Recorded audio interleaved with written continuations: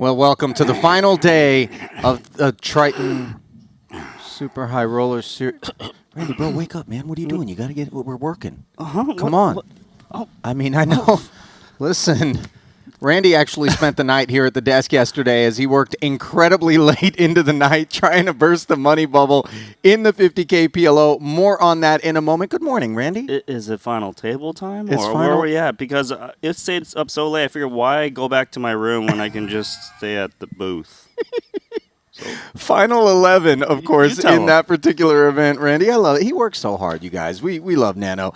Listen, like we said, it is the last day of this Montenegro festival. Back to the casual garb, but obviously some serious things are still afoot in the arena. One thing that we always do, as standard and customary, is walk us through the stuff that maybe you missed yesterday, and it was quite the serious affair, our 100K PLO main. I didn't miss it. I don't have anything else to say, Ollie. Can you just continue? All right, we'll give Randy another nap. Let's flash back to how it all shook out yesterday. So it was the first ever Pot Limit Omaha main event, largest Pot Limit Omaha buy-in we've ever had, a 100K. 7 players would make the final table, among them Ben Tollerine, who would flop an open-ender and a pair of jacks. Up against Danny Tang's nut flush draw, he would find his way all in, and all of a sudden on the turn, he would find himself drawing dead as Danny found the spade and ascended, hauling in points toward that Player of the Year award. More on that later. Tollerine, $391,000 richer for his efforts, and then it was the turn of Danny. King, queen, queen, 7. Here we go was announced as he ran into ace, ace, 8, 5. I need to hit. Yeah. I need some ladies. Ish. Lady Luck was unavailable on the flop, and you can see how poor the spot was for Danny. Will do. Gut shot was what he was rooting for. Instead, it was aces full for Thomas, who would vanquish the Ivan Leal Player of the Year award leader. $495,000 going to Danny. No 6th title. Then Ribeiro found aces. He made it 100 to go. Christopher Frank actually potted to 450. Ribeiro repotted, and then Christopher decided, let's take a peek at a flop. King, queen, 10, 6, the double gutter. Ribeiro jammed it in there. Chris paused for a moment, looked it over, and said, let's spin the wheel. A massive 6.8 million chip pot, and on the turn, a disastrous 7 would leave Frank in front with the straight, which he would improve upon on the river. Ribeiro, nut flush draw, couldn't come in. So out he went in 5th, $635,000, and that was the key pot in terms of Christopher Frank. Keep an eye on that stack. You see how much it's grown. He worked his way into a pot with Ilis Parsonen, who had middle set, 10-10, 6-deuce double. Not much was what Christopher Frank advised, and then all of a sudden, while you're staring at the spade draw, you realize the gut shot has slipped in. The 9, no pair on board, and Parsonen, who looked very steely, was stymied in 4th, $795,000 going to him. Then Dylan Weissman, with 3 remaining, made it 375. Buitash 275. defended with 10-9-5-4. There he was with the gutter in 2nd pair. Wiseman had flopped the nuts. Little did Laszlo know it as he picked up inferior diamonds on the turn. And look at Wiseman extending a little bit of rope. You see the big commitment by Laszlo on the turn. He was not into that response from Dylan. And he had no prayer. GGs were issued, as was the payout for 3rd place of $982,000 to the Hungarian. And Dylan, might he be tasting Triton glory for the first time? He had just 1 big blind left. Yeah, I got in good shape against you. Most of the damage to his stack coming when he decided to make a hero call. So this 125K Do I have a pair yet? No. sought some sort of hope. 4 to chop and 10 to win. 5? GG. GG. Well played, man. 5s and 10s were winners, Very well played. as they discussed. But instead, it would be the day of Christopher Frank. Dylan forced to settle for $1.66 million, and that's a healthy sum to settle for. But you see the big, bright, beaming smile on one Christopher Frank of Germany. His first title, just over $2 million going home with him. And he was so in the moment. That's what I touched on when I was doing the interview with him out there. And I think you guys obviously witnessed that as well from here in the booth.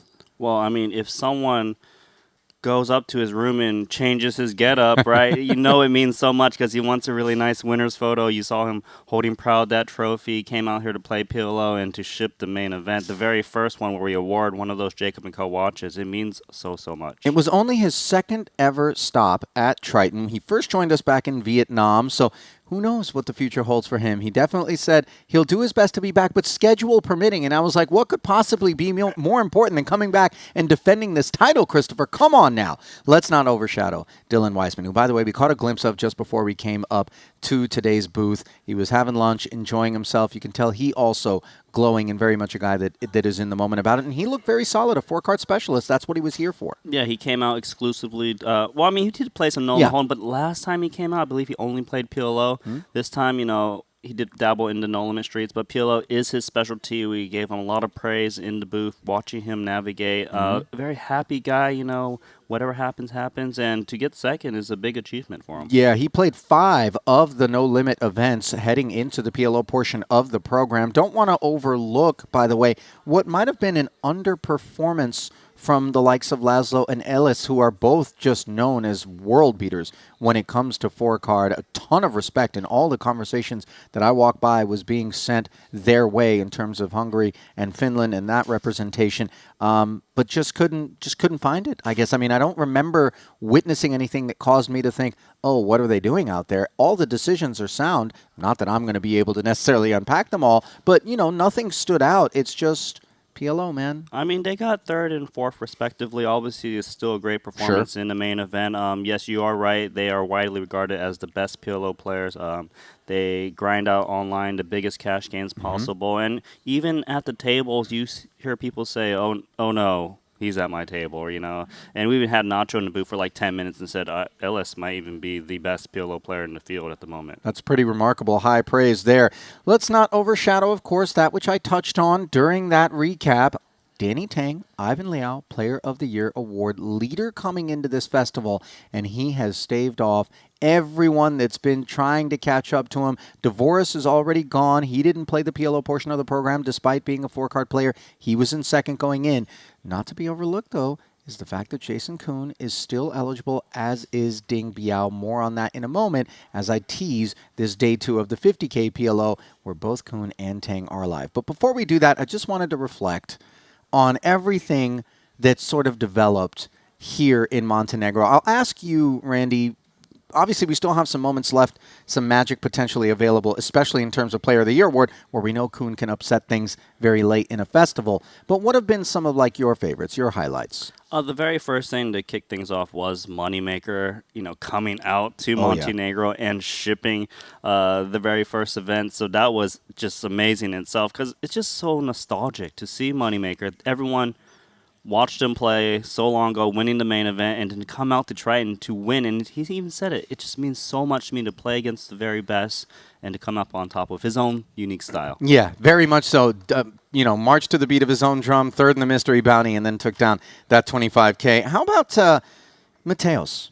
I think El Conquistador for me, especially given that he's all but locked up player of the festival, is the guy that, you know, he turned the corner after disappointment in Monte Carlo, winning his first title in Jeju, and just, it seems like it could be a not going to look back sort of affair. He is just so intense, so strong, so focused, so prepared. Not attributes exclusive to Adrian per se in terms of sort of the regimen and the talent levels that visit us at every single Triton festival. But, I mean, this is the guy, wasn't it that was stated to be the one that Lex would actually pick if his life depended on it to win a tournament? That he did pick Adrian Mateos, and you are right. He was definitely the highlight where he won the 50K, navigated that perfectly, but almost shipped to 200K, and he made what I believe was the best hand of the whole festival when he got Victor Malinowski to fold Jack-9, top 2 pair and heads up, and it looked like he was going to take away and pick up another title here in Montenegro, but that hand was definitely my That favorite. heads-up match, if you missed it, by the way, that whole final table was a real doozy, and that tug-of-war between the two of them definitely created some high drama. Not to be overshadowed, of course, Michael Watson. I mean, you know, this is a guy who already had titles under his belt, already acknowledged to be a force to be reckoned with at each and every one of these Tritons. Voices are starting to go, guys, toward the back end of this festival here. He picked up his 4th title, and he is the 2nd player ever to score a Trident, which, of course, is... That's when you win a no limit title, a short deck title, and a PLO title. So obviously, Sir Watts is. It's nice, right? It's being a second person. He's got that cool little thing, Sir Watts, respect to his name. You know what I'm talking about? I can't remember. I don't know. I can't bet remember. something. I don't know. He says it. It's good. I mean, it's an homage to Sir Watts, who obviously is one of the best to do it. Lasowski, he won the mystery bounty, and then not to be overshadowed, of course, Hossein and San. Big performances out of him as the World Series of Poker main event champs did come and show up. Rezai pulled actually nominated him to pull the 1 envelope, I think, that he had. I believe it was 1. Maybe it was 2. But in any case, he had the biggest of the buy-ins. Producer James saying it was 4 envelopes. Only one of them really mattered. It was the biggest, I said, buy-ins, bounties. 200K was that one, if I'm not mistaken, the largest that we had available. 400K. That's right. Okay, listen. Look, you were There's just a lot of focused info on in announcing. here now. Okay, but trying to parse through it, $400,000 in that bounty, and of course, you know that's my favorite event, even if I can't remember everything that happens. So let us turn the page then to the final part of the program. 2 winners are going to be crowned today. We do have a 30K Pot Limit Omaha bounty that is going to kick off later this afternoon. But as you saw, Randy burned the midnight oil, crashed here at the studio. 4 a.m. local time, I believe, thereabouts, was when they finally called it quits as the money bubble did burst. And I'll dive you right into this Triton Poker Plus app, Randy, where we can see that it's really a tale of the haves and the have-nots. Look at the average stack dividing line of 1.1 million, then look above it and look below it, and that's the story of the last 11. 2 tables left. That bubble took so long, and this is why you see this chip distribution. The big stacks, they were raising every single hand. All the short stacks were just waiting each other out. You know, we got Jason Kuhn with 4 big blinds, Guerrero with 5 big blinds, and Aku 6. There's just so many players with sub-10 big blinds, and they were just folding it out. We even had pocket aces in PLO fold to an open raise because our eventual bubble boy Laszlo was forced all in with 1 big blind. That's one of those rare situations. Respect for ICM, obviously, on full display. And continued storylines in terms of Danny Tang. Do want to touch on the payouts briefly. The min cash right now is $76,300. That's going to stay static until we reach the 9th to 8th jump there. That's when you're finally going to pick up an extra, call it $28,000. And, of course, up top, we have a mighty $839K. Don't sleep on these in terms of Pot Limit Omaha payouts and prize pools. This is significant because it's not a game that carries with it the degree of popularity that 2-card does, but here in Europe, it's been a good decision for us to add it to the docket. Of course, right? We have players who, you know, Europe, it's a good destination. It's mainly popular here. All the people don't have to fly too far to play, and accessibility. I mean, like half the field is unique players that hasn't played a no limit title Triton event here in Montenegro. The field did consist, by the way, of 35 unique players, a total of 61 entries. Let's talk briefly, before we get out into the arena, about the specifics in terms of the Player of the Year implications. Randy, walk me through this. Jason in second, Ding Biao in third, both drawing live to potentially spoil the party for Danny Tang. Ding not in third, apologies, but the only other guy drawing live. Yes, so Ding Biao is currently the chip leader. He is 562 points behind Danny Tang. Jason is 324 points behind, but he only has 4 big blinds.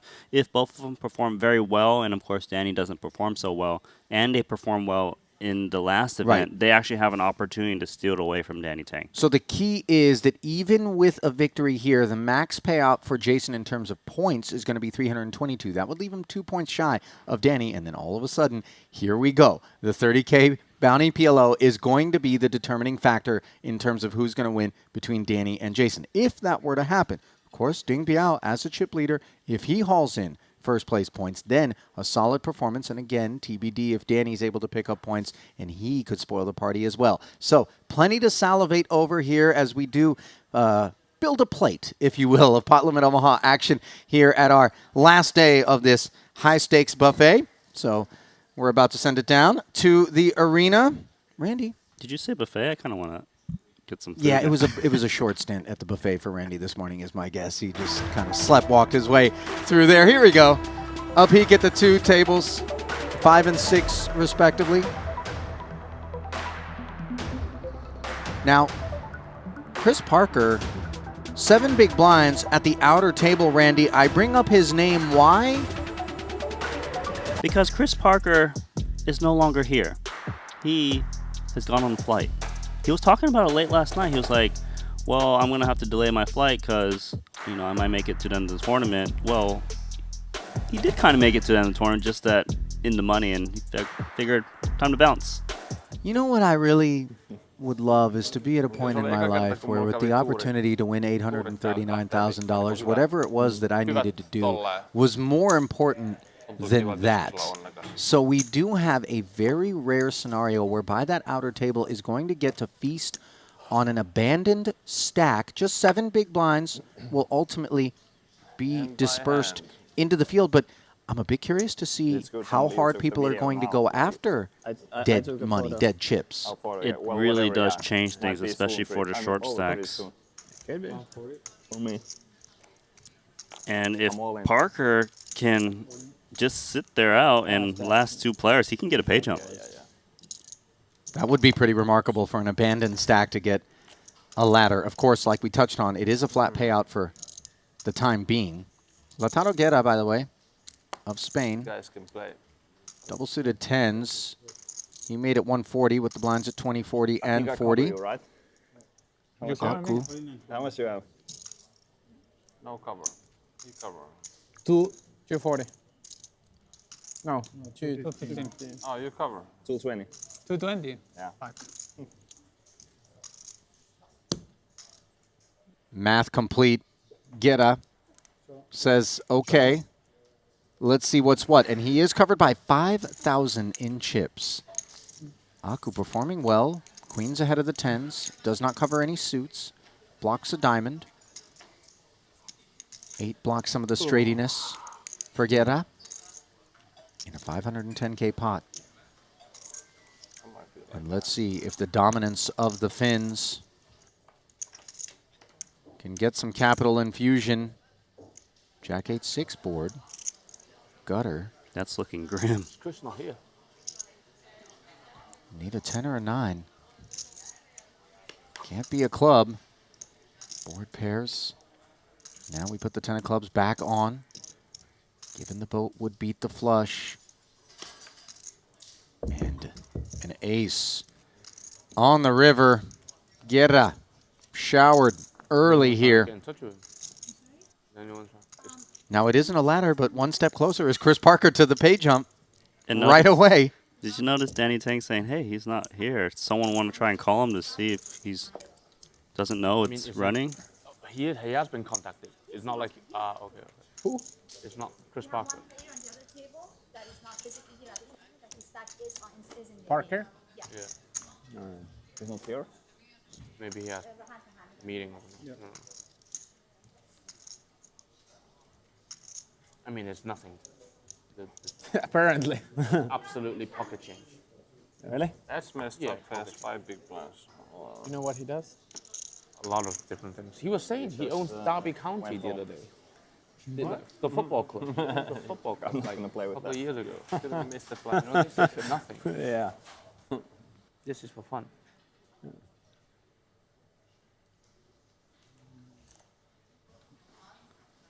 So Tang giving a little bio note on Chris Parker there. Owns a football club, Derby County. I mean, you're probably rolling in it. What I would love to see, Ollie, is if Parker just shows up with his last 1 big blind all of a sudden and just starts spinning it up. It is. You mean like just hang out and then jump out of a cake somehow and ruin the party? They're like, I'm back.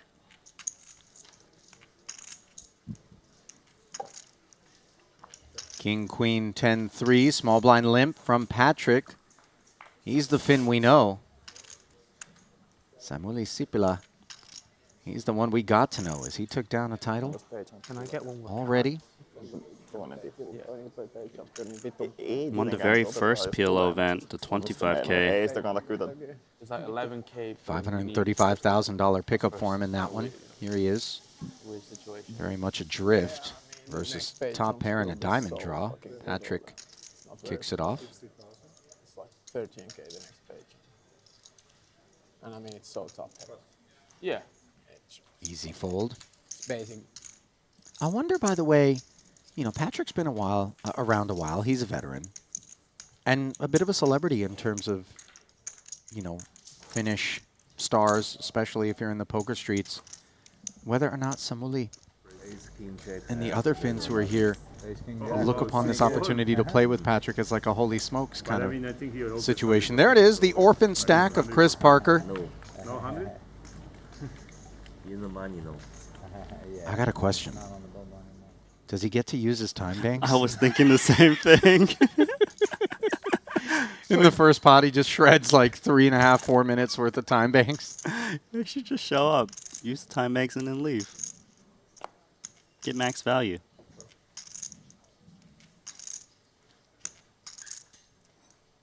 Antonius on the button. 120, right?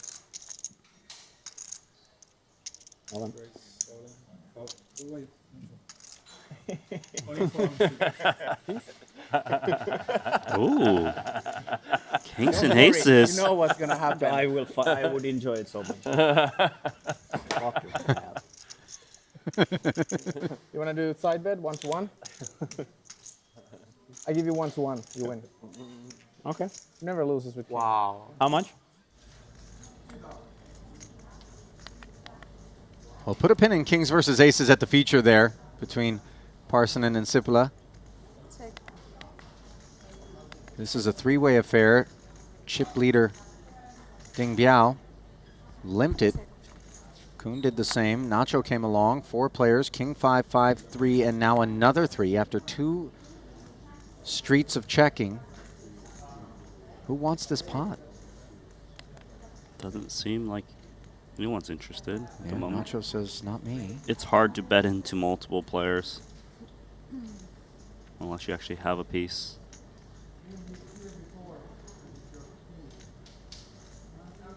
Maybe Alex has got the piece. 80,000 is the bid.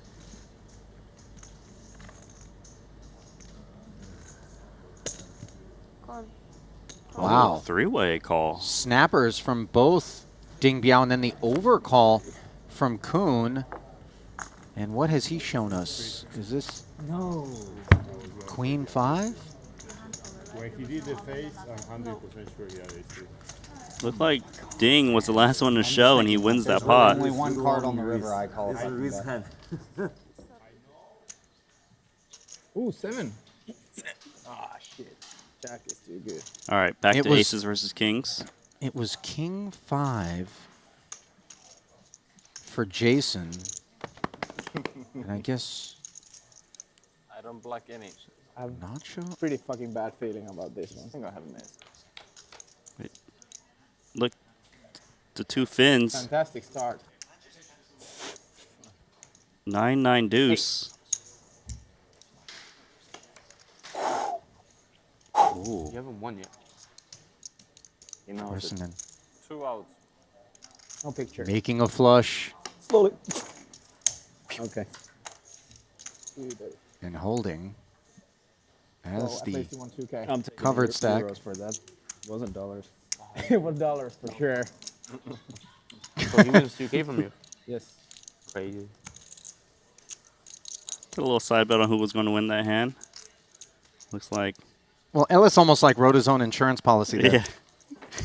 Tuo vakuutusjuttu on ollut vähän niin kuin Wins additional 2K. jossain TV-showssa. With 2K for Sapila. Vakuutusta. Eikö sullakin ollut joskus jotain niin kuin keskustelua? Jossain käteispeleissä. Niin, eikö se ollut vähän muotia? Insurance. Ja mä en tykkää siitä yhtään, mutta Niin, ei kai se mitään niin kuin hyvää olekaan. jos se voi lyödä niinku suoraan mitä siitä saa, mutta ne aina jengi velottaa hirveet noita juiceja. Niin, että se on neuvottelut kuinka paljon. Ja Mikä? Early English. Oh, yeah. like remember watching those old shows when they like discuss insurance, like Helmut, for example. Try to get insurance from someone. Oh, yeah. Where's the pot? 140. Antonius pots it with the ace-jack 9-5 in clubs. Sipala wounded by Parsonen. Two of them folding as Ellis fights on. No takers here. Yes, even I've heard like crazy 20% juice sometimes. I've heard some insane. Really? Yeah, and then there's some people claiming. Don't show 1 second, please. Looks like we've got something developing here, and namely it is Jason Kuhn who lost the bulk of his chips in that last exchange to what seemed to be Ding Biao, who had the best hand. We weren't able to catch exactly what the holdings were there. He just had 25K left. Coming into this one, Nacho along. Ding Biao was there as well. Ace, Queen, 9, Ace, 6, the run out. Barbero with a queen. Don't forget. Takes it down. Jason just had King, 4, 5, 10. I'm just going to explain one more thing we do when we're down to Got 9. shot. At a Failed to random come in. amount of hands, we're going to balance your table. So you're not going to be 9-handed for a long time unless we obviously go down to 8. Okay? Sorry, So can at you a repeat random that? amount of hands, we're going to balance the short-handed table, so this table, from the 5-handed table. Because they are 5 and you are 4. What are you going to balance? So Ollie, Is this a more Parker rare just got a player, pay right? jump. Is this a That's They don't wild. care about. They don't care about poker players, I think. But they care about the whales. So Jason collects $76,300 and Chris Parker ladders to $87,000. Sonny over to let both tables know how we're going to approach things with 9 remaining. It is unfair to force one table to play 4-handed the entire time. So a rover will be going back and forth. Eittämän BB kipattuna. And I can guess who it is that the 4-handed table is going to be rooting does not get. They want. They want the dead stack. Well, this is the 5-handed table. Yeah, they've So- already got the so there's- Chris Parker stack. But when it balances and then somebody's got to come back, let's say, Sure. to the feature, they're going to be rooting for that dead stack. But there's one that to head stands on out over. here for me. It's the lone non-finished guy. Right, we've got 4 finished guys in Danny Tang. They might be thinking, you know what, let's get the outlier over here.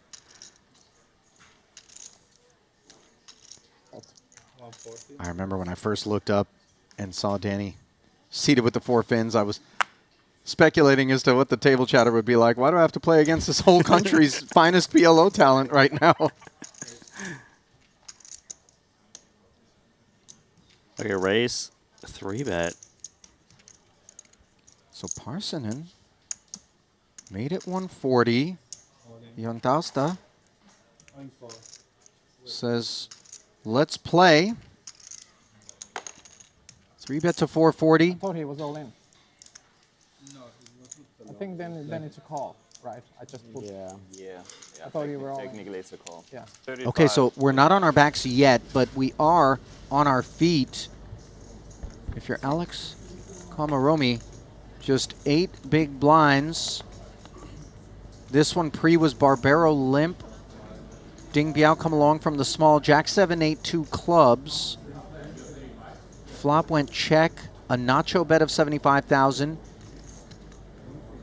Ding Biao made the call. Komaromi not involved in this one.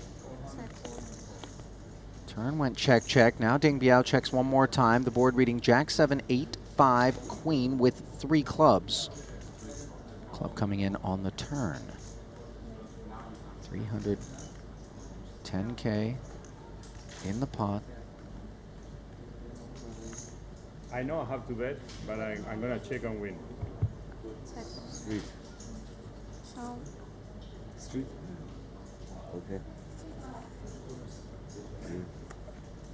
And what did Nacho show us?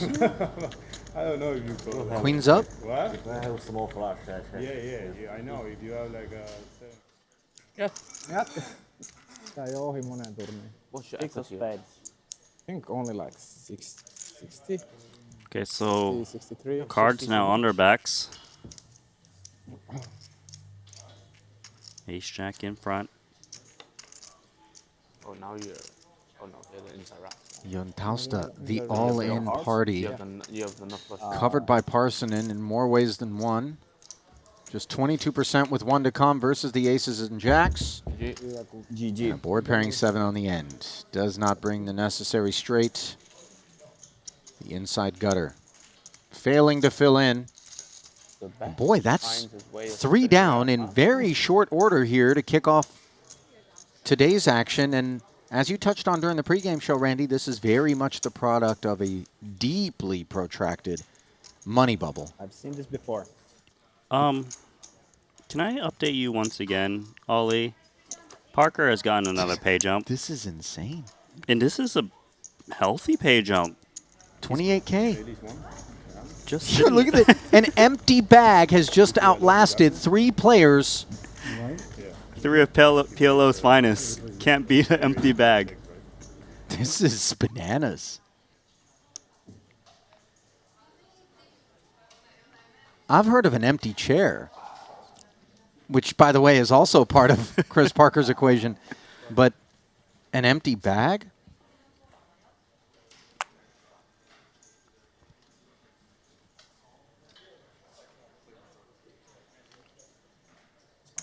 The chat is loving Chris Parker's play today. Honestly, as I think about what we've seen so far, Chris Parker has played amazing. ICM, just really He really has respecting the nailed down ICM the is that empty ICM. bag. No, it's 120. Yeah.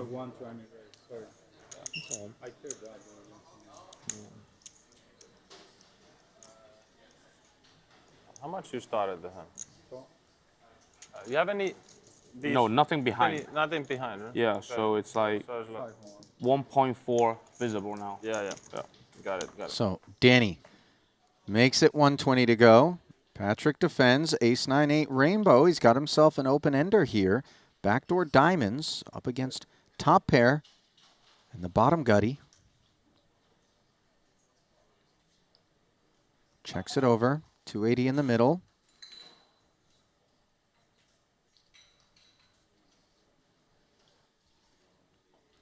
No flush draws on board, so with just one pair, Danny will fire, and this looks a little chunky. 160K. Yeah, Patrick is open-ended. The sizable bet isn't what he was looking to see. Doesn't have backdoor flush draw. Oh, he does, actually. King high diamonds.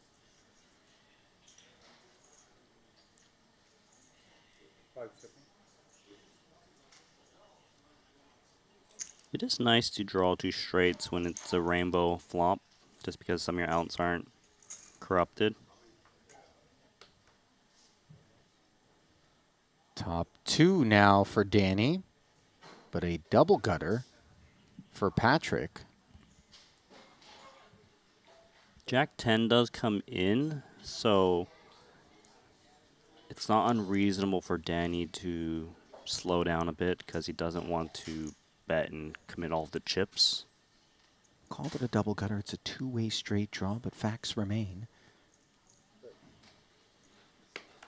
Does go check, check, and now the 6 on the end gives Patrick the 10 high straight. A free tug. And note that Danny did pick up the heart draw there, along with top 2. Unclear what sizing, if he were to have bet, he would have gone with and how Patrick would have reacted. But here we are in reality. One that favors Antonius.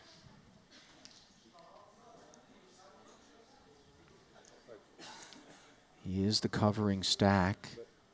And this looks like 400?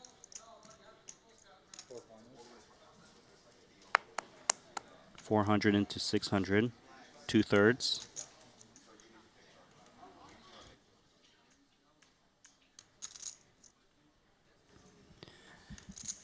It's difficult because obviously he loved his hand on the turn, but then to see your opponent bet, they are representing the straight, mainly Jack 10, some 10-7, which is what Patrick's got. No missed flush draws on the flop. Be quite the laydown if he can find it.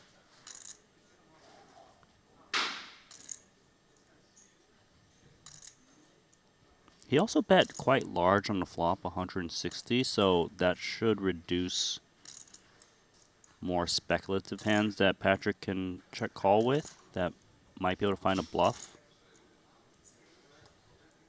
Great fold there.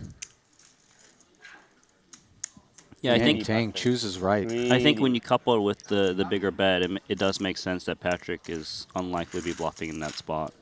Well done. When we check back the turn, of course, we do kind of open the door for some pressure applications that we know Patrick would be capable of with less hand. But this time he had it. For the stream. Like 1 hour. Why it's always so fun? What's the reason? What's the difference between having like a 15-minute delay instead of? Oh, it's on security, production stuff.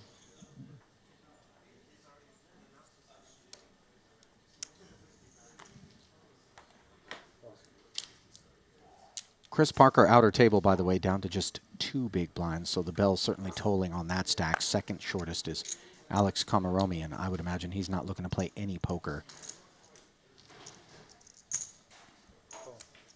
Yeah, if you survive once more, you get another $31,000.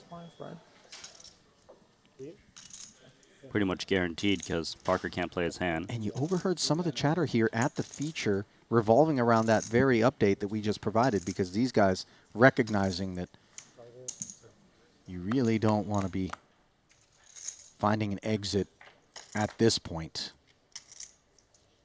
Three-way affair, ace, queen, 3, all spades. Danny's flopped the flush.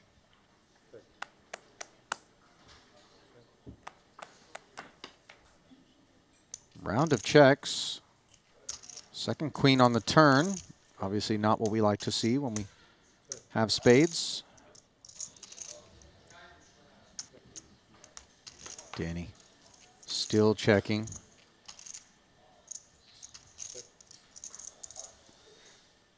Check Queen high. river. And high. Flush. Jack high, not flush, right? No. Yeah, really jack high. I don't know your. You were beating us by a small margin right there. I wasn't sure if you meant jack high flush or 10 high It flush was just a or pure, actual jack pure high. jack high. Pure jack high.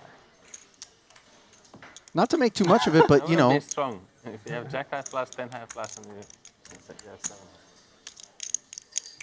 Danny's choice to play the hand that he did centers very much around the presence of a 2 big blind stack elsewhere in the field. With queen 10, huh? Find that 31K pay ladder, and then maybe we resume Queen our 10-9, normal huh? scheduled programming. Queen 10 9. Queen 10 9. That's 2 pair? 2 pair. That's true. That's true. Hang Tang trying to get some information out of Antonius with that ace-queen hand. Here is Patrick with fairly dusty queen 7-6-5. He's grabbing chips, thinking about whether or not some accumulation opportunities are before him here. Well, he knows that the players have to play pretty tight right now, given what we've been talking about Parker's stack. Yeah, and you saw Sipila just leaning over right now, keeping an eyeball on what's afoot at the outer for Chris Parker. Of course, that info also available on the Triton Poker Plus app. Parsonen digs in for the 100 dimes. Jack 10 deuce. Complete Neither player- whiffs for both players. Neither of them connect. The 5s are actually in front.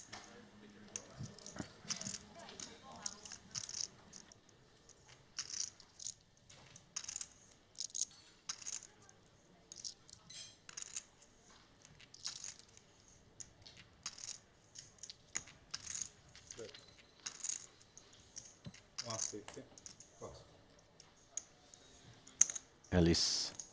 Check folds to the 150 from Patrick with stone air.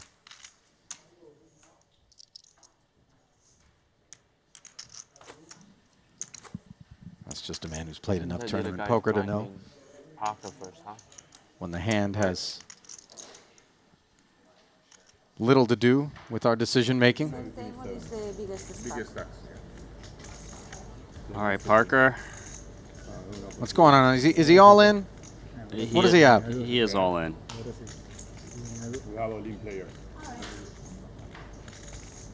This is where he shows up.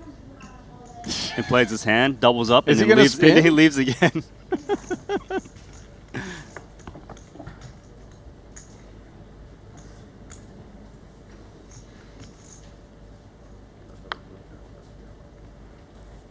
So his hand is just mucked since he's not at the table, unable to win. And look, Alex recognizes that dead money is so tantalizing out there, but you know Ding Biao as a chip leader can just put you in prison. Final table. You win. You already won. No way. Did he have aces? That looked pretty good. I don't love that we fold the hand. I would love for Ding to be able to limp and then see the entire board for a free rabbit hunt and then min bet the river and win. Am I sick? Does that make me sick? I think it'll be funny if Chris Parker had enough to stay alive and then you fold to leave him in the tournament so he can just keep grinding the bubble or, you know, like the final table bubble. I would do it just to look at the other faces at the table, breathless over my choice. Muck had a turn on the river. My fifth final table. Fifth series. Oh, that would be You can win one, not. amazing. 7 left of the original 11 that embarked here. Day 2 of this 50K PLO at Omaha. Seems that it's time to go to a break. Antonius, Sipila, Tang, Parsonen, as the man from Hong Kong contends with Finland's finest here at the featured table. Ivan Liao, Player of the Year award leader, looking to score extra points, put some buffer between him and both Ding Biao and Jason Kuhn, who are trying to hunt him down in that regard. It's going to be about a 4-minute break, Randy. Let's let everybody take it real quick. We'll be back momentarily to pick up what is now 7-handed action here in this 50K PLO.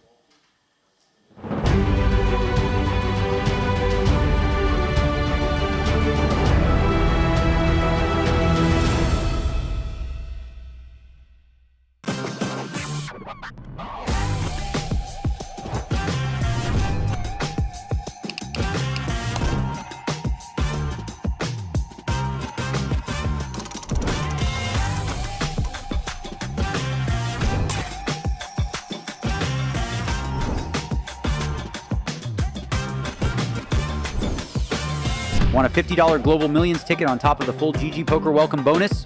Sign up with promo code Triton_2024 and deposit a minimum of $20 to claim your ticket. Brace yourselves. This is live. And the show goes on.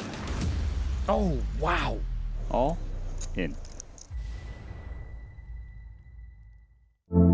In poker, every small decision counts. Introducing the Game Changer, Daily Dose of GTO. This is your free guide to mastering GTO strategies in just 5 minutes a day. Join the thousands of players transforming their game and results. Gain the confidence you need for high-stakes decisions. Scan the QR code now to get your free copy and follow GTO Wizard on Twitter and Instagram for exclusive challenges and giveaways during this Triton series.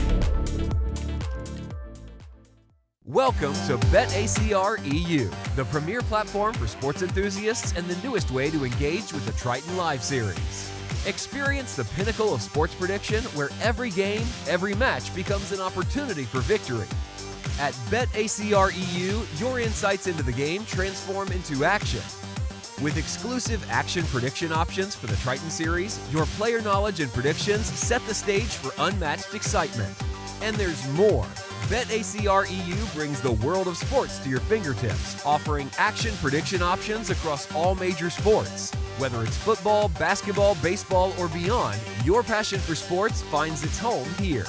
Kick off your journey with us and get a 15% free play on your first top-up up to $250. Don't just watch the game, be a part of it.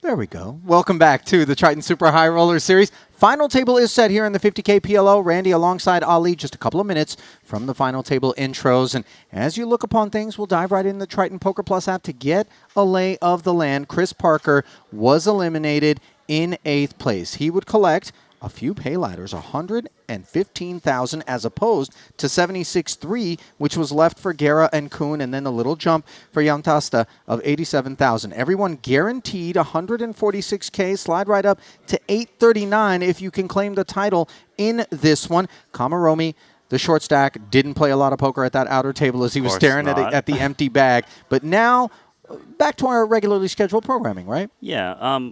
Is it bad that a part of me kind of wanted Chris Parker to make the final table to see how the profile comes in? You know, how do we get him to the table? Are you kidding me? That would have been amazing. The final table intro of like walking a Ziploc into the. I mean, come on, I'm here for it for sure.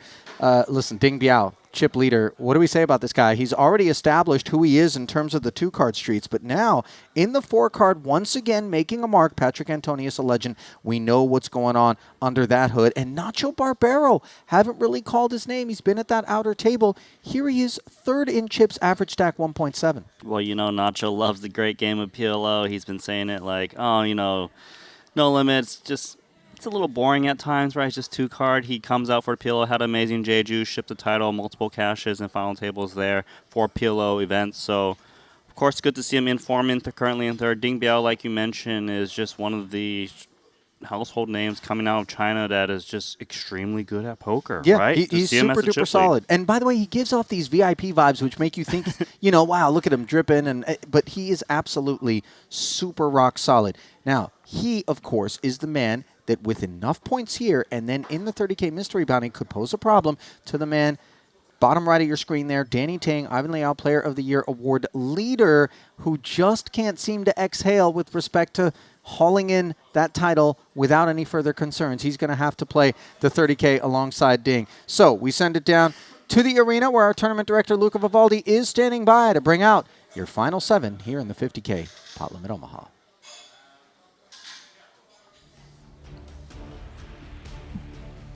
This might be the last time you see me this trip, so please allow me one moment to thank everyone and acknowledge the hard work of the Triton family, from the owners and CEO to all departments responsible to plan, orchestrate and execute these incredible festivals. The work of media, photographers, videographers, capturing every moment for you.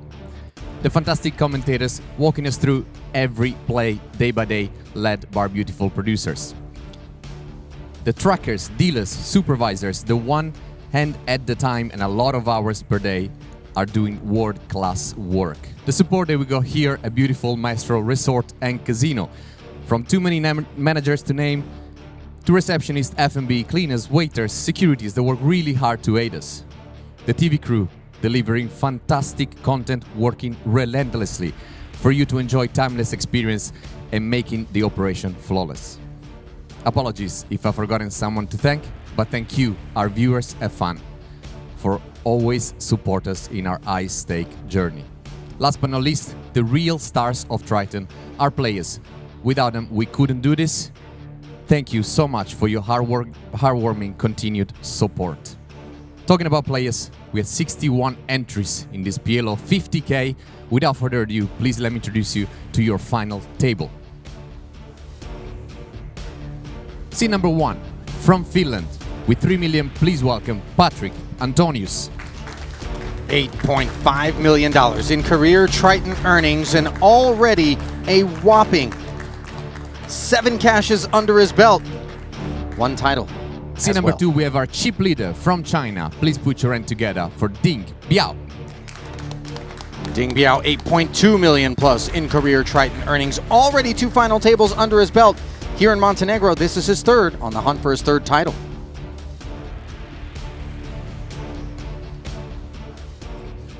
From Uruguay with 210,000, please welcome Alex Komaromi. Alex played the 25K PLO, the 100K PLO main, didn't cash. Looking to claw back some of those entries here today. From Finland, our seat 5 with 1.3 million. Please put your hand together for Samuli Sipila. If he looks familiar, it's with good reason. Here at his first ever Triton Festival, he bagged the 25K PLO. 535,000, adding to that here today. Our third Finnish player in seat number 6 with 855,000. Please put your hand together for Ellis Parsinen. Quickly becoming a fixture when it comes to Triton Pot Limit Omaha events. He final tabled the 100K PLO main. Might he pick up his first title here today? Number 7 from Argentina with 2.2 million. Please welcome Nacho Barbero. Barbero, roughly 9.9 million in Triton earnings. 2 titles under his belt. This is his 20th cash. Closing our final table in seat number 8, our POY leader from Hong Kong. Please put your hand together for Danny Tang. 17.2 million plus. Another extra $200,000 potentially if he can hold off all attackers for the POY. The button has been drawn in seat number 2. On Ding Biao, we still have the last hand to play. On 20, 40, 40, level 16. Best of luck, everyone. Wama, shuffle up in deal, please.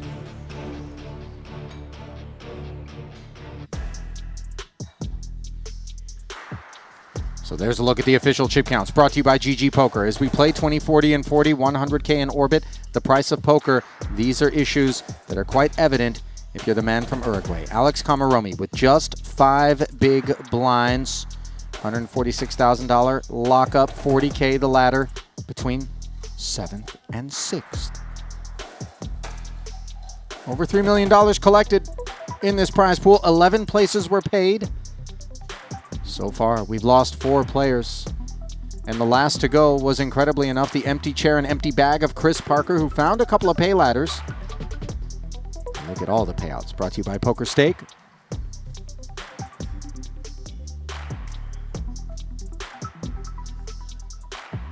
Ready for this one, Ollie. I do think that players are going to wait around for Alex. And I think the ones they could be applying the pressure, of course, given where they are in terms of chips running 1-2, would be Ding Biao and Patrick. But even Barbaro with 56 blinds can kind of get in there. We're playing pot limit after all. Yeah, 20, 40, 100. 100,000. Ooh. Hello, aces. So Danny currently sitting in 5th.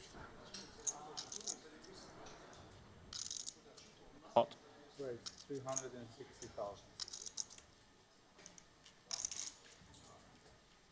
Quickly binning the two kings, Antonius, knowing that Danny Tang is got to be very strong. The 3-bet with these stacks. How much you playing?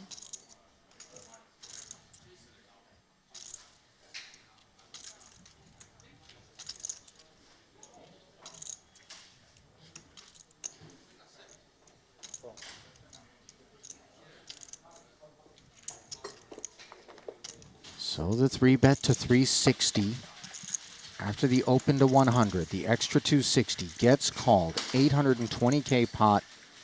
Early violence here, and you know Kamaromi loves to see it with 5 big blinds. Look at this flop. Queen 9-8, Barbaro with the joint. Knuckles over to Danny. He's got the overpair and the nut flush draw. Wouldn't fault Danny for betting, but checking it back. Finds the checking again. Perhaps the 5 bigs of Kamaromi are the things staring him in the face, as now a set of aces plunks itself in his lap. And with top set and the nut flush draw, only one hand beats us. And it has again checked over. Barbaro sensing perhaps that that card favors Danny's range as a pre-flop 3-better. Might we be witnessing a bit of induction? Nobody would blame Danny for getting a bunch forward here. The only hand he loses to is Jack 10. Nacho knows that Danny Tang often has aces and will bet the turn, given action. I don't really see how Danny can't bet at this point. And we're going to see a check pot. Because Nacho knows that he's up against 2 aces. But note the equities. It's 60-40 with a set and a nut flush draw for Danny Tang.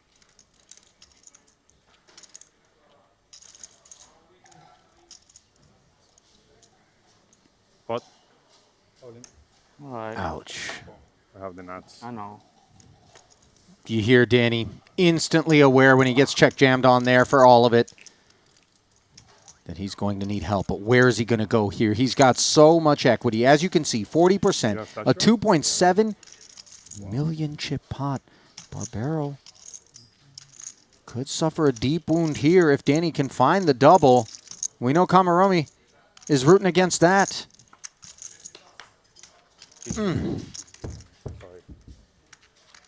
Ouch.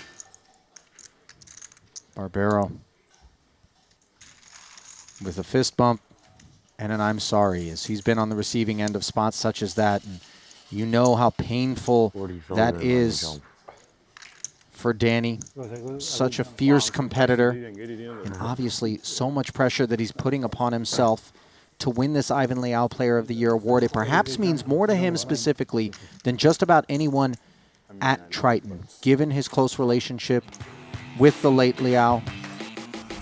Forced to settle for 7th place, found the FT but was unable to find anything further. $146,000 added to his career Triton earnings, no 6th title, and perhaps no relaxing when it comes to that POI as Ding Biao. Working for you. How much you gonna owe me? Chip leading until that pot. Now just 7 bigs behind Barbaro, who is the boss man. Could threaten that POI. Yeah, definitely can. And obviously Danny would have loved to pick up even more points, but still favorite in terms of that race.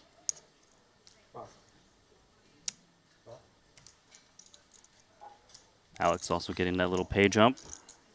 Guarantees 6th place money, which is $186,000.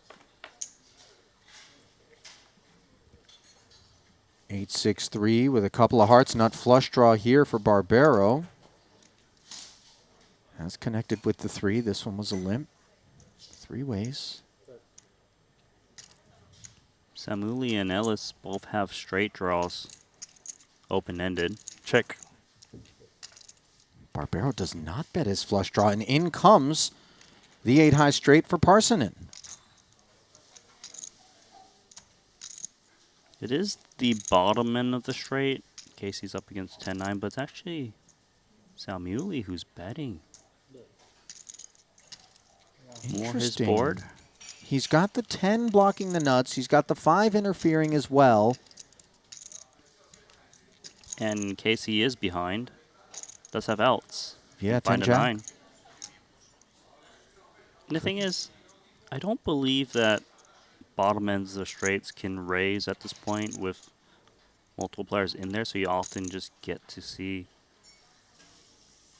a free river card if you're in Samuli's shoes.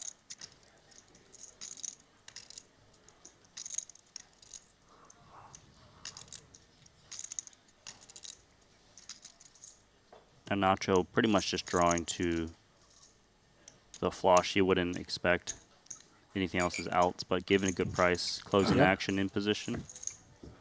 150. Oh. Called, and then the 9 of hearts of all of the hearts in the deck. The one that rolls off.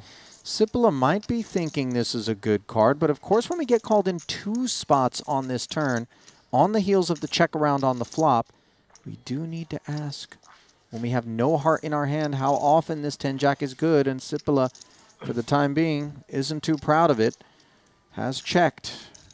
It's very possible for at least one of your opponents to have a flush 3 ways, bet on turn, still called. So Parsonen, by the way, his hand's real dusty now because the 4-liner means any 6, 7, 8, 9, and a 10 combo, let alone the hearts, leave him in a bad way. yeah, but his go on. hand is not looking to put in any more chips. I guess he's just thinking, is there a chance he can turn his hand into a bluff, given he's got the jack of hearts? Well, the decision for him would largely center around whether or not he thinks Barbaro has hearts. And if he doesn't, then a big enough bet over here, if he senses that Sipila cannot call and doesn't have a flush, might get through. But he does knuckle.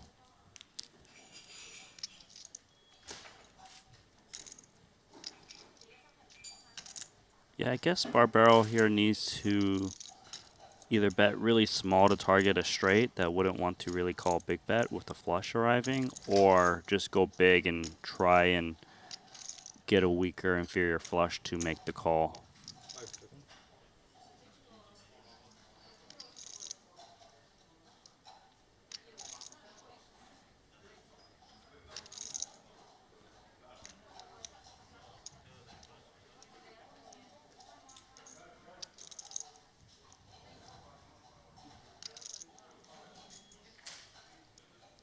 Barbaro in no hurry to fire.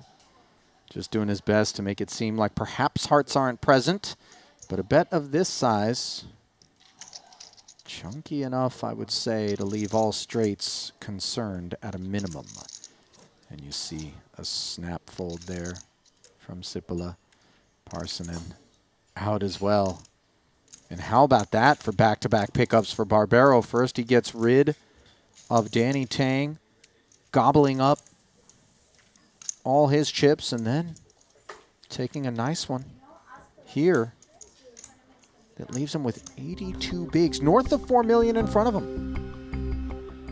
Which is also good for the chip lead. Well, the good people over at GG Poker want to get you involved in all that's happening at the world's biggest online poker room. Our official partners. Use the code Triton_2024. Deposit a minimum of $20 and pick up a $50 Global Millions ticket. Along with Rush and Cash Fridays, there is oh so much on offer at GG Poker.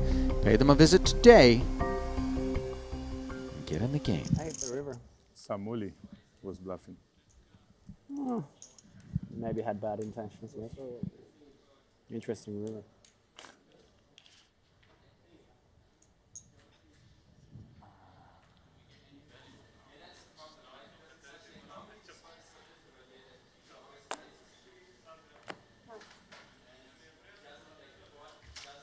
You think the Wi-Fi connection's pretty good?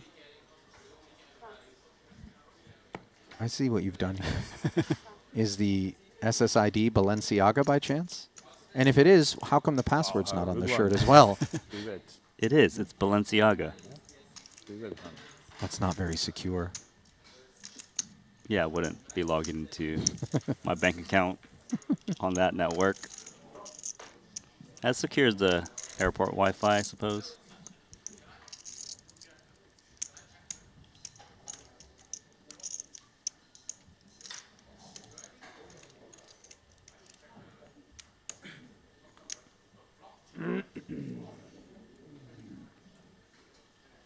What's the SSID of your internet at home, Randy? I feel like it's going to be funny. Me? Yeah. No, it's nothing special. Okay, I mean, it's Nova's Magical Kingdom.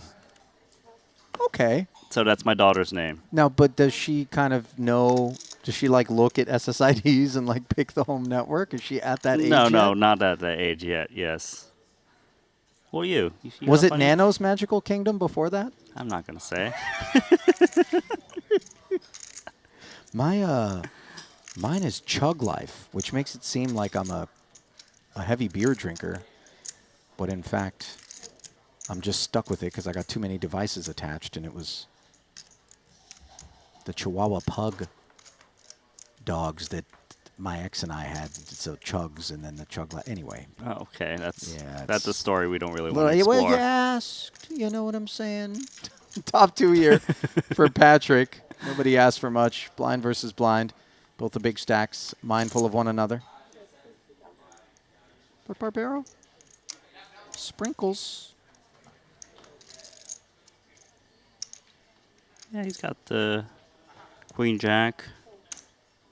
He's got the chip lead, which is the most important part. Trying to Backdoor attack. clubs.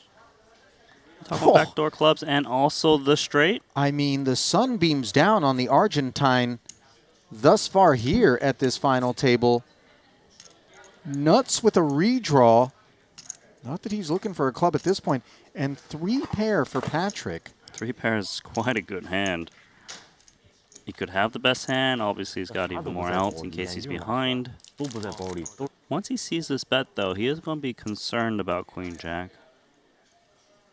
But You know, in particular, Randy, I feel as though I've heard once upon a time the idea that when you're playing the pairs, more than just 2, what is your opponent playing on boards that straights are available? technically, you are blocking the other hands. Therefore, they're more likely to have the straight. Yeah.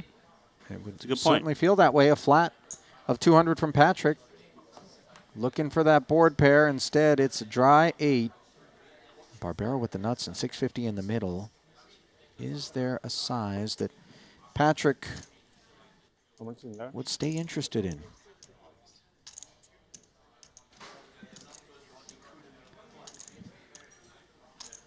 Well, clearly the best hand in Nacho can target is 2 pair. 650.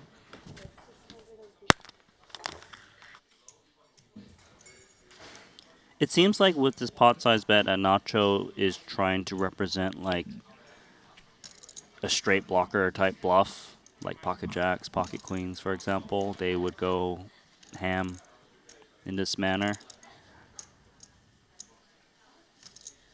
The way Nacho's betting is pretty much queen jack or blockers. And Patrick knows this.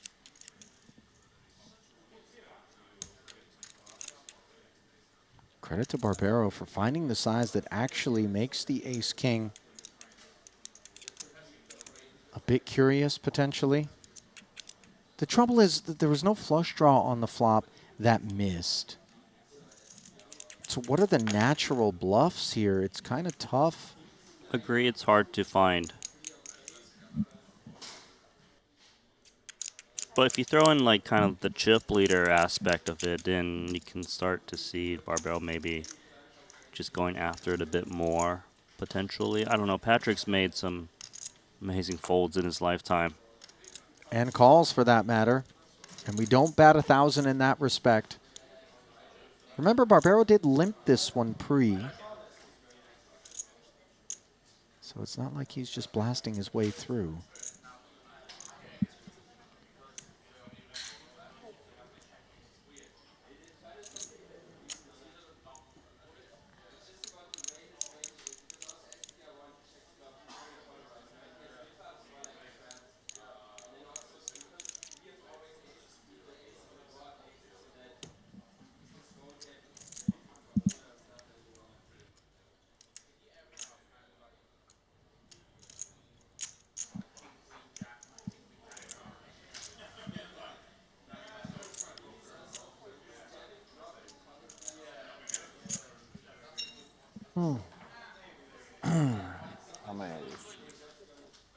There's 4. Multiple time banks being shredded here by Patrick. He's got plenty of them. Each one of those round blue plaques is worth 5 time banks.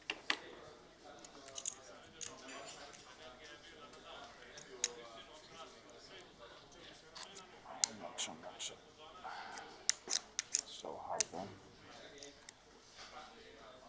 Okay, nuts. Oh. Okay, Nacho.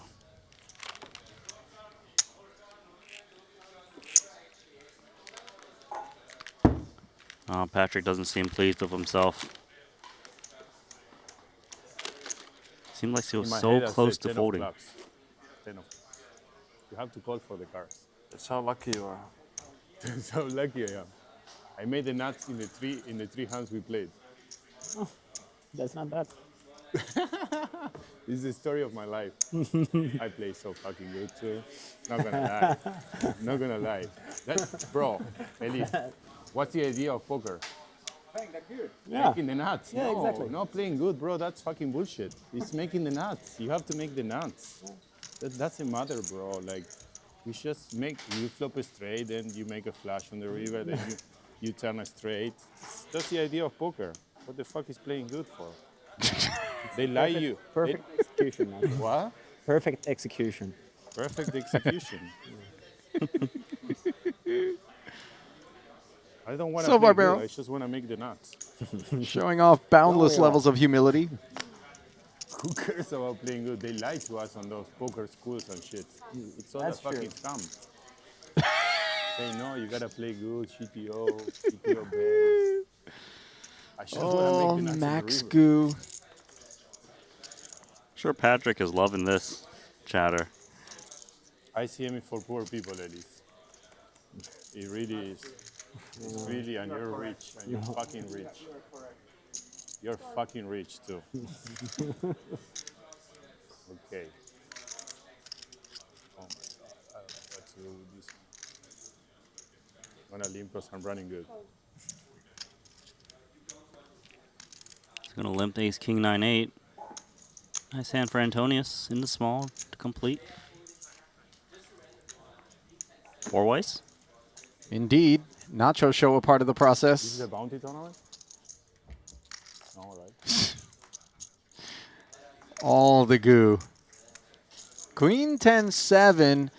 Let's take a peek at what's cooking. Antonius, he's got 10s. Two-way straight draw. Ding Piao. Double gutter of his own. Ellis. Basically the same hand that Antonius has, except he's got the Broadway draw to go with it. As he swaps the 9 for the jack. And then Barbero has the Broadway gutty and the only club draw. He could make the nuts again by the river Yeah. with this hand. 6 would work for Barbero as well. As you see 3 checks in front of him, he bets 75,000.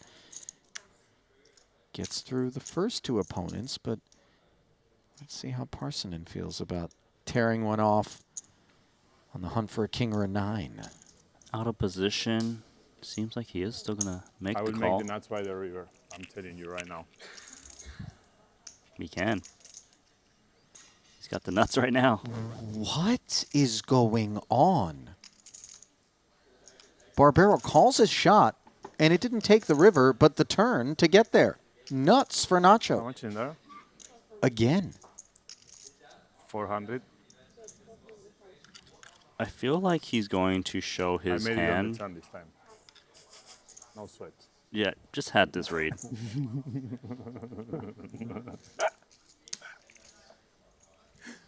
Four, let's go, Nachito. I'm playing fucking great too. Fucking putting on a clinic. Oh. Clinic of making the nuts. I'm gonna make, Ellis, I'm gonna write a book. It's how to make the nuts, how to win flips, and ICM is for poor people. I think it's gonna be a bestseller, bro, in the poker world. What do you guys think? What was the title again? Okay, so ICM is for poor people, how to make the nuts, and how to win flips. Yeah. I'd buy that. Actually, I already have it. I think everybody would buy it. Such a banger. Did he say it's such a banger? It's a banger. Yeah. How much can I make it? Oh, here's the thing. I've been witness to the Nacho show in the cash game streets, and I got to tell you, When he raced against my PLO coach, the guy that You're gonna make me look bad, bro.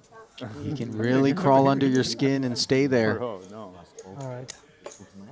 Oh, okay. Can I fall? Okay. They would say it's collusion, right? No, okay, I call them. Yeah. What? Did you get it in with that? Oh, fuck, That's we why I have two thought of it the was same mine. cards. Sorry. It's okay. Good game, Alex. Kamaromi All right. gets If all I in make- from the if I big make blind the nuts 5 for 5 would be really fucking weird. against Barbero. GG, bro. Nice playing with you. It's a long Who's trip to already Uruguay. sending Alex packing here. Fucking hell, bro. 5 Wow. for 5. Fucking hell. Give him an ace. Ace for a sweat. Ace. W Oh. T You have a Oh. ace. F. That's a good card for No you. out. Ace. No out. Oh, that's true. All right. Good game, guys. Yeah. Kamaromi Bro, you runs get it in into a with full there house is on a the full flop house. How you get it in with ace high? and Yeah, then trips. Bro. draws dead on the Yeah, turn. He had the 6. Not even allowed to gracefully exit without getting an earful from Barbero. Get out of there. On hand. And forgive the lack of building any drama, but it seems like at present, at least, we've got ourselves a runaway freight train in Nacho Barbero, and the latest player to be tied to the tracks and divorced from this FT, Alex Kamaromi. Fucking losing it all, and now it's at the end. $186,000 payout for him. $238,000 now locked up by the remaining 5 here at the Nacho Show. It is the Nacho Show, and chat is absolutely loving it. And he has just been a bit of a chatterbox, right? Like things going away 5 for 5 nuts in a row, I and want to write a complaint. he hasn't stopped talking. Fun to watch. Massive chip lead as well.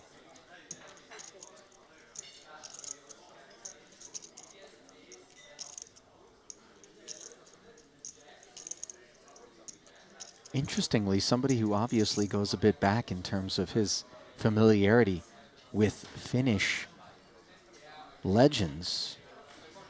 I'm looking at Andre Cruz in the chat. Says Nacho is the Latino Zygmunt. Zygmunt, of course. Oh. Illarisa Yeah, Hamius. it's 150. And I Missed heard a that few guy. stories about that guy. Maximum, You rumbled with him, I whatever it think, is. Randy, I haven't right? rumbled with, but I've used to rail those PLO games. He was Okay. playing with Patrick and Right. you know, Rail Heaven. Mm-hmm. The biggest buy-ins possible. Yeah, that guy's a legend. Now Barbero breaking out the Warhammer. Note that Parsonen is sub 10 big blinds here. So he's started mashing. Sitting with 5.6 million coming into this one.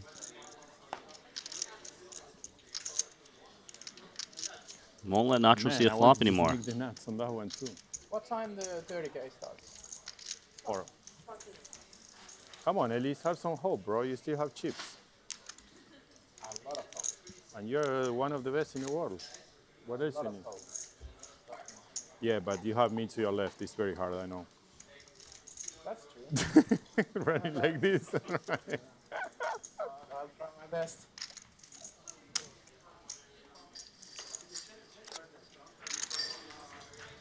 I'm gonna put a PLO coach, PLO school.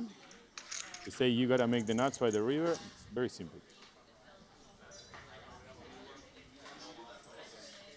Built. Fuck. Fucking hell. Finally, City one out. Spruce Moose in the YouTube chat wrote, if Nacho puts a quarter in a slot machine right now, it's paying out. Oh.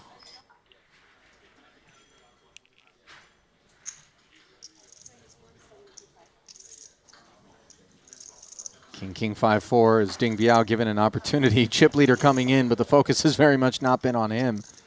He has slipped to a distant second, and not because he's been involved in losing pots. It's just all the chips have been flowing toward Nacho. It is Parsonen, however, who Ding Biao has picked up. Ace 10, 7-3 turns into trip threes. Good enough. Look at his stack. He's only got 230K back, less than around half the pot snapped in. Looking great for Parsonen to double up. You see? You need help, bro.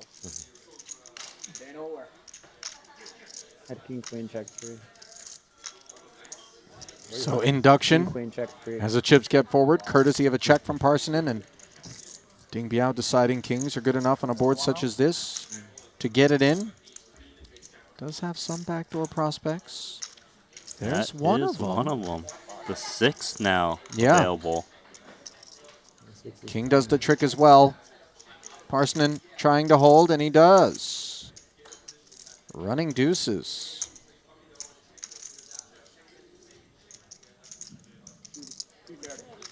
That changes things a bit because Parson had some sub 10 big blinds, now shares the bottom with Samueli. Nice hand, nice hand. Both about 18 to 19 bigs now.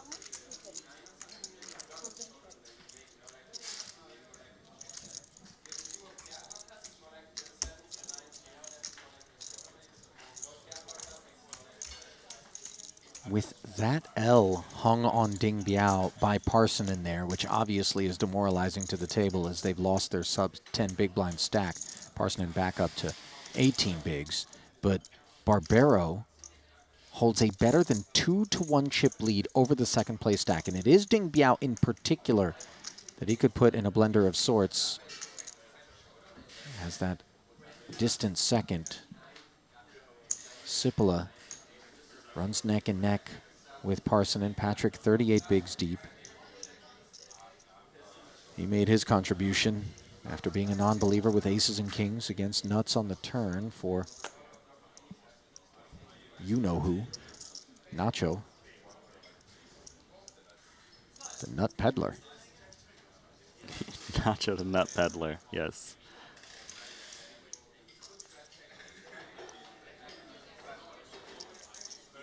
You can see that Ding Biao is kind of itching to play.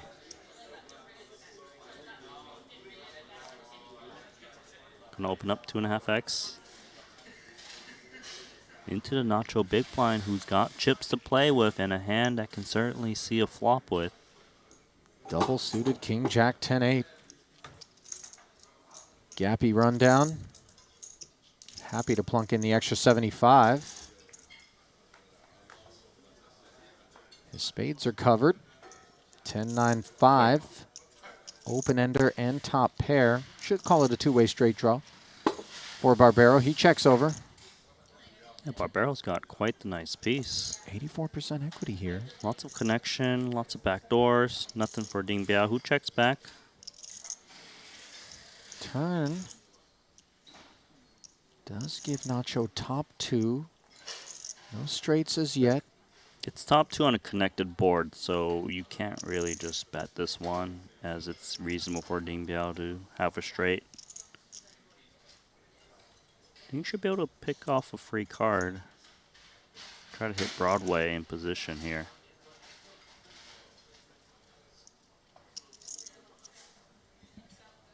Looks like he's going to attack. You surprised by this choice? A little bit.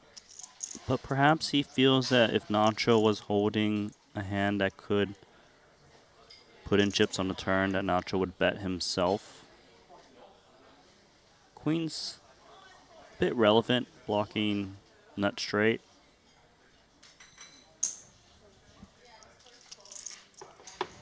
Curious to see what the game plan is on the river. Calls the 200,000, and on the end, he makes a straight. So how's that for a game plan, Randy? Yeah, that's pretty good for Nacho because if he was up against some hands, they probably don't want to barrel with the rival of the 7 straights got there. And there was already straights on the turn as well. Just more to worry about.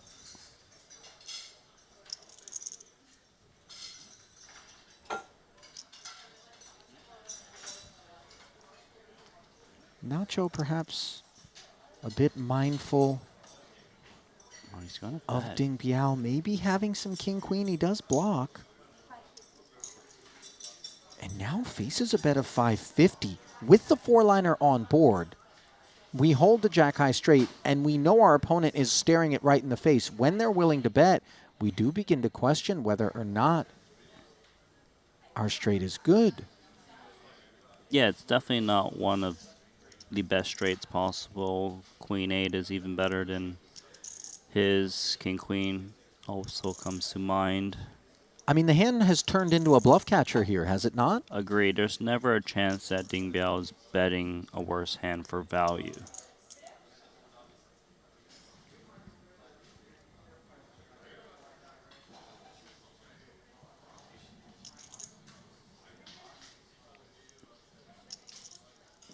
Does feel like the queen blocker is the key card for Ding Biao and the action from Nacho to follow through with the river. And it makes sense that if you're betting this turn, you do have to bet a lot. And healthy, which he does, 550.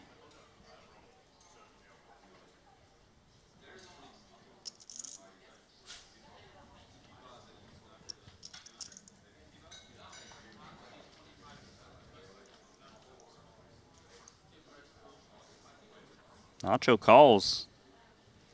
Bluff shown.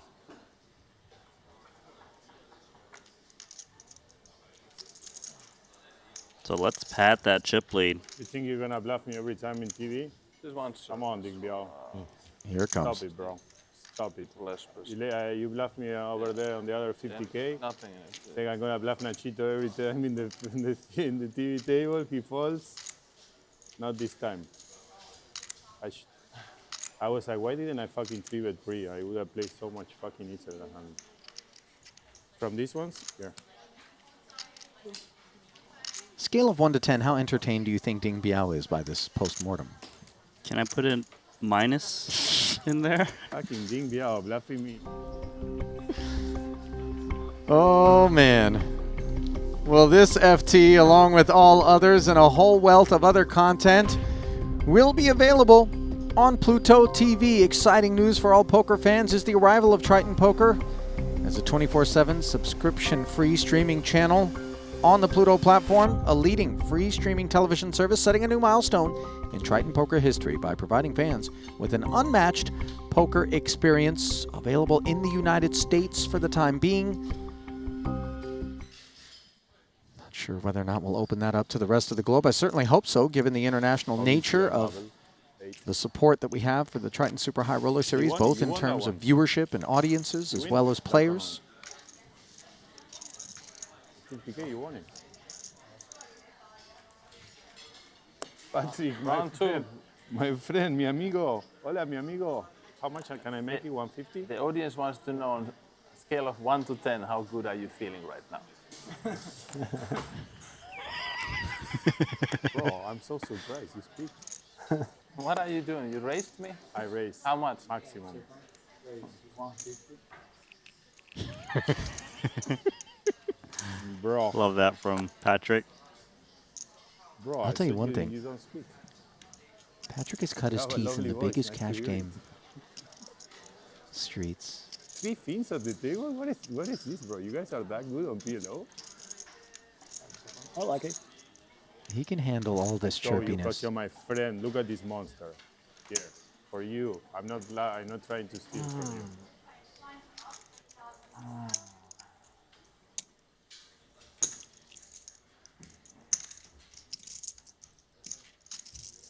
I had a bad hand. Couldn't come. 3 fins at the final table and us. Ding. What is this count? So you are the old school and these are the new school, right? I guess you could say that. What are you? The fucking, I'm a dinosaur. Are you any school?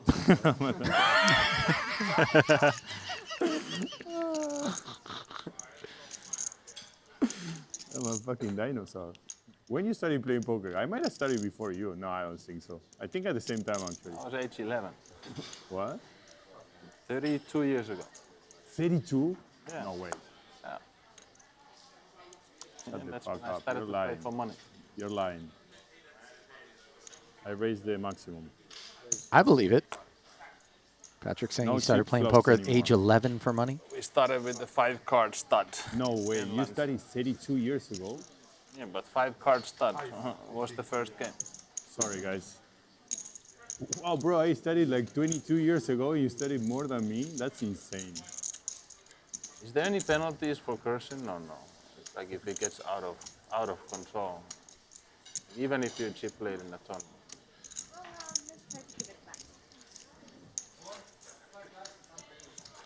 Patrick possibly looking into a crystal ball here. You see Elias is here for it.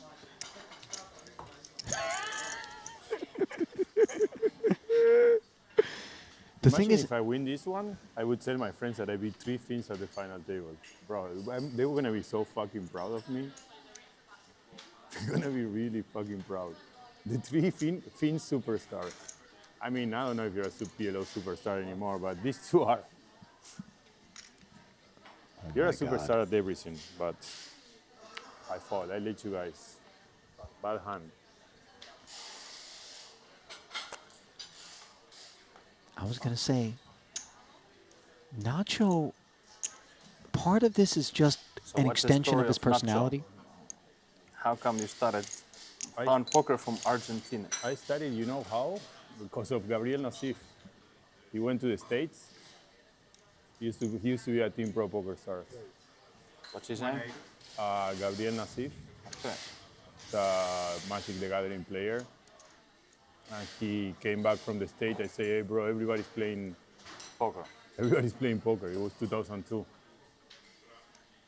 So he was playing Limit Hold'em at his house in Paris, 2 blocks away from the Eiffel Tower.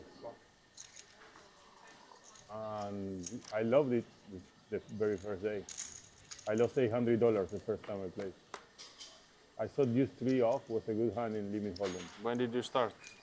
2002. 2002. 180 ahead between Ding October Biao and 2002. Sipala. See Wow, the Jack bro, High you Hearts. studied like 82 years ago. Wow, that's insane. I started to play with friends for money at age 11. No way. Yeah, 5-card stud.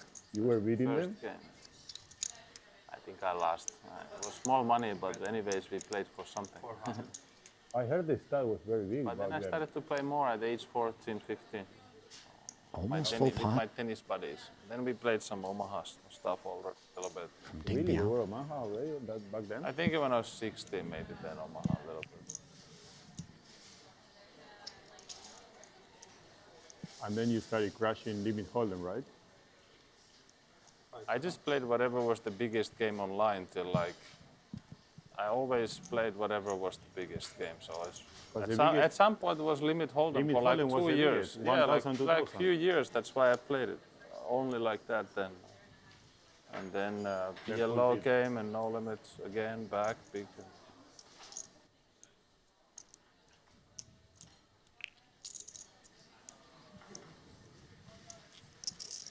Not gonna lie, Ollie, I am enjoying story time.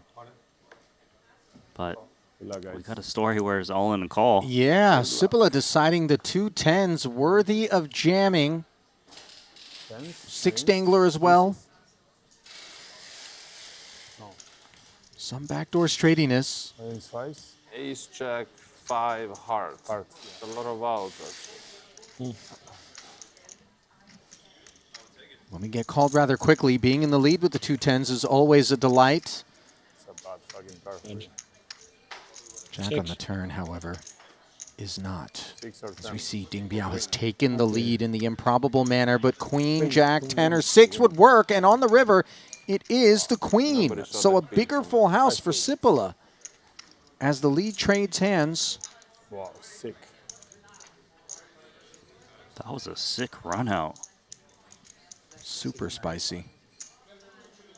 And it wasn't like Ding Biao lacked equity. He had the bulk of it on the turn once the Jack rolled off. Yeah, it was about an 80-20.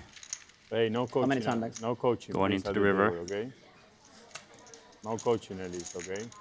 We know you're better than him. I don't know, actually. He has better results than you. He might be better than you. I don't have better results. He's been telling how lucky I am, and he's been on the down low winning more money in the last 1.5 months than me. Oh, really? Yeah. He won more money than you? Yeah. Wow. Oh, yeah, he came fourth. You came fourth yesterday, right?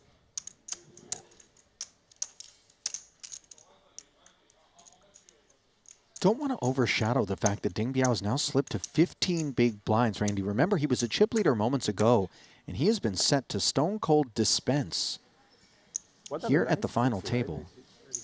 Nacho, on the other hand, is in full-on extract mode. Queen, Jack, 8-3. This is a nice hand for Antonius. Double pair, double suited. Plays relatively straightforward. Post. Of course, we prefer those two pairs to be working in conjunction with one another toward potential straights as well, but that's a luxury not afforded to Patrick on this occasion.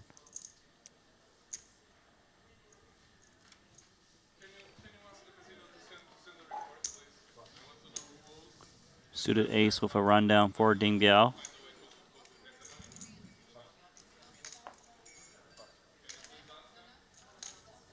Two super pros and Nachito.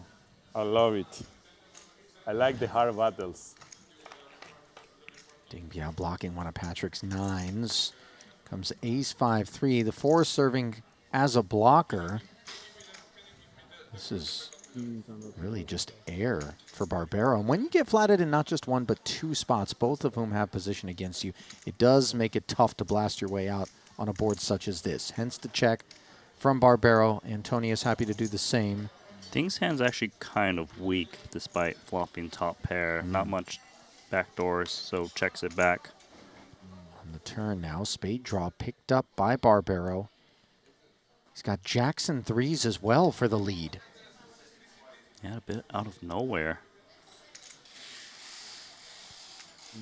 I mean, did we expect anything different?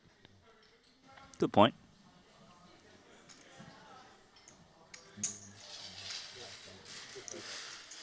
Feels like this hand is over. Once Nacho bets 250, don't really see how Ding Biao can continue with just ace-9, 8-7. He could even be drawing dead against like an ace-jack. Oh my. Two pairs flush draw. Decent. Confirmed. How you guys started? I saw Patrick playing on Sub TV and decided to give it a go. And you say, wow, I want to look like him. Yeah. I want to be like him. Yeah, me too. I actually studied with like, what? No, actually when first EPT I went, Patrick was already a superstar. 2005, Barcelona.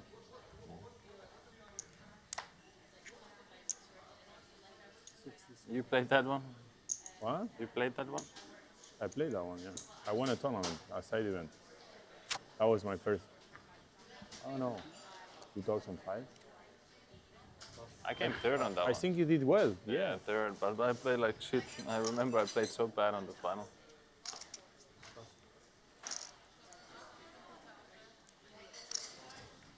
Well, apparently, I was Barbero just studying. and Antonius. Before that, I won the Sunday Million on Stars.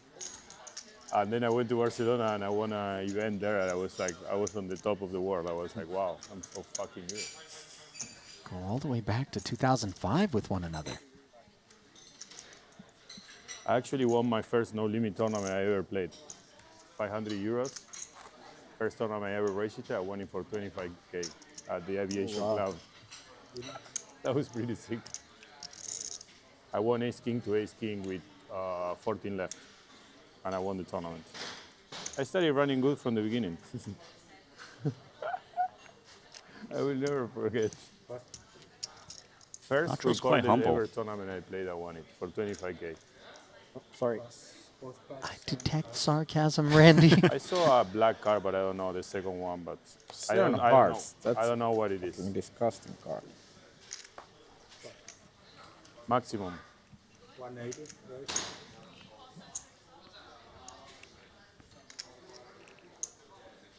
Nacho's way of saying pot is maximum now. I mean, he's in the zone, and I'll tell you what, he's not going to stop chirping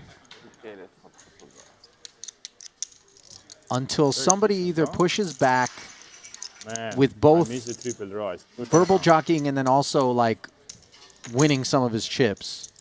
I've been here for this. We should do a last longer bet on the player championship. Oh, you don't play. Why don't you play? Taxes. Taxes, yeah.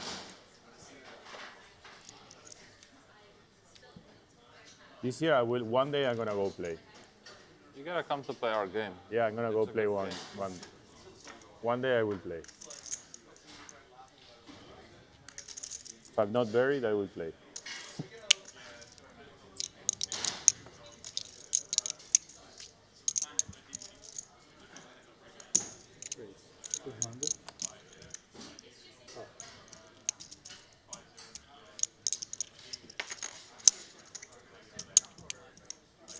Could see Ding Biao put it in. Yeah, it's just too much of a hand for a guy who's raising every single hand. Yeah, ace, king, queen, 4.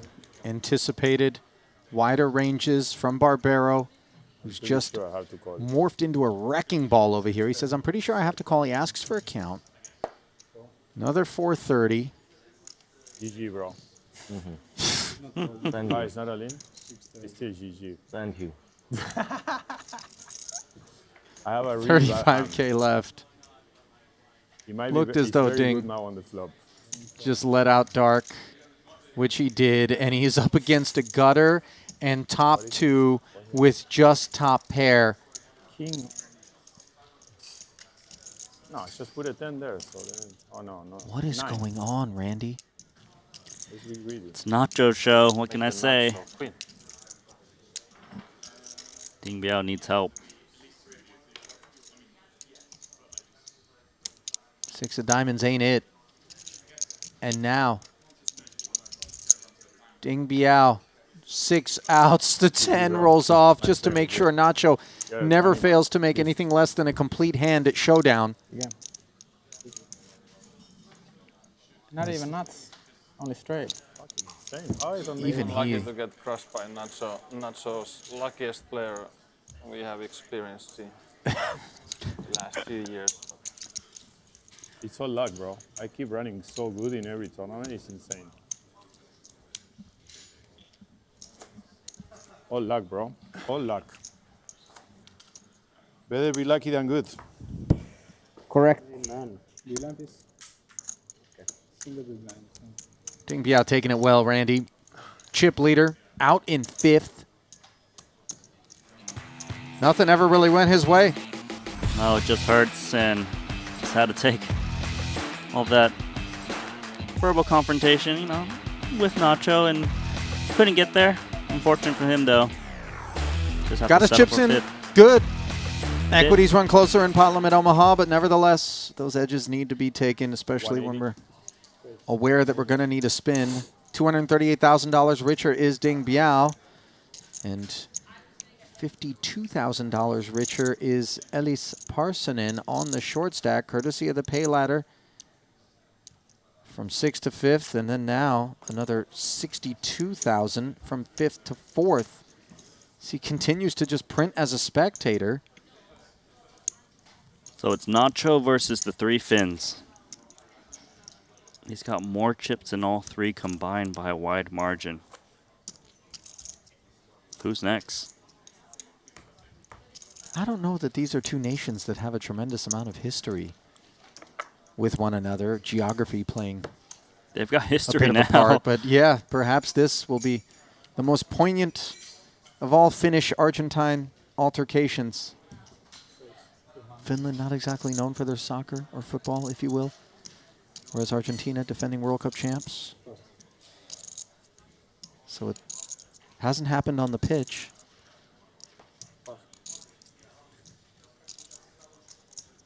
Really just has massive control at this final table. Oh, man. Beyond. Running away with it. Who will take a flop?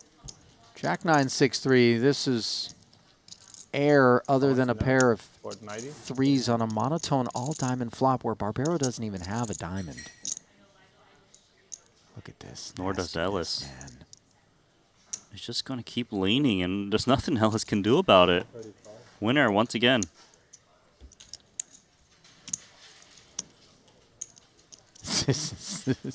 I got to tell you, when I'm in a game and someone's sun runs like this, I'm not, you know, the most composed guy out there. I'm boiling. I don't even care if they haven't won a single one of my chips. I'm just like, oh, God, we got to sit here and listen to this. Watch this dude chirp away. I mean, I don't know, by the way, that Sipila, Parsonen, and Antonius are going to be flappable with respect to all of this kind of goo On the next level. that Nacho is deploying here.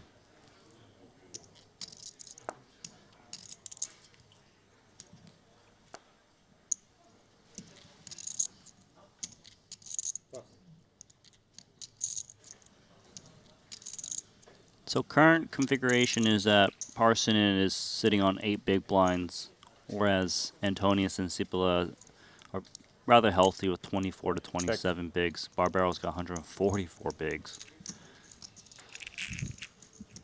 So it does make sense that Sipila is limping buttons with hands that are pretty solid, but you know, he doesn't want to play raise repot from Barbero. He's got himself an interesting one here. His queens serving as blockers. As we can see, the nuts for Parsonen, who has checked the small blind. Barbero has a 9-high heart draw. He checked as well, and Sipila is barreling 100K. Now we can just ask for all of it if we're Ellis.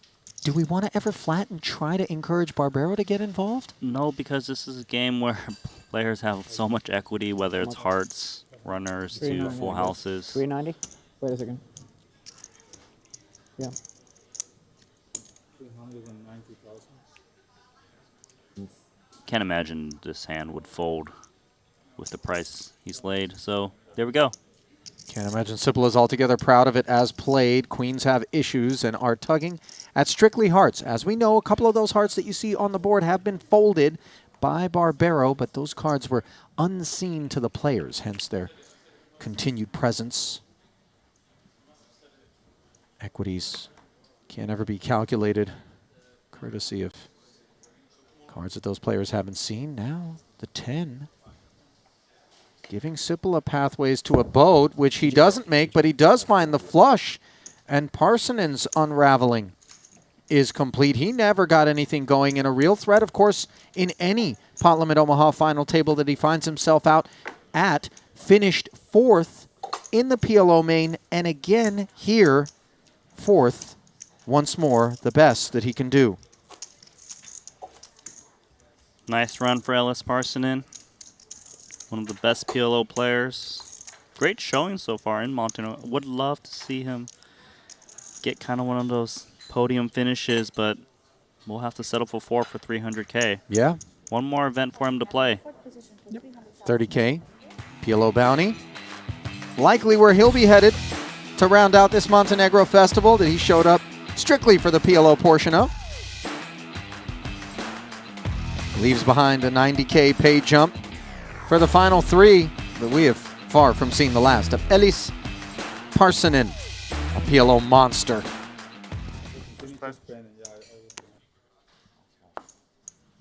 What am I mean, it's 60, right? 60. Yeah, I don't know. I still have... Now 3 remaining. Guaranteed $390,000. Oh, second place will get 600K. Champion 839K.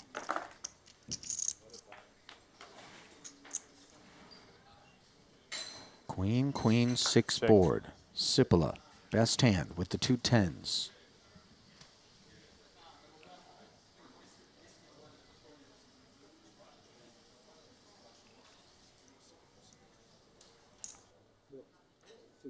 His limp effectively from the button once more as the button's dead on what would have been Parsonen's seat. 60K. Yeah, nothing for both of the other 2. Can't really continue.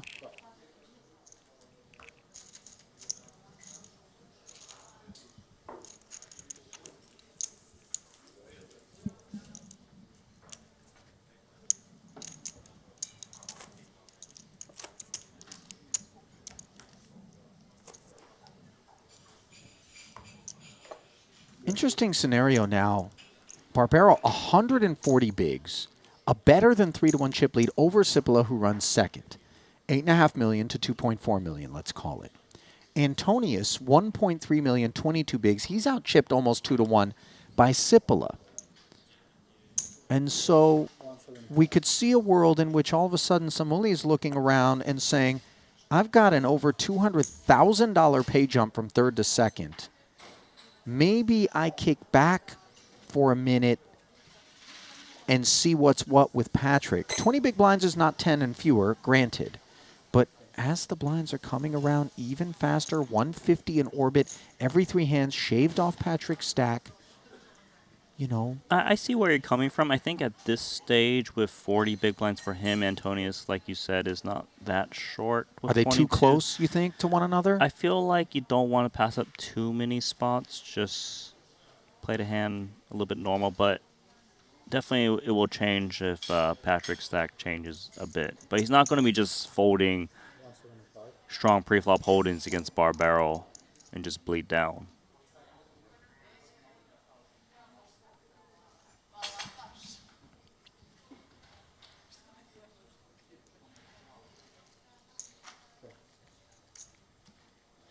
.653 rainbow board. Barbero fired 175 with the open ender and the pair, which turns into queens up on the turn. No by the way. surprise, my friend. I mean, it is Nacho's day. Apparently, he's been sun running since day one. He's played poker. What was that Jim Carrey movie, Bruce Almighty? Yeah. Was that the one where like whatever he said just happened? I believe and he so. had to be careful. It was this is Nacho Almighty. I mean, this is a King Midas-like performance being turned in by Nacho, who deep inside knows that anybody parked in this seat would have been performing quite well. He's just a passenger. Cipolla concedes to the 525. Not the direction he wants to find his stack trending in. I will say there's been a little bit of a mood shift now that there's 3 remaining. Nacho not really talking anymore because it's become very real that he could pick up his 3rd Triton title. Give it a minute. He's just hitting the pause button. Oh, he's the Nacho show is not over. Oh, okay. I thought maybe it was business time. All right, never mind.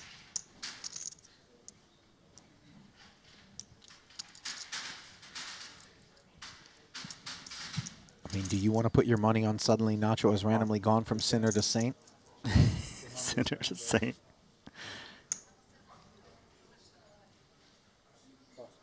Nacho's an angel, all right? Activating. It's been an angelic little performance. Turned in by the cherub, Barbero. Ace 8-3. He's actually got the best hand, Randy. Oh, okay, yeah, but it's just a pair of 8s. Doesn't mean he's going to win it. I know. I get it. I see where you're coming from. Patrick perceived range advantage, perhaps, as the preflop opener on the button, especially when he considers that Barbero's probably going to defend fairly wide, looking to capture that 200K pay jump by his own doing, perhaps. I actually misread it slightly, but Antonius is the one with the pair of 8s. You misread it. I misread it. I misheard it. You know what the thing is? He's had the best hand so many times. I just looked up at the screen and I thought, okay, I'm not even bothering to look at names. Flags, pictures, just, oh, there's the best hand. It must belong to Barbero. But he might have the best hand on the turn if he calls, but he does not. Just a 3 dangler, some backdoor hearts, I don't know. Nacho just thinks he's always going to hit the nuts at some point. Well, he has always hit the nuts at every point. So that was a mistake. You're saying he would have hit trips on the turn. I mean, we'll never know. Range bet or you had aces? Fuck. I thought it not backdoor on a pair. I don't do range bets. Fucking insane. How did I fold it? Give me my Carabox. I folded a pair, bro. Pairs are hard to make in this game. Here's the one that's really going to leave people breathless, is as soon as anyone wins a small pot from him, he's going to hit him with the, I run so bad. All right. I swear it's going to happen. I kind of want him to When is the lose. next Do you break? hear that? Oh, perfect. Didn't deploy it there in that one with Patrick, but I'm telling you, it's just beneath the surface. Meanwhile, three-way affair, family pot, 9-5-5 board. Nachos, jacks, guess what? Best hand. Limped pre, courtesy of another one of these Cipolla button limps, which we understand. 8 on the turn. Barbero picks up the only heart draw and a gutter. Yeah, enough to kind of feel quite confident about it. We'll check, but not really looking to check fold. Does have that flush draw gutter and overpair.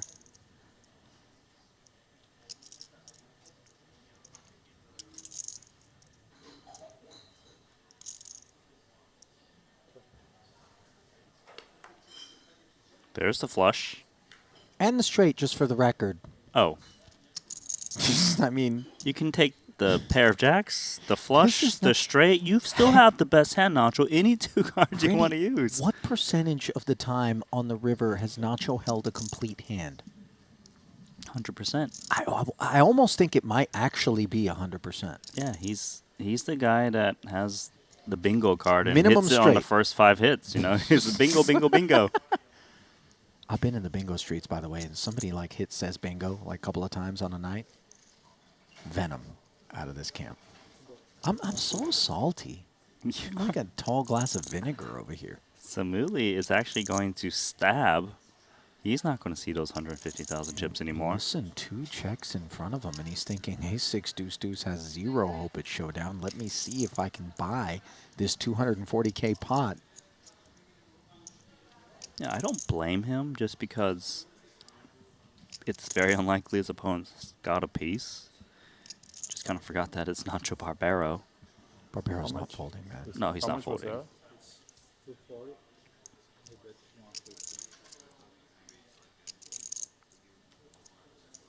I'm pretty sure he's not folding.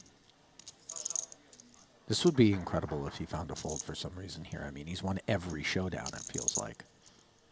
He does seem concerned, doesn't he? The hesitation. I mean, I can't imagine Jack High Hearts is thinking about a raise. No. That would make no sense. That would make absolutely no sense. He doesn't have good blockers to bluff raise either.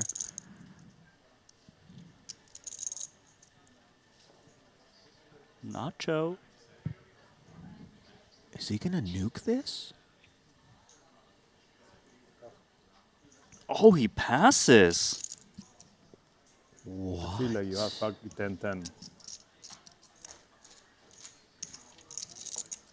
I feel like you can beat king high, so I fold.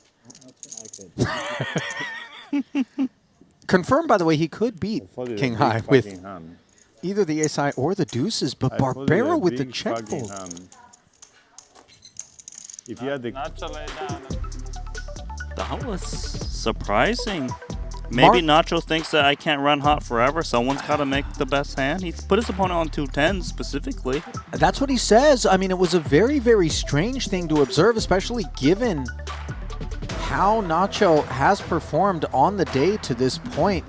Deeply surprising laydown, and mark that moment as perhaps it's the one where all of a sudden Barbero's sun run has cooled off. TBD, of course, and I wouldn't bet against him for the time being.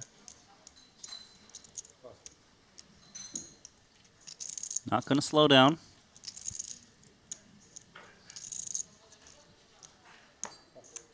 That's gonna look very bad on TV or amazing. I really wanna see that hand. It's gonna be like I'm a genius or like I'm really bad. It's one of the two. There is not in between. What do you prefer? I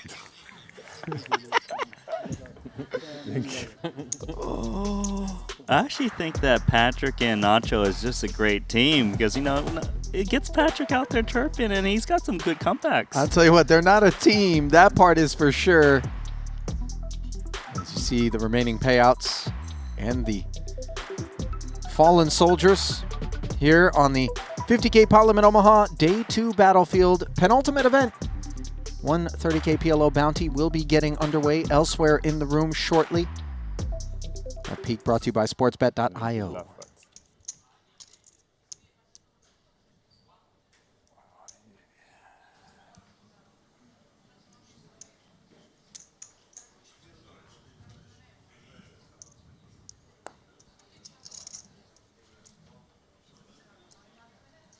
Bad queens for Patrick. At least one of them is suited.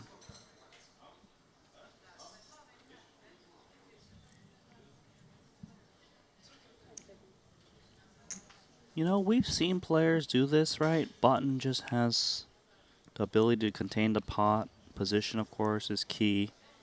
Just limping the button with a wide range. Cibola, Check. flats. Barbero allows it.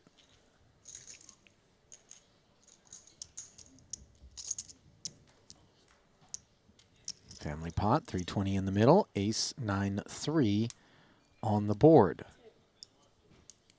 The queens are in front. Barbero backdoor clubs in the 9.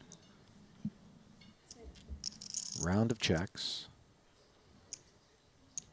3 on the turn. Queens continue to hold the lead. It's not a bad card for the 2 queens, given if his opponent was holding a 9. They can't improve to like a 2 pair that overtakes the queens. So reduces Nacho's outs considerably. You know, the only guy that didn't volunteer chips into this pot is Nacho. Big blind range advantage being leveraged here. I've got the 3 X's, says Barbero. 150. Gets the 2 queens down. Yeah. Nice bet. What you had there? What? What you had there? Nothing.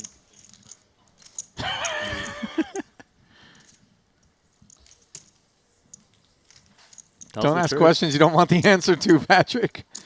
Well, I had a pair. 0.9 million. Not very good one. He's got almost 3/4 of all the chips in play right now with 3 players left. This is battling against the 2 Finns. Oh, my mom is going to be so proud. Oh, he's chirping again. Here we go. Here we go. With the future and the past. Oh, my God. Hey, that's not very nice to Patrick, is When it? did you realize that you're so funny?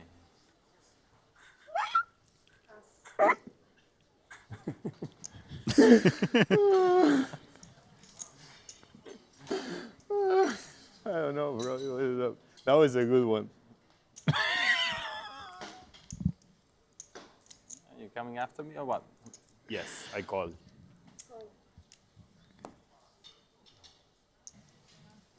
Nacho knows he's trolling. He knows he's running insanely good. He cannot help himself. And he actually is like a blueprint for everything you can possibly say or do at an FT to just fail to ingratiate yourself. Jack 10 deuce. King high flush draw on a Broadway gutty. Barbero just bets and takes it. Nothing. Nothing. Trappy, trappy. Trappy, trappy.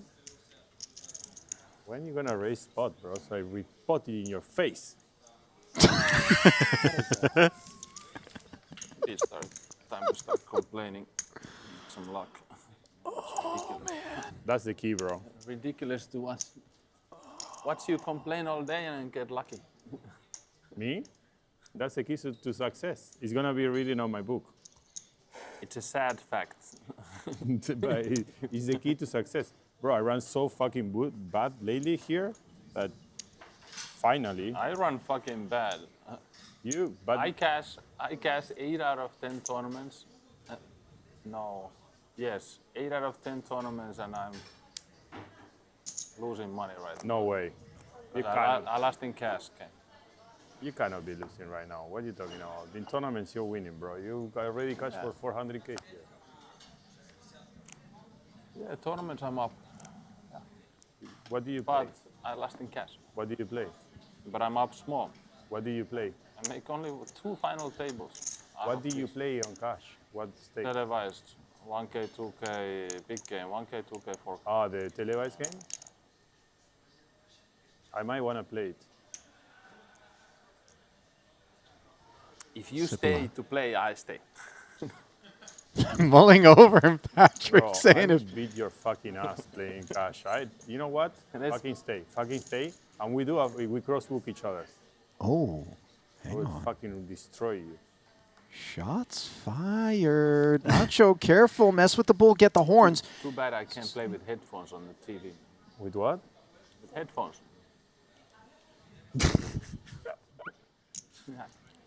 How much is in there? Cibola with second pair. Nothing more. Look at Barbero. A wrap and a club draw.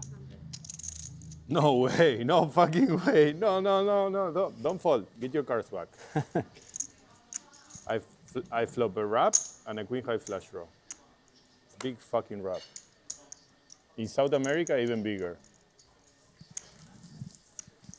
Patrick, you fucking love playing with me. Say it to the world. Wrap is what, a gut shot?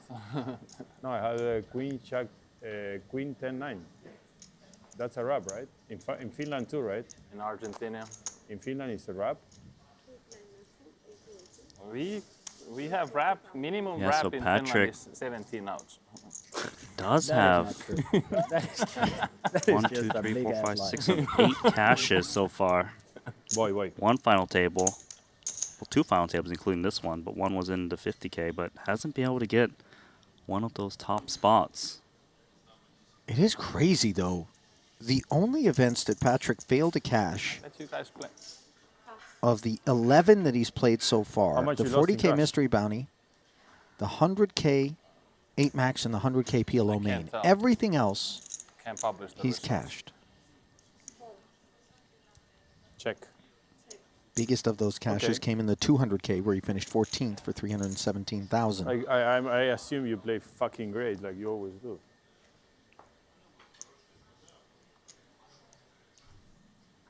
Barbero, gutter, and a pair of sevens. Guess what? It's the best hand, Randy. And it's quite the favorite. Now on the turn, open-ender and a hard draw for Cipolla after the check back from Barbero, who has made 10s and 7s. Faces a bet of 200. Yeah, Cipolla's hand has got lots of opportunities. Nacho with position, 2 pair. Straight draw. Makes the call, another 400 into the middle, and makes 10s full on the river. There we go.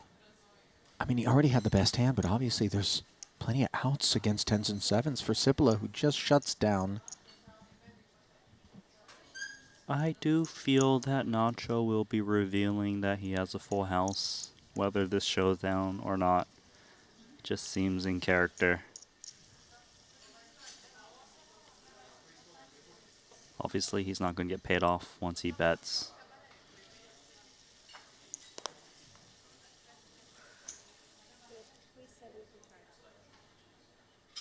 This is bananas. I can't remember seeing this sort. Not fault, huh? You were bluffing. You're a bluffer. You always bluffing, Samuli. That's how you make. I had queen 9 with hearts. Wow, you had that? Oh my god. You don't bluff the river? You Buzzsaw. think you're gonna win with queen high? Performance. No mandatory bluff? No. Just 10. Bad card. Bad card, the 10. Very bad.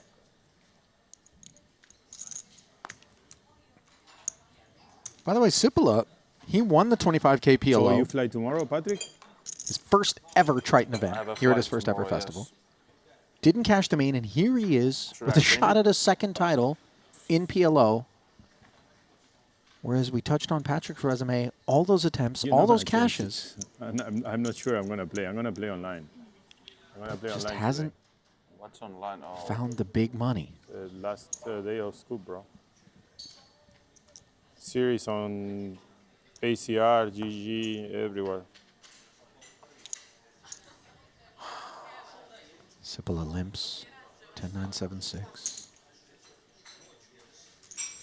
Barbero takes a break, despite the small blind temptations.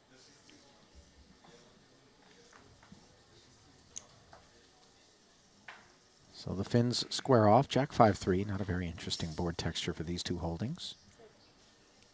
Antonius with a pair, but not much else to go with it.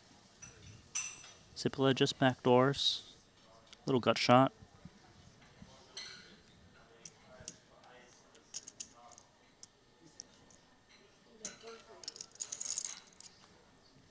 I have the worst hands you can have in Oman, like constant. Trip fours, just 4 cards. Bet and take it. 0 connection, no suits. Well, we've talked about Patrick's Montenegro Festival. We've talked about Sipila's. How's Barbero doing in terms of this whole deal so far? He hasn't been doing so well in terms of no limit hold'em. Does have 2 cashes under his belt, 8 cashes. but not that big of a score. But the PLO really has turned around for him, as he does have a cash in the 25K. You can 10th, and obviously doing amazing here.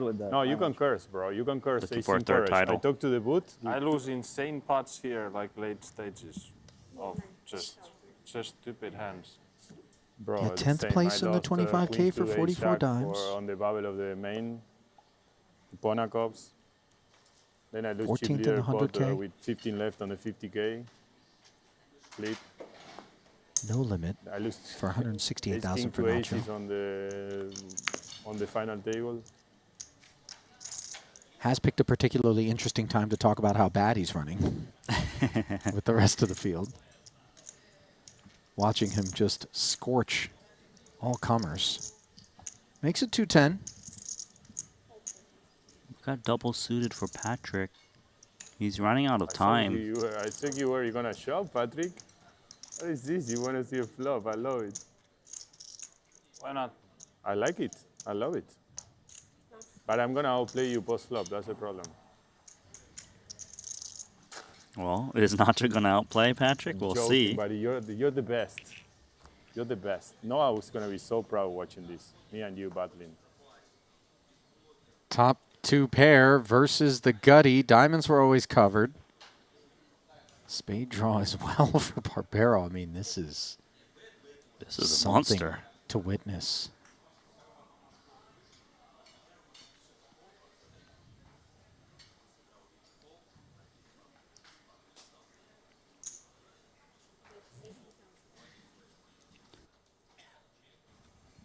So just a min bet from Nacho, and that could get Antonius curious with that gut shot, backdoor clubs.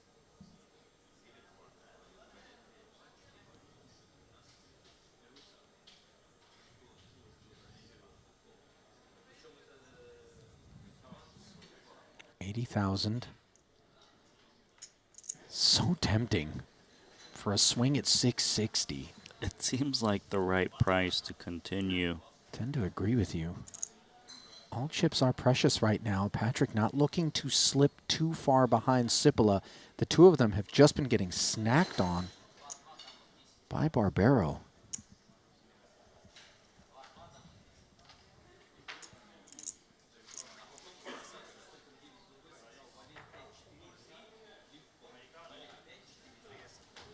Flicking in that black chip, 20 change coming. Pot up to 740. Can Patrick find a little rabbit?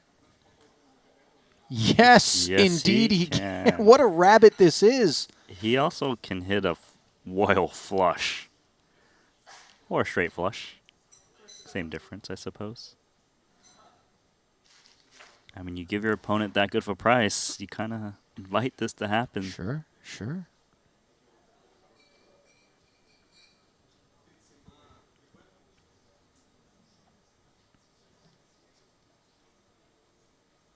Quite a bad turn card for Nacho. 8-9, King Queen got there. Ace Jack beats him now. Spades roll right in. Barbero checking back, and just when you thought perhaps tides had turned and Patrick was sitting so pretty, a 9-high flush ruins things for him. Sub 1 SPR. Now Nacho's got to ask, should he bet this? 9-5 of spades for value. Does he think he can get a non-flush hand to call a river bet?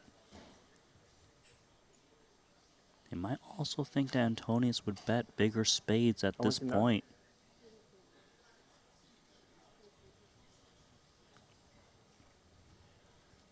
Asks how much is in there.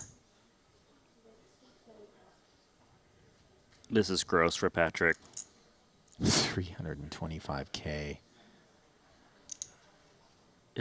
He's just got such a good hand in. I hope you didn't get lucky. Flush. No, no fucking way. So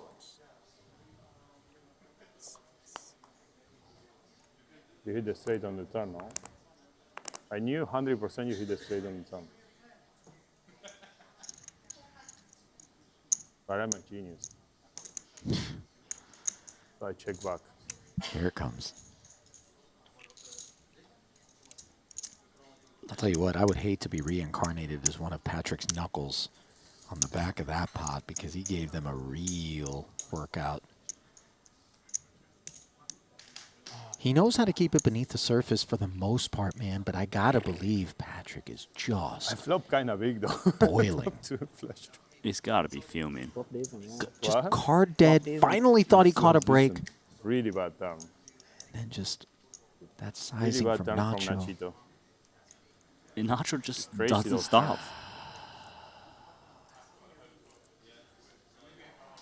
There's a point when you calm down, right? Just realizing No, where Randy, your opponents are at. I'm trying to explain to you.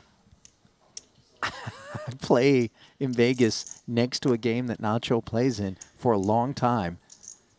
Don't even look. I've seen all episodes, the complete box set. Wow, you have a real hand? How is this The possible? Nacho Show. It's one I know well. I have to raise. But Okay. it's mandatory raise. You know what? Like mandatory bluff, this is mandatory raise. This is interesting because Patrick just has 5 big blinds. Of course, Samueli's got a hand that he can put a lot of chips in, but he doesn't want to God. just force Here it it in comes. pre. I And see you it hear from Barbero. People, I love to see it. I love to fucking see it. Because it Talking costs you all about the 200K when you ICM. take. But it's nothing for you, right? 200K. Small money. This is wild. Cipolla. Top 2, inside straight draw, just the ladder for Barbero.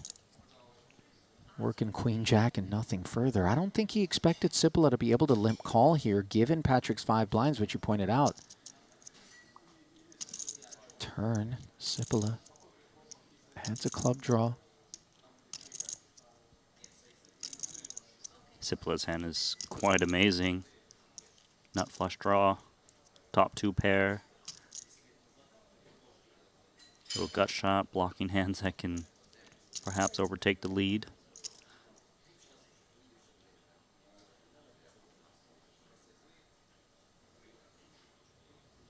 So Nacho's got a double gutter.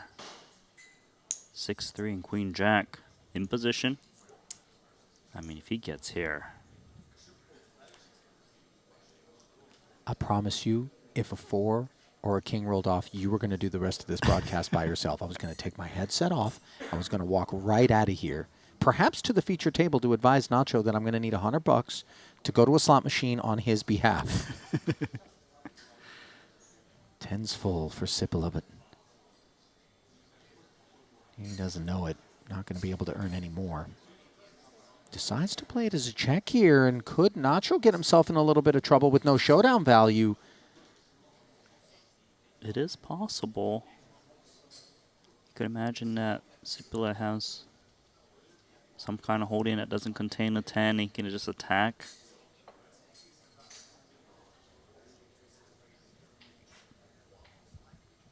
What's in there? When we ask for a count, usually it's for a reason. 960. Full pot. It covers Cipolla. He's just going to look back and make sure the 10's full of aces are indeed there. And oopsie, inbound. I knew you had aces. I couldn't fucking believe it. I had to go for it. I knew you had a fucking monster. I couldn't help myself.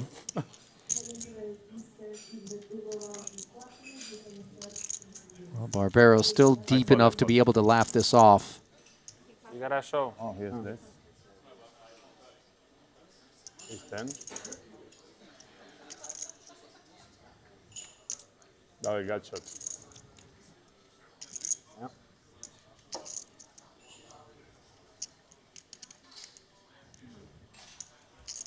Wow. Can't believe you lost the hand. First hand today.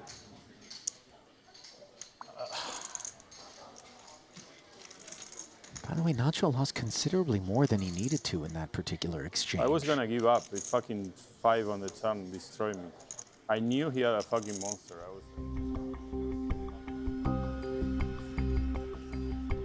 Well, Nacho loses a pot, and that gives us a chance to talk about the folks over at GTO Wizard, our official partners.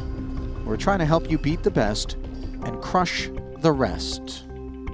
Check out their new ebook, Daily Dose of GTO. It's free and interactive and full of quizzes and short lessons to help you master GTO concepts in as little as 5 minutes per day. Check it out now at dailydoseofgto.com. What? I don't know. Yeah, it's that. I mean, I saw that. I mean, obviously ace 10 aces. What happened on turn? You bet I called. But I have 10s that I get there with.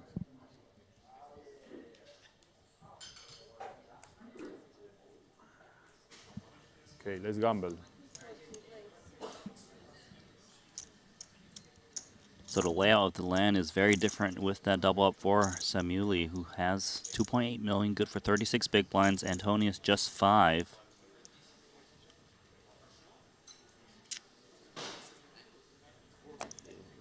Worst possible hands I can ever have. Patrick really has had dust. Worse than this one? Badugi. It's okay. I had some. If I see that hand, I don't know if I should play against against it. That's Really? how bad was my hand. Wow, that's insane. Wow, Samuli, what the fuck was that? What a donation. I knew it was gonna be a bad batch. I tried to bluff him. Not a good idea. Antonius down to just He made the nuts on the 245,000. 3 bigs. I wasn't winning with queen high though, so I think I played it good.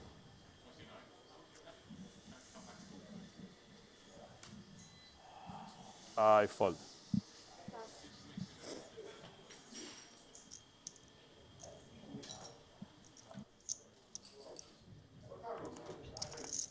We have break, right?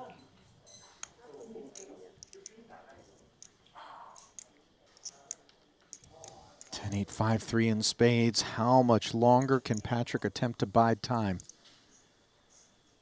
Call. Plays it as a limp. Will Cipolla allow it? Ace Jack 8-4 with nut clubs. Let's spin. I got dealt the worst hands all day. He isn't lying, How much Randy. He really doesn't. never picked up anything premium that I can recall. Anyways, I'm never gonna fold for 5 on the flop. No, cards haven't been falling his way, but does have 40% equity to stay alive against Samueli. It's not just day. Maybe. Well, Nacho not involved in this exchange. Let's see whether or not Patrick can find a double here. Ace, Ace, 6, and Good. looks like showers.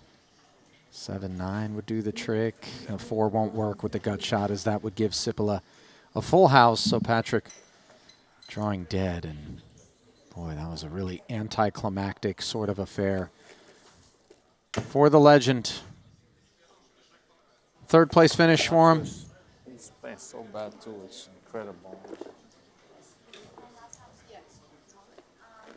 Can we take a small break? $390,000 payout.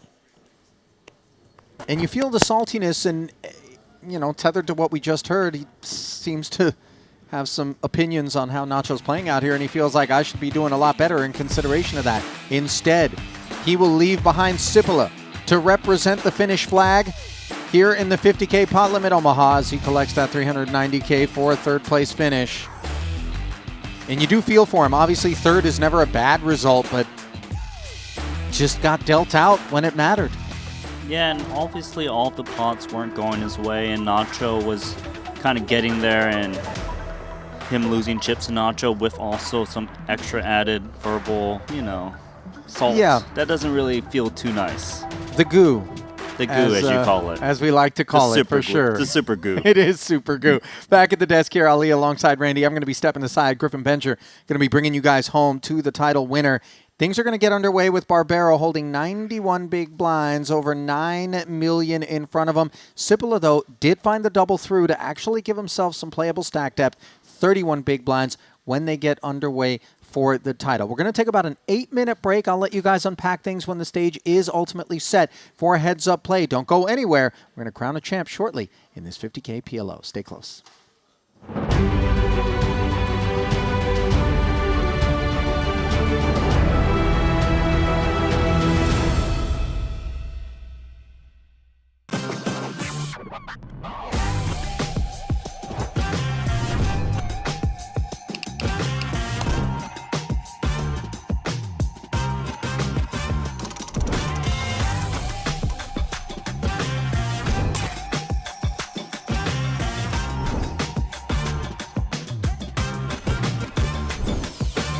Want a $50 Global Millions ticket on top of the full GG Poker welcome bonus? Sign up with promo code Triton_2024 and deposit a minimum of $20 to claim your ticket. Brace yourselves. This is live. And the show goes on. Oh, wow. All in.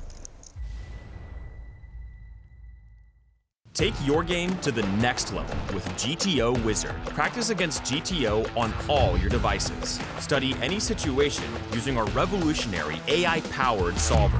Upload your hand histories to uncover your biggest leaks.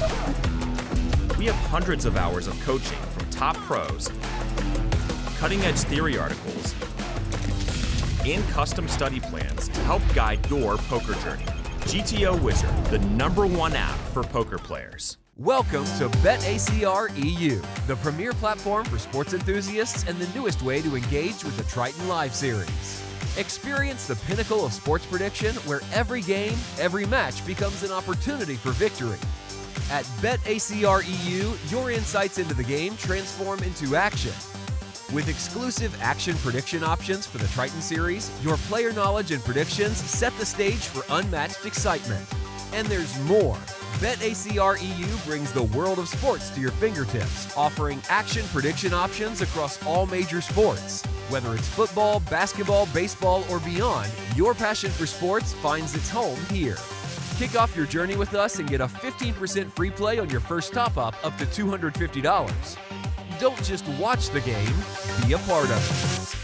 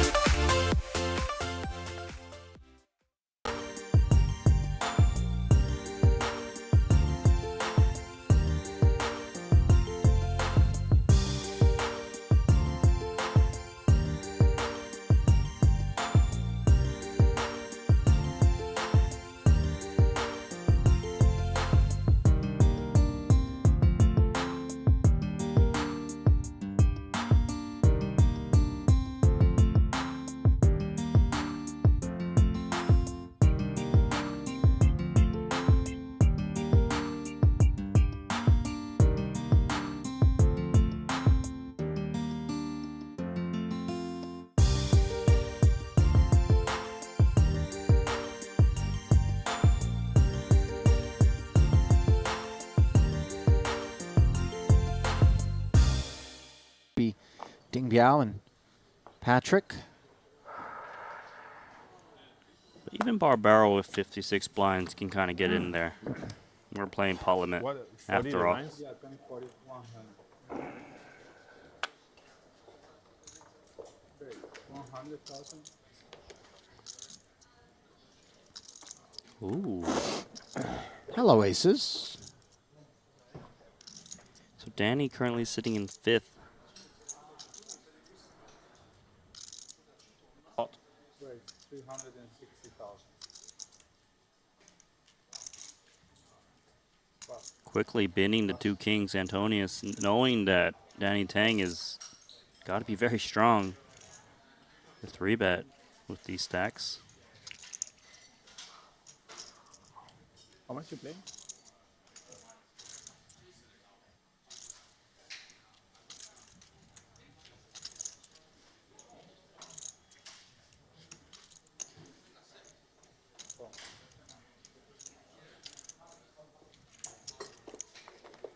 So the 3-bet to 360. After the open to 100, the extra 260 gets called. 820K pot. Early violence here, and you know Kamaromi loves to see it with 5 big blinds. Look at this flop. Queen 9-8, Barbaro with the joint. Knuckles over to Danny. He's got the overpair and the nut flush draw. Wouldn't fault Danny for betting, but checking it back. Finds the checking again. Perhaps the 5 bigs of Kamaromi are the things staring him in the face, as now a set of aces plunks itself in his lap. And with top set and the nut flush draw, only one hand beats us. And it has again checked over. Barbaro sensing perhaps that that card favors Danny's range as a pre-flop 3-better. Might we be witnessing a bit of induction? Nobody would blame Danny for getting a bunch forward here. The only hand he loses to is Jack 10. Nacho knows that Danny Tang often has aces and will bet the turn, given action. I don't really see how Danny can't bet at this point. And we're going to see a check pot. Nacho knows that he's up against 2 aces. But note the equities. It's 60-40 with a set and a nut flush draw for Danny Tang.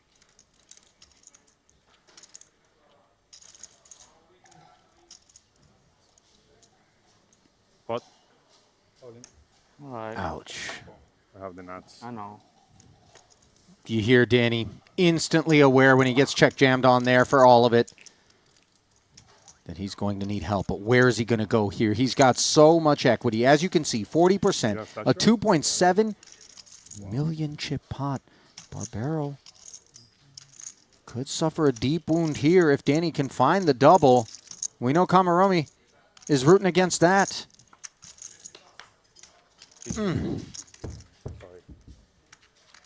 Ouch. Barbaro with a fist bump and an I'm sorry, as he's been on the receiving end of spots such as that. And you know how painful that is for Danny. Such a fierce competitor. And obviously so much pressure that he's putting upon himself to win this Ivan Liao Player of the Year award. It perhaps means more to him specifically than just about anyone at Triton, given his close relationship with the late Liao.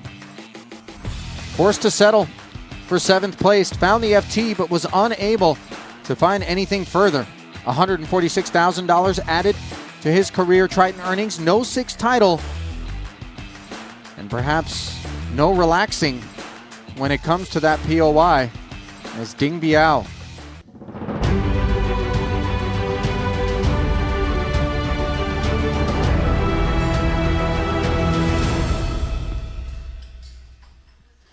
Welcome back to the Triton Super High Roller Series. I'm Griffin Benger. He's Randy Liu. We're here. We're heads up. We're in the 50K. Samuli Sapila and Jose Barbaro. Barbaro with that significant lead, and it's really been the Nacho show. It has been the Nacho show, right? Like he's just been running away with it. He's been delivering lines over lines, and might start to get under the skin of some of the players here, but we do have a 3-1 chip lead for Nacho at the moment. Yeah, and there's something you can't deny when you're watching Nacho, that it definitely feels authentic to, who he is and the way he likes to sort of get in the conversation and show his, his confidence and his perspective on things. But it's definitely, maybe rubbing the players a little bit. Maybe that helps him in a big FT like this. It's possible. We do know it is the Nacho day so far. He has been sun running a bit, has been playing amazing according to him. So, yeah, no, it's good to see him. He's might be able to pick up another Triton title for him. This would be his third if he can win. But, Sapila, he'd also captured his first 25K title here in Montenegro. Yeah, and he's had an incredible history of live results when it comes to PLO. And the Finnish players are obviously so good at PLO, and to have them, go out in fourth, third, and then there's one last one that Nacho has to slay here. 114 big blinds to 39. Let's see if he can finish the job, or if Samuli can get a little revenge for his countrymen. There are the big blinds. You can see Nacho with 91 bigs, a 3-1 chip edge over the Finn Sapila, fresh off that 25K win in our first event of this PLO portion of the Triton Poker Super High Roller Series. You can see some of the other results there on that FT. Ding Biao, great series, great success here at Triton. Komaromi, 6th place finisher. Danny Tang securing more POY points. So we are guaranteed $596,000 between these two. We are playing a 245K heads-up match. Let's go, Nacho versus Sapila. King, Queen, 6, 2 spades to get us kicked off. It's going to be a significant advantage for our chip leader with that tri-spade hand. Top pair, open-ended for Sapila, going to take that free card. And only gets better for Barbero. Trip Kings. Sapila with open-ended. Does get Samuli to bet the turn.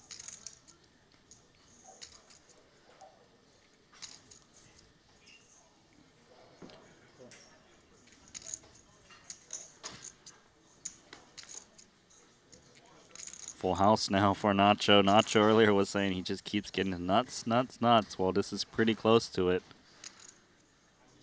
Yeah, and I don't think Sapila thinks he's going to be able to win this hand by checking. Might expect he's up against some Queen X. Perhaps even sort of small king that isn't full.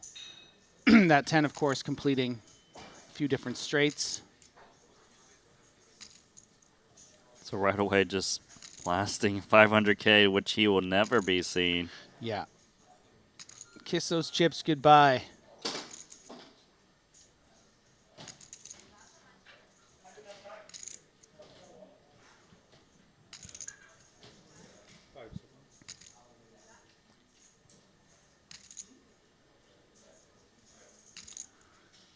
Very comfortable King 10 full house for Nacho Barbera.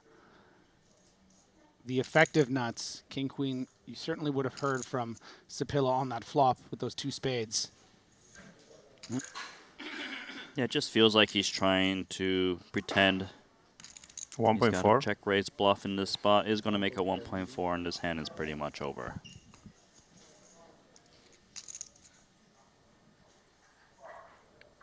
We'll be setting the tone immediately in this heads-up match. Sizable win, too, for Nacho. 4-1 chip lead.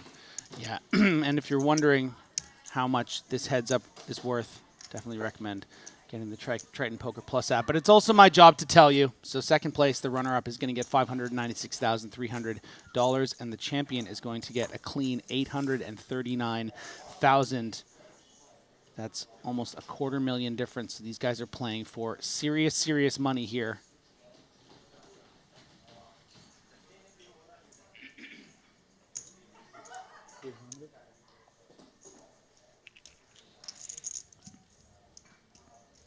Yeah, both players actually have a PLO title under their belt.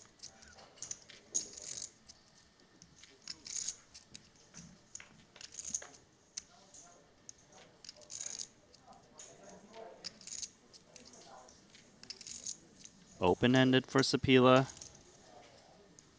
Gut shot for Nacho.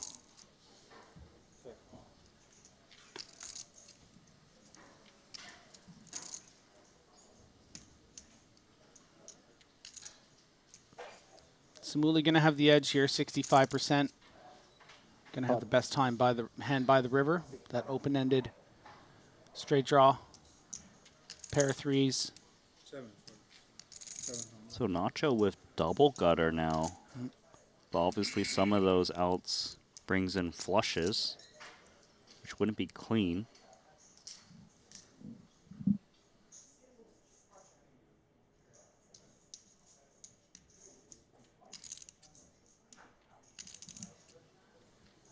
Yeah, a 4 would make Nacho the nuts, an 8, the lower end of the straight, and is going to call that 700,000 chip bet. Also, of course, the queen would give him the king high straight, so a lot of ways. I guess it's a triple gutter. Do I have that right? Well, what I can tell you is that both players have whiffed. Yeah. So it's going to be a matter of who bets. Yeah, and with that king of diamonds in hand, I hope for the Finn's sake he finds that big all-in barrel for 1.3 million into the 2.1, because if he doesn't, I can imagine Nacho finding himself at the bottom of his range, and a diamond in hand might go for it himself, and then Sapila is going to be in big chip discrepancy trouble.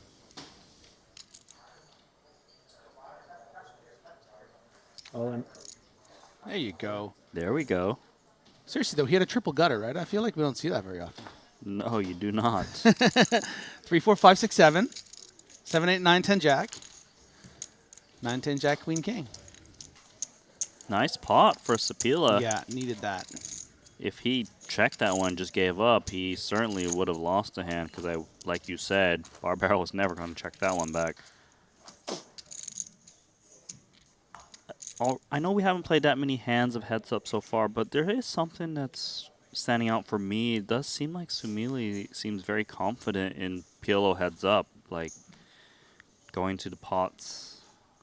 It just seems like it could be something he's played quite a bit of.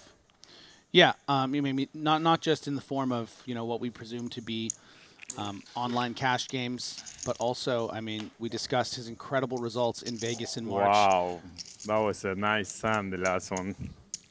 4 final table results in a row. A first, second, first, and seventh. So clearly, nothing, right? Queen high. Discussing the hands. You had something good? No, not something good. No? He had a pair. I had king high.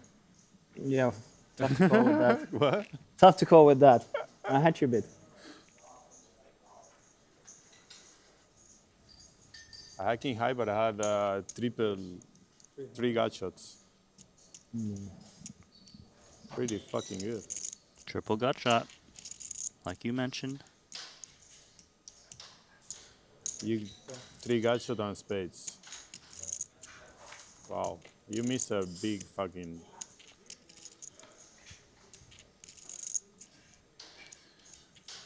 Advantage Sapila, but he's not really going to know it on the ace, king, queen. Not going to have a lot of reasons to continue with no backdoor hearts. And this is simply a function of range advantage there. I had fucking nothing.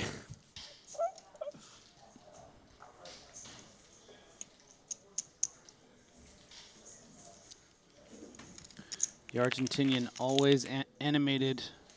Good for TV, this guy. I'll tell you that much. Good for TV, not good if you're on the receiving end at the table. Maybe I should have folded the thumb.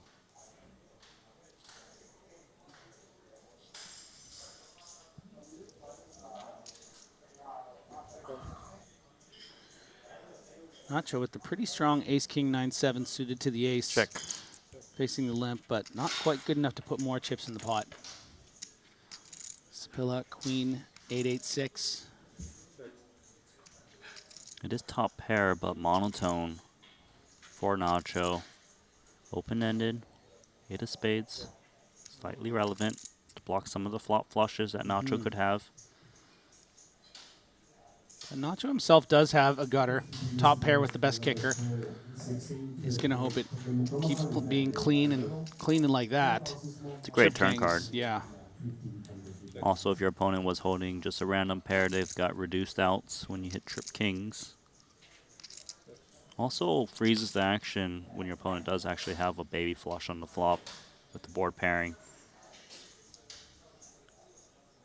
Trip kings with the ace is the best hand.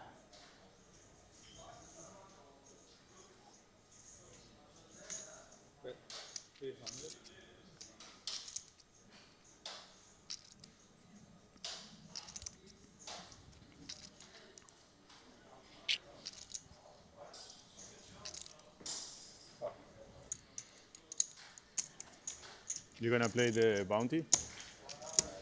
I'm not sure yet. Maybe. What about you? I don't know. I have to see the race. I want to play online, honestly. Yeah. If I have a chance to win the race that I don't think I have. Is there something up top if you win the race? 200K. How much? 200. Ooh. I was 5th coming into this festival, but I did really bad. Well, Nacho, probably of not course, that bad since you're here. Talking about the No, before. I meant like before. Yeah. Ivan Liao Player of the Year race. How he was 5th coming into this festival. Yeah, it could be way Wasn't doing worse. well. And then now looking a little better, so. Yeah, I don't think he's going to be able to catch up to Danny Tang. Just didn't pick up enough points during the no-limit portion of the festival. And that's your assessment, including if he wins this, if he plays. Including if he wins this. But with the other events that he could play, whatever we have left, the Yeah, one day. I think he is finished. He's out of it. Yeah. You play a lot of cash or mostly? Mostly cash. Mostly cash. Yeah. Tournaments too, though. You play tournaments on Sundays? Yeah, usually. It depends if I'm feeling up for it. Yeah. But, only the PLO ones nowadays. Only a PLO? No. Well, sometimes I go and have some fun in the no limit streets, but it's an expensive hobby. They're too good, huh? No limit guys. Yeah, or I'm just that bad. You never know. It's one or the other. I'm going to think it's the former.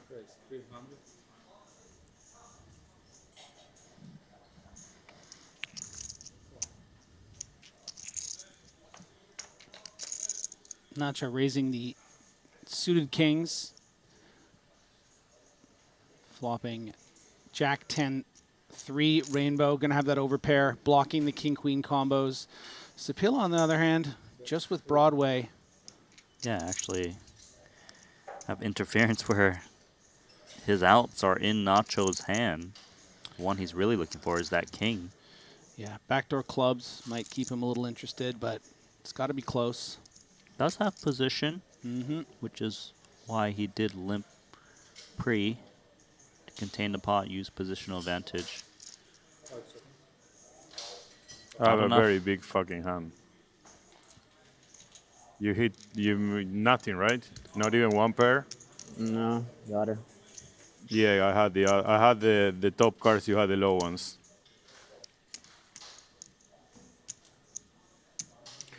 I wanted to play the other. I saw some overlays the other day on the 10K. It's crazy. Where? On GG. Really? One day I saw it was an overlay.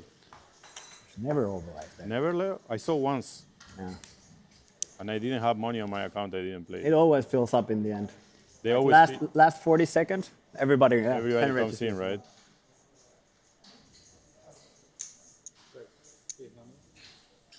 Wow, look at that hand for Nacho. Jack 10, 9, 7, double suited.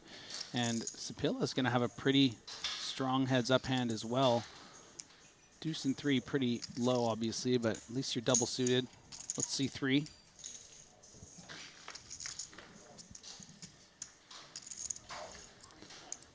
And so far, so good. So very good for Sapila with the top pair. But you look at how actually the 10-9, 9-7 really allows Nacho to be so close in the percentages.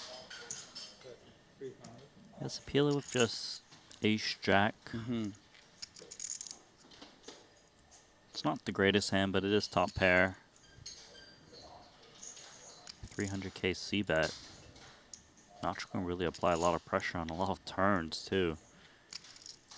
Yeah, tricky no backdoor spades for Sapila, but the backdoor clubs, which are so low, and you can see are actually covered by Nacho. So it's going to get a little tough for Sapila, but that's a really great card for him, even if he doesn't know it quite yet.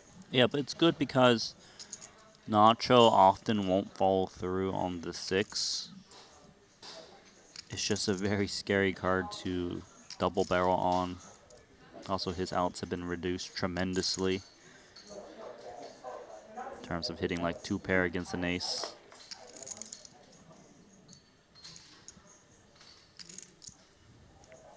Not a bad run out for Sapila.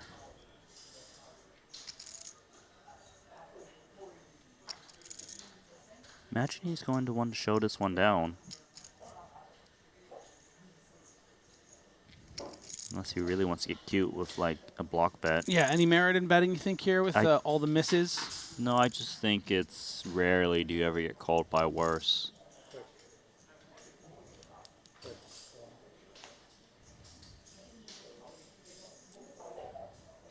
Nice one. Thank you.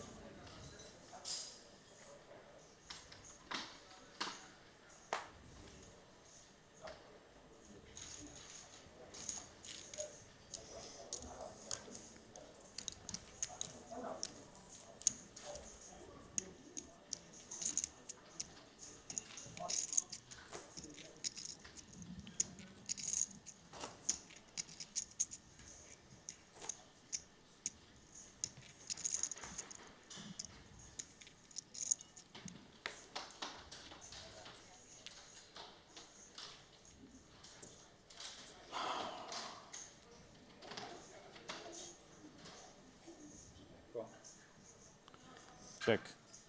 So a lot of limping from Samuli in position. Seems to be an optimal strategy off of this stack size in heads up in a pot limit game. Nice to see 2 double-suited hands go to the flop. And Nacho takes those percentage leads with that 9-high flush draw on the top pair. Sapila gonna check with that open-ended. Not too shabby of a turn for Nacho.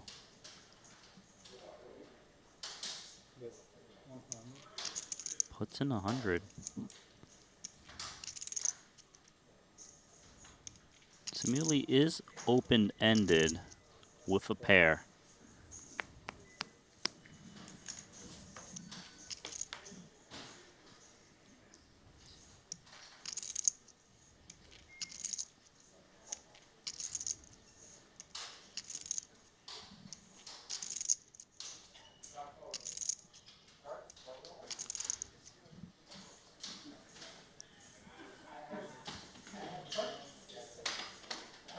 Both players with marginal showdown value.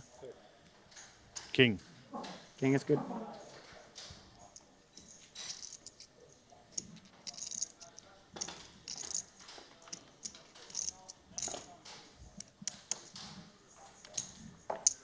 Well, chat, I'd like to take this time to ask us who you're rooting for in this heads-up match. Nacho currently just about 4-1 chip lead against Samuli Sapila. I'm sure you guys have your choices. The Argentine or the Finnish Poker Pro.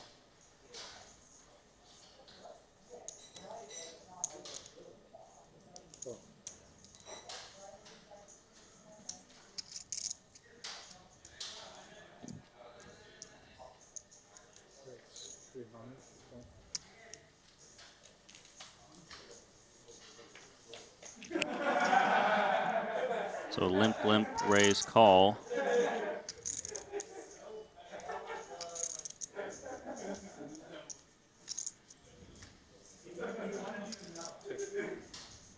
Do see gutter ball for Sapila.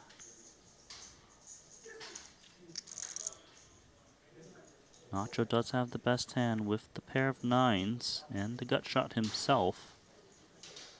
Although his gut shot would be troublesome if he would find the 5. Given that it would give Sapila a bigger straight.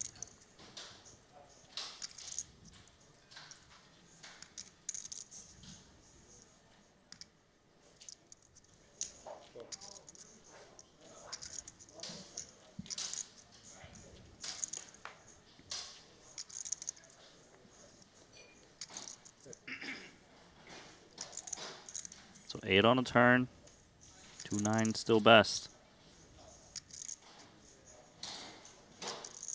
How much in there? Nacho extending his lead.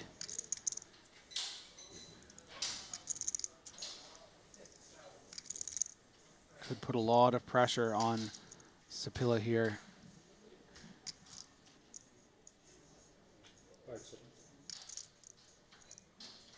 800. 800. Yeah, that's about 40% of Samuli's stack here.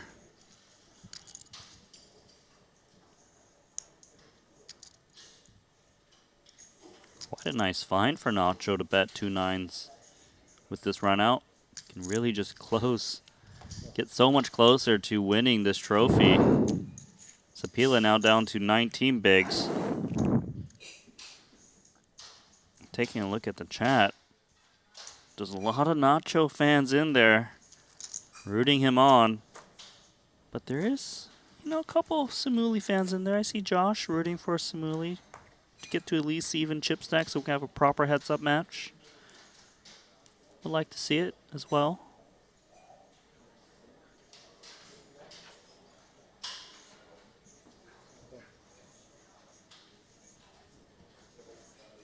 Oh, he limped. Sorry. Check.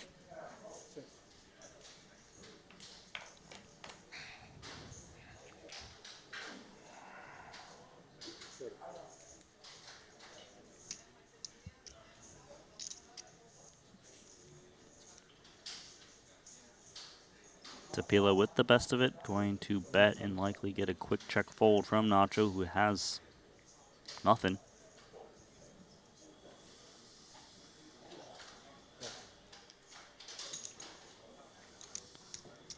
Oh, also another man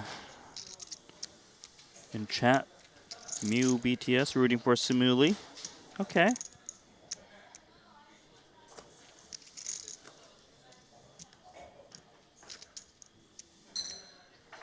There is the Triton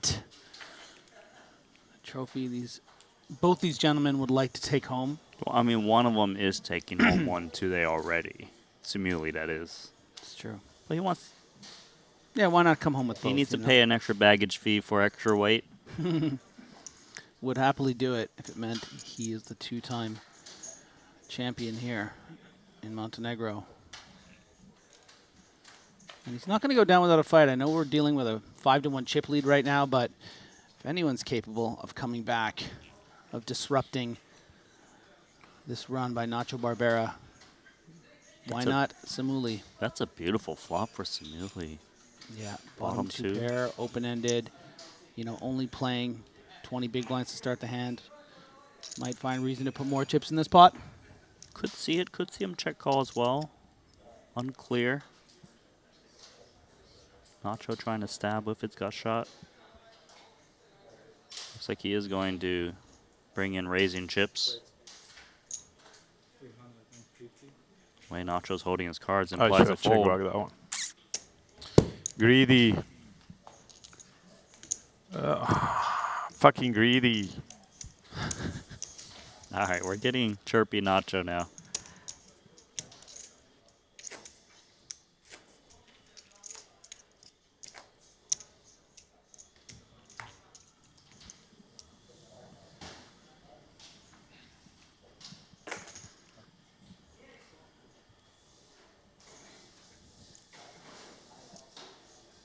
Whoa. Beautiful hand for Yeah, Nacho. my Double goodness. suited aces with a king. And a worse version of King 8 over there in Samuli's hand. Yeah, Samuli might. I mean, maybe it's just good enough to continue. He's got position. Yeah, That's the yeah, key important part of so this heads up. important, yeah. But you can see the percentages. Pair of fours for Samuli. Nacho still with those aces. The percentages have not even moved a dial. 66 to 34. Aces with 2 backdoor, not flush draws. That's quite the holding. And obviously on 10-4-3, also difficult for an opponent to have just flopped 2 pairs. Pots it. Shows that it. was suited aces. Diamonds on spades. That was pretty clean for that was suited aces. That is. What? That is. Yeah. I got really excited with that hand.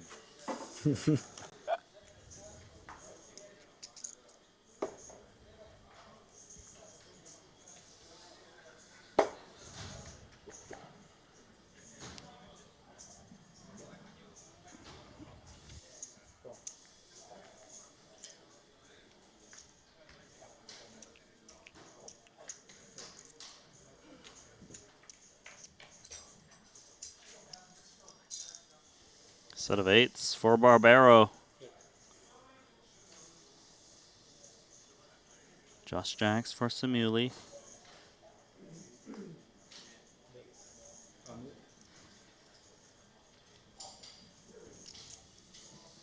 You really actually just prefer holding like a random pair than 2 jacks there, just because if you're behind, you've got 2 outs. Tilt. 51-25. Okay. And you wonder, you know, is Nacho just he's such an open book with this stuff, or is this still just has a hint of gamesmanship, just being like, look how freaking good I'm running, dude. Like, you're not gonna be able to beat me. I'm unstoppable. Like, look how good these hands are. Like, I mean, he's been saying that like throughout this final table, and for good reason.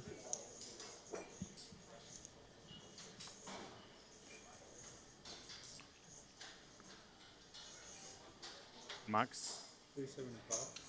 Let's say max. another great hand for Nacho, and the tri-suited 9-9-5-3. I don't know if Sapuli's going to be that happy about it, but is going to continue. Yeah, still using that position. He is bleeding, though. Somebody get this man a medic. That's not it. 11% now on this flop. Monotone texture for Barbaro with top pair. 9 of diamonds, blocking little flop flushes. It's important. It is inflated and he's out of position. Doesn't really want to lose control of this hand.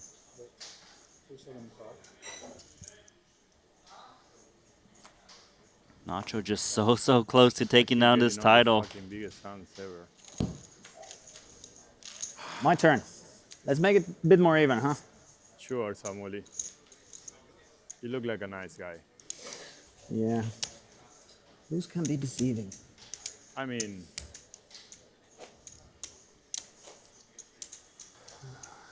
how do you came in to the final table? 4th? 14 chips? Yeah. I did the work for you. You did. You did. Thank you. What a character.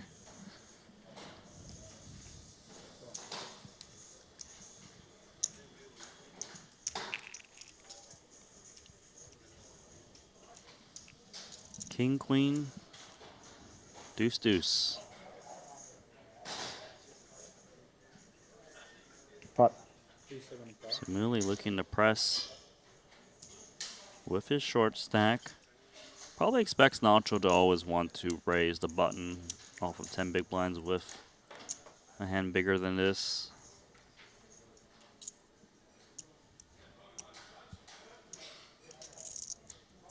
Already 875 in the middle.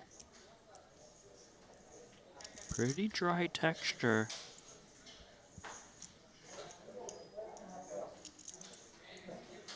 scary to bet because if you bet and you're wrong, you have pretty much no equity. Gets There it we done. go. That's got to feel good to bet Oh, just yeah. 175 and win that one. Oh, yeah.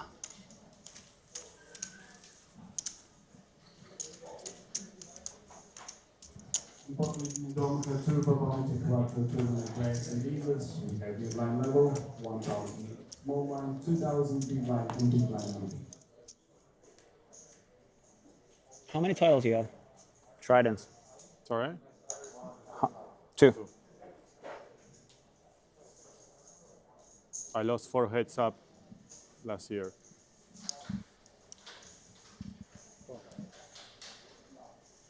In all of them with the chip leads. Check. I suck. Yeah. They were all in Hold'em though. Yeah. So Nacho, 2 titles under his belt, 1 PLO, 1 Ultimate Hold'em. Said he lost 4 heads-up matches.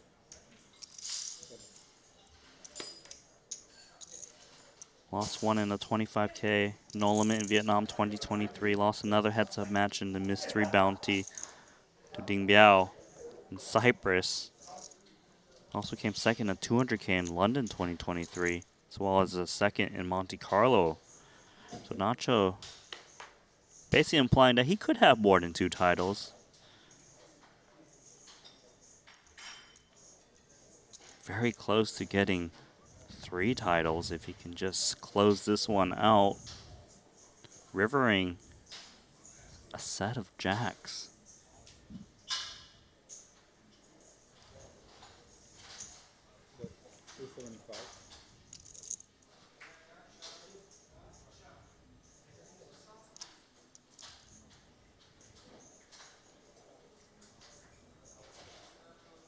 You're too good. This is I your like first it. Tritons, right? Yeah, this is the first time I'm here. So you win 1 already? Heads up. I won the first one. Yeah. 1 for 1. I kind of won one of my first ones too. I think my second one or third one. Yeah. I won the 15K, the biggest one till that time. Oh, nice. 1.5. Ooh. No, 15. It was small, like I think 600K for first. Exactly. But it was a lot of 600K. runners. Yeah. That win for Nacho was in Vietnam, the very 3rd event he's played ever at Triton Festival that he's referencing. He played 1 event in Madrid 2022, then didn't play any others. Then the 2nd event in Vietnam is where he captured his first title and first cash.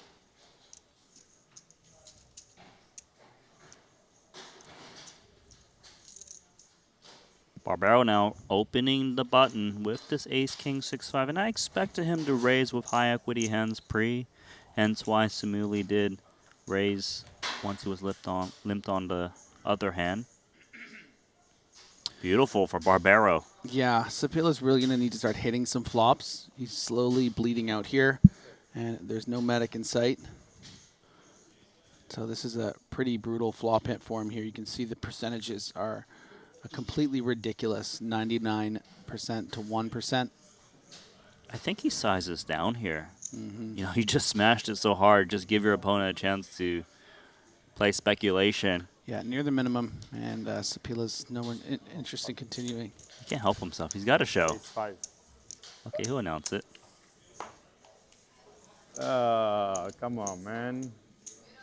Give me some action. Gotta hit a pair first. It's usually a good idea. Yeah. You won the very first one? What an animal. Yeah. How many poker goals you won now? How many poker tournaments I've won? Poker goals. I won 2, and I came second in the main. What was the main? 25K? Yeah. You mentioned this came before, second, didn't you, sucked. Griffin? It's true. And look at this ridiculous hand for Nacho Barbera. Poor Sapila, who wants to play 100% of buttons, basically, has the 10-9 3 deuce. He's going to say maximum. Yeah. Oh, 375. Same difference.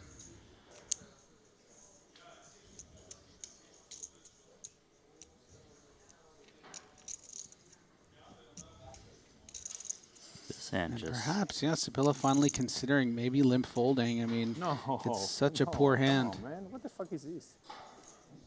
What has come? I mean, I What think is that, Nacho did Samuli? something real right in a Which previous one do you life.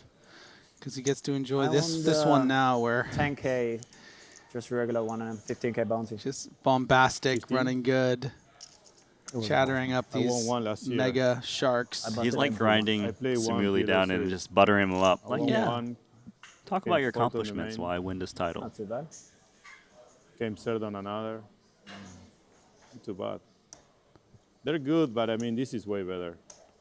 It's a 10-1 chip lead now. This is amazing. Actually, more. But I don't know how Sapila is going to be able to come back from this.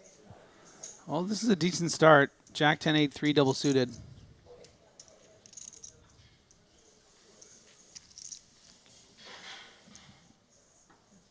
wow. I saw you were gonna get it in.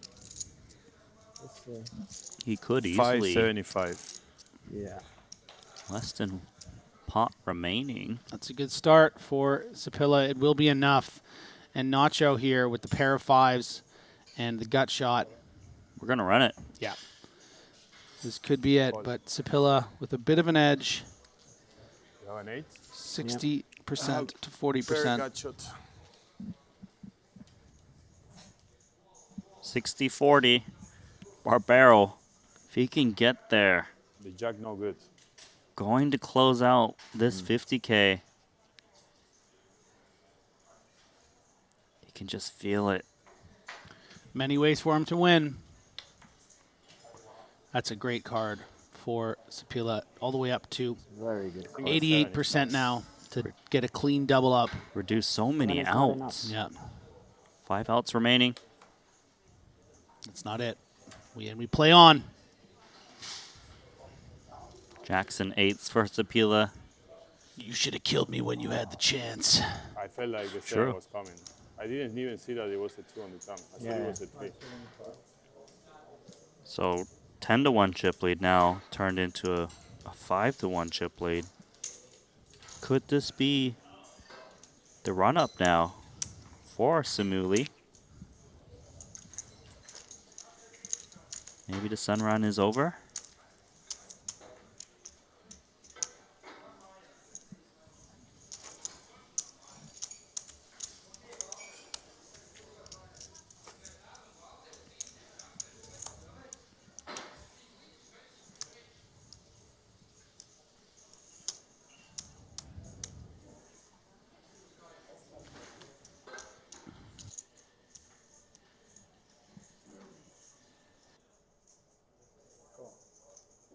Check.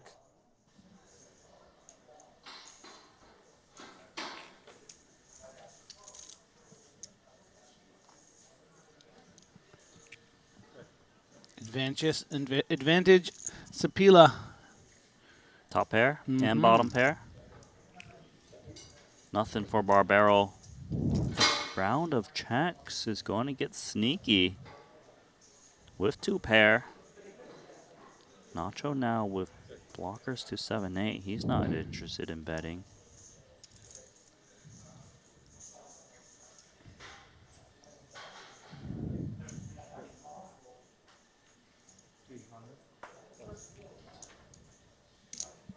Slowly chipping up.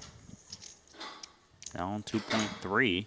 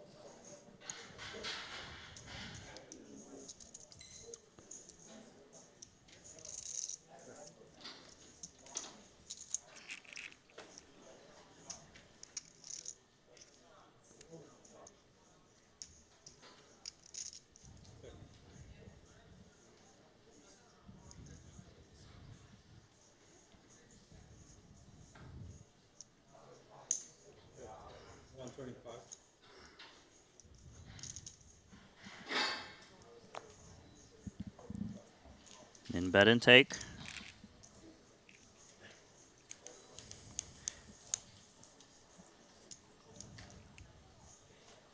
Well, guys, just curious, where are you guys watching from? Let us know.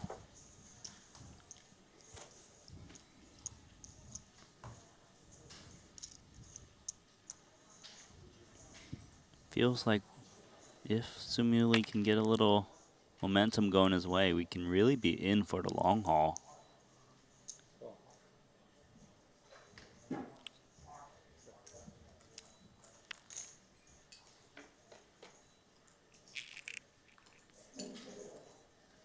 King Jack 7, 2 middle pairs.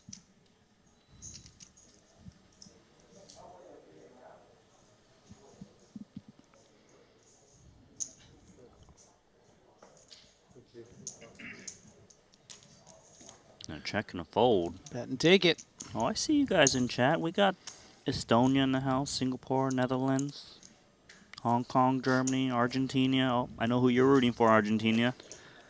Norway, Manila, Poland, just all parts of the world. Here's a fun game. Let's look at all of these places that these people are from, and let's name if we've been to them. But hold on one second, though. There's this guy named YX Simuli in the chat, and he said Finland, of course. Like, did he just make this screen name or what? Or is it Simuli who's might be on the rail rooting for himself? Yeah, might be it. Maybe he's already won. So I've never been to Estonia. I've been to Singapore. I've been to the Netherlands. I've never been to Hong Kong. Been to Germany. Never been to Argentina. Been to Stockholm.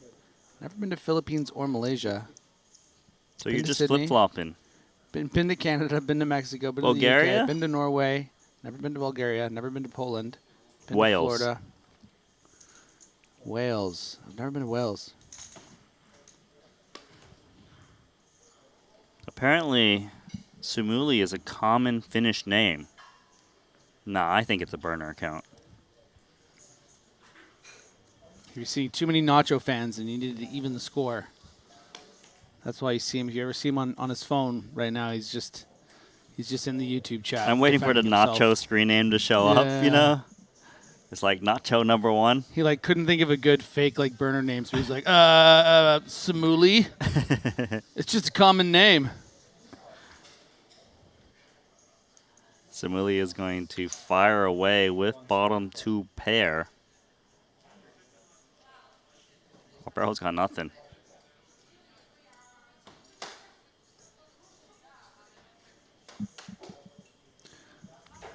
One of my favorite gags from Family Guy, where someone's like catches Peter Griffin doing something. He's like, "What's your name?" And he wants to give a fake name, and he goes, He looks around, he sees a little P on the plate, and he goes, P. And then he sees someone crying. He's like, "Tear." And then a griffin flies by. He's like, "Griffin, P tier Griffin." Oh God, no. No, I actually don't know what you're talking. I know Family Guy, but it's pretty funny. Yeah, I'll find you the clip. So if Nacho is in the same boat, he sees some nachos, right? He's just like Nacho, and he sees barbed wire. Yeah, okay.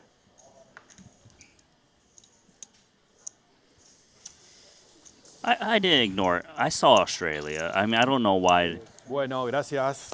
Griffin didn't mention Australia, but I see you. We won't ignore BetACR, though. Go ahead. Of course not, because you can get all your sporting needs over at betacr.eu. Exclusive prediction options on Triton events. 15% free play up to $250. Bet on all sorts of different sports. Whether it's basketball, soccer, football, I suppose is what they call it. Check it out, betacr.eu.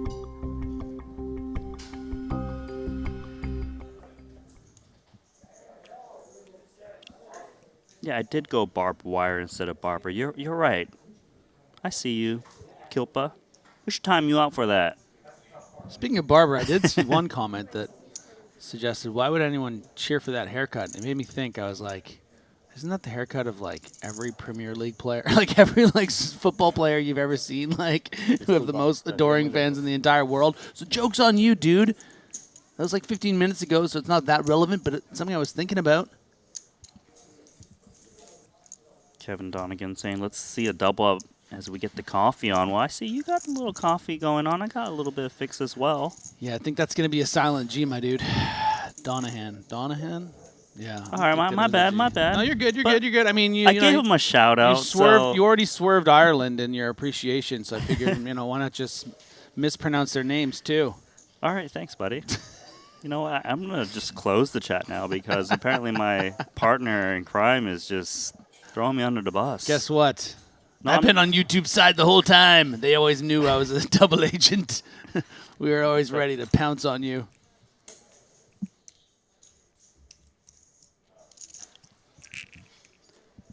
So back to the poker. 10-8 deuce 2 clubs. I mean, it's different heads up. Obviously, we played wide ranges. Players are limping the button. They're just going to whiff so much harder as they're holding just random danglers and such. 8 on a turn. Does kind of feel like the player with more heads-up experience does get to take down a few extra pots here and there that could certainly add up. Oh, so little twist here. I know we're in the middle of a pot, but yeah, it's not much of a pot. Just hit me. I just saw how Kevin Donegan actually spells his name, and I just assumed it was like a D-O-N-A-G-H-A-N, which I think the G would have been silent. I see now it's E-G-A-N, which makes a fool out of me. So I think we should ban that guy from the chat. So the fool looks more like a fool. Yeah. I got it. That is you, Griffin. Yeah. I'm gonna miss you, Griffin. Like, this is the very last day of the festival. You're gonna miss me, but you feel like you might need like 4 or 5 months off. Yeah. if I'm even welcomed back. I'm gonna miss you, but I could I could take a break. I could take months off, years if necessary, but I'm gonna miss you. It's obviously been a great journey. If Triton gets desperate enough, you'll miss me in 4 years when they need me. Well, I feel the same way. I've had a great time working with you, Randy.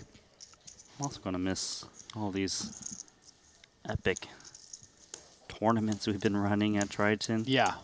But you know what's the good news is? Sweet. What's that? This isn't the last event. Whenever this finishes, we still have the 30K bounty coverage that we will be covering. So it's going to be a nice long day for us. Mm-hmm.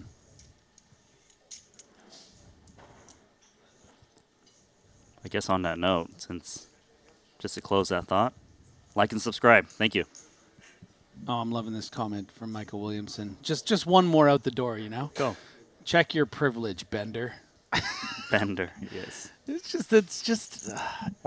I really like this particular chirp, because it's just like he gets in the classic line and then he intentionally or unintentionally says my name wrong. I just think it's a good touch.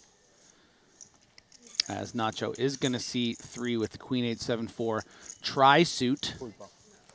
Pretty beautiful 9-8 double sevens with the double suits. Diamond a good start for Nacho. That board is dry. Yeah.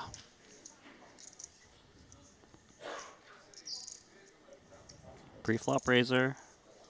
What's the Pila? So he can represent the ace more credibly. 200 and win. We have Haxton now with 2 lines. Well played. How long do these heads-up matches last? Can be very long or short. We've had a heads-up match that lasted 1 hand this festival. We had a heads-up match that wasn't even played because it was a double elimination when 3 players were remaining.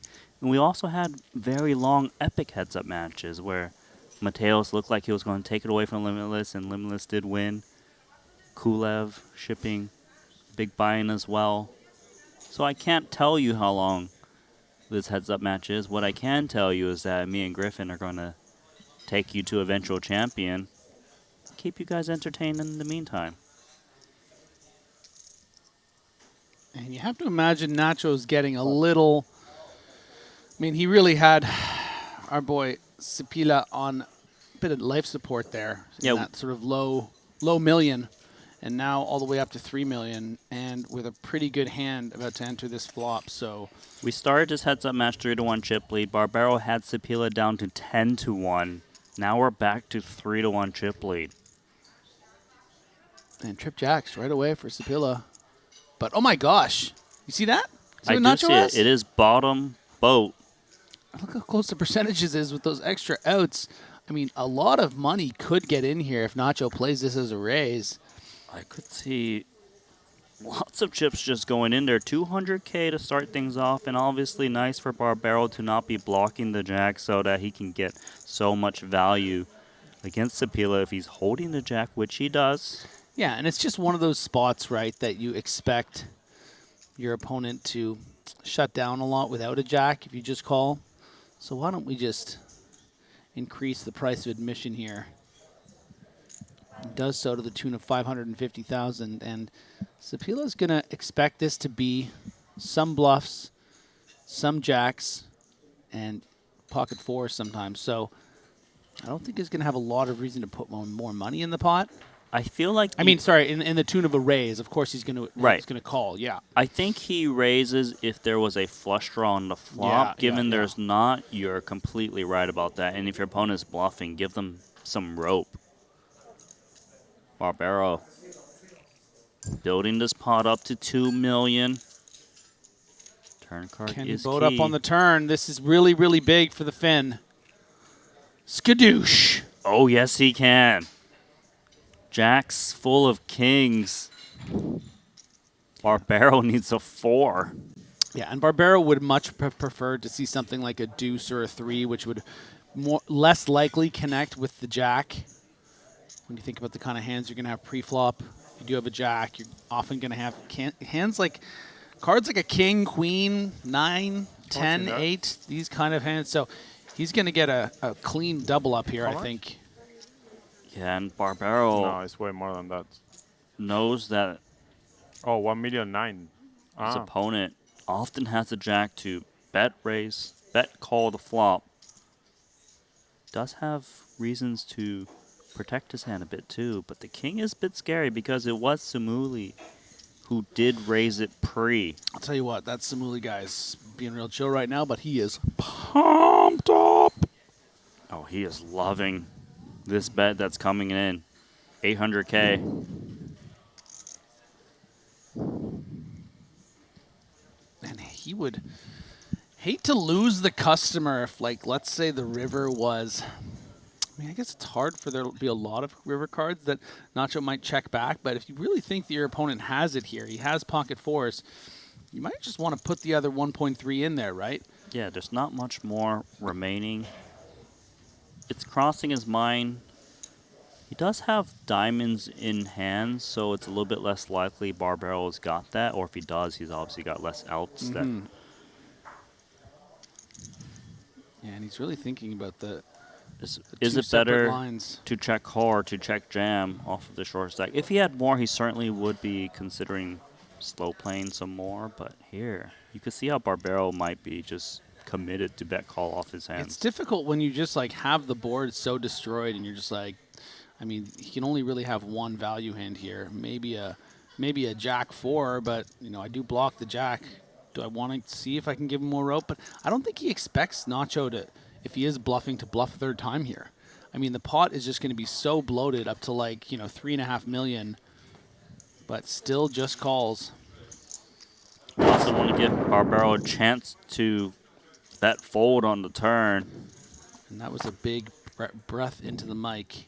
That's a pretty nice river card for Nacho to still think that his 4s are probably best. Yeah, it is possible for Samuli to be holding like ace-x of diamonds.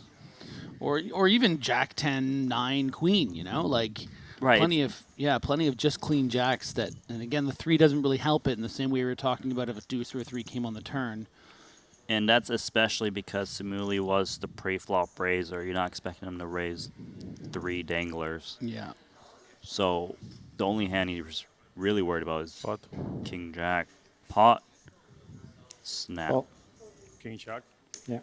King Jack, exactly. I was almost checked back. This is insane.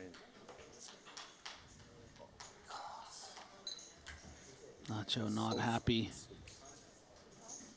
Almost checked back. Four's full. Oh, why didn't I check back? I knew you fucking had king jack.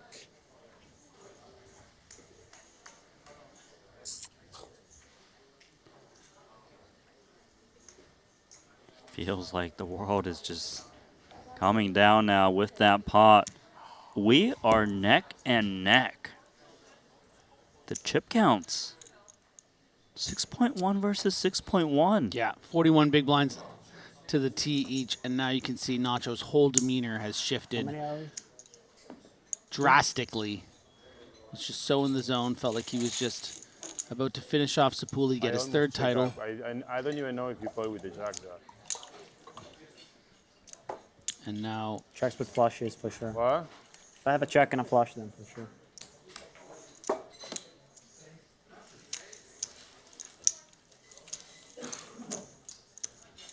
And Nacho knows he's in trouble now. I mean, you know, you had this guy at about 1.5 million chips. Now he's all the way up to 6.1, and you have to get into this grueling 50 big blind head-up match with one of the best Omaha players in the world that has years of experience and success. The blinds will be going up, though, to 75K, 150K. So 41 big blinds each, exactly 6.1 million each.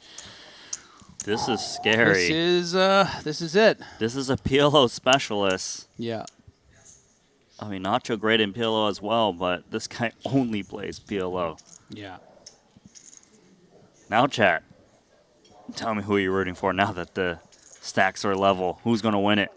375.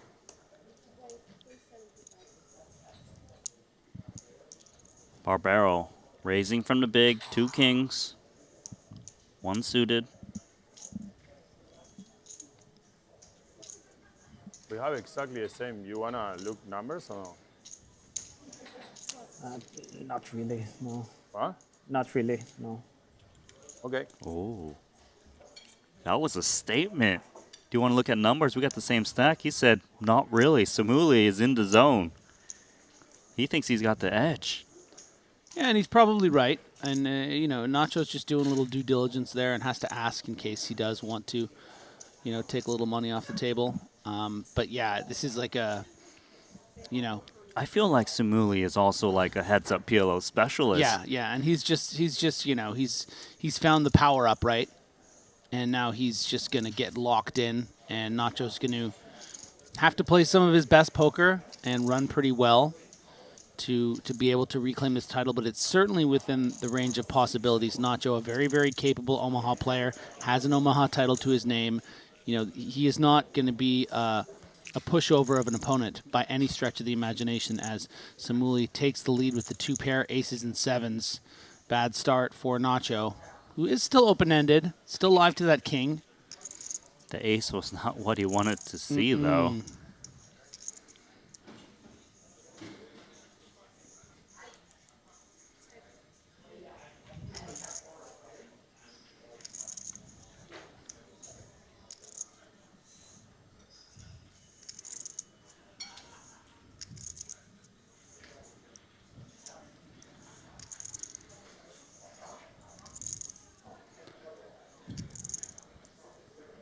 And I wonder what kind of size Samuli is going to utilize here.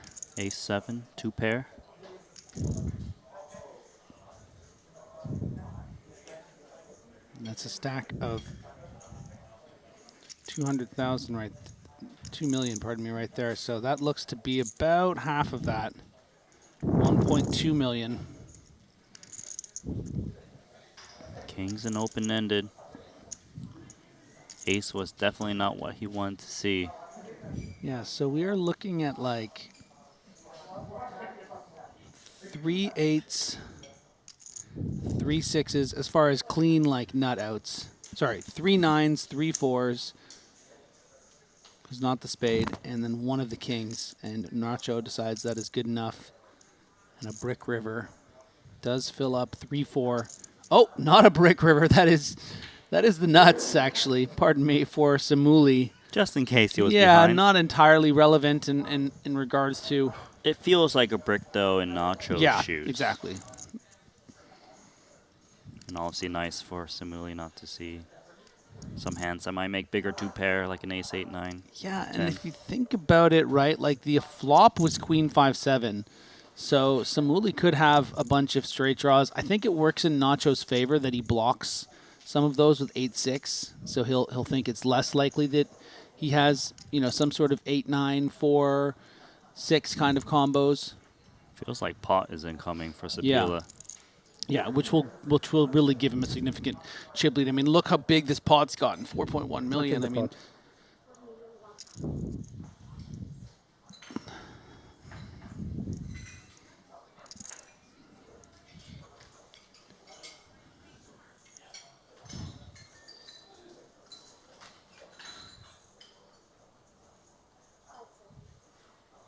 All right, so it's a big bet incoming. Yeah, 2.2. 2.2 million. Not a great bluff catcher for Nacho. Would he be able to bet this much with ace 7? Probably, right? So maybe ace 5 as well. Certainly sets, 7s, 5s. Ace queen. The odd 3-4 if it ever gets there. This is just a pure bluff catcher. Yeah, and it's just not good enough, I don't think. No, not holding the 8-6 as well. Nacho is unraveling. Yeah. Look at the chip counts now. It's 8.3 versus 4 million. What feels like he was going to be holding his third title is now slipping away.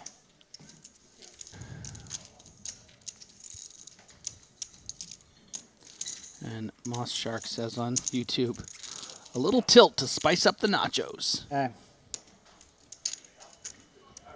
kan stack distributor. Vi kan stack distributor. Nacho's confidence going away slowly in this heads-up match. Might even be slightly deflating to hear him get instantly denied when he suggested to look at numbers. And now, back against the wall. 2-1 dog in terms of chip counts. Wow, and look at this hand for Sapila. Just feels like you're getting leaned on because Time we to know punish. this is going to raise. Punish. Incoming. There we go.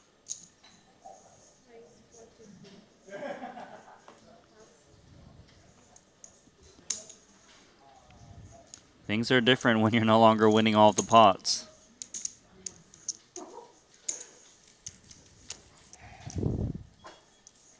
Can Nacho retain his composure and stay in the game? He felt like he made a mistake by betting that river with the 2-4s.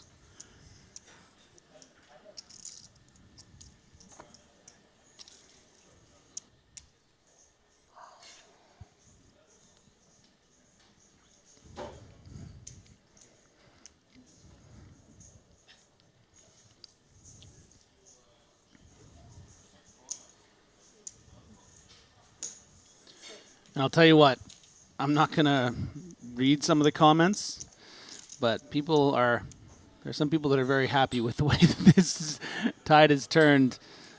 You know, it's always fun to witness a bit of, you know, look, there's borderline bratty behavior on the table, and just sort of it's such an interesting and compelling energy. But when it gets shut up, it's also kind of like, you know, there is some.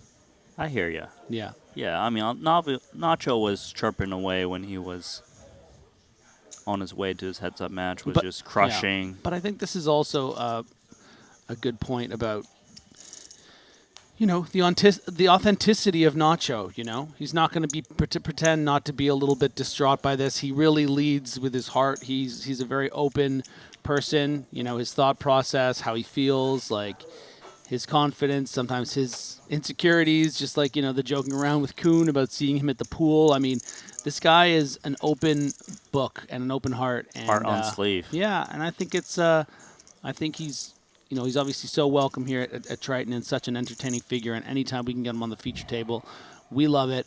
But, yeah, he is going to be polarizing sometimes.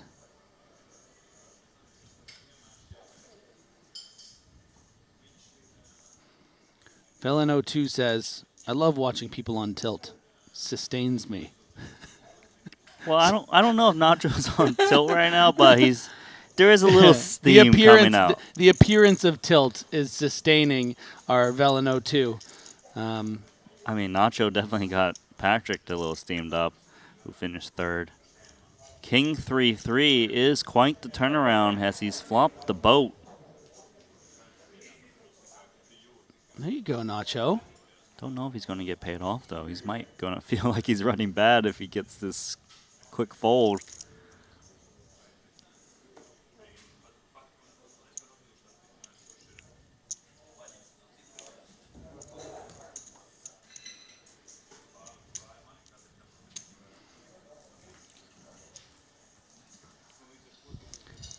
Perfectly summed up by David Capico here on YouTube. Nacho is a pleasure to watch, great showman, but it's just as fun to see such people humbled. Nailed it. There you go.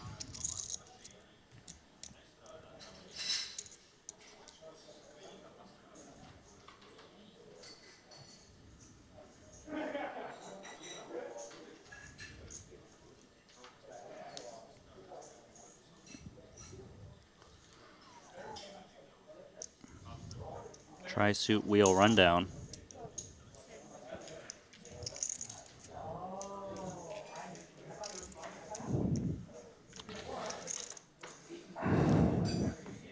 Expressions only said in a poker booth or poker room.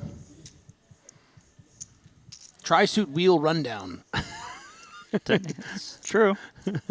Were those words in conjunction with each other ever muttered before the first poker hand?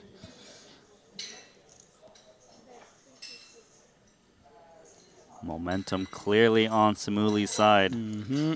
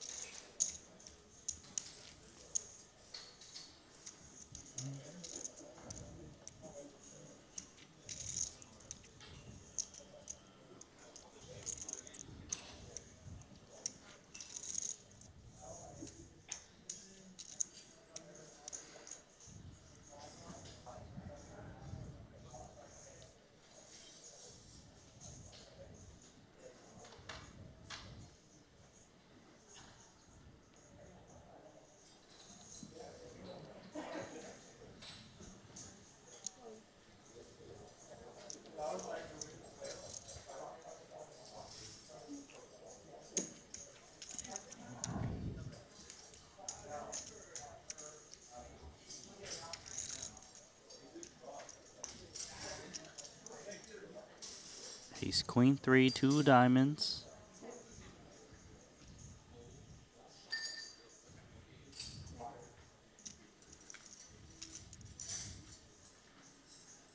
Sapila now with the best hand, pairing to 9. Big time, 97%. Nacho's going to have to find a way to, I don't know, skydive out of this hand. Oh, he is skydiving. Parachute on or Oh, not, look at unsure. that. There we go.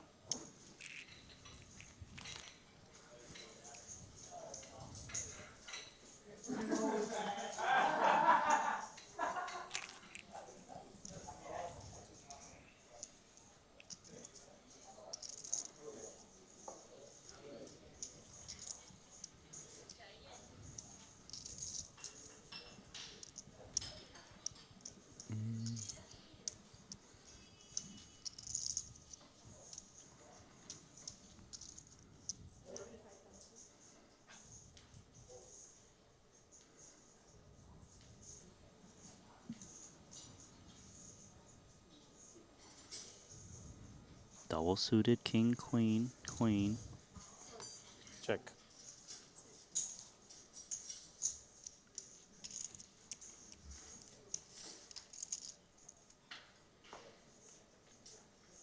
Maybe the clawback here as Barbaro hits mid-set against the overpair. Decent flop for Samuli. No bet though. Oh, wow. Okay, so, yeah, Samuli's got to think his queens are good. Barbaro going trappy. Double check. It feels like Sumuli's going to bet his hand now.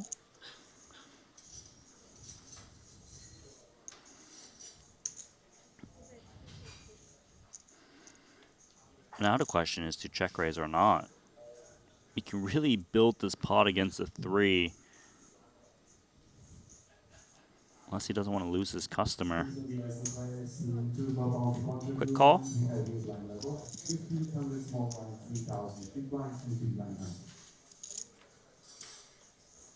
Deuce of diamonds. Actually quite a good card for Barbaro in case his opponent does hold But diamonds he in doesn't. hand. It's going to be a quick check back. Even ace 4 and 4 6 you got there. Full house. That's good.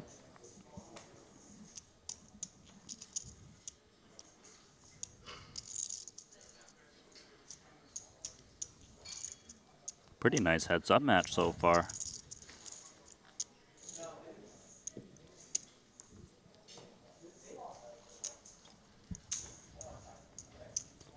Well, Anthony Martella, this is not the last tournament. We do have a 30K bounty running right now. Do download the Triton Poker Plus app if you want to keep an eye on that while we finish this heads-up match, and then we will give you coverage of that PLO bounty event, which is a one-day event to finish off this Montenegro series.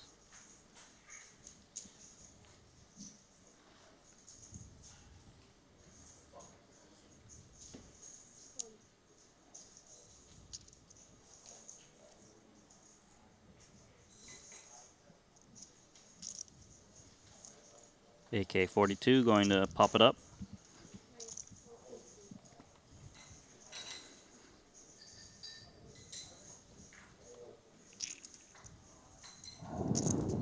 Not a suited ace for Nacho.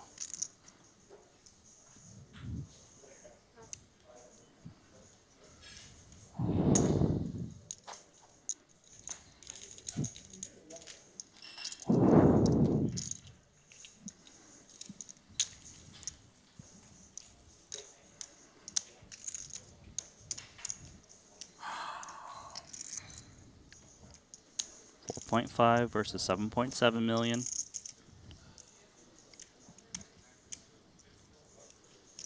The Finn in the lead. 150,000 big blind here. Nacho with 4.5. Sepila with 7.7 million. Was down to as little as 1.5 million, and has just clawed his way back, showing his Omaha prowess. One of the best players in the world when it comes to this format, reflective in his tournament scores. A reputation amongst his peers, amongst his countrymen. Just watching them play has just been... Yeah, the Finns, some of the best Omaha players in the world. They came in here like coming out of a clown car, one at a time, just gotcha, boisterous and laughing, getting food at the buffet. When they first arrived, I saw them and they were ready to go, ready to crush, and that's exactly what they've done. Our 4th place finisher, a Finn, a 3rd place finisher, a Finn, although Antonius, of course, had been here all series, and now heads up to try to take down 2 of the 3 titles here. And just to add to that, it's a good point. These guys, like Samuli, came out just to play PLO, but Nacho's been here since day 1, and he's been grinding out the no limit hold'em, so he's not feeling as fresh as Samuli. Yeah. It's a very, very important part of this is that, you know, I think some of these Finns are certainly experts when it comes to Omaha, but it's not like they are strictly Omaha players. I mean, Joni Jokamainen, I've played a ton in high stakes no limit hold'em tournaments, but they come in here with one goal in mind, and that's to, you know, in a lot of ways, pick off the stragglers, the guys that have been grinding here for 2 weeks and that maybe they're stuck and they want to gamble a little more and they're not playing as bladed as they might have been were they on their 1st or 2nd day of a series. And so I think that's reflective in the results here, especially with Samuli, who is sort of representing the highest end of that success you can hope for when you come here. Thank you. Thank you. So dealer swap.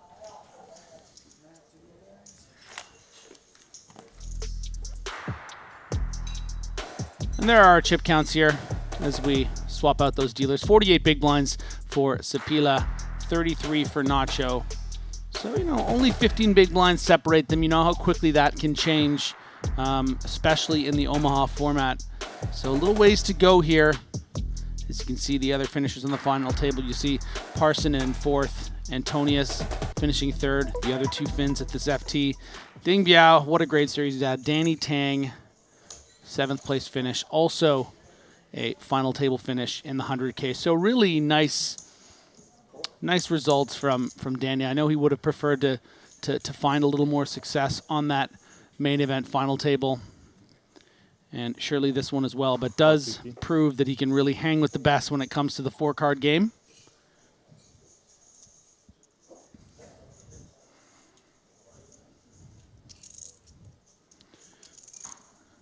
Sapila always going to be limping or raising every single button, but sometimes might want to find some folds when Nacho raises, and I think that's a good candidate with the 9-5. Double duck. Double duck. Double duck. Buy one, get one free. Those bad quality ducks because they went in straight into the bin. Garbage ducks. And not enough meat on the bone.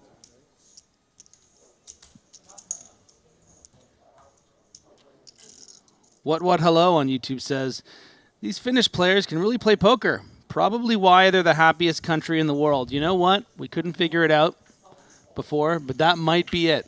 It might be the poker. They're just so good at poker that's why they're all so happy. I don't know if that's the case, but listen, we can run with that. Listen, okay. If a YouTube chat pro says it, who we'd argue? Not like you're throwing theories out there. You're not even working on this. You're just you just pick up a random person on the street in Finland and just like, you play poker? Yeah. Palemo and only that. Nacho going to be pretty happy with this flop, although it might be a little triggering because the last time he made 3 4s, last time he flopped a set. I guess he flopped a boat last time, but did not end well. And this time going to get a fold. Sure. Oh my God, this is definitely my favorite comment of the day, but you know, easily top 5 in the week on YouTube here from Profion. Samuli should order a plate of nachos and eat it. That'd be good. I want to see someone do that to Nacho. Yeah. As you're like taking his chips and you just I'll give someone the idea. Yeah. Or just let's pass that on to the right person that's on FT. Be like, you know, if Henrik Hecklin was on an FT with Nacho, I guarantee you he would be game. It's not like you'd eat the whole plate, too. You just take a couple bites while your head's up with him or in a pot with him, you know? Yeah, that would be really funny. Nacho flopping the straight. Jack 9. Yeah, that's Nacho board. Samuli, get out of there. Yeah, completely whiffed it. But is it because he's firing away? Is it? Fire away, fire away. I'm bulletproof. No, he's definitely not. That bulletproof vest has got holes in it because he just got check called. Jack 9 still good. Of course. Not threatening turn.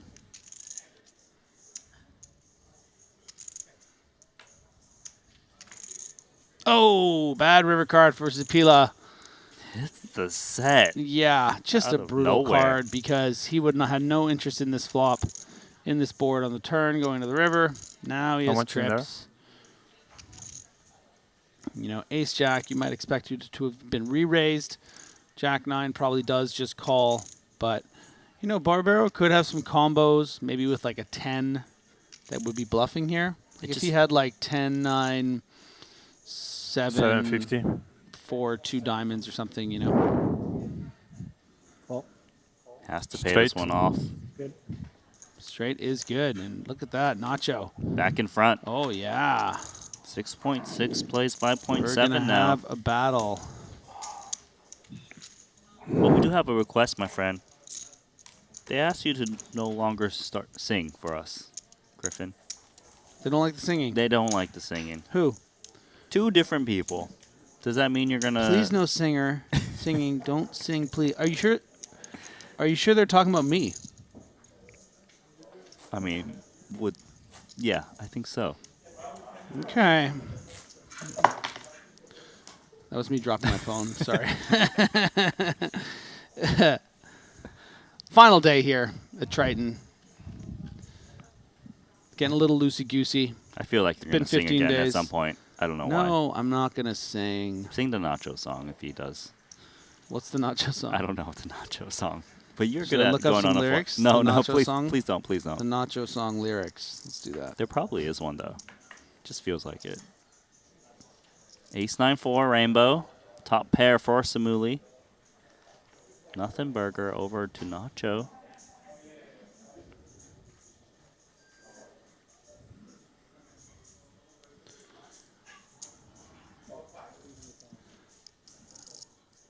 He may have a nacho burger, but he's ordered it with nacho cheese on it.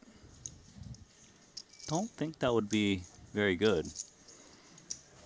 Is there even such a thing as nacho cheese, or it's just once you put cheese on nachos, you call it nacho cheese? No, it's actually a different ingredient and flavor.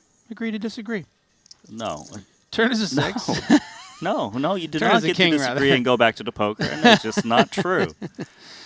Gut shot for Nacho, checking back, taking a free card. Different strokes for different folks. 100% for the Finnish phenom.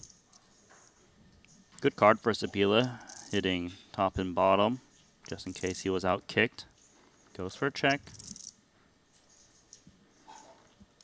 Ooh, Profion just gave me a real good recommendation for a song, but I feel like it would have to be if and when Nacho busts. So I'll save that one, Profion.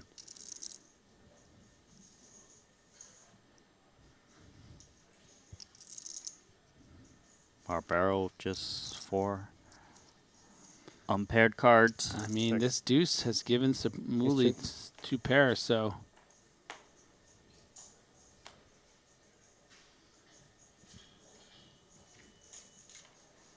Back to the lead for Samuli.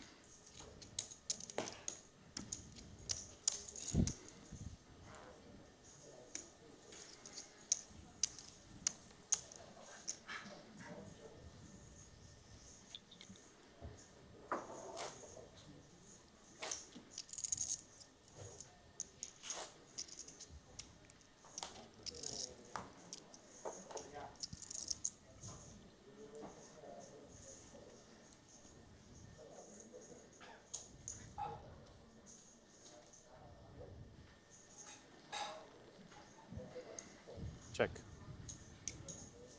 Blinds are up to 200K, and you know that means they both have 30 bigs. Tell you what, just when it felt like Nacho was maybe losing control of this heads-up battle, he knows how to fight. He is definitely a fighter. Does flop open-ended. 2 heart board texture. Top 2 pair for Samuli. A little bit of action is definitely coming in on the flop. Backdoor spades working for Barbaro as well. Yeah. Open-ended backdoor spades. Let's do this. Is the 3-baller an 8 in his future? It is, and it's the 8 of spades. You can't draw him up any better. Nacho's back. Yeah, Samuli down to a 10% chance to win this pot, and that because of the form of a queen or a 5 on the river. Oh, and he's thinking of leading. Oh, you know it when you ask the dealer how much is in the pot. You don't ask that just because you're curious. You ask that because you want to bet pot. Exactly that. 1.4 is pot.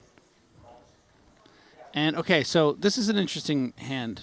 It is. Randy, Go on. because it feels obvious that when he leads out here that he has 7-6, but the reality is he could have something like a 6-6, 7-7 with hearts.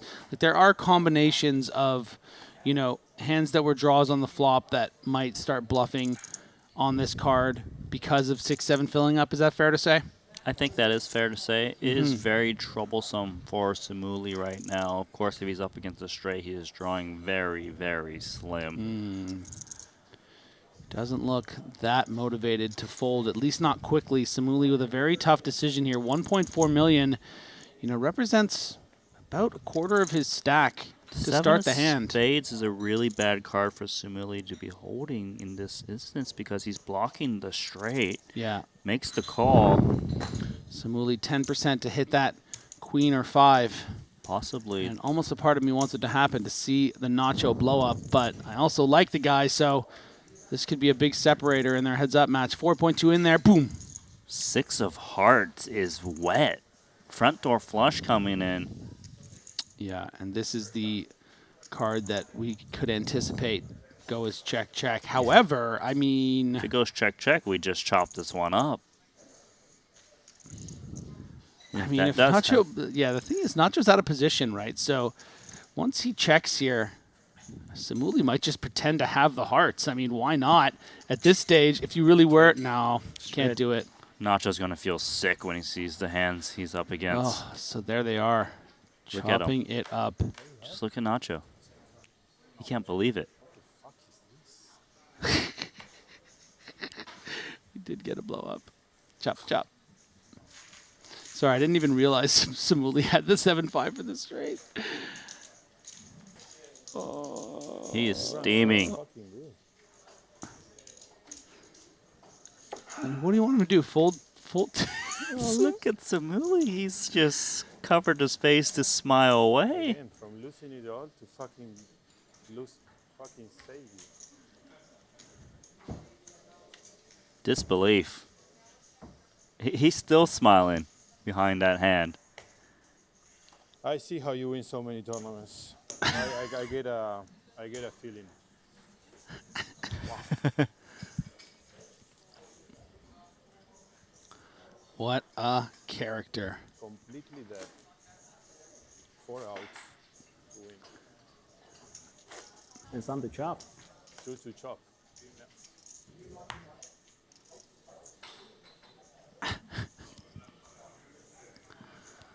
Straight. 4 outs, 9 outs.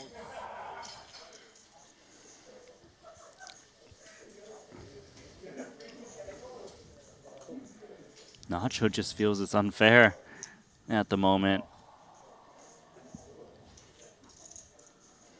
Disgruntled.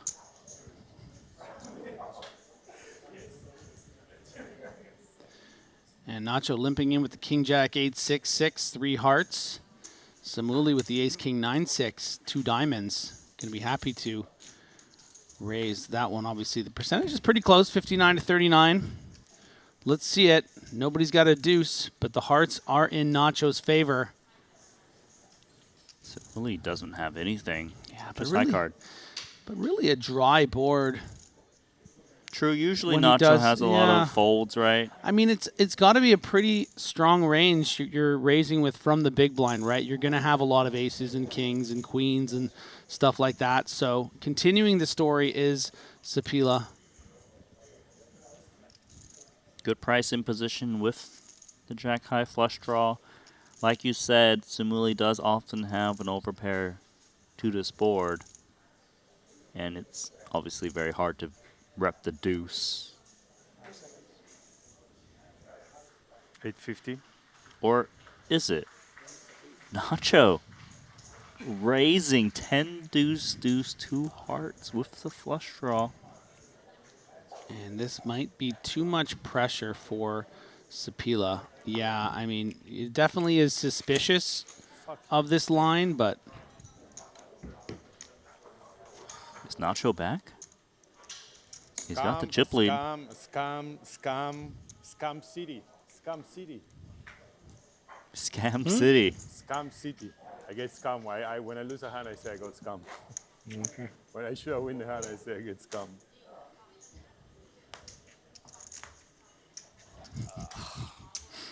It's all business for Sapila.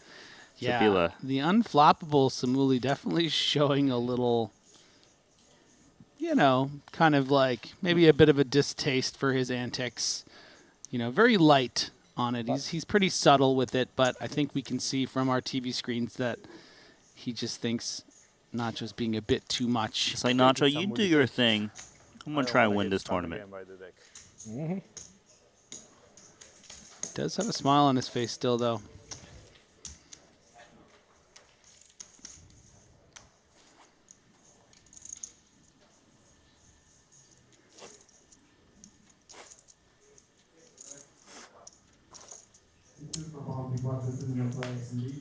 So we are heads up. Nacho has accused Samueli Sapila of being a scammer.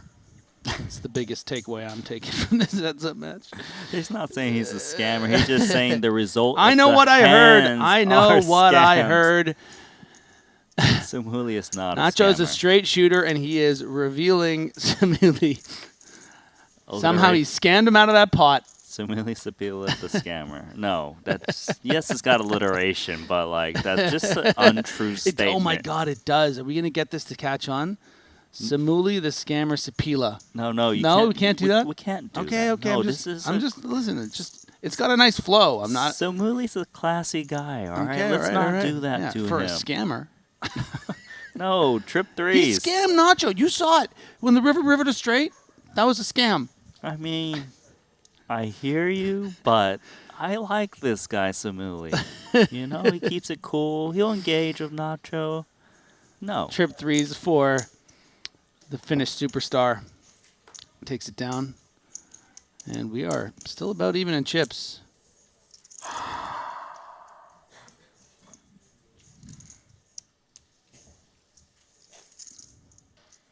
Samueli probably working on another scam. No, it's not. My friend, leave Samueli alone. Thank you, Kazuka1 says. Randy, it was live on TV.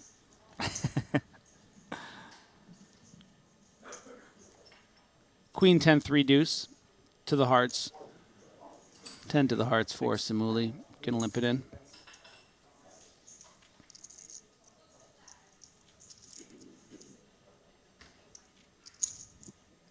And yeah, Nacho, the very strong King, Queen, Jack, 9, 2 diamonds.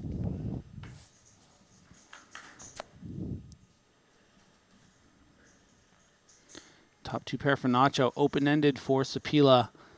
67% for Nacho, 30% for Samueli. Nacho actually has a gut shot himself and blocks some of the outs of the Queen 10 with that 9. Mm-hmm. We would all love to see an ace or a 9 come for an explosion of nachos flying everywhere on the table.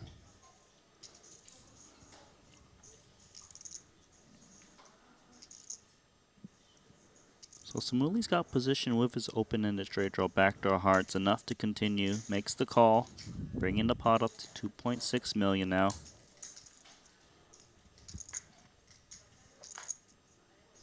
Ten of clubs on the turn is quite wet, but it does give Nacho the straight with Queen 9. Mm-hmm. But he's going to want to play defensively with this type of straight with the arrival of the flush. 9 of clubs does block some flushes, which is slightly relevant.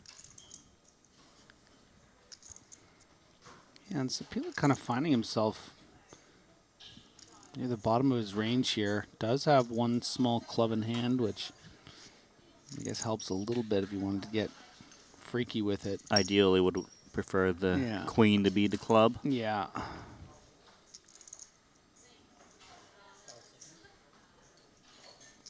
Yeah, just so much money in the pot, and it would really have to be a 2-street plan. Oh. And Rivers. That's a straight for straight, they Sapila. both have it. And Nacho, even in a split, he is going to be... I kind of want to see this one check down and see the outraged. reaction of You Barbera. know it's going to be. He's going to be outraged. Oh, I just can't wait. It's pretty much the same situation, right? Rivering the straight. Nacho had all of that board on the flop. How much in there? Requesting how much is in the pot. Contemplating a bit of a block. Well, might also be trying to get Samueli off a potential chop, right? I mean, Samuli probably wouldn't be checking back a good-sized flush. Nacho, I'm sure, feeling a bit of an entitlement to this pot from flopping top 2. Yeah, go and try to give himself a chance to move his opponent off of a chop. Obviously, the straights aren't nutted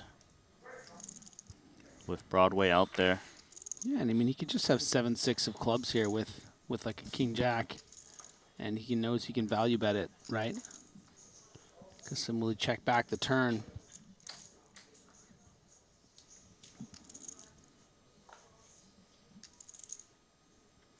I mean, this is a pretty nice little bet here from Nacho. Yeah, 9 of clubs obviously important. He can block some of the flushes that Samuli could have, the smaller ones. Yeah, if he can get Samuli to fold, this would be real nice. And he does. Ooh. Nice one, Nacho Barbaro. Things going his way. He can breathe. Let the man breathe. Can't fucking breathe.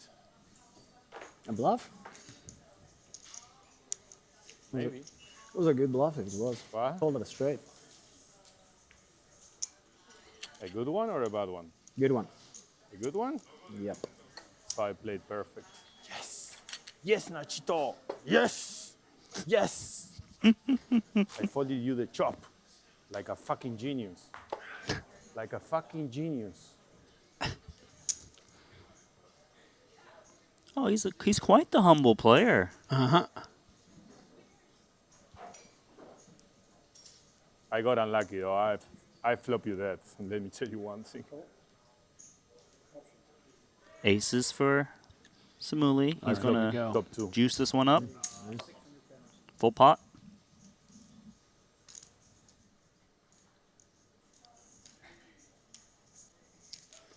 I like the little comment from Nacho. He's like, I want you to know, I played that hand perfectly. Backdoor. I'm a genius.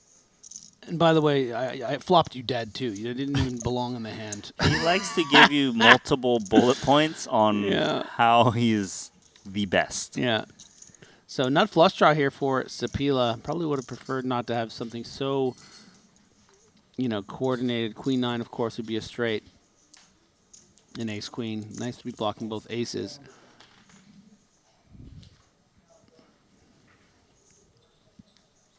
How much is in there? So open-ended end a pair for Nacho. I'm surprised that he's asking about how much is in there. I mean, just queen jack here, right? Makes the call. Yeah, just asking, keeping it a little balanced, of course. Said call. I mean, look, you asked the guy what the pot was, and then you said, cut. Like, it sounds a bit like pot. Give him a break.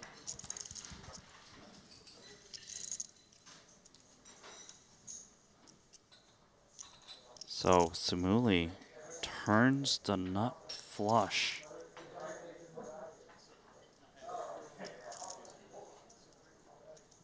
Barbaro with 2 pair does have outs.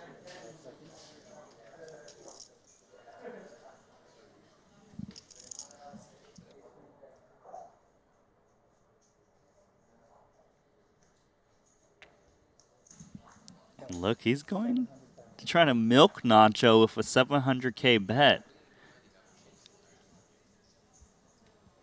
Milk nachos. I don't know about that, buddy. But he's Don't trying. knock it till you try it. Just get a nice little 2%. Putting over some nachos. Nacho with open-ended queen of spades. Very relevant, making the call. 3.6 million now in the middle. 5 is a blank. How do we play the nut flush? Do we just jam? Do we small bet to try to get some crying calls out of non-spade hands? Or do we just check to induce? That would be gangsta. This is a pretty big swing here. 3.6 million out there. I don't think Nacho will be calling another bet. Spades coming in, but like you say, that queen of spades having some relevance. So there's the pot jam, 2.65 million.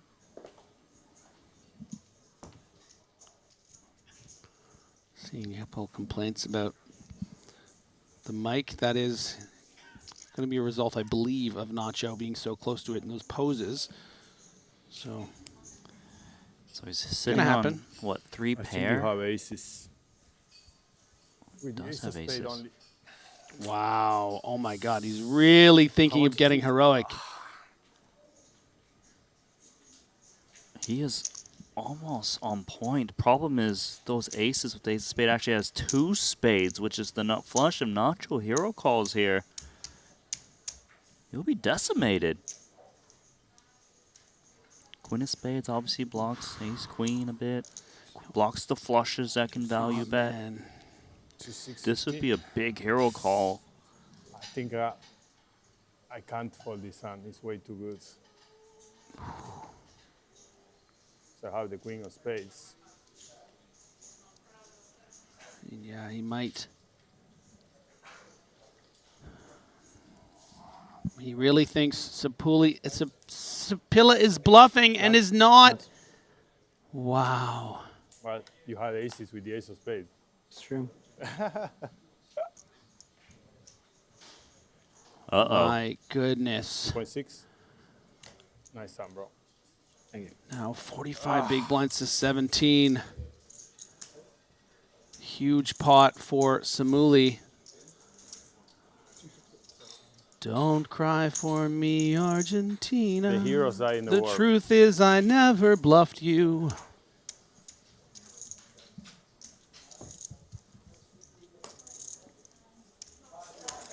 You know, Samuli was down.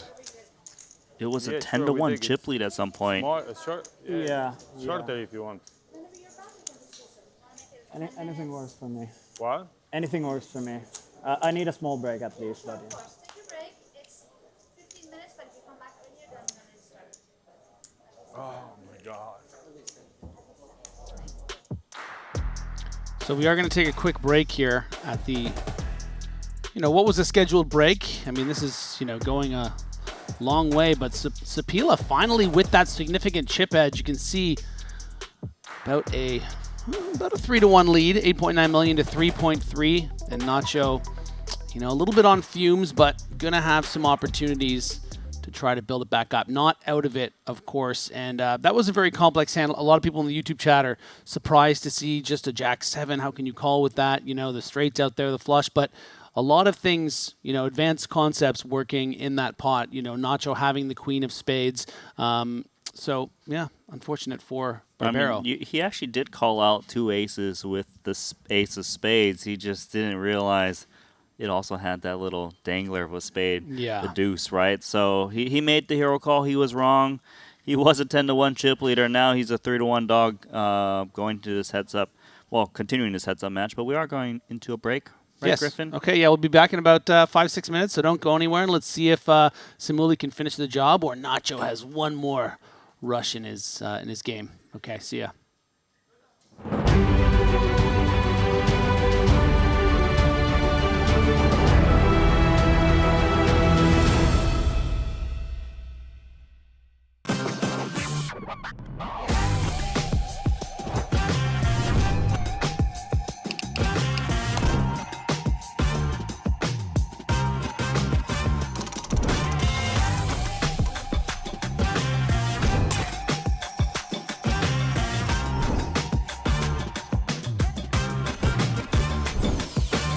Want a $50 Global Millions ticket on top of the full GG Poker welcome bonus? Sign up with promo code Triton_2024 and deposit a minimum of $20 to claim your ticket. Brace yourselves. This is live. And the show goes on. Oh, wow. All in. In poker, every small decision counts. Introducing the Game Changer, Daily Dose of GTO. This is your free guide to mastering GTO strategies in just 5 minutes a day. Join the thousands of players transforming their game and results. Gain the confidence you need for high-stakes decisions. Scan the QR code now to get your free copy and follow GTO Wizard on Twitter and Instagram for exclusive challenges and giveaways during this Triton series. Welcome to BetACR EU, the premier platform for sports enthusiasts and the newest way to engage with the Triton Live series. Experience the pinnacle of sports prediction where every game, every match becomes an opportunity for victory. At BetACR EU, your insights into the game transform into action. With exclusive action prediction options for the Triton series, your player knowledge and predictions set the stage for unmatched excitement. And there's more. BetACR EU brings the world of sports to your fingertips, offering action prediction options across all major sports. Whether it's football, basketball, baseball, or beyond, your passion for sports finds its home here. Kick off your journey with us and get a 15% free play on your first top-up up to $250. Don't just watch the game, be a part of it.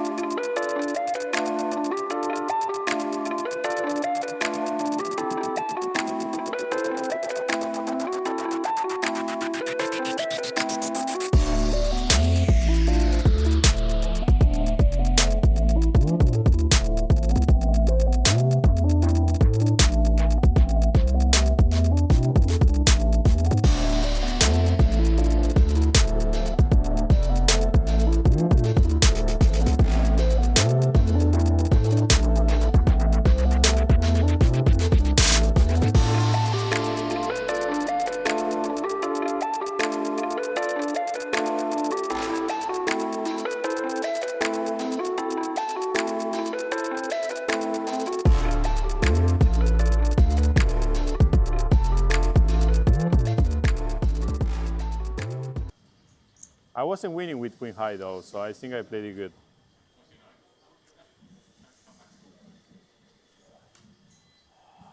I fold.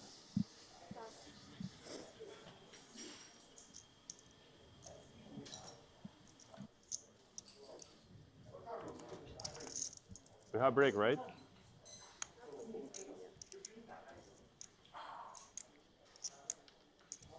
Ten, 8, 5, 3 in spades. How much longer can Patrick attempt to bide time? Call. Plays it as a limp. Will Sipola allow it? Ace Jack 8-4 with nut clubs. Let's spin. I got dealt the worst hands all day. He isn't lying, Randy. He really never picked up anything premium that I can recall. Anyways, I'm never gonna fold for 5 on the flop.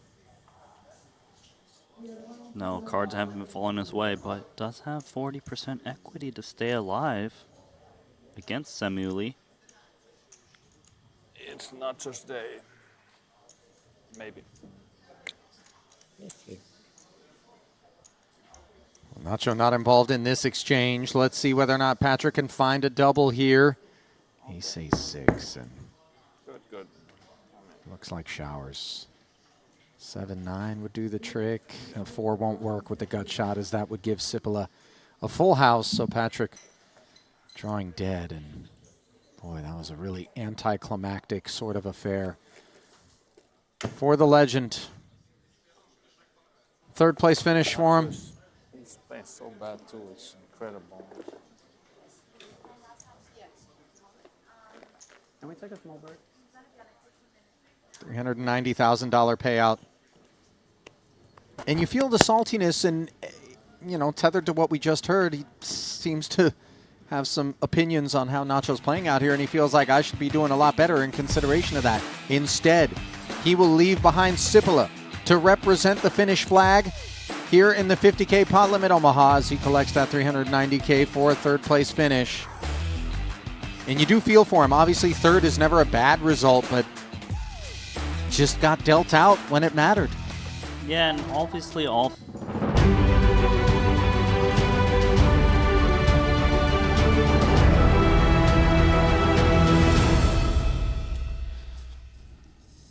Welcome back to the coverage here of the Heads Up in the 50K pot limit Omaha.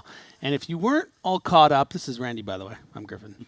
Okay, go on. Just go on. If you weren't caught up with sort of how we got here to Heads Up, you know, sort of watching what happened there in the third place elimination and, you know, maybe some of the comments that we're not really used to seeing from Patrick really sort of sends a sign about the narrative of what's going on here with another Finnish player, you know, heads up with Nacho, who came in with quite a big chip deficit, has a great opportunity now to, you know, finish him off and get a little revenge for Patrick here in the heads up battle. Yeah, but you know, this heads up battle has been very swingy. It looked like Nacho was going to just get the job done, 10-1 chip lead. Then now Samuli has taken the lead. What is 36 versus 13 big blinds, and it's been very swingy. And I remember at one point when Nacho, when they were even in stack, said, "Do you want to talk numbers?" And Samuli says, "Didn't hesitate." No, not really. I don't, because pretty much he's the specialist. Yeah, and it's really been shown in this heads-up battle. But what I will say is, even though it does look like quite an edge here, sort of 3-1 in chips, we're playing pretty shallow, and we've seen how things can shift quite quickly when it comes to Omaha. A lot more situations where players will find themselves all in more quickly than, say, in the no limits. So, you know, it looks like Samuli has a big edge here and has a big opportunity to win, but things can, you know, change very, very quickly, and Nacho is not out of this thing, and he's tough to beat. To be fair, though, you know, Nacho, feel like he's running quite bad, right? There are spots where he turned a straight, he led pot, got called, and they end up chopping it up. And then again, you know, it just seems like things aren't falling his way in the big pots, and he feels it a bit too. But, you know, I think Nacho is playing quite good, just currently cards not falling in his manner. Yeah, and I think a break like the one we've had here, just a short heads-up break, is sometimes what you need to sort of reset. We saw Christopher Frank when he was, you know, three-handed in that, or going into heads-up, rather, in that 100K main event.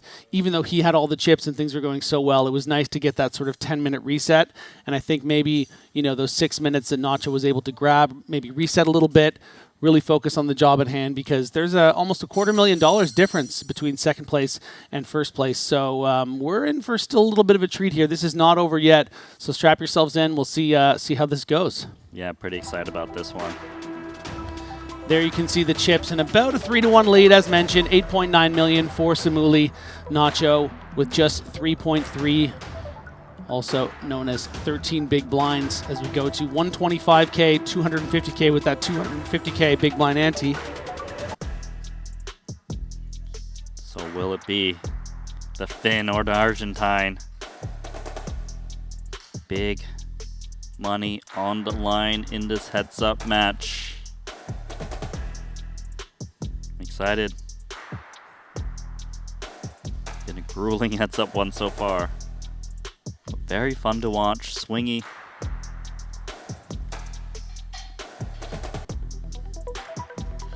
Elis Parsonen, part of the Finnish contingency that came in specifically for these PLO events. So many incredible Finnish Omaha players, and really their best representative at this series has been Samuli Sipila. If you're unfamiliar, he did win our opening event, the 25K Omaha, for a little over $500,000. So he's having an incredible week. 50, right? Can he finish it off with a second title? Really solidify himself as one of the true Omaha greats of this era.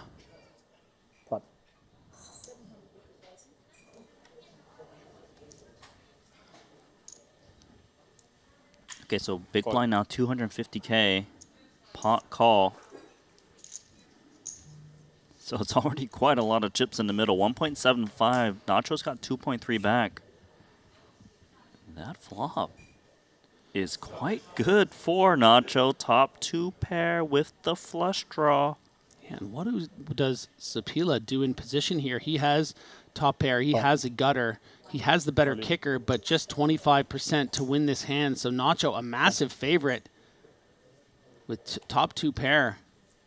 Sapila going to need to pop off a 6, 7, 8, queen. Let's go. This is exactly what he needed here.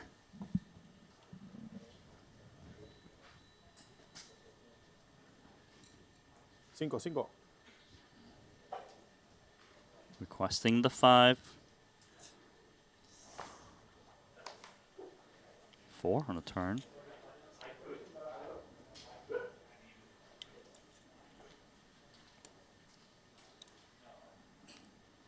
Sapila begging for that 6, 7, 8. Queen does not come. Flush for Nacho Barbero. And suddenly, we are even again. 2 millions. 2, 3. Something about that break reset. Now Nacho is in great shape. Slight lead now. Thank you.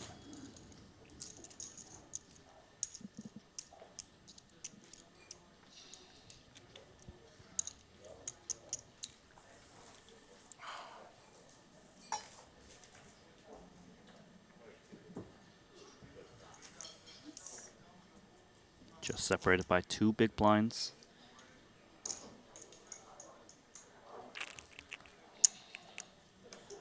Shades back on business time. Nacho now on the button. Queen 6, 5, 5. Pocket pair also in Samuli's hand. The blacks? Yeah, sorry.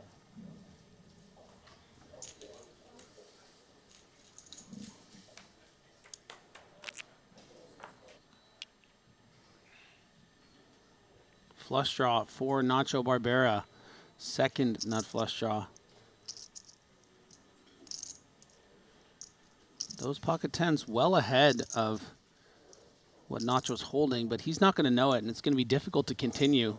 Nigh impossible. Yeah, pretty much impossible. 400K will get the job done. Nacho increasing the chip counts. 6.9 million.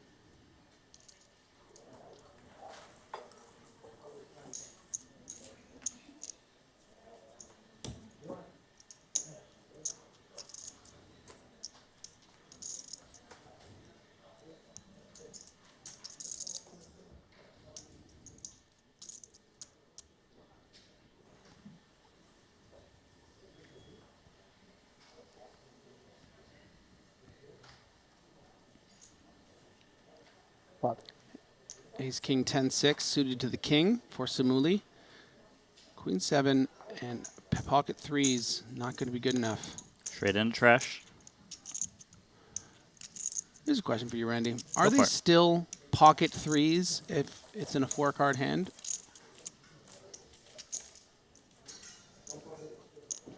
Just silence, my friend. No, I'm serious. I mean, they're still technically in your pocket. You just happen to have other things in your pocket. No, like actually, if you said, do you have your keys in your pocket? I'm like, yeah, but I also have, a box of Tic Tacs. But, like, are you actually putting 4 cards in your actual pocket? Because it's quite literally not your pocket. So then why do we call them pockets? I don't know. Do you?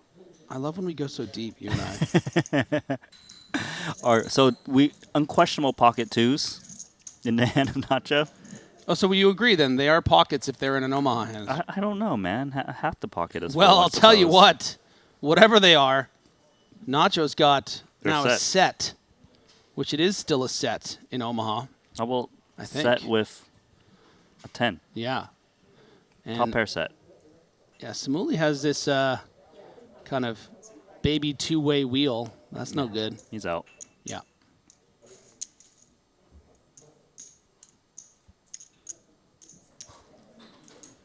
Ooh, I like this from Moss Shark. Loose change 3s. Loose change 3s. I like that. Yeah, let's work with that. I think we can only say that when it's like the really low ones, like when you get king, queen, 4, Yeah, 4. loose change is usually dust, loose, right? Yeah. We got a loose change of 4s with this king, queen of spades. There we go. Coining new terms in the YouTube chat.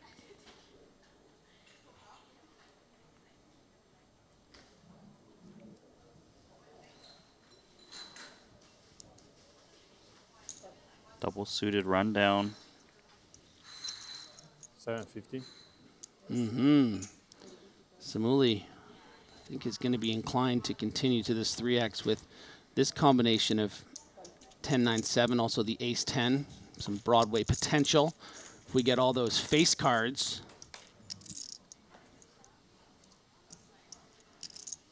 Pair of jacks for Barbaro. Open-ended for Samuli. Yeah, not just open-ended, too. That 9 will also give him the 10-7 straight, but that won't be good because of the queen-10 of Barbaro. So Samuli has some decisions to make here. This is always the tough thing about having a non-suited hand, is you can't fall back on the potential of a backdoor flush. So Samuli is just going to be hunting for a rogue queen or 7, a 7 that he has in his hand, a queen that Nacho has in his hand. So he's got some thinking to do. Yeah, he just immediately threw out multiple time banks to put in some calculation here. How much was the pot? It hurts to lay down such a draw. Yeah, I mean, like maybe if you had I know ace was the ace of spades, maybe you'd feel more motivated. I mean, every you're calling extra off backdoor flush draw helps, right? Would be calling a third of your stack here, right? And then the pot's going to balloon to 5.2 million, and you're just going to have 3 million back.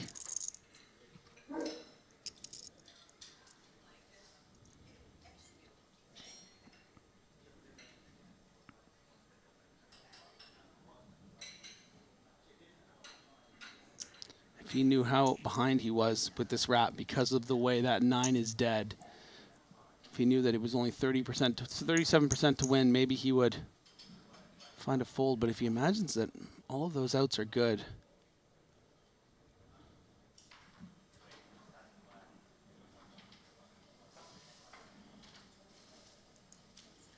So he is leaning towards call, isn't he? Oh, it looked like he was going to push them in.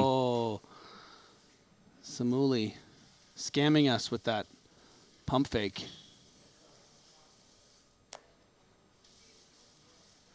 Good fold. Doesn't like it. Big fold. That's actually really good for Barbaro. What? Stupid again. Norbert says, come on, no real decision here. Who folds a wrap on the flop? I'll tell you who. Yeah. Samuli Sapila. On that board, too. From Finland, correctly laying down the wrap. Not your outs. That's what I was afraid of. Yeah. And they're talking I about you it. were thinking that. Yeah, he was the worried the 9 would be no good. Yeah. No, no good.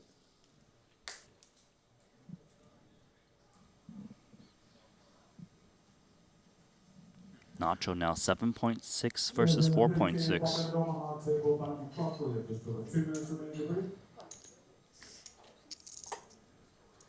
King Queen with a couple of pocket 8s for loose change. Does it work, you think, all the way up to 8s? I don't know about 8s. A No? little bit. Where do we cut off the loose change bit? 6s? No, I like 4s, you know, the lower end. Okay, 4s through deuces? Nice. That also helps us not overusing it. That's good. I'm in.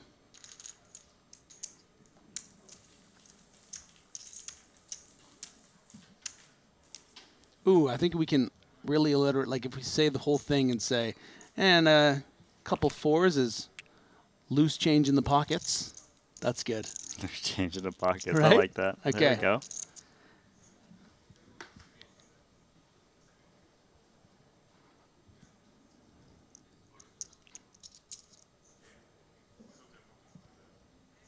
Pot.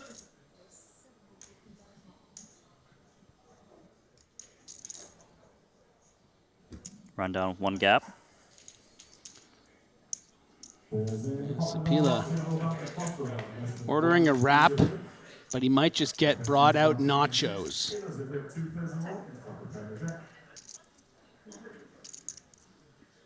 Didn't get the nachos order wrap. No. It's a really dry texture, though.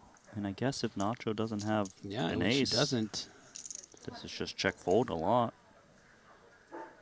Oh, yeah, Samueli's going to like this. Please fold, please bluff. Yes. It's a nice one. Clawing his way back in.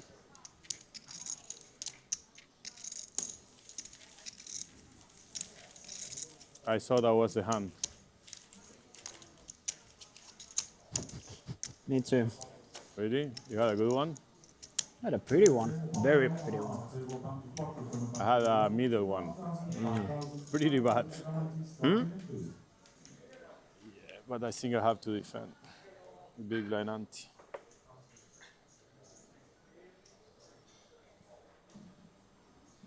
$750.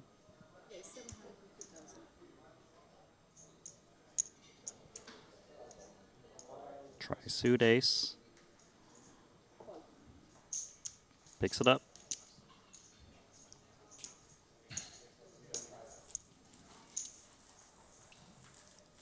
You live in Finland? I live in Tallinn nowadays. Oh, Thailand, nice. Yeah. Where? Bangkok? Tallinn, in Estonia city. Oh, City in- Tallinn, I yeah. see. I heard Yeah. Thailand. Yes, Talon and Thailand are completely different. Then why do they sound so similar, Randy? Well, Thailand is a country and Talon is a city. You should have said Estonia. Wow. Queen, queen, jack 9, and Just the ace. Trip Kings. The ace George Clooney movie. 3 kings.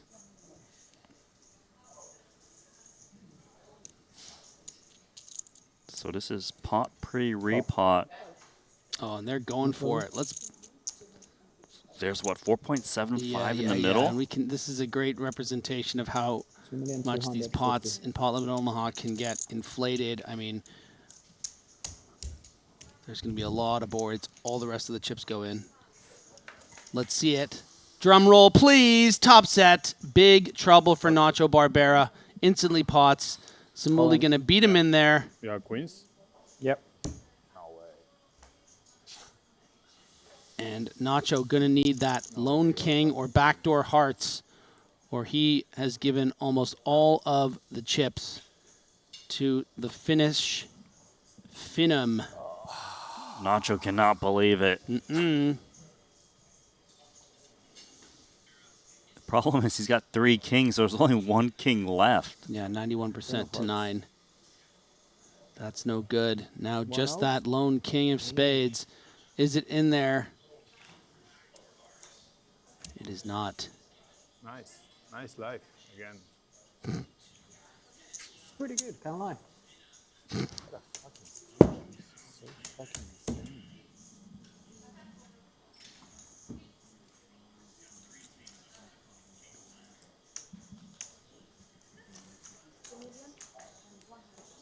How much? So now the 10-1 chip lead is in the hands of Samuli Sipila, looking for a second title here in Montenegro. Skipped all of the no-limit events. The best fucking flop for me. Queen 7 deuce rainbow. He fucking has queens. How is it even fucking possible? You might describe it, Nacho, as a scam, bro. Oh, that's cold. There is the scam artist himself, Samuli Sapila. It was supposed to be Nacho's title, and he just decided, no, this is what I do, baby. Well, I mean, he's got that plate of nachos, ate about 90% of it. Just needs to finish him off. Yeah, just got to find some of those green onions on the nacho plate. Those little pieces of burnt cheese. Just finish it off, man. Come on, you're almost done your meal. Then you can go home. We'll even give you a trophy. Kings again for Barbero. And yeah, this might be the one.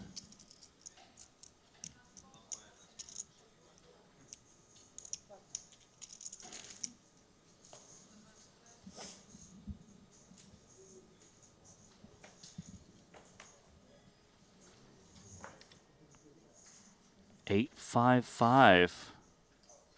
Sapila with the gut shot, open leading, and Barbaro is in great shape to be right back into this one. Give him the 7 now, fast. 4 sevens available for Another Samuli huge Sapila. scam. 4 outs again. Does Sapila have one more heist in him?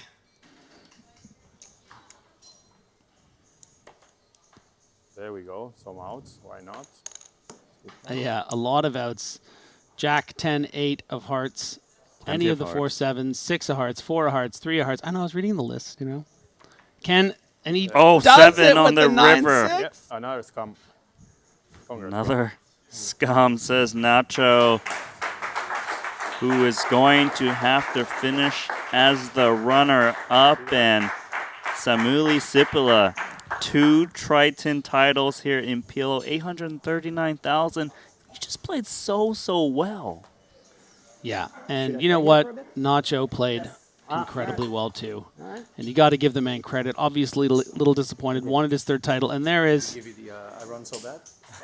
Samuli, as Ali Najad pokes a little fun at the incredible personality that is Nacho Barbero. That is our final list of finishers here at this final table. Of course, Samuli Sapila with that win and $839,000, adding to the over $500,000 he won in the 25K just a few days ago. Antonius with an impressive 3rd place finish. Another Finn, Parsonen. I mean, look at this. Finn's just like all over this top 4, and you can see the rest of them there. So they finished well.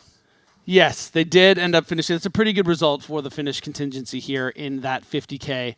And, you know, it's funny. We like to poke a little fun when we're watching Nacho and the way that he is so animated. But, I mean, the man is such a compelling, almost cartoon character of a player to watch. And it's just such a pleasure to have him here. And, you know, didn't finish the way he wanted. Obviously, he wanted that title. He had that big chip lead coming in. And, you know, we were also poking fun at the whole scam thing whenever he was getting unlucky, but frankly, he was getting a bit unlucky in this heads-up match, and Samuli did, you know, get some breaks going his way, and unfortunately, it just wasn't Nacho's day, but he will enjoy that significant payday, surely, and be back here again at the next Triton stop, and maybe even jump into this Quattro, which will be the next event that we are going to be covering. It is a bounty format, 30K buy-in, and maybe one of these commentators might already be in there trying to battle him out himself in the form of Brian Rass, so I'm sure if we get an opportunity, we're going to check in on him as well. Yeah, completely agree with that. Well said, and GG. Yeah, GG. That was a lot of fun. So stick around. We're going to go for a little break here. We're not exactly sure how long, so come back, join us later for the Quattro. But in the meantime, let's see what Ali has to say with our champion, Samuli Sapila. Well, on the back half of any given Triton Super High Roller Series, emerge the snipers, and this particular sniper has himself 2 kills in 3 shots. Of course, I'm talking about our champ here in the 50K, Samuli Sipila. And what a clinician you proved to be, my friend. Just incredible that at your first festival, you have now won 2 titles in 3 attempts. As great as you are at Pot Limit Omaha, and this has become obvious, did you ever imagine in your wildest dreams that this would be the outcome at your first ever Triton? Man has hopes, obviously. But 2 out of 3, that's a pretty tall order. So yeah, it's unreal. Well, listen, man has hopes and man has skills. And on that note, I think that when we consider Pot Limit Omaha, oftentimes people think there's a lot of luck involved, but you faced a huge chip deficit on both occasions in which you played heads up, yet you managed to take it down, the title, on both occasions in spite of this. Talk to me a little bit about how much more skill goes into the 4-card streets than perhaps sometimes it gets credit for. Well, it's a big question. Obviously, there's a lot of skill. It's not just going all in and seeing who wins, but yeah, you can do quite a lot of tricks even with small stacks. But to be fair, I just ran very well as well. Well, listen, Nacho ran very well, and nobody thought that somebody was going to be able to beat him today, yet you did. So you talk about this skill. I'm curious, is it the national sport in Finland, Pot Limit Omaha? Is it something taught in schools? Why are the Finns so darn good at this variant of poker? I think it starts with Patrick and Ilari playing years ago, and now I have good friends, Joni and Ellis, Aku, all here playing. So, you know, it's easier to get better when you have a great group of friends around you. Was it a treat because I overheard you guys at this final table talking about how you used to watch Patrick as youngsters, you know, somebody that you looked up to, and you had the opportunity to square off with him here today for one of those titles. Had to be special. Yeah. I took an Instagram video yesterday when I was playing with Patrick and Phil and Laszlo and all the legends of the game. And yeah, it was pretty special. Well, listen, that specialness on this occasion comes with something you've become familiar with. I bring to the stage Luca Vivaldi to hand over another piece of hardware. Perhaps there's going to be an overweight baggage check-in on the way back to Helsinki. Ladies and gentlemen, Samuli Sipula, your 50K PLO champ.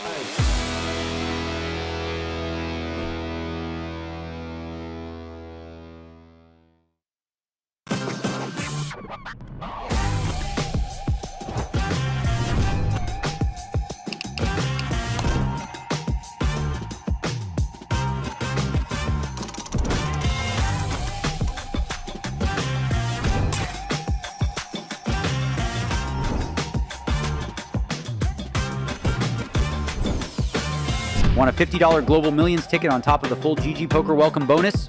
Sign up with promo code Triton_2024 and deposit a minimum of $20 to claim your ticket. Brace yourselves. This is live. And the show goes on. Oh, wow. All in.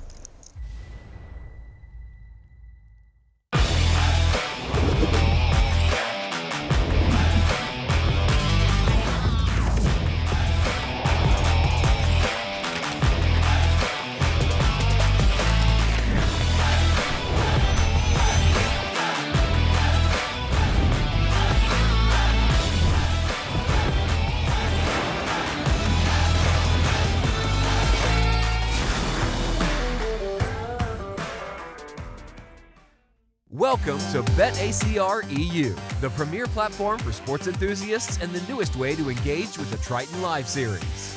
Experience the pinnacle of sports prediction where every game, every match becomes an opportunity for victory.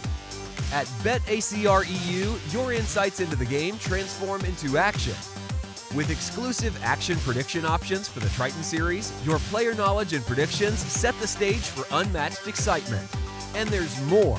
BetACR EU brings the world of sports to your fingertips, offering action prediction options across all major sports. Whether it's football, basketball, baseball, or beyond, your passion for sports finds its home here. Kick off your journey with us and get a 15% free play on your first top-up up to $250. Don't just watch the game, be a part of it.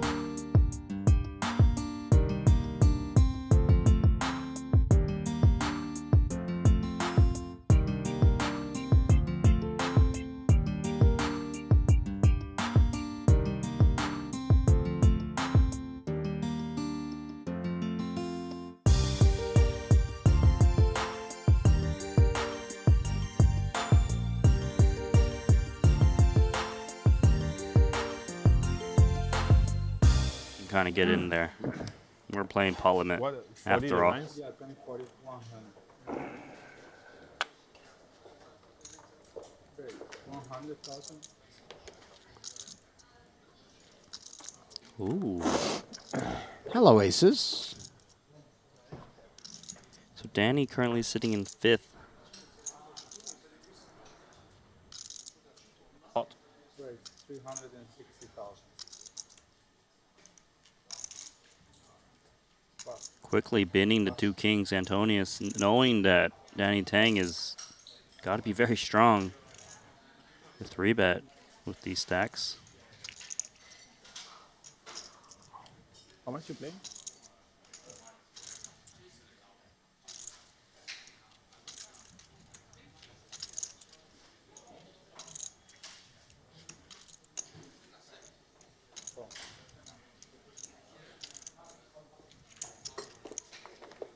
So the 3-bet to 360.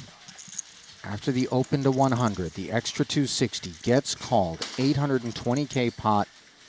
Early violence here, and you know Kamaromi loves to see it with 5 big blinds. Look at this flop. Queen 9-8, Barbaro with the joint. Knuckles over to Danny. He's got the overpair and the nut flush draw.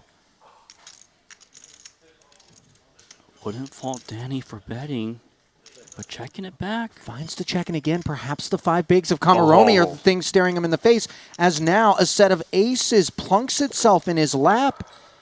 And with top set and the nut flush draw, only one hand beats us. And it has again checked over. Barbaro sensing perhaps that that card favors Danny's range as a pre-flop 3-better. Might we be witnessing a bit of induction? Nobody would blame Danny for getting a bunch forward here. The only hand he loses to is Jack 10. Nacho knows that Danny Tang often has aces and will bet the turn, given the action. I don't really see how Danny can't bet at this point. And we're going to see a check pot. Nacho knows that he's up against 2 aces.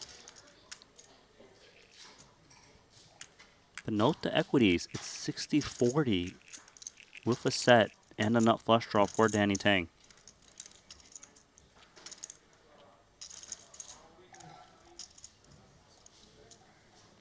What? All right. Ouch. I have the nuts. I know. You hear Danny instantly aware when he gets check jammed on there for all of it that he's going to need help. But where is he going to go here? He's got so much equity. As you can see, 40%, a 2.7 million chip pot. Barbaro could suffer a deep wound here if Danny can find the double. We know Kamaromi is rooting against that.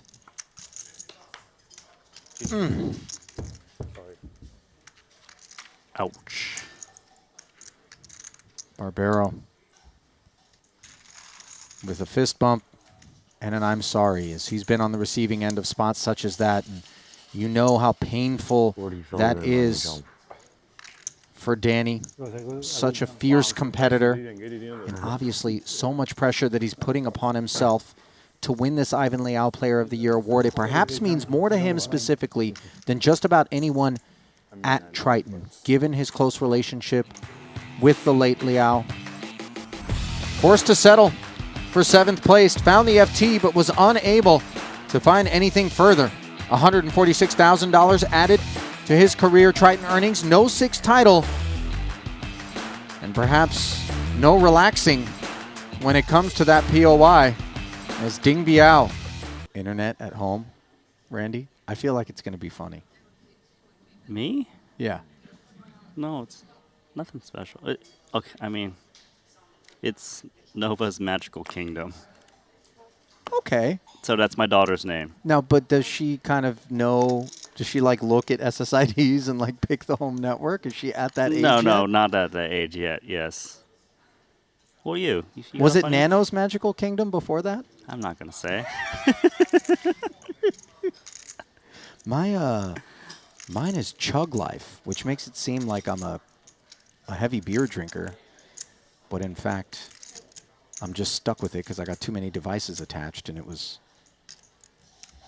the Chihuahua pug dogs that my ex and I had. So Chugs and then the Chug. Anyway. Oh, okay, that's Yeah, that's a story we don't really well, want to explore. well, you asked. You know what I'm saying? Top 2 here for Patrick. Nobody asked for much. Blind versus blind. Both the big stacks, mindful of one another. But Barbaro, sprinkles. Yeah, he's got the Queen Jack. He's got the chip bleed, which is the most important part. Trying to Backdoor attack. clubs. Talking backdoor clubs and also the straight. I mean, the sun beams down on the Argentine thus far here at this final table. Nuts with a redraw. Not that he's looking for a club at this point. And 3 pair for Patrick. 3 pair is quite a good hand. He could have the best hand. Obviously, he's got even more outs in case he's behind. Once he sees this bet, though, he is going to be concerned about Queen Jack. But You know, in particular, Randy, I feel as though I've heard once upon a time the idea that when you're playing the pairs, more than just 2, what is your opponent playing on boards that straights are available? technically, you are blocking the other hands. Therefore, they're more likely to have the straight. Yeah. It would It's a good certainly point. feel that way. A flat of 200 from Patrick. Looking for that board pair. Instead, it's a dry 8. Barbaro with the nuts and 650 in the middle.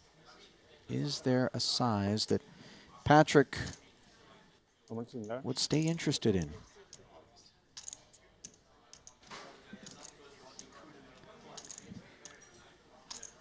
Well, clearly the best hand that Nacho can target is 2 pair. 650.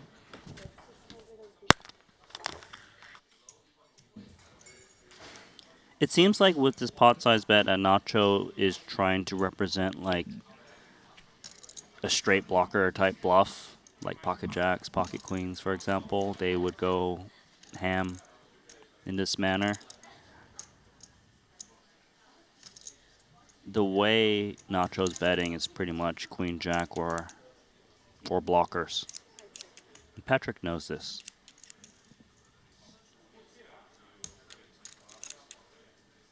Credit to Barbaro for finding the size that actually makes the ace-king a bit curious, potentially. The trouble is that there was no flush draw on the flop that missed. So what are the natural bluffs here? It's kind of tough. Agree, it's hard to find. But if you throw in like kind of the chip leader aspect of it, then you can start to see Barbaro maybe just going after it a bit more, potentially. I don't know, Patrick's made some amazing folds in his lifetime. And calls, for that matter. And we don't bat 1,000 in that respect. Remember, Barbaro did limp this one pre. So it's not like he's just blasting his way through.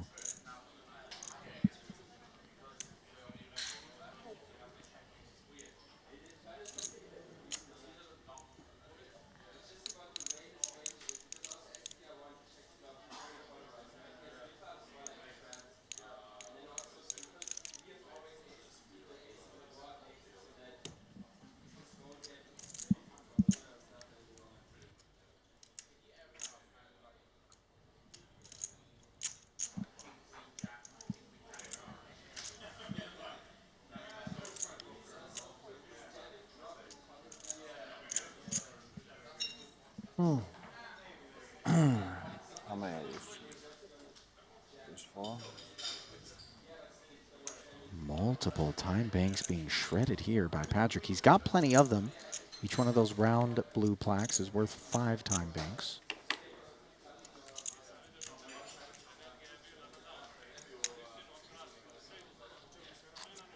Not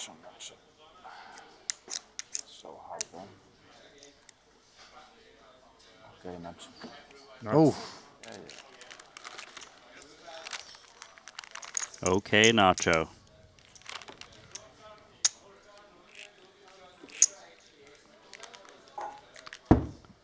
Patrick doesn't seem pleased with himself.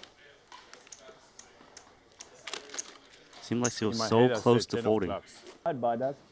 Actually, I already have it. I think everybody would buy it. Such a banger. Did he say it's such a banger? It's a banger. Yeah. How much can I make it? Oh, here's the thing.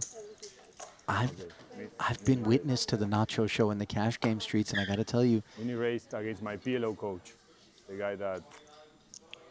You're going to make me look bad, bro.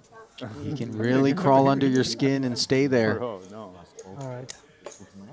Oh, okay. Can I fold? Okay. They would say it's collusion, right? No, okay, I call them. Yeah. What? Did you get it in with that? Oh, fuck, we that's why I have two thought of it the was same not. card. Sorry. It's okay. Good game, Alex. Sorry. Kamaromi All right. gets all in from the big If I blind. make the nuts, 5 for 5 would be really fucking weird. Against Barbero. GG, bro. Nice playing with you. Who's already sending Alex packing here. Fucking hell, bro. 5 Wow. for 5. Fucking hell. Give him an ace. Ace for a sweat. Ace. W-T-F. You have a ace. F. That's a good card for you. wow. Ace. No out. All right. Good game, guys. Yeah. Kamaromi Bro, you runs get it in into a with the full house there's on a the full flop. house. How you get it in with ace high? and then trips. draws dead on the turn. He had the 6. Not even allowed to gracefully exit without getting an earful from Barbero. Sigera there. On hand. And forgive the lack of building any drama, but it seems like at present, at least, we've got ourselves a runaway freight train in Nacho Barbero, and the latest player to be tied to the tracks and divorced from this FT. You say you gotta make the nuts by the river. It's very simple. Field. Fuck. Fucking hell. Finally, City one out. Spruce Moose in the YouTube chat wrote, if Nacho puts a quarter in a slot machine right now, it's paying out. Oh.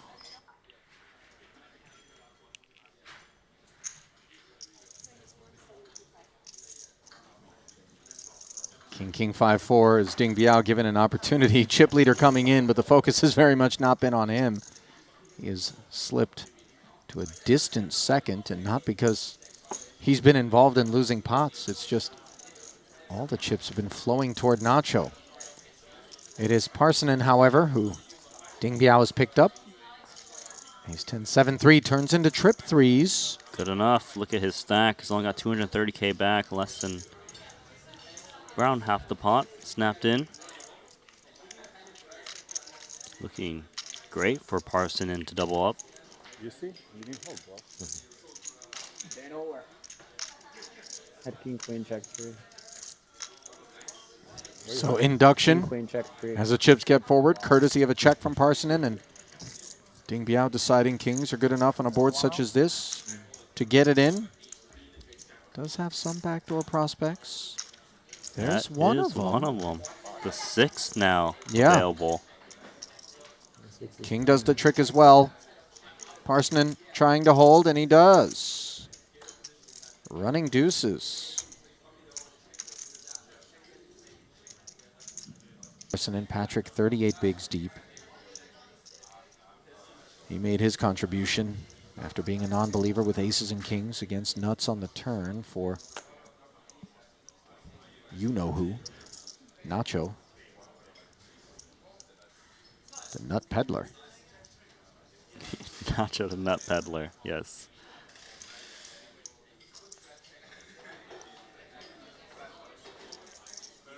You can see that Ding Biao is kind of itching to play.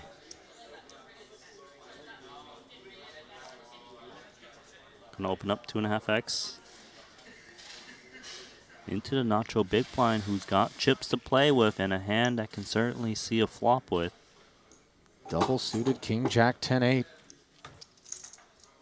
Gappy rundown. Happy to plunk in the extra 75. His spades are covered. 10-9-5. Open ender and top pair. Should call it a two-way straight draw. For Barbero, he checks over. Yeah, Barbero's got quite the nice piece. 84% equity here. Lots of connection, lots of backdoors. Nothing for Ding Biao, who checks back. Turn does give Nacho top two. No straights as yet. It's top two on a connected board, so you can't really just bet this one, as it's reasonable for Ding Biao to have a straight. You should be able to pick off a free card. Try to hit Broadway in position here.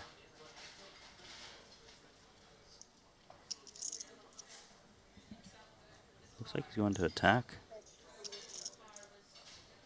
You surprised by this choice? A little bit, but perhaps he feels that if Nacho was holding a hand that could put in chips on the turn, that Nacho would bet himself. Queen's a bit relevant, blocking nut straight.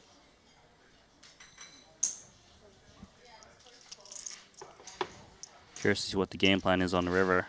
Calls the 200,000, and on the end, he makes a straight. So how's that for a game plan, Randy?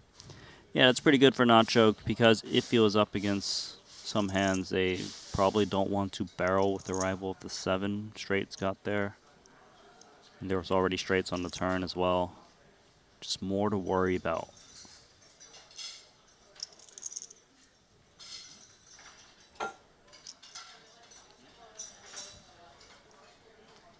Nacho perhaps a bit mindful he's gonna of bet. Ding Biao maybe having some king-queen. He does block. And now faces a bet of 550 with the 4-liner on board. We hold the jack-high straight, and we know our opponent is staring it right in the face. When they're willing to bet, we do begin to question whether or not our straight is good. Yeah, it's definitely not one of the best straights possible. Queen 8 is even better than his. King Queen also comes to mind. I mean, the hand has turned into a bluff catcher here, has it not? Agreed. There's never a chance that Ding Biao is betting a worse hand for value.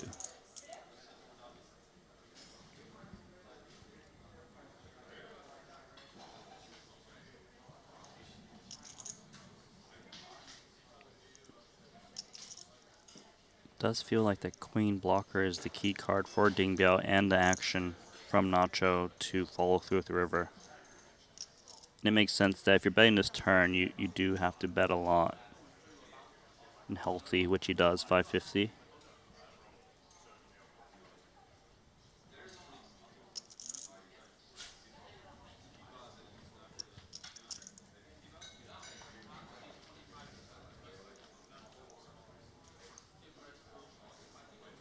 Nacho calls. Bluff shown.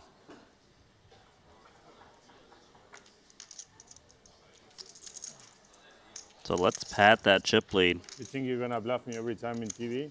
This one's Come on, Ding Biao. Here it comes. Stop it, bro. Stop it. less You bluff me over there on the other 50K. Yeah, nothing in it. Think I'm gonna bluff Nachito every time in the TV table. He falls. Not this time.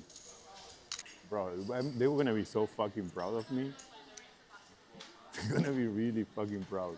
The 3 Finn superstars. I mean, I don't know if you're a PLO superstar anymore, but these 2 are. You're a superstar at everything, but I fall. I let you guys. Bad hand. I was going to say, Nacho, part of this is just So an what's the extension of story his Nacho? personality. How come you started on poker from Argentina? I studied, you know how? Because of Gabriel Nassif. He went to the States. He used to be a Team Pro Poker Stars. What's his name? Gabriel Nassif. Okay. The Magic the Gathering player. And he came back from the States. I say, hey, bro, everybody's playing poker. Everybody's playing poker. It was 2002. So he was playing limit hold'em at his house in Paris, 2 blocks away from the Eiffel Tower. And I loved it the very first day. I lost $800 the first time I played. I thought use 3 off was a good hand in limit hold'em. When did you start? 202. 2002. 180 ahead between Ding October Biao and 2002. Sipila. See the Jack High You Hearts. started like 82 years ago. Wow, that's insane. I started to play with friends for money at age 11. No way. Yeah, 5-card stud. You were beating them? First game. I think I lost. It was small money, but anyways, we played for something. I heard the stud was very big. But then I started to play more at age 14, 15. Almost my full with pot. my tennis buddies. Then we played some Omaha stuff a little bit. Really? You were Omaha already back then? I think when I was 16, maybe then Omaha a little bit. And then you started crashing limit hold'em, right? I just played whatever was the biggest game online till like, I always played whatever was the biggest game. So at some point it was limit hold'em for like 2 years. Yeah, like few years. That's why I played it. Only like that then. And then PLO came and no limits again, back, big.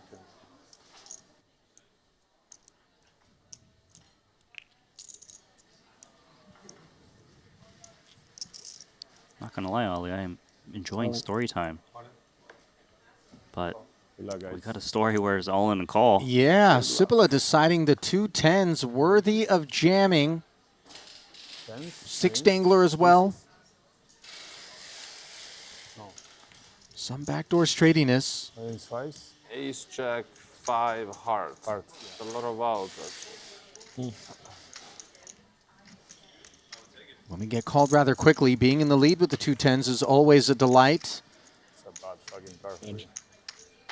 Jack on the turn, however, is not. 6 or 10. As we see, Ding Biao has taken the lead in the improbable manner, but Queen, Jack, 10 or 6 would work, and on the river, it is the Queen. So a bigger full house for Sipila as the lead trades hands. Wow, sick. That was a sick run out. Super spicy. Play. You gotta come to play our game. Yeah, I'm gonna go play one. One day I will play. If I'm not buried, I will play.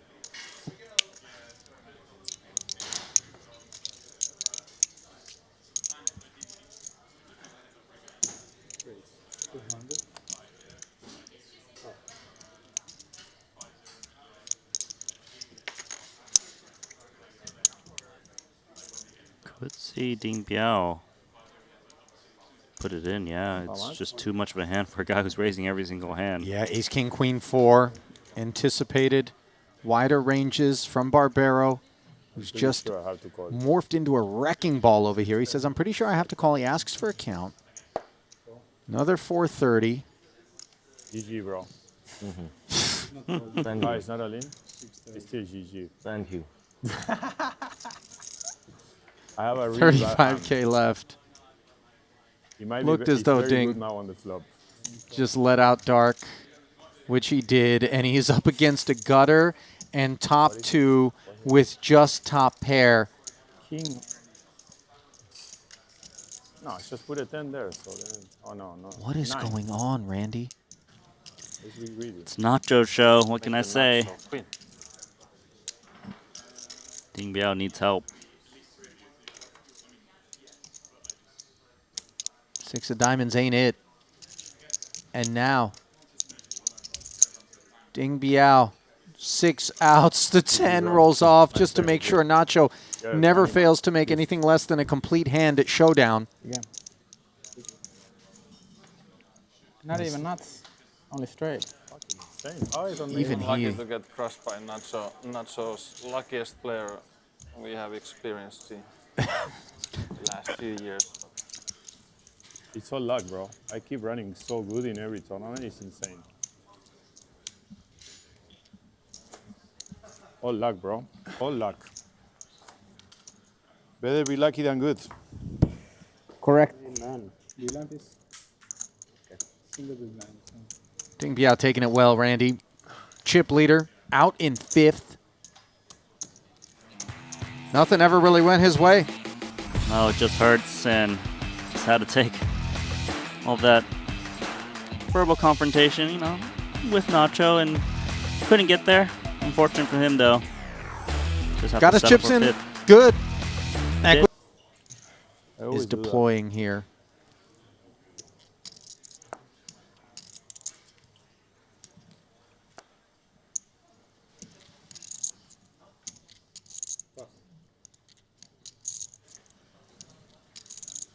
So current configuration is that Parsonen is sitting on 8 big blinds, whereas Antonius and Cipolla are rather healthy with 24 to 27 bigs. Barbero's got 144 bigs. So it does make sense that Cipolla is limping buttons with hands that are pretty solid, but you know he doesn't want to play raise repot from Barbero. He's got himself an interesting one here. His queens serving as blockers. As we can see, the nuts for Parsonen, who has checked the small blind. Barbero has a 9-high heart draw. He checked as well, and Cipolla is barreling 100K. Now we can just ask for all of it if we're Ellis. Do we want to ever flat and try to encourage Barbero to get involved? No, because this is a game where players have so much equity, whether it's hearts, runners, to full houses. 390? Wait a second. Yeah. 390,000. Can't imagine this hand would fold with the price he's laid. So there we go. Can't imagine Cipolla's altogether proud of it as played. Queens have issues and are tugging at strictly hearts. As we know, a couple of those hearts that you see on the board have been folded by Barbero, but those cards were unseen to the players, hence their continued presence. Equities can't ever be calculated, courtesy of cards that those players haven't seen. Now, the 10. Giving Cipolla pathways to a boat, which he doesn't make, but he does find the flush. And Parsonen's unraveling is complete. He never got anything going, in a real threat, of course, in any Pot Limit Omaha final table that he finds himself out at. Finished 4th in the PLO main, and again here, 4th. Once more, the best that he can do. Nice run for Ellis Parsonen. One of the best PLO players. Great showing so far in Montenegro. Would love to see him get kind of one of those podium finishes, but we'll have to settle for 4 for 300K. Yeah. One more event for him to play. 30K, PLO bounty. Likely where he'll be headed to round out this Montenegro festival that he showed up strictly for the PLO portion of. Leaves behind a 90K pay jump for the final 3, but we have far from seen the last of Ellis Parsonen, a PLO monster. I folded a pair, bro. Pairs are hard to make in this game. Here's the one that's really going to leave people breathless, is as soon as anyone wins a small pot from him, he's going to hit him with the, I run so bad. Right. I swear it's going to happen. I kind of want him to lose to hear that. Oh, perfect. Didn't deploy it there in that one with Patrick, but I'm telling you, it's just beneath the surface. Meanwhile, 3-way affair, family pot, 9-5-5 board. Nachos jacks, guess what? Best hand. Limped pre, courtesy of another one of these Cipolla button limps, which we understand. 8 on the turn. Barbero picks up the only heart draw and a gutter. Yeah, enough to kind of feel quite confident about it. We'll check, but not really looking to check fold. Does have that flush draw gutter and overpair.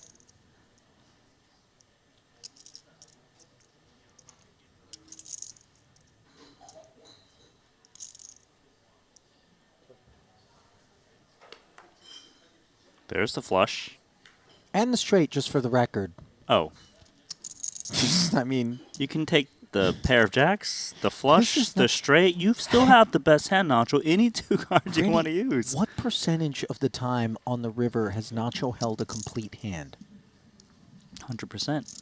I almost think it might actually be 100%. Yeah, he's the guy that has the bingo card and Minimum hits it straight. on the first 5 hits. You know, he's bingo, bingo, bingo.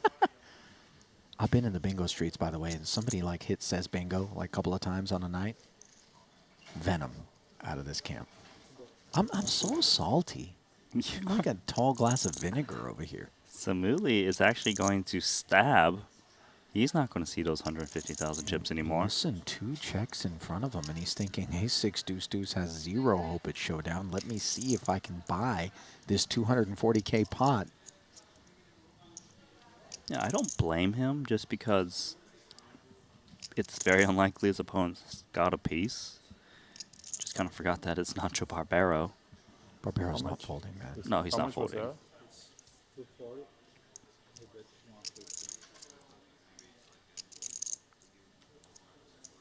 I'm pretty sure he's not folding. This would be incredible if he found a fold for some reason here. I mean, he's won every showdown, it feels like. He does seem concerned, doesn't he? The hesitation. I mean, I can't imagine Jack High Hearts is thinking about a raise. No. That would make no sense. That would make absolutely no sense. He doesn't have good blockers to bluff raise either.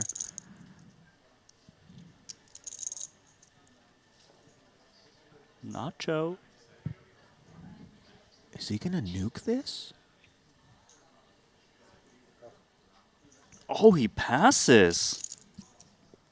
I feel like you have fucking 10-10. I feel like you can beat king high, so I fold.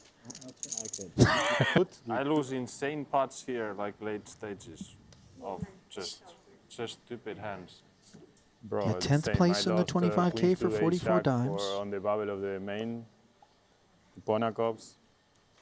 Then I lose 14th chip in leader the pot 100K. with 15 left on the 50K. Flip. No limit I lose for 168,000 for King to Nacho. aces on the final table. Has picked a particularly interesting time to talk about how bad he's running with the rest of the field. Watching him just scorch all comers. Makes it 210.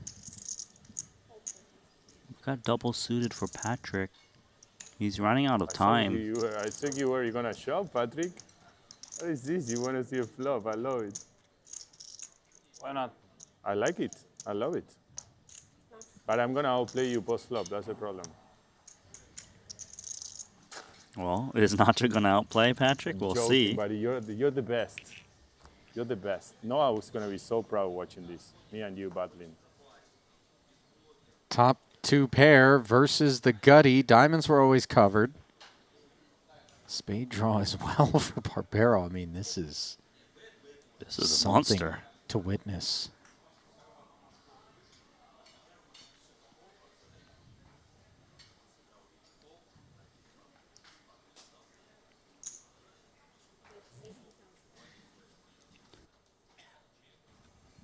So just a min bet from Nacho, and that could get Antonius curious with that gut shot, backdoor clubs.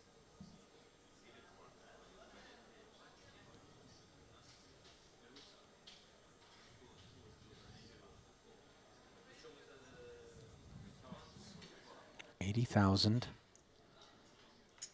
So tempting for a swing at 660. It seems like the right price to continue. Tend to agree with you. All chips are precious right now. Patrick not looking to slip too far behind Cipolla. The two of them have just been getting snacked on by Barbero.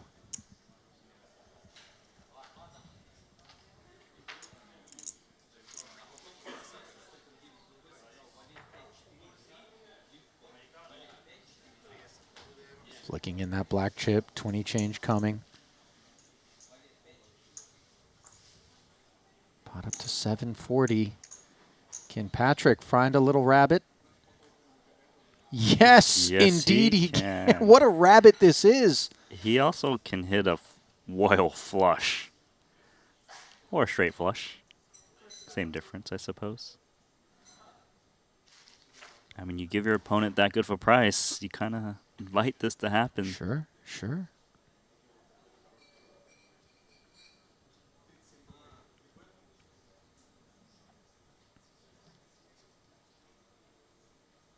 Quite a bad turn card for Nacho. 8-9, King Queen got there. Ace Jack beats him now. Spades roll right in. Barbero checking back, and just when you thought perhaps tides had turned and Patrick was sitting so pretty, a 9-high flush ruins things for him. Sub 1 SPR. Now Nacho's got to ask, should he bet this 9-5 of spades for value? Does he think he can get a non-flush hand to call a river bet? They might also think that Antonius would bet bigger spades at this point.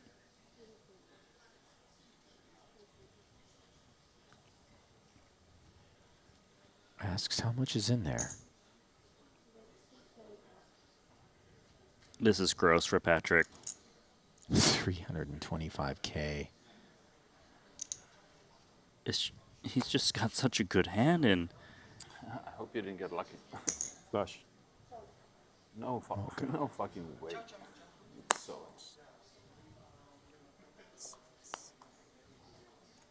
you hit the straight on the turn, no? I knew 100% you hit the. There's a point when you calm down, right? Just realizing where Randy, your opponents are at. I'm trying to explain to you. I play in Vegas next to a game that Nacho plays in for a long time. Don't even look. I've seen all episodes, the complete box set. Wow, you have a real hand? How is this The possible? Nacho Show. It's one I know well. I have to raise, but Okay. it's mandatory raise. You know what? Like mandatory bluff, this is mandatory raise. This is interesting because Patrick just has 5 big blinds. Of course, Simuli's got a hand that he can put a lot of chips in, but he doesn't want to God. just force Here it it in comes. pre. I And see you it hear in Barbero. People, I love to see it. I love to fucking see it. Because it Talking costs you all about the 200K ICM. anything. But it's nothing for you, right? 200K? Small money. This is wild. Cipolla. Top 2, inside straight draw, just the ladder for Barbero. Working Queen Jack and nothing further. I don't think he expected Cipolla to be able to limp call here, given Patrick's 5 blinds, which you pointed out. Turn, Cipolla. Heads a club draw. Cipolla's hand is quite amazing. Nut flush draw. Top 2 pair. Little gut shot, blocking hands that can perhaps overtake the lead.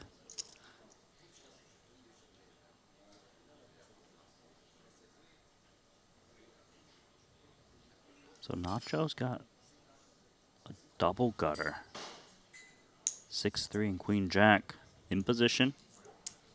I mean, if he gets here.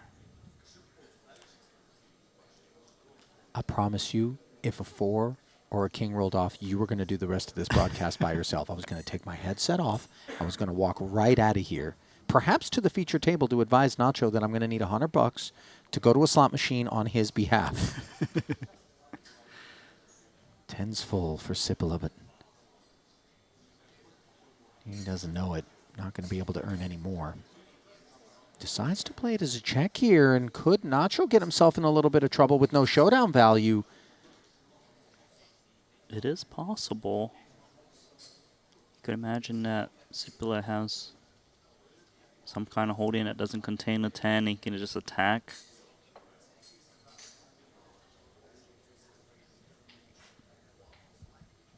What's in there? When we ask for a count, usually it's for a reason. 960. Full pot. It covers Cipolla. He's just going to look back and make sure the 10's full of aces are indeed there. And oopsie, inbound. I knew you had aces. I couldn't fucking believe it. I had to go for it. I knew you had a fucking monster. I couldn't help myself.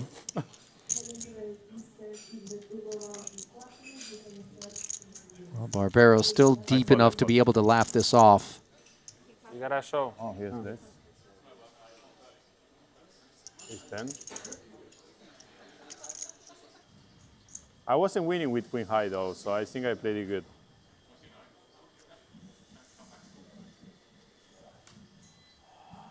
I fold.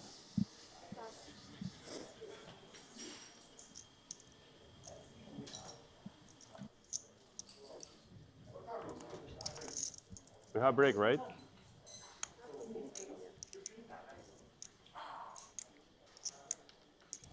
Ten, 8, 5, 3 in spades. How much longer can Patrick attempt to bide time? Call. Plays it as a limp. Will Sipila allow it? Ace Jack 8-4 with nut clubs. Let's spin. I got dealt the worst hands all day. He isn't lying, How much? Randy. He really Doesn't.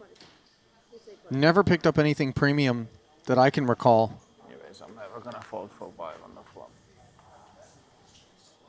No, cards haven't been falling his way, but does have 40% equity to stay alive against Samuli. It's not just day. Maybe. Well, Nacho not involved in this exchange. Let's see whether or not Patrick can find a double here. Ace A6 and Good. looks like showers. 7-9 would do the trick. A 4 won't work with the gut shot, as that would give Sipila a full house. So Patrick drawing dead, and boy, that was a really anticlimactic sort of affair for the legend. Third place finish for him. He's playing so bad too. It's incredible. Can we take a small break? $390,000 payout. And you feel the saltiness, and, you know, tethered to what we just heard, he seems to have some opinions on how Nacho's playing out here, and he feels like I should be doing a lot better in consideration of that. Instead, he will leave behind Sipila to represent the Finnish flag here in the 50K pot limit Omaha as he collects that $390K for a third place finish. And you do feel for him. Obviously, third is never a bad result, but just got dealt out when it mattered. Yeah. POI points. So we are guaranteed $596,000 between these two. We are playing a $245K heads-up match. Let's go. Nacho versus Sipila. King, Queen, 6, 2 spades to get us kicked off. It's going to be a significant advantage for our chip leader with that tri-spade hand. Top pair, open-ended for Sipila. Going to take that free card. And only gets better for Barbero. Trip Kings. Sipila with open-ended. Does get Samuli to bet the turn.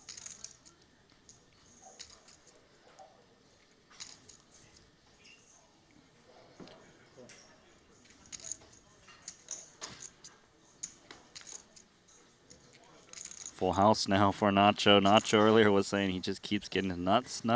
Well, this is pretty close to it. Yeah, and I don't think Sipila thinks he's going to be able to win this hand by checking. Might expect he's up against some Queen X. Perhaps even sort of small king that isn't full. That 10, of course, completing a few different straights. So right away just blasting 500K, which he will never be seeing. Yeah. Kiss those chips goodbye.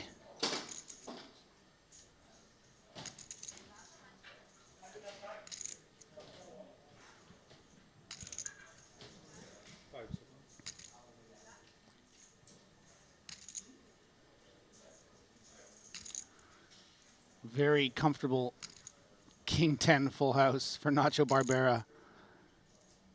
The effective nuts, King Queen, you certainly would have heard from Sapila on that flop with those 2 spades. Yeah, it just feels like he's trying to pretend 1.4. Check raise bluff in this spot. Is going to make a 1.4, and this hand is pretty much over.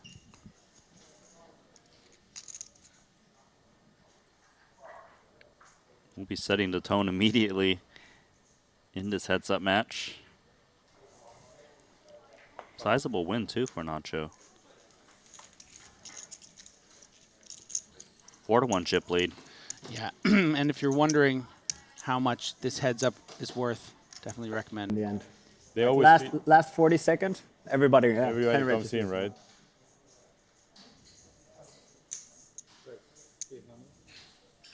Wow, look at that hand for Nacho. Jack 10, 9, 7, double suited. And Sapila is going to have a pretty strong heads-up hand as well. Deuce and 3 pretty low, obviously, but at least you're double suited. Let's see 3.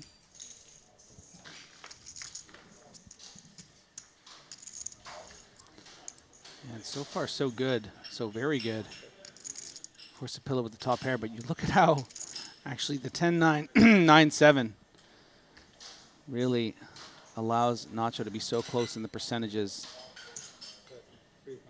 Yes, Sapila with just ace-jack. It's not the greatest hand, but it is top pair. 300k c-bet. Nacho can really apply a lot of pressure on a lot of turns, too. Yeah, tricky no backdoor spades for Sapila, but the backdoor clubs, which are so low, and you can see are actually covered by Nacho, so it's going to get a little tough for Sapila, but that's a really great card for him, even if he doesn't know it quite yet. Yeah, but it's good because Nacho often won't follow through on the 6. It's just a very scary card to double barrel on. Also, his outs have been reduced tremendously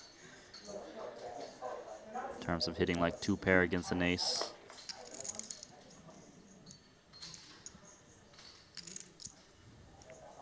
Not a bad run out for Sapila.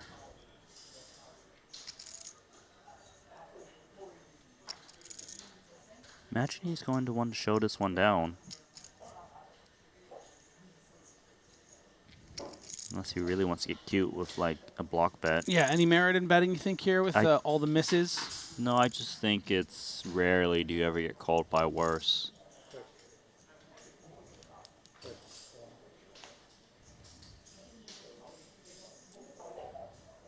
Nice one.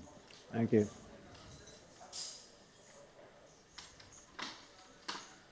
The Argentine or the Finnish poker pro.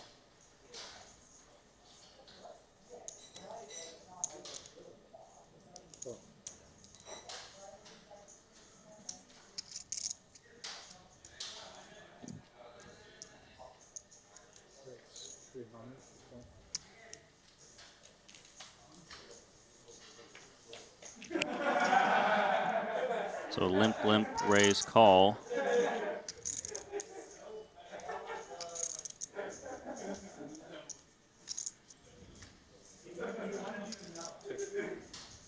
Do see gutter ball for Sapila.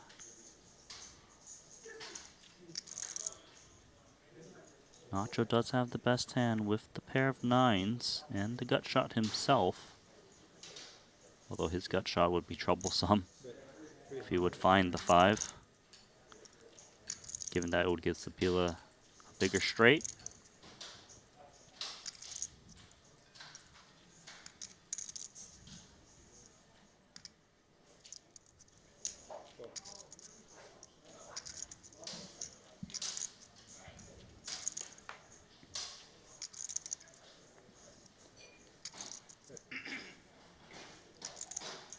So 8 on a turn, 2 9 still best. How much in there? Nacho extending his lead.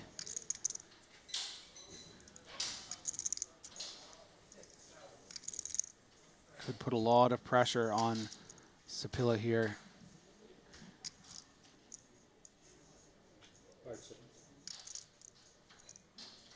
800. 800. Yeah, that's about 40% of Samuli's stack here.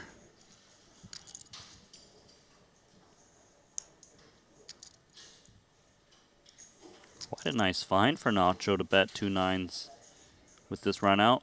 Can really just get so much closer to winning this trophy. Sapila now down to 19 big. Came third on another. Not too bad. They're good, but I mean, this is way better. It's a 10-1 chip lead now. This is amazing. Actually more. What? I don't know how Sapila is going to be able to come back from this. Well, this is a decent start. Jack 10, 8, 3 double suited.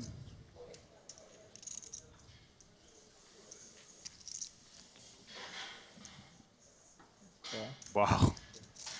I saw you were going to get it in. He could easily. 575.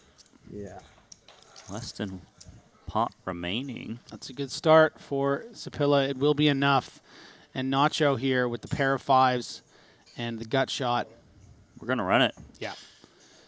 This could be it, but Sapila with a bit of an edge. You have an 8? 60% to 40%. Gut shot. 60-40. Barbaro, if he can get there. The jack no good. Going to close out this 50K.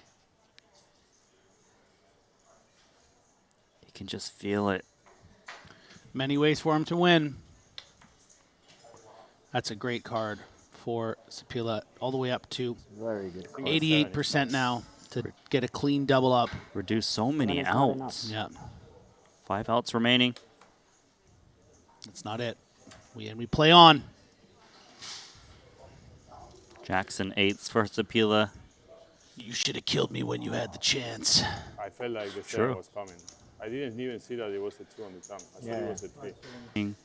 Big buy-in as well. So I can't tell you how long this heads-up match is. What I can tell you is that me and Griffin are going to take you to eventual champion. Keep you guys entertained in the meantime. And you have to imagine Nacho's getting a little... I mean, he really had our boy Sapila on a bit of life support there. Yeah. That sort of low million. And now all the way up to 3 million. And with a pretty good hand about to enter this flop. So we started this heads-up match 3-1 chip lead. Barbaro had Sapila down to 10-1. Now we're back to 3-1 chip lead.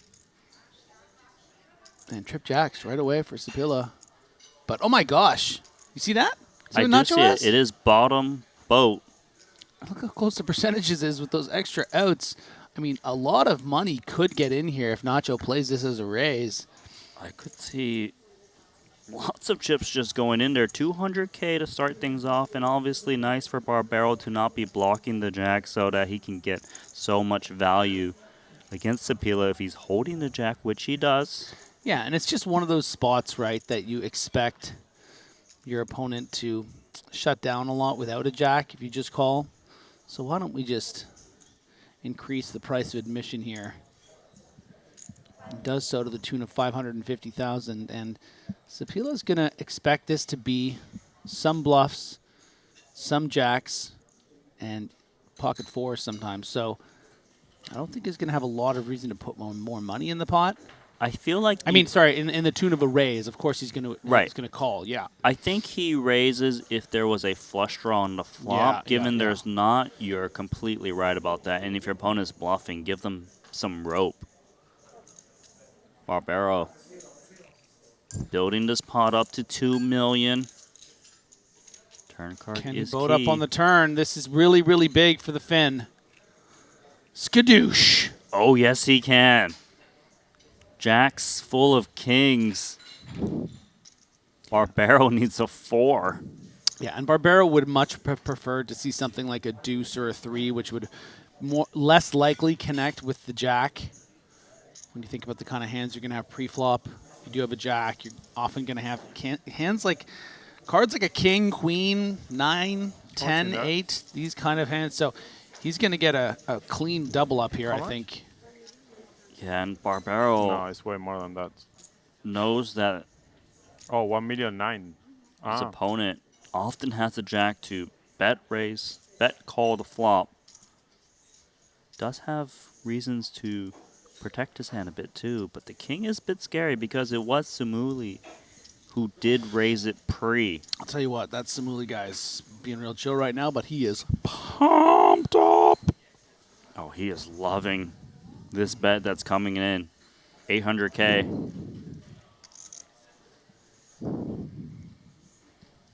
And he would hate to lose the customer if, like, let's say the river was... I mean, I guess it's hard for there to be a lot of river cards that Nacho might check back, but if you really think that your opponent has it here, he has pocket fours, you might just want to put the other 1.3 in there, right? Yeah, there's not much more remaining.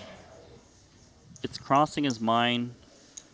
He does have diamonds in hand, so it's a little bit less likely Barbaro's got that, or if he does, he's obviously got less outs. Yeah,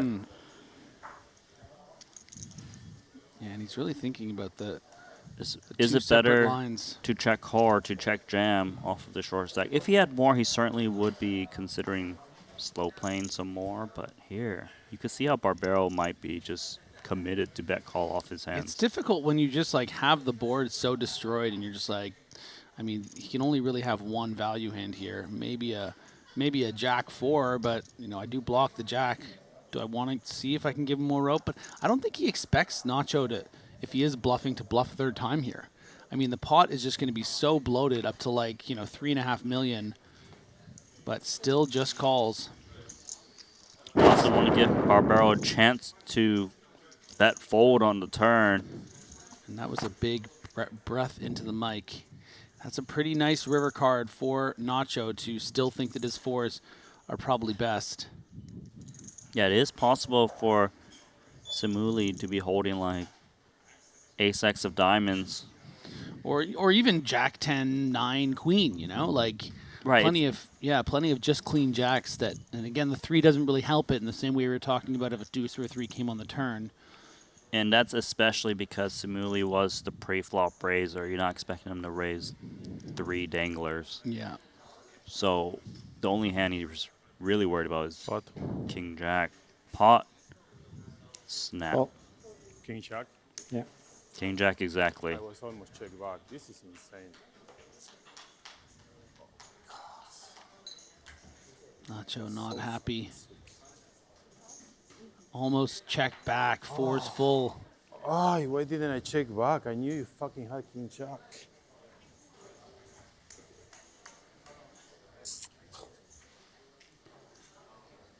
Well, but this guy only plays PLO. Yeah. Now, chat. Tell me who you're rooting for now that the stacks are level. Who's going to win it? 375.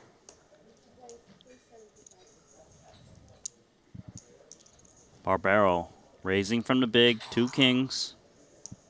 1 suited. We have exactly the same. You want to look numbers or no? Not really, no. What? Not really, no. Okay. Oh. That was a statement. Do you want to look at numbers? We got the same stack. He said, not really. Samuli is in the zone. He thinks he's got the edge. Yeah, and he's probably right. And, you know, Nacho's just doing a little due diligence there and has to ask in case he does want to, you know, take a little money off the table. But, yeah, this is like a, you know. I feel like Samuli is also like a heads-up PLO specialist. Yeah, and he's just, you know, he's found the power up, right? And now he's just going to get locked in, and Nacho's going to have to play some of his best poker and run pretty well to be able to reclaim this title, but it's certainly within the range of possibilities. Nacho, a very, very capable Omaha player, has an Omaha title to his name. You know, he is not going to be a pushover of an opponent by any stretch of the imagination as Samuli takes the lead with the 2 pair aces and 7s. Bad start for Nacho, who is still open-ended, still live to that king. The ace was not what he wanted to see, though.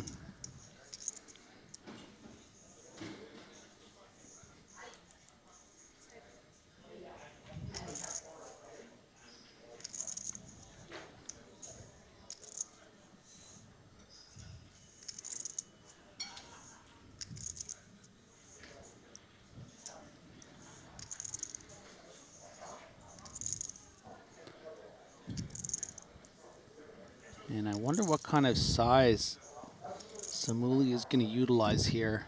Ace-7, 2 pair. And that's a stack of 200,000 right, 2 million, pardon me, right there. So that looks to be about half of that, 1.2 million. King's an open-ended. Ace was definitely not what he wanted to see. Yeah, so we are looking at like 3 8s, 3 6s as far as clean like nut outs. Sorry, 3 9s, 3 4s. Who's not the spade, and then one of the kings. And Nacho decides that is good enough. And a brick river does fill up 3 4. Oh, not a brick river. That is the nuts, actually. Pardon me, for Samuli. Just in case he was yeah, behind. not entirely relevant in regards to... It feels like a brick, though, in Nacho's shoes. Yeah, exactly. And obviously nice for Samuli not to see some hands that might make bigger 2 pair, like an ace 8 9. Yeah, 10. and if you think about it, right, like the flop was queen 5 7.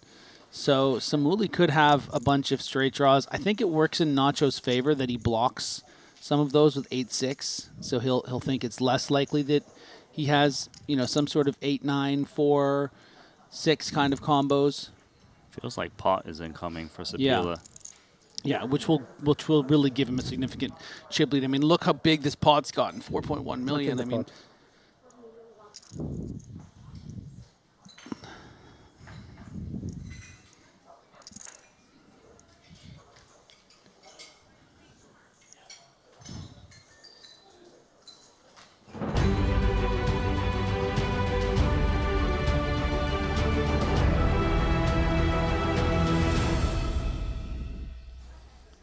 And welcome back to continuing coverage of this Triton Super High Roller Series, where just one event of 14 remains. Ali Najad back in alongside Griffin Benger, who just brought you the come-from-behind victory for the Finn. Samuli Sipula, his second Triton title in just 3 events here at his first festival. Incredible performance by him.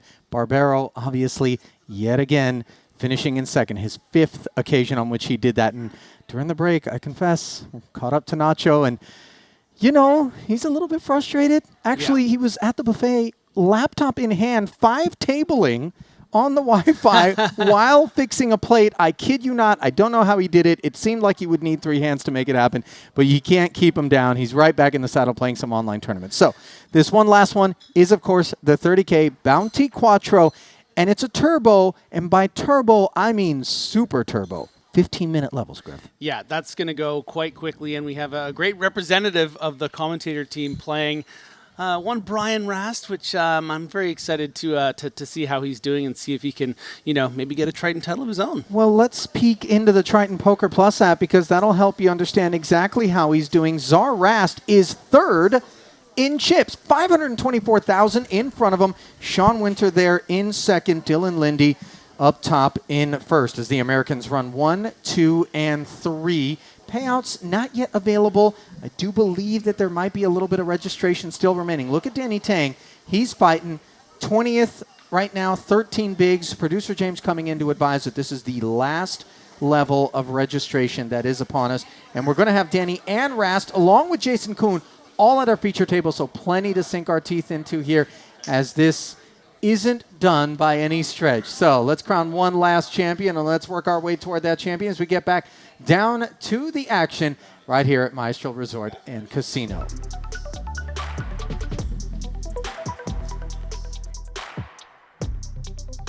So this is going to be the last level of registration, 20 minutes, and then once reg closes, we'll go to 15 minutes. So correction, but nevertheless, 20 minutes is still an incredibly fast pace with which to be playing. For those unfamiliar with the Bounty Quattro structure, once the field is down to a quarter of the original entries, that's when we'll start handing out envelopes. Yeah, 41 players, I believe, was the entrance, so 11. That's when the bounties will start becoming available, and Brian Rast may be in a very good position to pick off some of those bounties with that 3rd place chip stack. You have to imagine, you know, his PLO has been getting sharpened by commentating with the likes of us, you know, really studying the high stakes players. I think it's the other way around, but I appreciate a good piece of well-placed sarcasm. As Czar Rast. 330. 330, okay. Thanks. Small blind here. Action folded around to him. 5, 10, and 10 the blinds. 25K in orbit, as they are playing 5-handed here at this feature.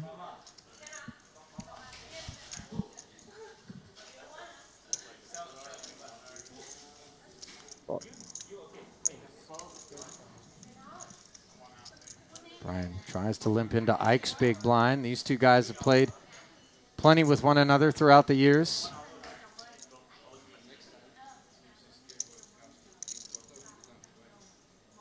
Rast, 3-time World Series Poker Players Championship winner.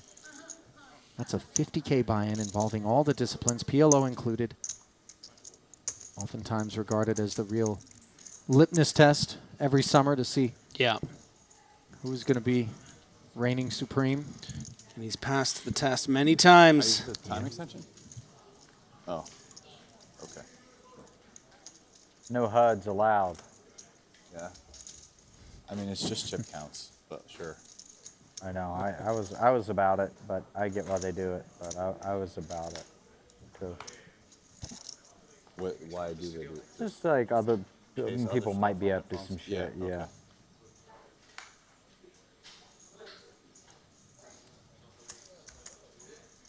Rast does end up making the fold. Inadvertently used a time bank there, apparently, but shouldn't be too consequential for the time being.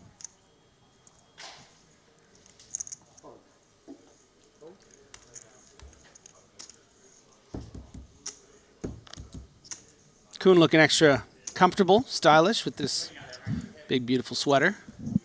I'll tell you this, Jason has gone on the record as saying that this 43 people enter, Danny, in the next 17 minutes. Another 43 people enter, and I win. I win Player of the Year. I might pull one of them old school livestock tricks, put about 40 horses in here. Bunch of dudes just come out of nowhere. That would be 1.2 chasing 200K. Hit the guarantee, you know? Yeah, but yeah, Bianca's in here playing. That would be Jason's wife. Just to finish the thought, Jason has gone on record as saying that this is his favorite of our Triton stops. Feels safe, beautiful setting, loves everything about it. It's also my favorite. With one data point. Top 2 for Haxton. He checked king high diamonds for Danny Tang, which now turns into 10s and 6s courtesy of this turn. And you know what? That turn also brings 4 spades for Brian Rast to that ace. So each player have a good reason to stick around in this pot. Yeah, the 6 high diamond draw smothered, but the spades are nutted. Haxton says pot.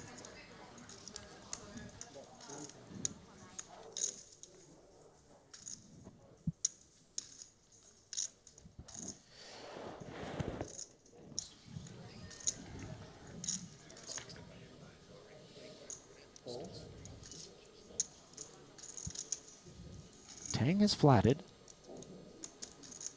Now Rast deliberating. Can close the action here, getting 3-1. Yeah, Danny, not just with that king high flush draw, but with those sort of mid 2 pairs, thinking maybe something like a 6 or a 10 could be live. We have, of course, see the 10 will not be live. Brian likes the price, fishing for that spade. Very wet texture with all of the big straights, smaller straights, couple of flush draws. Hoping for something, and on the river, it is the ace, which would fill in king jack, mind you. Rast with aces and 6s has the best hand. Yeah, the unlikely jump ahead here for Brian Rast. Didn't even really think about how that ace would bring him ahead, but it has. Danny with the only king in hand could, I guess, hypothetically try to represent king jack, but there are 3 other kings out there.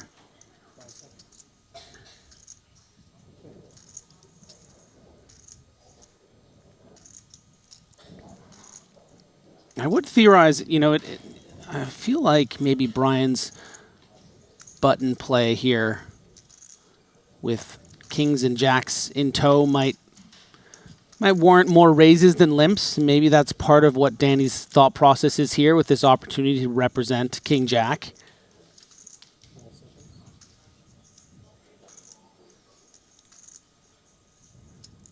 No, it doesn't go for the complex bluff.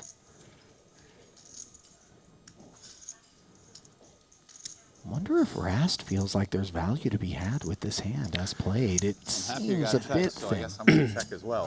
My jam would have worked. My jam would have worked. Beat that. Yeah, the problem with Danny just having 65,000 is the real problem.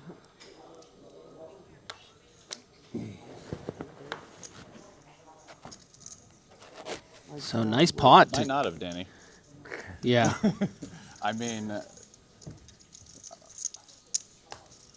Yeah, 160 out there, only 65,000 for Danny Tang. I don't think he should regret too much.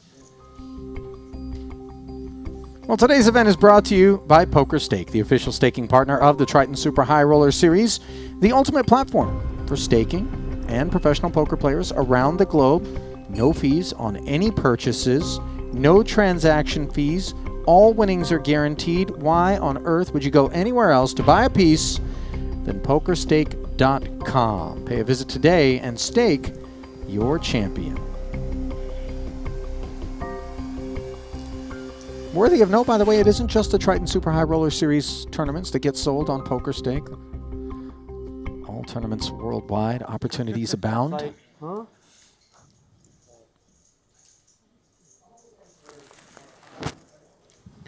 Nice to see Brian with all smiles in his natural habitat.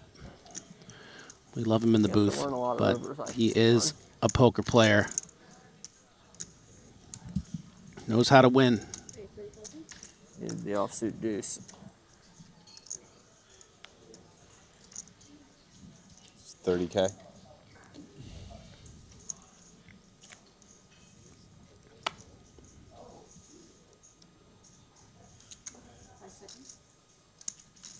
Kuhn. Ace King 9-7. The ace is not suited. Rast. Double suited. Will flat. Gappy rundown. Cards faster. Right. Maybe a few growing pains for the use of the time banks and stuff for Brian. Nice to see. Yeah, he was in the streets in the very first event of the series, a 25K 2-card. More cards to look at, you know, as you're marked.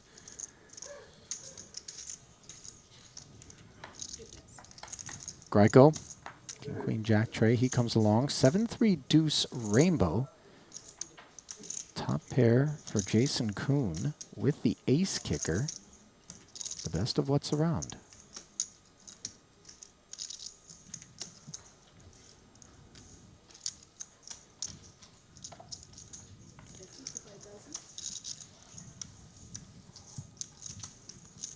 Not often you're going to feel comfortable in Omaha 3 ways to bet a top pair of 7s on the flop, but as the pre-flop aggressor, with those backdoor spades, with how dry the rest of the texture is, might want to come out for a bet here, but let's see how Jason decides to play it. Well, he's facing a bet of 55,000 into him saw the from lead there, Greco. yeah. So it isn't an opportunity to lead, but rather one to call, which he has done. Rast with some backdoor prospects here. And I think this bet has a lot to do with expected ranges. You see, you know, Kuhn under the gun, shouldn't have a lot of interaction with the deuce 3. You know, that flat from Rast also not expecting a lot of sort of 4s and 5s and 6s in the hand. Should be what he has in the big blind a lot of the time. So with those backdoor clubs and the 3 in hand, decided to go for a lead. How is he going to feel about this offsuit 8? Decides to check it. As played, Jason preflop raiser, who comes along in the face of 55, could skew somewhat toward an overpair. Opportunity before him here. Let's see if he senses the need to put chips forward. There's your answer. Check back. And a king on the river. Kings and 7s versus kings and 3s. Advantage Jason, and I could definitely see a world in which Richard Grieco thinks that this is gin, despite it being little more than tonic, as we can see.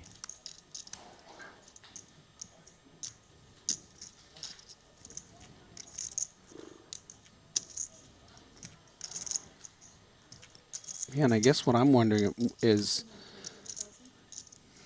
with that bet. Well, okay. Yeah.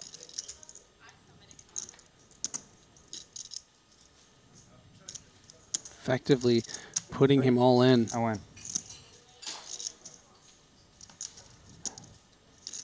So how Brutal much river land card. betting on the river?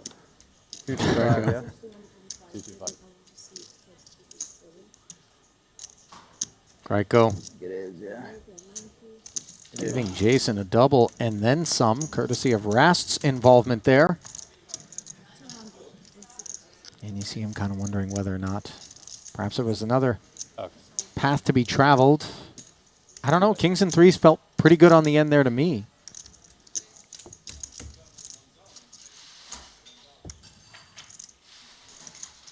Man feeling best about it all is right there. Jason Kuhn, who was hunting Danny Tang for Ivan Liao Player of the Year award honors, Griff, but as you heard him discussing with Danny, in order for there to be enough points available to Jason for him to overtake Danny here in this very last event, 41 entries would have to walk in the door in a span of 5 or 10 minutes. Yeah, after last year's near impossible comeback of Stephen Chidwick to claim the Player of the Year, this time just ran out of time, ran out of tournaments, ran out of entrants.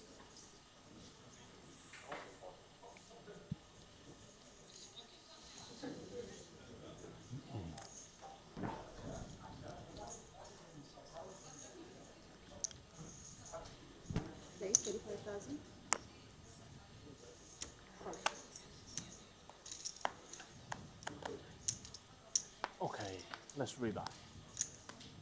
Going in. Rast makes it 35 to go. Danny asks for the spin.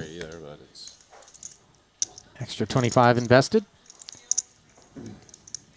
Rast with a couple of overs and clubs. Pretty good. Yeah. As soon as you hit, Our I'm hands dead. are okay. This has got to be You hit, I'm pretty dead, right? close to a flip, I would guess. 8% advantage for Danny. I guess I think I like your hand. What is it, Ike? I'm not good at this. What we got? Oh, I like my hand.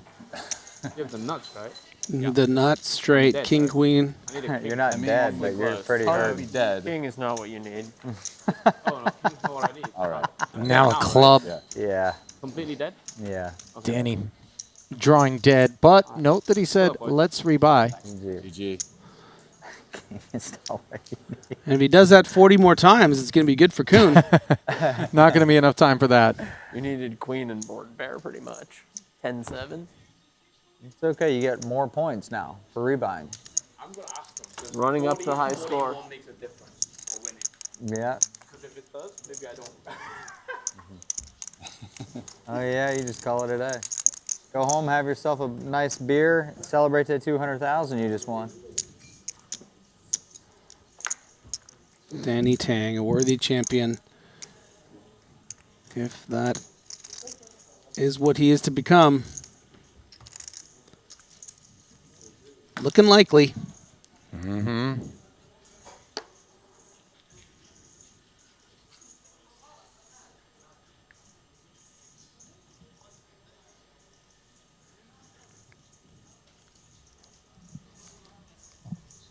So hands will be played absent Danny here, not by Ike. Or by Mr. Grieco. Jason will limp in to Rasty. Man with a modest Triton resume under his belt. Only other time that he played, he was out commentating in Madrid. Hopped into a 50K 7 max no limit event. 13th place finish there. He picked up 101,000 euros. Then didn't cash in 100K no limit main or the 25K PLO. As we mentioned, played the 25K GG Millions live here in Montenegro, and now bookending it here in this 30K Turbo Bounty Quattro, where his 30K raise from the big blind kept Kuhn involved. 7s and 5s, bottom 2 for Jason. He checks it over. Kings and 5s for Rast, who checks back. Clubs arrive on the turn. It's queens and 5s now for Jason. Queens and 7s, rather. Pardon. Yeah, and Jason's going to come out betting here, perhaps thinking that Rast would have bet a lot of club combos on the flop. Those queens and 7s looking pretty good. Going to be able to protect them, fold out some straight draws that wouldn't continue because of the 3 clubs. But I wouldn't imagine it was Rast's intention to check this back and just fold on any club.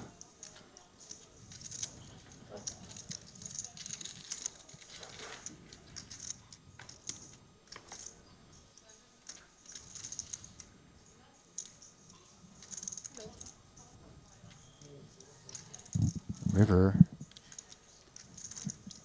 fills in 10 jack just in case after the 23K lead and call.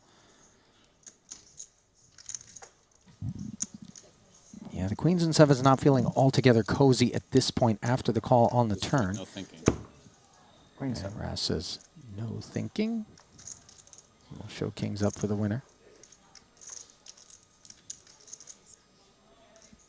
No. He's got king 5. Oh, yeah, okay. I thought you said ace king. Muck it. Throw it right in the muck. A moment of panic there. Not ace king.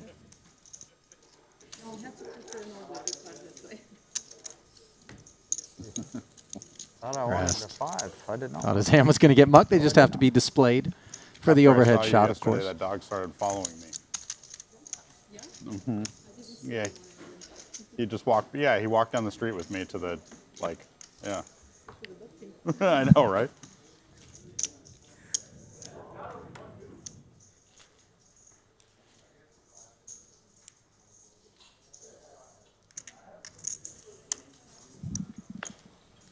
Dylan Lind fills in the void left behind by Danny Tang. Brings with him the chip leading stack of 861,000, by the way. That'll play.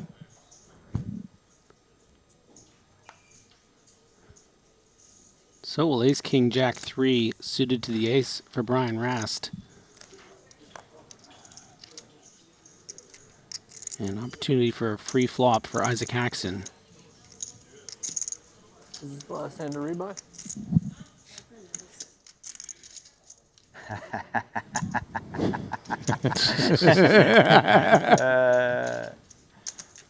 Axton, a little troll there after the button and small blind limp in. You're crazy. Ace jack 10 here. It's just a scam, bro. You're crazy.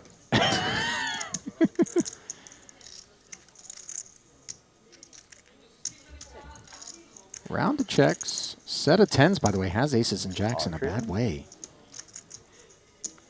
Rast does have the Broadway gutty working, and of course any ace or jack would give him the bigger boat. Yeah, and should assume at this stage that aces up with that jack are good enough. The 3 would be a bad one for Brian.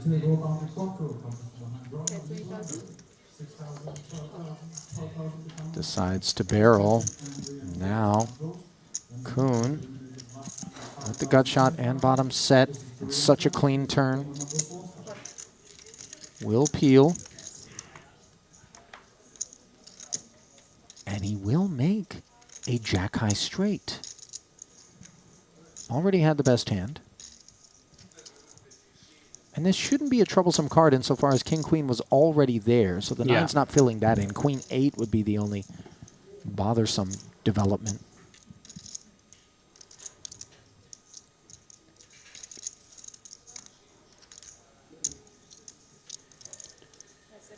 And Brian appears to be reaching for chips.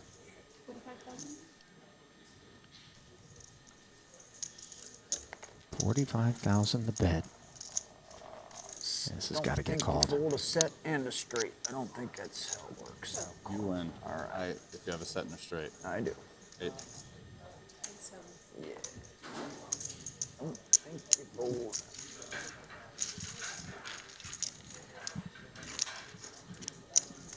Kuhn will gobble one up.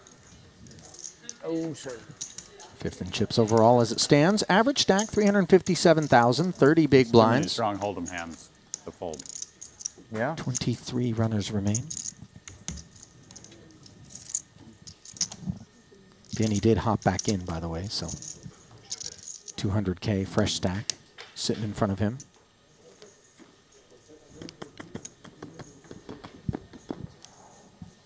Yeah, and a bunch of these re-entries here before registration closing should come as no surprise. As it is the last event, people just want to get their last little kicks in. That they do.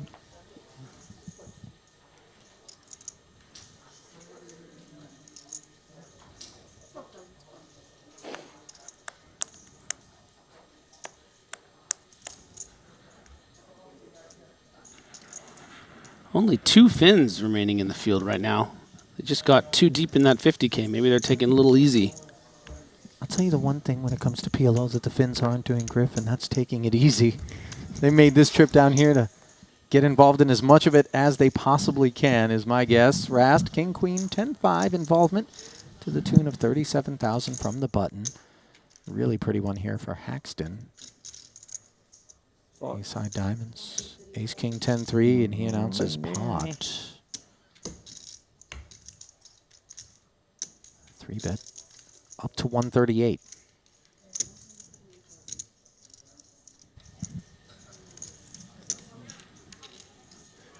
And just another 135K back. So Brian deciding whether he wants to realize some of this equity with his King, Queen, 10-5 suited to the King, and looks like he's prepared to do it. A lot of shared cards here, so percentages-wise, Brian is going to be at a small deficit, about 60-40, and is going to pair that Queen. And that is a pretty brutal flop for Isaac Haxton. Ace, King, 10-3, 3 diamonds. Almost home, Dylan. Almost there, buddy.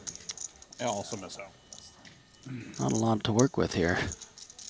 Half your stack in the middle. How do you play it? You can see the percentages, 88 to 8. Take it down. Go get in the heat.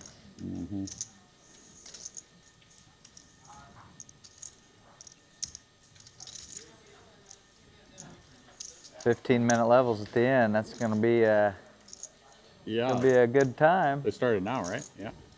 Is it already starting? Yep. Oh my gosh. It's time to go. It's going to be like one-hand levels sometimes. Is it on me? No, it's on me. Okay. Silly. Silly Triton.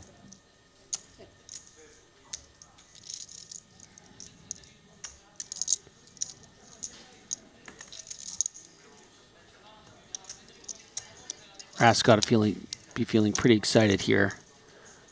That looks like it might be a check fold. Yeah. Unfortunately, just no diamond on board, no Because immediate most people's draw. flights are at 7 a.m. tomorrow. Yeah. Oh, yeah. Down goes Ike. Yeah, mine's at like 9. Are you going to Istanbul? Yeah. Yeah. I think a lot of us are on that flight, and then What an airport that is. Istanbul. Oh my God. It's crazy. Yeah. It's crazy. Really nice airport. Istanbul Airport, the new one, more of a metropolis than an airport, dare I say. It's Not sure if incredible. you've transited. But Yeah, I transited on the way here. Behemoth. Well, if there's an airport Great to be 14 food. hours, and that's kind of the one. I was, when my flight got all screwed up and I ended up stuck there for an entire day, I was actually pretty relieved that it was as nice as it was. Yeah. Yeah. That or Schiphol. Oh, yeah. That is an amazing airport.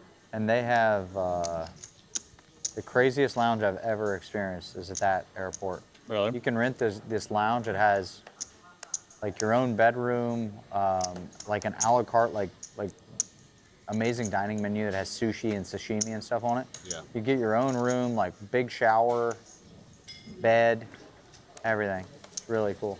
The airport at, trying to think, what's like the really nice Middle Eastern airline? It doesn't go through Dubai, it goes through. Rast is talking about Qatar Air. Not Emirates. That one's good, I've heard. Qatar? Qatar. The Qatar airport. Their lounge there is also amazing. Is it? I've never gone. You can get a room. And yeah, the Middle Easterners don't play around when it comes to travel, bro. You can get a massage, food, Wags his finger. everything. Actually, like the like how it's designed is crazy. It's like a 50-foot high ceiling when you walk in. Oh, it's shit. Like a sheer just stone. I don't know. I love that. Now, before you go thinking that Rast is referring to the business class lounge, he actually upgraded to the Al Safwa lounge, One of the times I flew which is there, the I first had, like, class a lounge. long wait in the connection. I'm like, no problem. Yeah. I just sleep in the Stay here for a few days. airport lounge You can for just stack your hand on top for like of 6 things. hours. Oh, no shit. That sounds better. And that is a pretty sick It's one. really hard to I get found used to out after just doing in it that time. way. Yeah.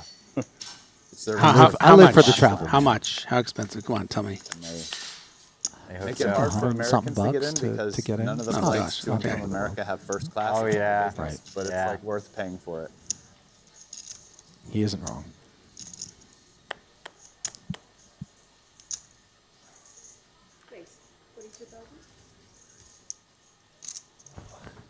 Dylan.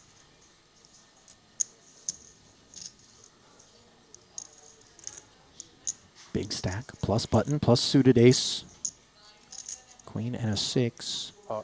Leads to 42,000, but ace, ace, jack, deuce with clubs leads to much more. Oh boy, now Jason. King, king, 8, 5.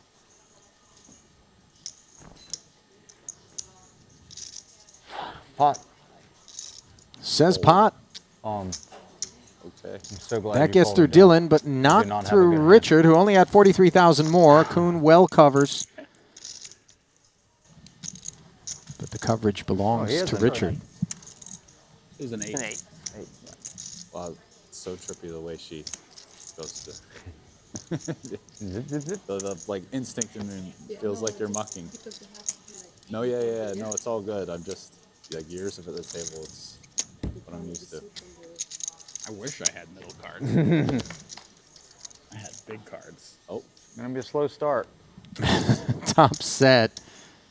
Yeah, that's going to do it. Look at those Running incredible kings. odds. Now it's over. I would call myself dead at this point. We just rip that river out and get her over with.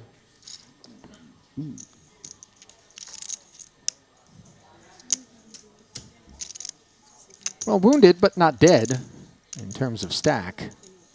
Kuhn will be down to 2-2-1? 416K. That's it. Oh, there you go.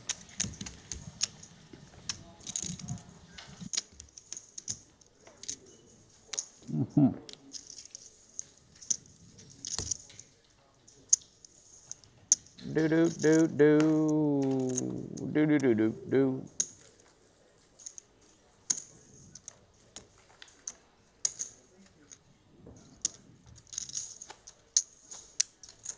$18 big blinds.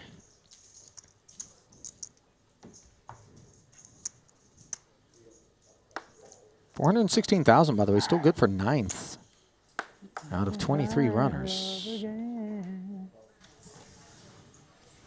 For Jason.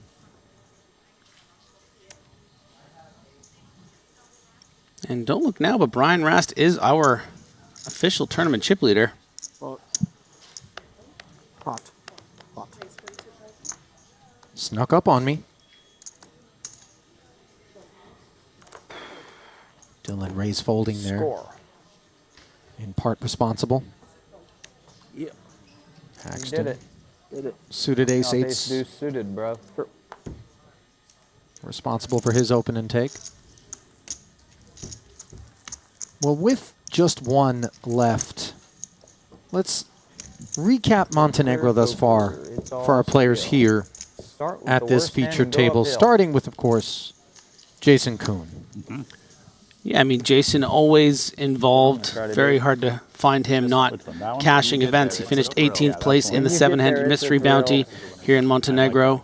17th in the bounty quattro for another 63.5, and then did final table the massive 200K event for a good 1.1 million. So certainly not one of Jason's best series per se, but that's because he's had some of the best track records we've ever seen. We touched on Rast.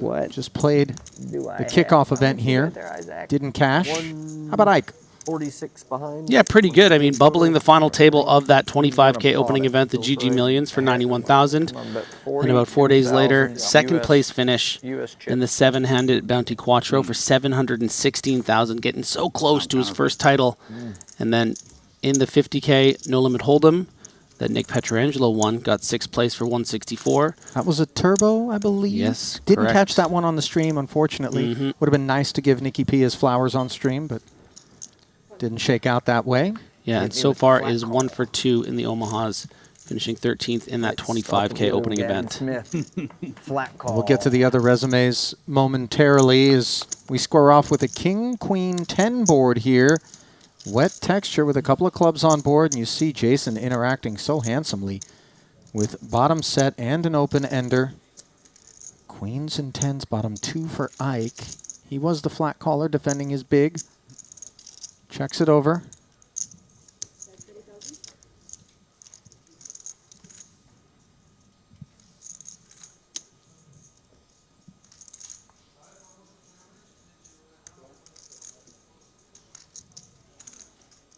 $30K C bet into 102.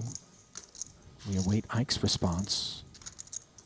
Situation fairly grim for him.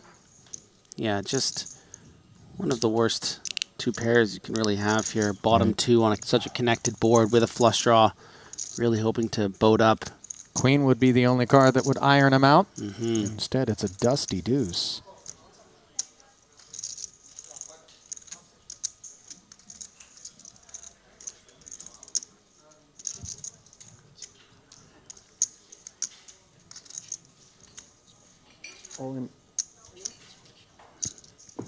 Ooh, big trouble for Ike. Puts in the last 81,000. The snap is bad, bad news. Oh, Queen yes, and yours is- only a I queen. have a good hand. Yes. I thought you were disagreeing. No, you said bad hand. I said good hand. Yeah. Got a nice queen 2X. I don't even know which ones they are. Gonna need an angel. Lady Luck doesn't Instead, come. It's the 3. And with that, Good luck. Ike Haxton's run here in the final event comes to an end, as does his Montenegro Festival. Wow. Overall, a successful trip for Ike, but would have been nice to see him get his first title. Doesn't have any backers that are going to grill him. Luckily for him. Like the rhyme, that part of the rhyme doesn't apply to Ike. Thank you. So the 81K jam snapped, and Kuhn's little roller coaster ride back on the upswing. 581,000 in front of him after showering Haxton. Mads Amot inbound to fill the void. Mad's actually an old friend of mine and a PLO specialist. Came down here from Norway specifically for these series of events. All the Nordic, Scandinavian contingent. Word proliferated rather quickly. Up north, flights were booked. I would imagine they were full. Maybe even they got a game going on the flight in. How about Dylan Lin, by the way, who's currently second over here? Walk us through his Montenegro Festival. Yeah, you know, I mean, a minute. yeah, he is just so solid. You look at all his results across these series. Hasn't had that big win, breakout win, but just so many final tables out here and close calls and, you know, just some really well-played hands. Started the festival, 30K. 22nd finish, 5th place in the 700 mystery bounty, which of course we covered for 202,000. 7th place in the 100K, for just shy of $500,000, and then 3rd place in that 50K turbo that we mentioned. Yeah, 40,000 ahead, and then the other. Ace Queen 7-5 for Dylan. Just bows out. Right, that's how, yeah. Yeah, I'm sure All right, we got a dead small ski. All right. Yeah. Kuhn plays the jacks as a limp. Just want about 7 people. I'm not greedy.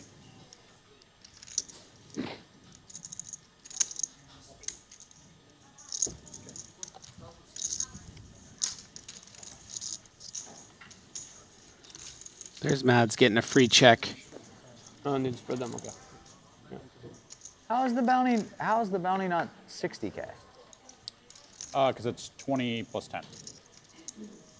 Oh.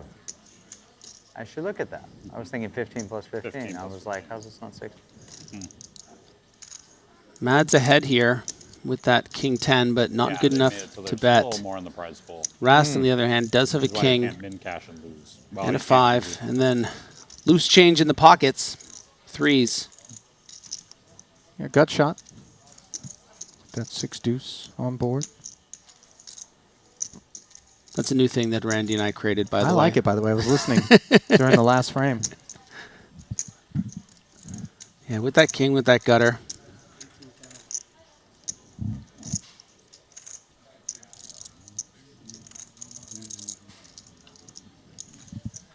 Rasty. Barreling 18,000 on the button. Yeah, and obviously not easy to proceed here with this king 10 kicker in Omaha specifically, of course, but also a dry enough board that, you know, Brian could just be sort of trying to take it down. Where's some backdoor prospects with the 9-10 and the spades? Take it all off the board here, courtesy of this ace of hearts, which does give Rast a baby heart draw. Oh. But it also puts an overcard to the king on board. Unclear how often he thinks Mats has an ace in hand. Yeah, I think a bit difficult for this ace to improve his hand. So when you have one of the worst kings, now Brian's going to take the free card, hope for something like a 4. Well, how about a heart to give us a flush and some pretty significant improvement?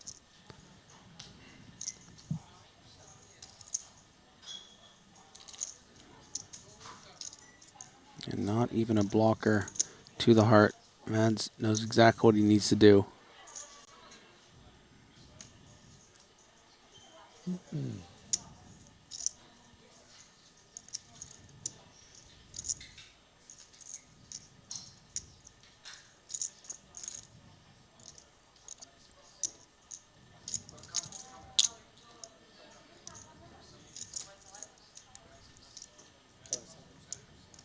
$45.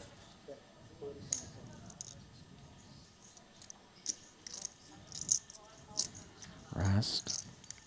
That's 45 and fairly easy release there from Mads. Now, how'd the two of you meet one another, Griff? Oh, just like sort of through friends back in the Vegas days, going to the World Series every summer. That was true. And with the Doji Shandong. I have a bit of a Scandinavian connection from my gaming days, so I've met a lot of Swedes and Norwegians. What sort of gaming we talking about now? Well, my Counter-Strike, professional Counter-Strike career, yeah. I mean, I had a quite famous catchphrase that I said to the Swedes, and whenever they see me, they always talk to me about it. And I know some Swedish Norwegian curse words from my gaming days. I've been to IKEA. That's about. No, I've actually been to Stockholm, Södermalm, Stureplan. So how about aces king 8 for Richard Greco, suited to the clubs as well. Greco 0 for 2 so far here in Montenegro. Came out specifically for this PLO series. Right? Yet to even have a Triton cash, but not a big sample size. It'd be nice to finally get on the board here. Regardless, it has just been out. It's just crazy.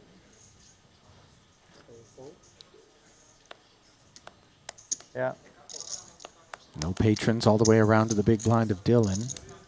We know 3 of 4. I told Paul when he gets back to finishing that building. And that's one of the chip leaders, and with 3 cards that connected, I think it's going to be worth the price of admission for another 25K, whatever's dangling under there. Gray building. Yeah. Concrete, right? Okay. That's going to be apartments? Yeah. Like nice ones. Just going to have one. If you come here a few times a year, play, bring the kids, whatever. So nice. Come on. unintrusive. Come on, graphics team. Give us the 3-card percentages here. Not going to happen. Lynn's open-ender. Earns a free turn. Aces. No matter what that fourth card is, well, take it back. He's got a pair of 5s, so a 3, Jack, 9, or 5 would give Dylan 2 pair.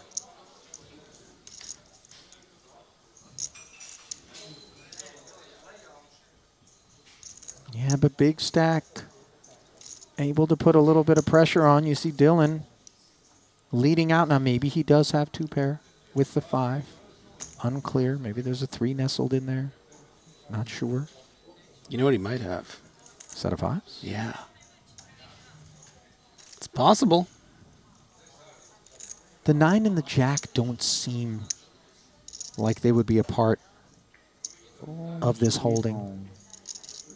I think maybe a 9 that was suited to them, or even a Jack that was suited to them with all those chips, just calling the raise. I think it's possible. As long as it was suited, right? Big stack, yeah. Not as preferred, but obviously he does have some liberties available to him, does Dylan, at present. Fast action. I like action. And this is a tough spot, I think, with the dry aces here. Hey, dude, thanks for all this commentary. Even if you are ahead right now, your opponent probably has a great deal of equity, and that's why we see the fold. It's so hard to find like elite players who will do the work. You're so good at it. Thank you. Yeah, and to be able to cover all the game. Yeah, yeah. Dude, he's Right now, I so don't know- good at it. I don't know how much longer I'll do Yeah, it, but it's great. Thank you. Yeah, and it's like crazy hard work, you know. Yeah. Right now, I'm just kind of in a. When I think of you, Martin, I think of a lazy person. I don't know you very well, but you seem very lazy. You're only as good as the people you work with, though, really. And The boundless humility of Griff on display. He's only being facetious. We are incredibly fortunate to have Rast and a whole host of potential feature tables that we can sink our teeth into. There's a glimpse at your next one. I never train apps, Sean. I was going to tell Winter, you, but you interrupted me. Chitty. Like, apps is not about training, it's just about body. Been crushing for 15 Dylan. years at every game. Just get in there and talk about it. It's so nice, and you know you can't fill that seat easily. Kuhn, kind enough to Yeah, of course, man. give Rast due praise here after a long 2-week festival where he gave us a glimpse into his mind, one that he feels is sharpened just by virtue of being in the booth and observing his peers at work. And he is chief among them right now. 56 bigs for both he and Dylan Lind. Just a nose in front by 9K is Rasty. Kuhn running third, Greiko, Kronwitter, and Mats in that order. Jonas, the late arrival with 15 bigs.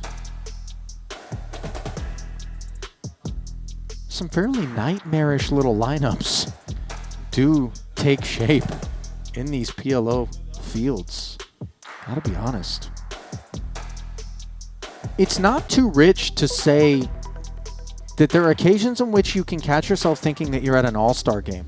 Yeah. When you're at a Triton. I mean, we try our best to, maintain perspective. We're not out here to just pat ourselves on the back. We really do work hard and feel quite blessed and fortunate. Certainly, I know I speak on behalf of all of us here in the booth to have this particular assignment that is just nonstop, top shelf stuff, and to be entrusted with the assignment of trying to break down to the extent that we're able. Obviously, the aid of Rasty, always welcome among others who have joined us. It's like an all-star game if it was also the World Series. Like, this isn't an exhibition thing they're putting on for the fans. Like, this is their big That's shot. right. This is the There's something at stake here, not everything. just like Yeah. home advantage for the league. I mean, this is what they're training for. This is the Premier League. This is everything, but it's also the best and brightest. Now it's faster. Formula One, whatever suits your Yeah. fancy. The upper crust, the elite, So the fast, it's 15. Okay, they all not find 10. their way here. And I've always found it somewhat peculiar, Griff, that they You get one extra bother card to look at. Yeah, I know. to kind of Stand those cards out. That's right. come out Especially under the Trying to learn gun. how to and face look at my the sort of cards opposition that is ripe cost at me any time given back. Triton. Of course, the presence of some VIPs is in part the process, but I think truly Well, these like, if guys you're talking or like whatever, and testing it's their under the metal gun, and against then it just the start, greatest. You know, like with 10 seconds. Holy shit! It's time. I gotta look. What do I do?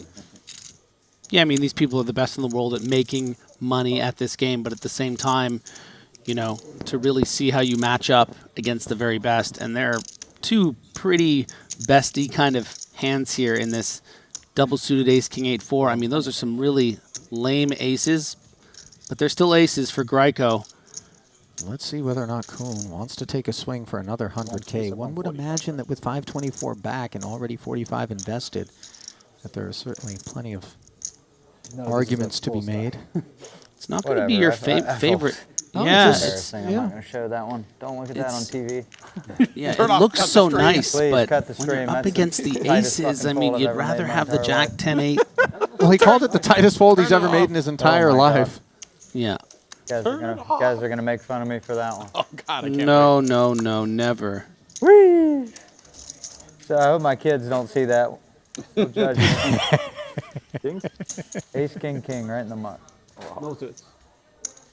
One suit?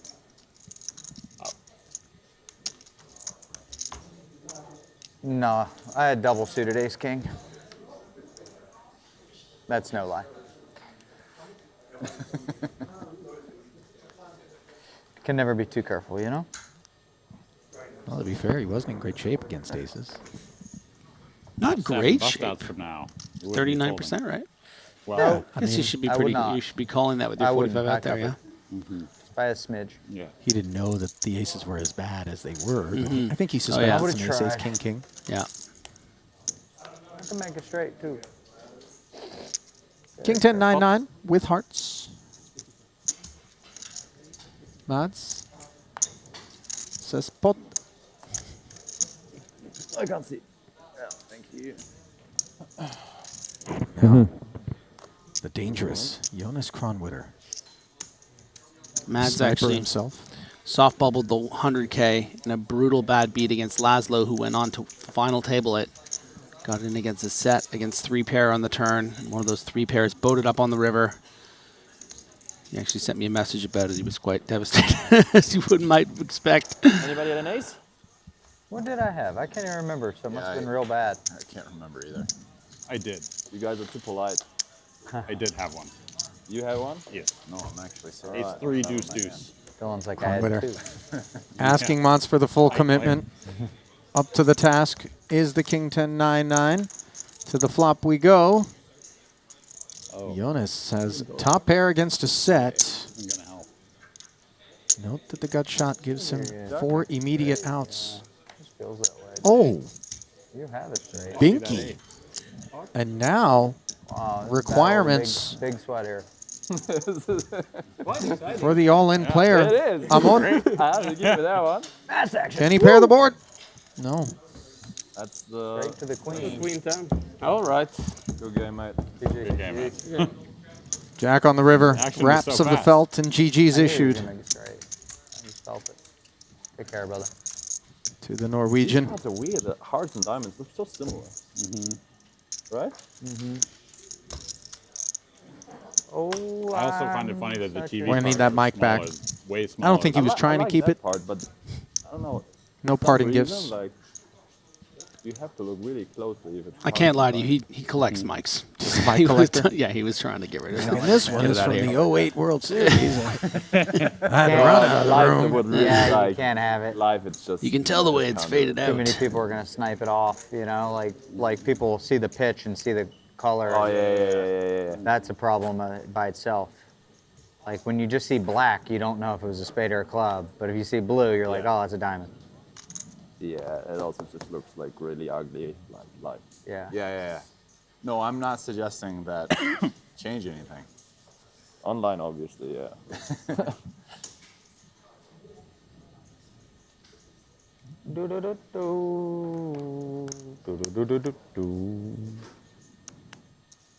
I got my mind set on you. I got my mind set on you. Dylan's mind Set on Queen Jack 10-3. 55 if you do. That's pot. Take money. Oh, not spending money. Bop. Jason Do it right, try. defends. Double suited with ducks. What's that? Oh, really? They told me the other day that I didn't have that I could just stack them. They lied to me. Ace I was Jack lied to. 3. And then I lied to Ike and other people. Diamonds and top pair for Jason. Bottom 2 and the gutter for Dylan. He's in front. And with it checked over to him, he will deploy 65K.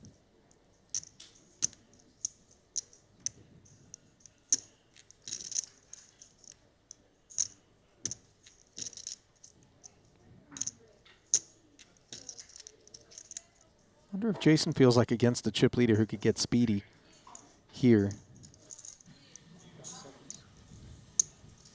This doesn't feel like 65 being assembled, and sure enough, 160.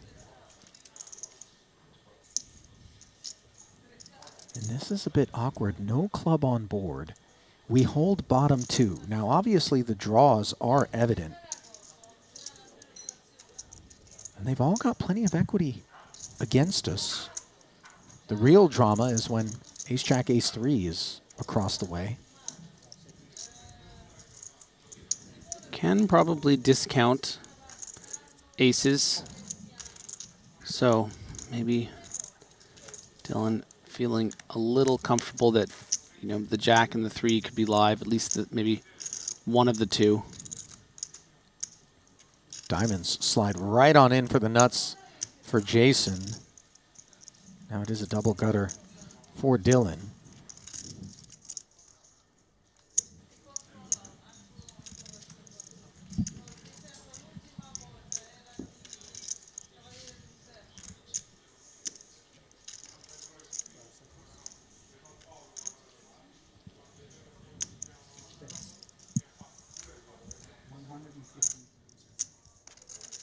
$115,000. Jason very much looking to retain Dylan here. 15-minute break. All players in table boundary quantum. 15-minute break. Remind all players to start their 500 and 1,000 to one place at the table, please.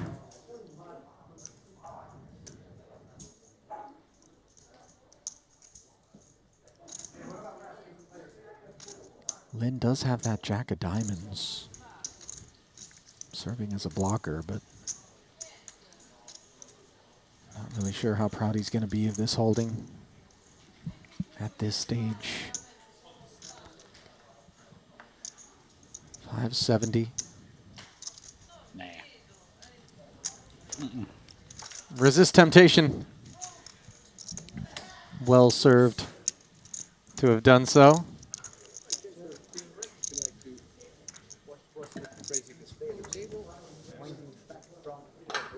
Racks being distributed as this feature table will be giving way to another. Players on their way to a break. One look at the chip counts brought to you by sportsbet.io. 10 and 20,000 will be the blinds. When we return to action, Czar Rast at the top of not simply this feature table, but this entire field in which 16 players remain.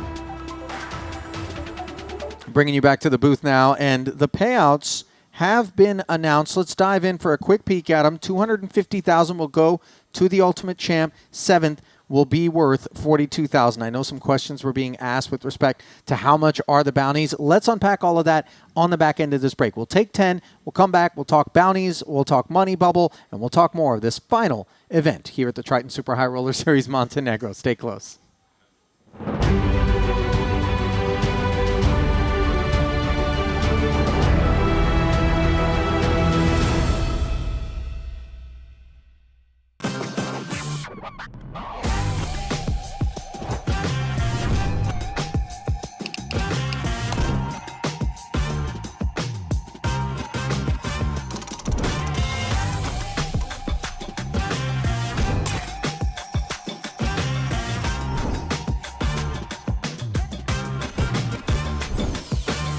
Want a $50 Global Millions ticket on top of the full GG Poker welcome bonus?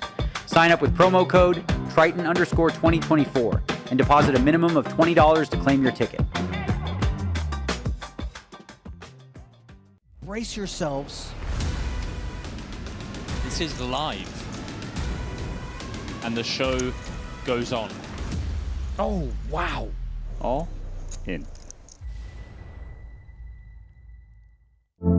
In poker, every small decision counts. Introducing the Game Changer, Daily Dose of GTO. This is your free guide to mastering GTO strategies in just 5 minutes a day.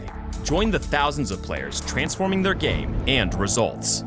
Gain the confidence you need for high-stakes decisions. Scan the QR code now to get your free copy and follow GTO Wizard on Twitter and Instagram for exclusive challenges and giveaways during this Triton series. Welcome to BetACR EU, the premier platform for sports enthusiasts and the newest way to engage with the Triton Live series. Experience the pinnacle of sports prediction where every game, every match becomes an opportunity for victory. At BetACR EU, your insights into the game transform into action. With exclusive action prediction options for the Triton series, your player knowledge and predictions set the stage for unmatched excitement. And there's more. BetACR EU brings the world of sports to your fingertips, offering action prediction options across all major sports. Whether it's football, basketball, baseball, or beyond, your passion for sports finds its home here. Kick off your journey with us and get a 15% free play on your first top-up up to $250. Don't just watch the game, be a part of it.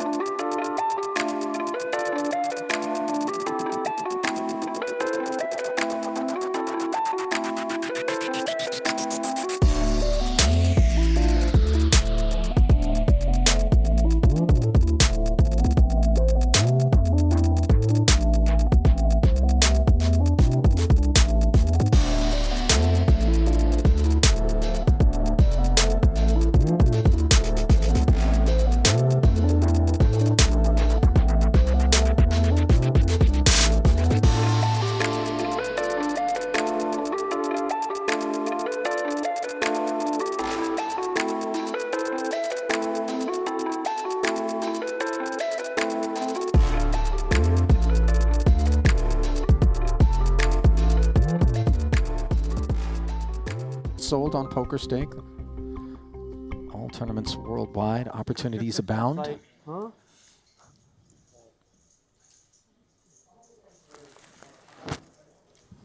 Nice to see Brian with all smiles in his natural habitat. We love him in the booth, but he is a poker player. Knows how to win. Is the offsuit deuce.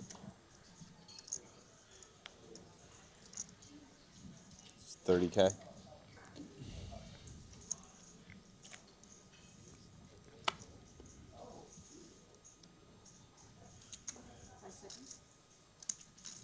Kuhn.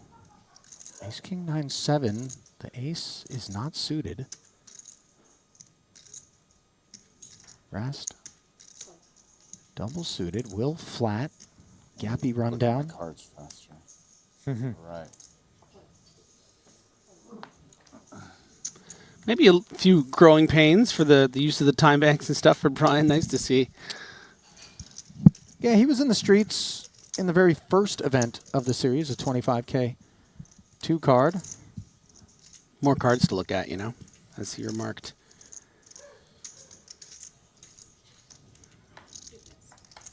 Greco, King, Queen, Jack, Trey. He comes along. 7-3 deuce rainbow.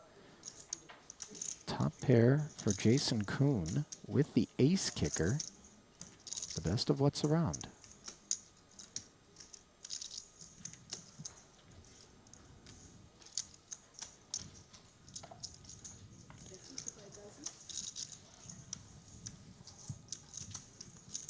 Not often you're going to feel comfortable in Omaha 3 ways to bet a top pair of 7s on the flop, but as the pre-flop aggressor, with those backdoor spades, with how dry the rest of the texture is, might want to come out for a bet here, but let's see how Jason decides to play it.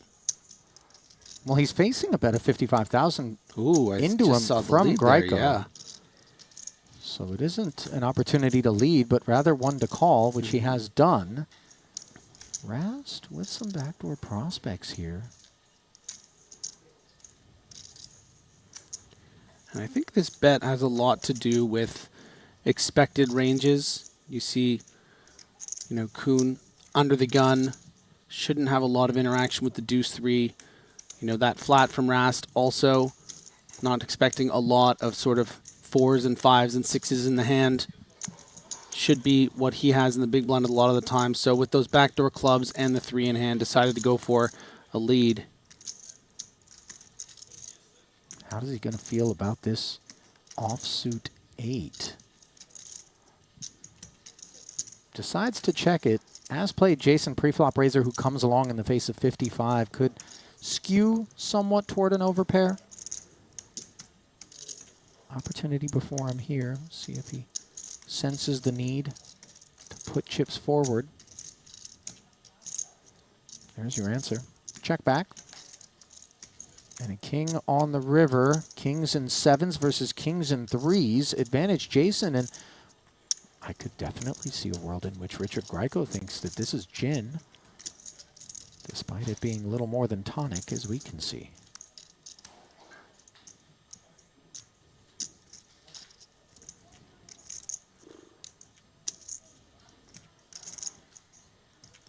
Yeah, and I guess what I'm wondering is, with that bet. Well, okay. Yeah.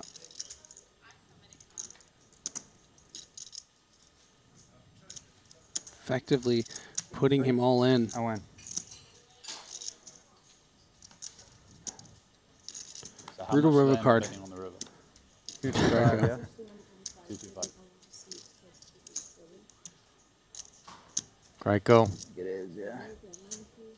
giving Jason a double and then some, courtesy of Rast's involvement there. Of Stephen Chidwick to claim the player of the year. This time just ran out of time, ran out of tournaments, ran out of entrants.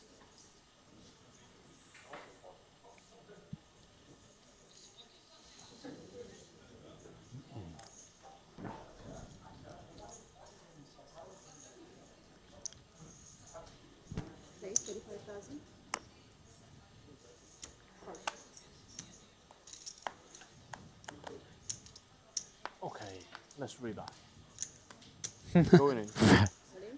Rast makes it 35 to go. Danny I mean, asks my for the hand's not that spin. great either, but it's Extra 25 invested. Rast with a couple of overs and clubs. Pretty good. yeah. As soon as you Our hit, hands, I'm our dead. hands are okay. This has got to be You hit, I'm pretty dead, right? close to a flip, I would guess. 8% advantage for Danny. I guess I think I like your hand. What is it, Ike? I'm not good at this. What we got? Oh, I like my hand. You have the nuts, right? The nut straight, Dead, king, right? queen. I need a king. you're not dead, but you're pretty hurt. Be dead. King is not what you need. Oh, no, king already. All right. Now a club. Yeah. Yeah, Completely dead? yeah. Okay. Danny drawing dead, but note that he said, Oh, boy. let's rebuy. GG. It's not what you need. And if he does that 40 more times, it's going to be good for Kuhn. Not going to be enough time for that. You needed queen and board pair pretty much. 10-7. It's okay, you get more points now for rebuying. I'm going to ask him. Running up to high score. What makes a difference for winning? Yeah. Because if it does, maybe I don't. Oh yeah, you just call it a day. Go home, have yourself a nice beer, celebrate that 200,000 you just won. Danny Tang, a worthy champion.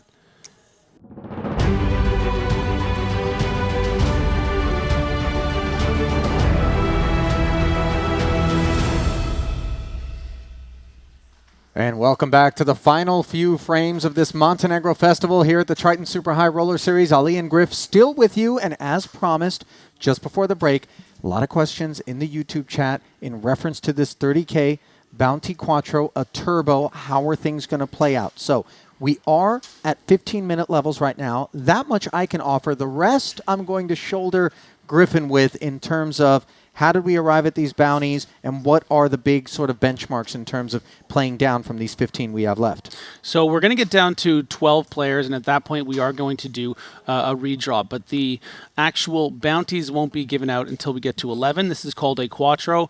10K of the 30K that they put up will be put towards those bounties. So each bounty that you do get as of 11 players will be worth $40,000. Then once we get down to 7, that will be the final table, at which point we are also in the money. So that will be the money bubble. Someone who busts in 8th place, doesn't have a bounty, goes home with 0. Yeah, that's a double bubble, a little bit thick, a little bit painful. No pain, by the way, for the Booth brethren. Brian Rast, who's sitting atop the leaderboard right now, 845,000 in front of him. He was holding court. We do have a new feature table on our hands, though, and let's unpack that new feature table. First glimpse in, boom, there it is. Joe Chuen, this man is a bit of a PLO kind of anomaly. I mean, he kind of flew under the radar for me out in Jeju, and yet he had deep finishes. Somebody to keep an eye on as he contends with the Nordic and Scandinavian contingent to his left. Yeah, and he's going to have really tough competition. We've seen how tough Dylan Weissman is. You know, we have the Finn on the table over there on the right. Aku, Martin Dom. We've seen a lot of in these Omaha tournaments. Sean Winter is also, I mean, just an incredible force when it comes to pot limit Omaha. I actually had a chance to talk with him a little afterwards yesterday, and just the way that he talks about these Omaha spots with some of these Scandinavians and Finnish people is pretty amazing. And of course, we have to mention Stephen Chidwick, who, you know, one of the biggest winners here on Triton, and clearly doing very well here, you know, amongst the leaders, and will be a big feature on this feature table. He's actually hot on Rasty's heels. Looking back at the leaderboard, we did have you zoomed in on the feature table, which, by the way, did just lose one of its players. I didn't quite catch who it was. I know it was one of our it'll be Martin snipers. Dom. Was it? His Okay. left, yeah. All right. And that's actually going to make the road a little bit easier potentially for these guys, all of whom are up to the task. But Chidwick is just 15K back of Rast. Ronald Kaiser of the Netherlands in third. That's a name that we haven't really had an opportunity to bring up much. And how about Ding Biao? Fourth right now. Jason Kuhn fifth. I mean, we still have a lot to salivate over, even though we are getting to the final throes of this particular festival. Down toward the bottom, by the way, is Joe Chuen. So not sure how much of an opportunity we're going to have to observe his navigations, given he sits with 7 big blinds. And, of course, Dylan Weissman with 8. Both of those short stacks stuck at this particular featured table, and we'll see just how much of an appetite the larger stacks are going to have to snack on the shorties. And they're not worth any bounties just yet, as you touched on. Bounties kick in at 11 players left. So 12 will be the redraw, 11 the bounties, 7 the double bubble of both the final table and the actual payouts. Min cash going to be worth $42,000. $250,000 will go to the eventual champ as we play 10, 20, and 20. Brought to you by PokerStake. A look at the entire field spread across these 3 tables. 5 players at each. So short-handed PLO, I suppose we could call it. Wouldn't be a stretch. Note that Kaiser, Chidwick, and Rast all sit at different tables. Random, but fortuitous. 10, 20, 20. Okay. As they're not having to collide with one another. Chidwick has made it 50,000 to go here at this new feature. Ace, Queen, 10, 9, suited diamonds. 3 Broadway cards, a solid dangler.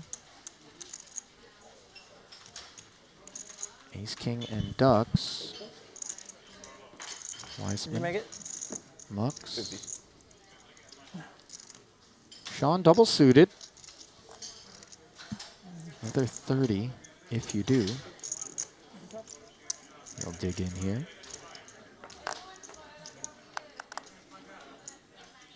Four, 5, 7. So pair 4s and a gut shot for Winter. Backdoor clubs. And you see he doesn't waste any time leading right into Stevie. Yeah, clean lead here, and Steven Chidwick has the exact kind of hand that he's going to have to just, you know, okay, I think you got me, Sean. First blood, go for it.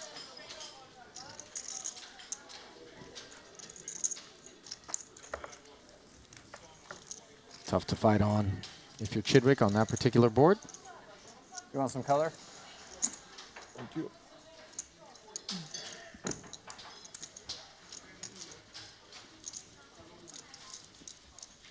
Sean making a little change.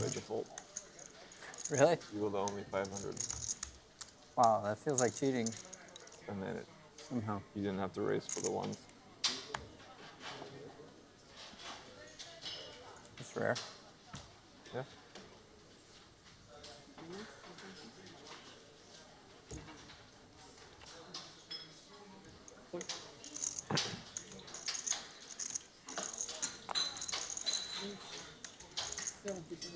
Joe Chuen makes it 70. This is over half of his stack. Full pot. We can see why. Chidwick peering over for a look. Ace-10, 6-4 double. Already in the big here. Yeah, it's effectively about 6 or 7 big blinds, so I think Chidwick's going to feel quite compelled to put the rest in and run it. But actually not doing very, very well against the particular holding of Joe Chuen. Ace-10 is covered by another 10. Clubs covered. I mean, hard to be this much ahead when it comes to Omaha pre-flop. Kicker on the ace covered as well. I think Chidwick's best shot is going to be in the form of spades or some low cards interacting with that 6-4. And it's gotten even better here. Jack, 9, 7, and how about another 9 on the turn? River is a queen. Enjoy the double, Mr. Chuen.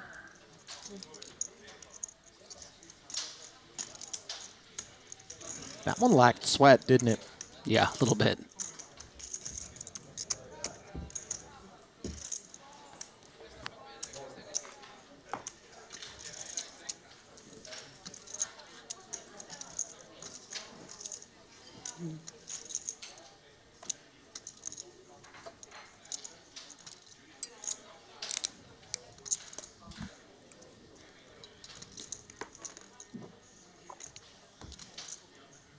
Chuen looking up at the tournament clock to find out how he's stacking up right now. He's actually put some runway between himself and Dylan Weissman. Yeah. He stands alone. Danger zone now for Dylan. Just 8 big blinds coming into the big blinds. So he's going to have to make something happen if he wants to have a chance at those bounties and cashing.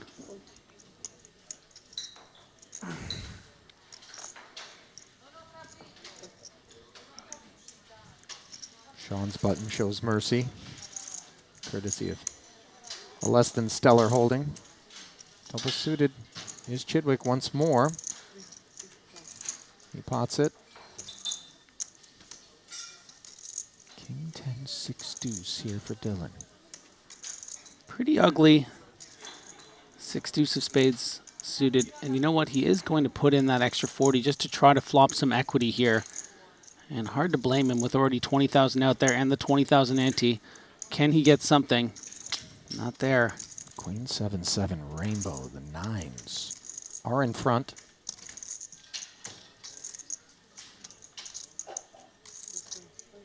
Stevie, bet and take it, sir.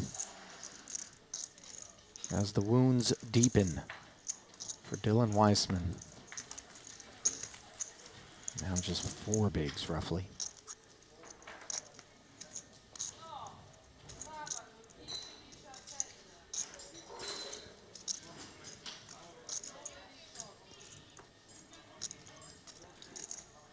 Don't feel too bad for Dylan Weissman, though. An incredible second place finish in our 100K PLO main event. So close to getting that 2.2 million in the title and that Jacob & Co. watch. But he'll have to settle for 1.666 million. A successful trip here for Dylan, who also had another cash in the 2-card format here at Triton. I wish every time I was settling for something, it involved $1.66 million. 20th in the 30K max was good for 55,400 for Dylan. Is on the other cash. Look at this hand for Aku. Queen Jack 10-9 double. He has potted it. Double suited. Ace Queen 7-3 Chidwick. Folds the button. Wonder if he would have had a different reaction where it suited to the queen. Or maybe if that 7-3 was a little more connected. Maybe something like Ace Queen 7-6.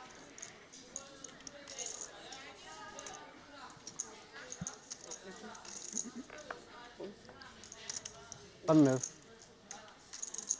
Come on, show it, Aku. It's so nice. Jon Tausta among the PLO snipers that showed up here toward the back end. I feel like it should be an understanding. Sorry to interrupt, Ali. No. I feel like it should be an understanding in Omaha that if everyone folds and your hand is that pretty, like there's a certain threshold you should just show. I mean, everyone enjoys a really pretty Omaha hand, you know, more than like a hold'em hand. Yeah, but you know, we keep certain folders in the private. You know, we don't. Some I'll share. And then, Yeah. You know, the other ones. Do you have some private really private good folders stuff. at home? I got private folders on almost every electronic device I have. You know, I got to take them on the road. It gets lonely out here, Griff. You know what I'm saying? 6-6 deuce deuce. Double paired. On the button. Baby diamonds. 65K. And Dylan says, I suppose now is the time. Able to get it in. Joe Chuen. Looks like he too has pushed forward all of his biscuits. Now look at this opportunity before Aku. If it was inside of the bounty period, I would imagine we'd have some different sentiments about that holding, but instead, Joe Chuen will haul back most of his tokens. You guys can't Yeah, chop, and right? one of those ducks for think I Weissman can. has I'll flown take the a nest 6 deuce. into Nice, 5 deuce. Joe's hand. How So can that's you not chop? ideal. I said I'd take a deuce. Oh, 6 high straight. Yeah. Dirty diamonds want can a be 6 nice or for Dylan as well. Yeah. Well, he's in the lead heading to the flop, and he stays there as it comes ace 3-3, but you can see the wealth of danger that lurks. Kings, 8s, and 4s. No change. Can Dylan fade? Can he hold? Yes. 6s and 3s. Against that pretty double-suited stuff. Tell you what, if you knew that was going to be the board, you know, I don't think you would have thought he won. Ace Queen 9 3-3, but the 6s somehow hold. 7 times. I know. It's wild. Every time. He's doubled me up 5 times in a row. It's like this with everyone. Don't feel offended. Joe Chuen lamenting that he is the stack that Dylan's been snacking on as all of these doubles that he has enjoyed, if I can use that verb, have seemingly come at the expense of Joe Chuen prior to coming here to the feature table. 10-10, 8-6. Chidwick gave it a pause. Nothing further.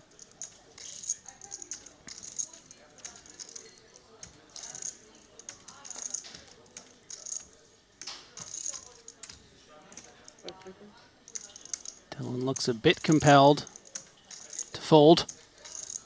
And we'll cap it at a bid.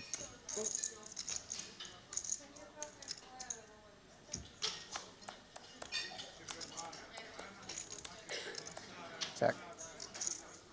Who against Winter? Aku. King Jack 10-5 does find himself a diamond draw. Up against the Ace Jack of Sean. He checks over. This one limped. Blind versus blind. Sean happy to check back and see what's what on the turn. Let's pick up a little wheel gutty, not that he needs it.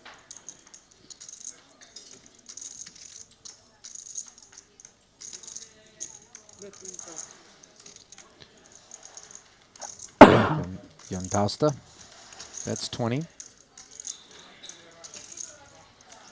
Aku here looking for his second cash in Montenegro. Came here, of course, specifically for these PLO events. A 14th place finish in the 25K opening event.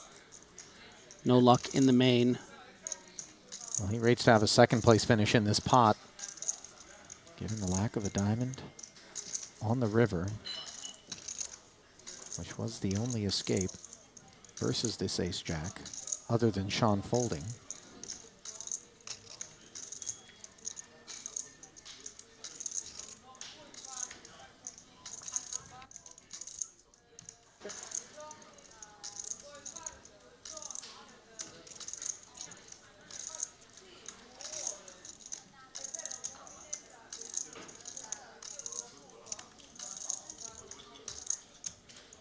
Does seem to give up, and Sean seeks value.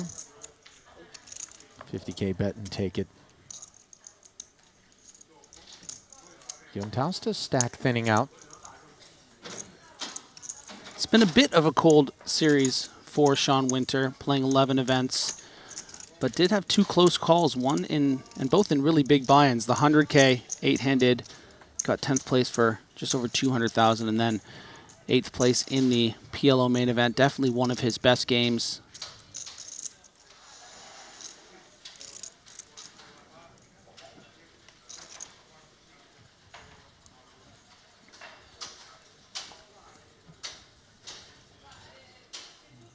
Action on Weissman, a suited ace, along with the 10 and some deuces.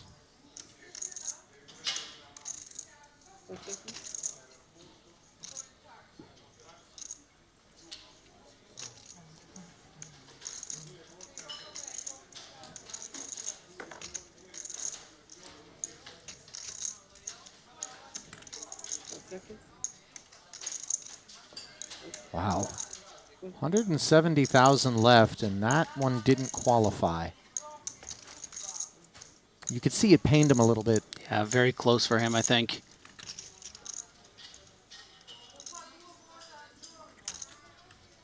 $10.20. Not the nicest holding to be blind on blind against the great Stephen Chidwick, and actually a rare walk from Sean Winter. Chidwick's really been knocking on the door all series here in Montenegro. 5 total cashes, but all between 8th place and 11th. So it'd be nice to get, you know, see if you can sneak in a title here in this bounty. That it would. 9th place in that 30K early in the series. 8th place in the next event in the mystery bounty. 11th place in the 100K, just before Sean Winter.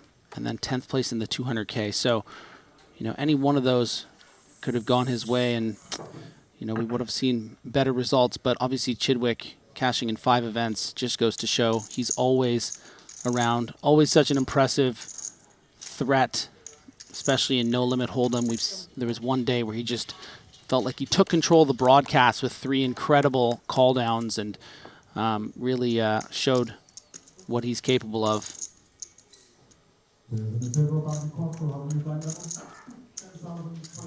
Double suited, King 10 9 6 for Joe.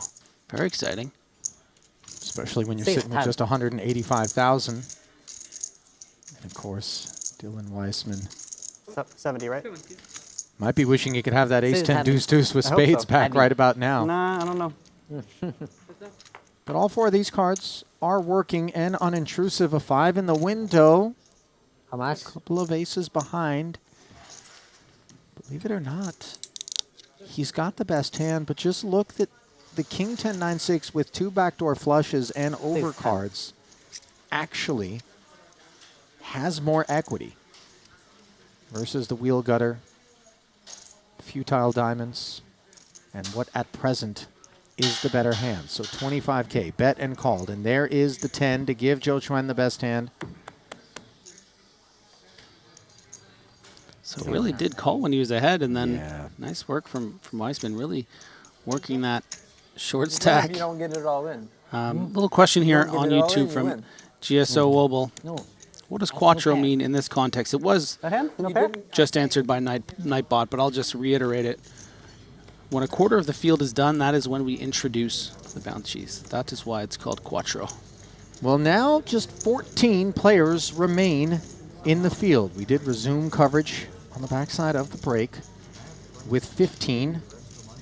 Ben Tollerine appears to have fallen elsewhere in the field. The pot in question was a collision between he and Ronald Kaiser. Ding Biao got the party started by making it 50 to go. Kaiser flatted. Tollerine would then 3-bet pot out of the big blind. Kaiser would call. It was 5, 7, 8, 9 with diamonds for Kaiser. King, Jack, Jack 10 with better diamonds for Ben Tollerine, but the 4, 5, 6, Ace 3 run out would leave Kaiser with that 8 high straight and a healthy pot You call Olin. that would send Tollerine packing. 7 times I win. Good luck. 7 times. One more spin for Dylan Weissman. Guess who? Joe Chuen on the other side. Might he finally win one at Showdown? Queen. No queen. No. He did give Dylan a nibble moments ago. Ow. Weissman. Queen. So lean. This one, how do I chop, Sean? I can, quick king high straight. Yeah. There we go. Queen. Good flop. 6, 5, 3. Very good Weissman. flop. Good flop. Ace. Top pair open ender. Ace is live. Has equity, and there is Six both a times diamond in a row. draw and the 6 high straight, immediately 55. rendering Joe Chuen dead. Flesh wound, but aside. And to quote the great Austin Powers, "Why won't you die?" No, Olin.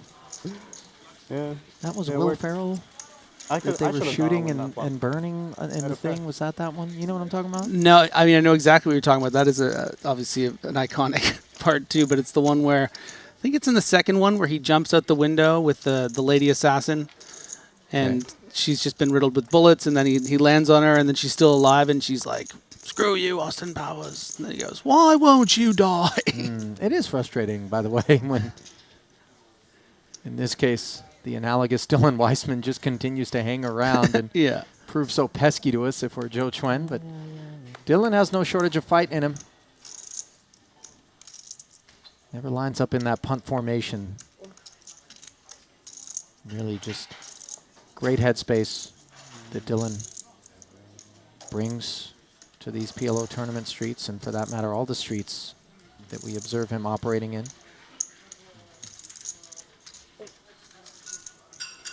Check. Falls very much into the good human club, as so many of our Triton regs do. Ace 9, 6. Joe Chuen allowed to limp the small. Both he and Aku on the thin stacks. Chuen just leads out. Note that Aku has an ace here. He's not in the mood to get away from it. You know they're coming. Math is math, baby. Math is math. Get him 10 times in a row. Huh? About to get him 10 times in a row. 6 pairs on the turn. Not sure that Aku's going to be worried about that particular card. Doesn't rate to be a part of the equation in terms of Chuen's lead. Yeah, I got to feel a bit bricky actually. Kind of a card he'd like to see. So many of these cards on the turn would complicate proceedings, I think, for Aku. 1 in 36, I think. 1 in 36 hands, 2.4%. Is it 2.2% of your hands are aces. I think. Something like that. 40 ahead on the turn after it was 30 ahead on the flop. Queen on the river. We're playing a decent amount of hands, too. Joe Chuen has just 135 back. Took his 2 shots at it. Happy to check back is Jon Tausta. 30 ahead, then 40 ahead. But the Finn was ahead all along. But he was. You say that in the tone and the spirit of like someone Wanna make reading it look like I'm gambling, you know. And one of those ye old scrolls kind of in the town center, you know what I mean? With the town crooner, maybe is what they call that guy. Hear ye, you know, big cobblestone plaza. I think it's a bit of a defense mechanism. Like if I don't think my joke's actually that good, if I really sell the punchline, then maybe people will think it's funnier than it is. Huh. I didn't know I was going to be a therapist when I stepped in the booth here today, but free of charge, Dylan, I'm your Huckleberry. Tell me about your mother. All kinds of little things can happen on either side of the booth, out there at our feature tables, here tasked with trying to unpack 50 behind, 75. all the world-class stuff that we observe with regularity. You know, my mother always said she loved me, but I knew it wasn't true from a very young age. Ouch, Dylan, things are getting dark in here now. First it was just like, you know, the confessions. It was the way she looked at me. Perhaps. With such disappointment and regret. Yikes. Palpable, really. Ouch. It's all coming undone in a hurry. And so video games were where you found... But her dream was for me to be a video game pro. And finally, when I made that dream come true, her dream, she gave me a little kiss on the forehead. Was she the one that dropped you off this morning? That was for her, work? yeah.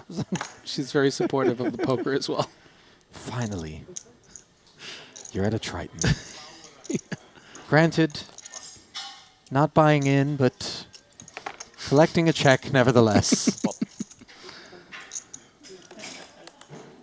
Pot. Zaku fights to be among those that will collect a check. Only the top 7, which means the entire final table will make the money in this one. How about aces, huh? Not bad. Hello, hello.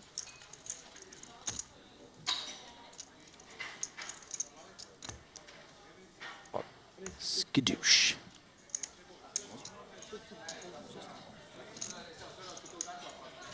Bombs dropped.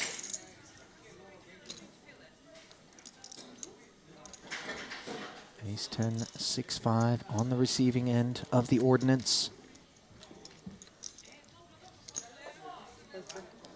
The Finn giving this, why you gotta do me like that energy. Well, we can see the reasoning behind it. He can't. And he questions just how well this holding is performing.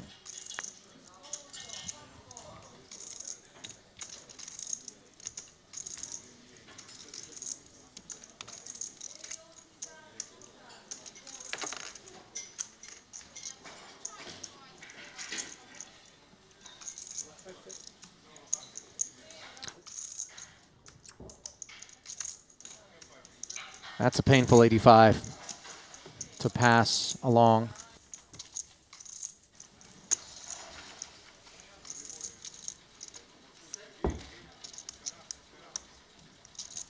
Chidwick will happily accept. Things have been shaping up quite nicely for him. I always wonder, you know, I think a lot of our pros appreciate sort of the deep structures, an opportunity to sit back, get involved, play down the streets, deep stack poker. Such a different proposition is not only the turbo wrinkle, but also on top of that, the bounty wrinkle. So much to really consider. And maybe a way in which to jog the noodle. You know, it's interesting. I don't know that that was the appropriate way for me to express that. By noodle, I meant brain. It's okay. I think I bring you down a notch a little bit, and now you're just working on my level. Yeah, just caught myself there. But speaking to your point, I mean, look, it's been a long 2 weeks for these players. Some of them are down hundreds of thousands, maybe some of them in the low millions. It's like, you know, this is a nice way, I think, to just like kind of blast one out right before they leave. And but you can still see how seriously they're taking it. At the end of the day, this is still an official Triton tournament, and a title would really be nice to go home with. Really bad board. Yeah, this is an official piece of cheese for Weissman, who is just fighting so hard.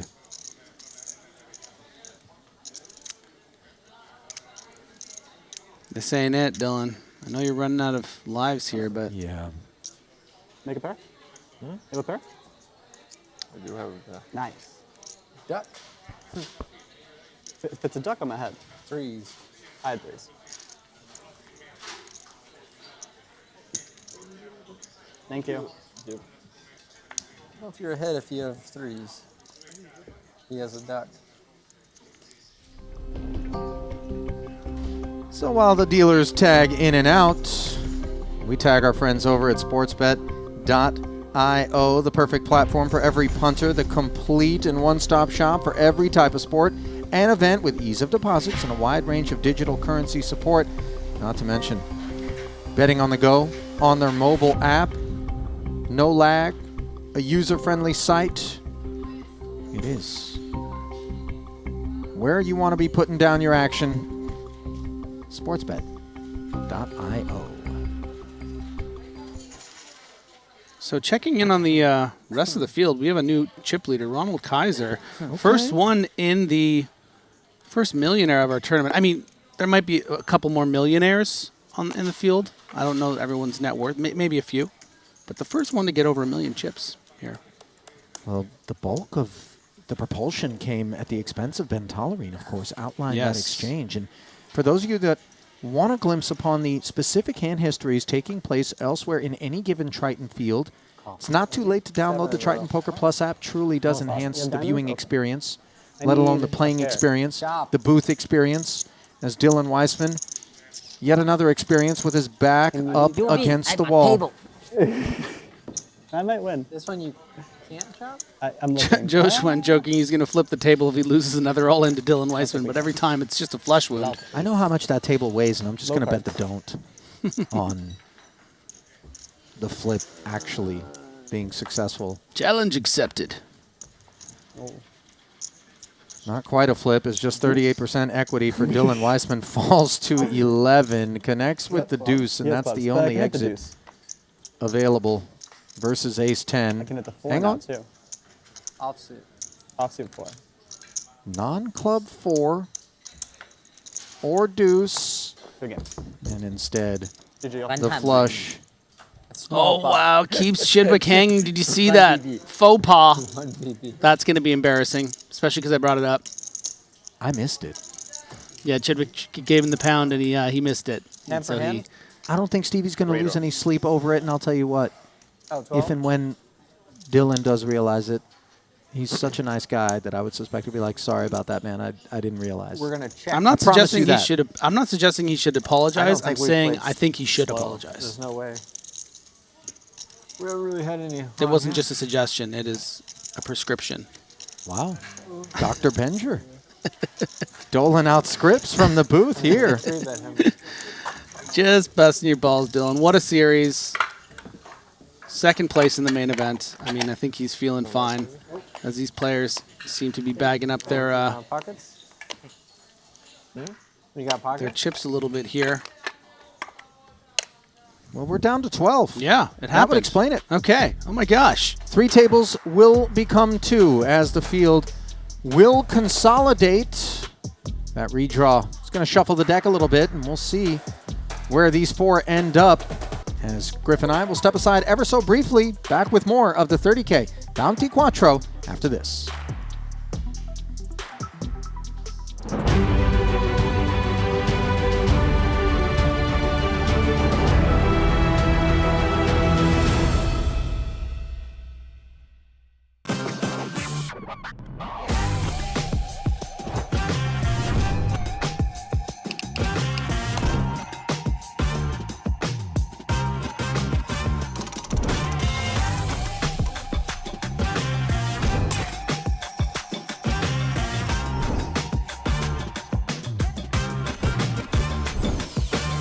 Want a $50 Global Millions ticket on top of the full GG Poker welcome bonus? Sign up with promo code Triton_2024 and deposit a minimum of $20 to claim your ticket. Brace yourselves. This is live. and the show goes on. Oh, wow. All in.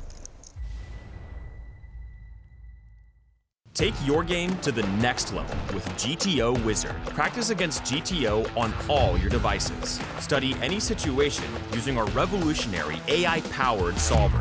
Upload your hand histories to uncover your biggest leaks. We have hundreds of hours of coaching from top pros, cutting-edge theory articles, and custom study plans to help guide your poker journey. GTO Wizard, the #1 app for poker players. Welcome to BetACR EU, the premier platform for sports enthusiasts and the newest way to engage with the Triton Live series. Experience the pinnacle of sports prediction where every game, every match becomes an opportunity for victory. At BetACR EU, your insights into the game transform into action. With exclusive action prediction options for the Triton series, your player knowledge and predictions set the stage for unmatched excitement. And there's more. BetACR EU brings the world of sports to your fingertips, offering action prediction options across all major sports. Whether it's football, basketball, baseball, or beyond, your passion for sports finds its home here. Kick off your journey with us and get a 15% free play on your first top-up up to $250.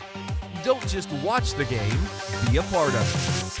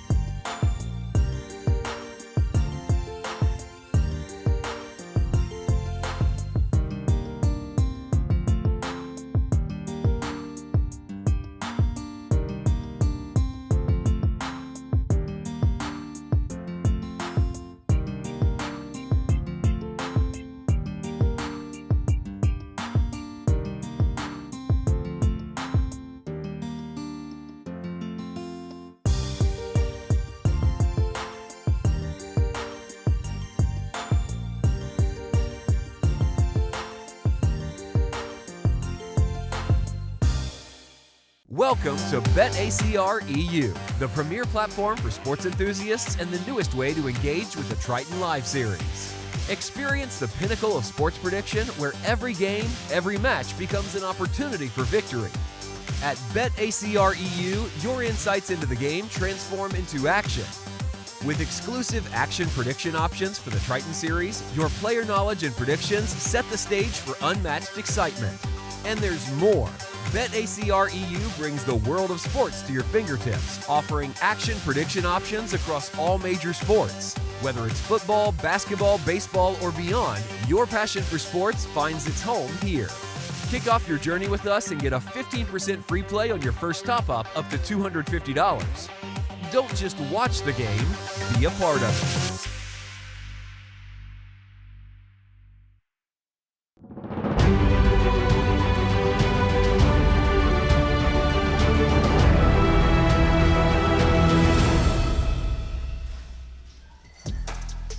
Welcome back to the Bounty Bubble. Ali Najad joined by Randy Liu here in the 30K Turbo Bounty Quattro, the final event of 14 on the docket from Maestral Resort and Casino as we draw the curtain on the Triton Super High Roller Series, but not before we give away yet another healthy top prize. $250,000 will go to the champ. $42,000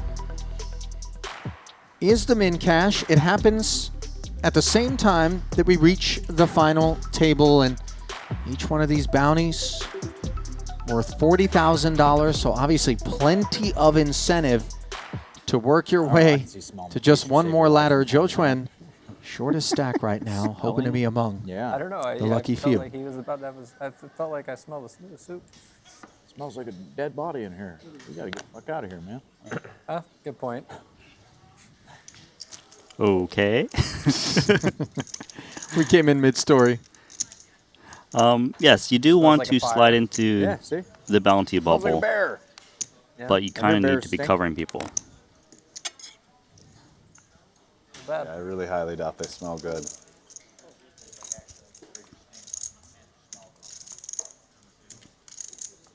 So this is the new feature that we're taking a look at here.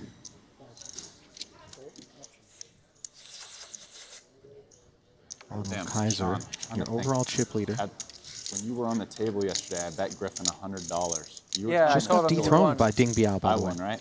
Yeah, did he pay you? Not yet. He already told him you won. Okay. Oh, Greco, he asked you. double suited spades and clubs, tries to slip in there, and Chidwick wags the Did finger. you hear that? I sniped it. Sniped Griffin for that 100. Was he commentating? I have no idea. So Greco is double suited with a pair. Wow. Not interested. Limp fold. I mean, feel deuce like is you just kind of check sucking raised PLO. to, Yeah, of course, but the double suited with the clubs, another 50 to I probably go. could have. Right after we bet, he was super confident for like 10 minutes. He was performing quite poorly, as it turns out, against Chidwick's aces.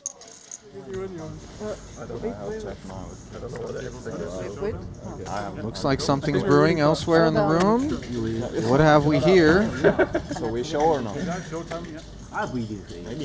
Joe Chuen made it 85 to go. Jonas Kronwitter, 3-bet to 280K. Aku Yontasta joins the parade, covered for 250. Joe Chuen also covered for 230, so there's going to be a mild side pot between I have very clear idea. Kronwitter and Yontasta. What's your name? The bulk Excuse me? Dylan? in the main. Just to know who I tip later. Okay, the breakdown is ace 9, 6 jack, double suited spades and clubs for Jonas. King, king, jack 9 with diamonds for Aku. Ace 3, 3, 4 with better diamonds for Joe Chuen. His clubs covered by Jonas. So there's a peek. Ace, queen 5 on the board. King on the turn for a set for Aku. And then on the river, the 10 rolls off. A cry of yes, courtesy of the fact that Broadway has been achieved, but by both Kronwitter and Yontasta, who's documenting the affair. Unfortunately, Joe Chuen's hand is going to hit the muck, and with it, his hopes of proceeding.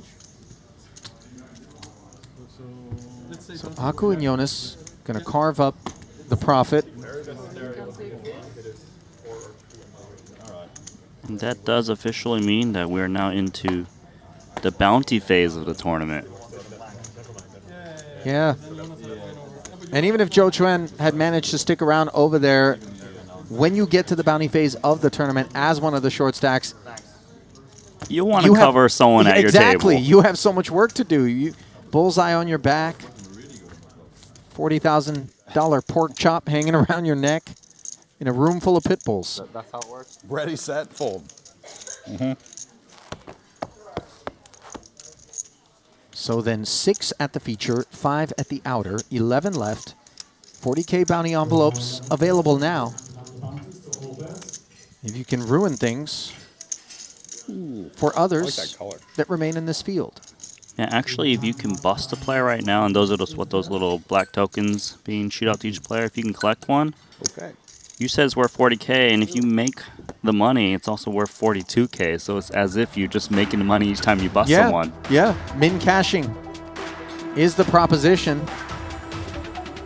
Greco has some insulation in terms of bullseyes being painted on his back. 16 bigs, though, and everybody could come hunting for his bounty. Yeah, but Greco's not too far behind, so if he can pick up a pot, he can cover a couple players himself. Yes, indeed. Until we get to 8.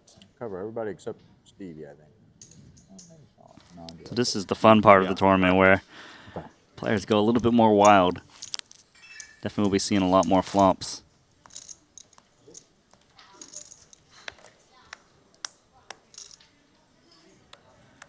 So, what are they doing? Still a minute though? Takeoffs? Oh, yeah, now they got a room. I don't think we're hand for hand anymore.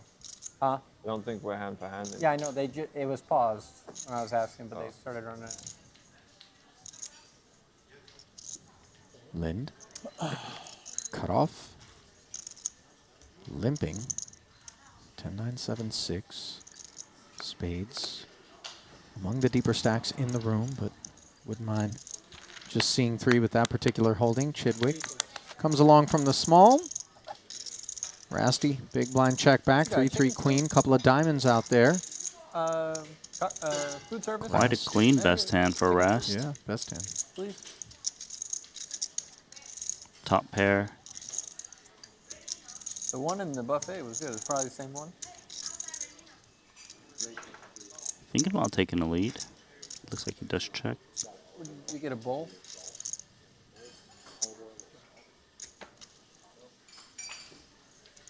Avocado? Third 3 on the Okay, board I'll now, get a and side of suddenly avocado, King Queen has side of olive issues. oil, Chidwick olive with the oil, best hand in a full house. I Man, think this is that's salt and olive oil. god awful card for Side of avocado Rasty. and a bowl of chicken soup, please. Thank you.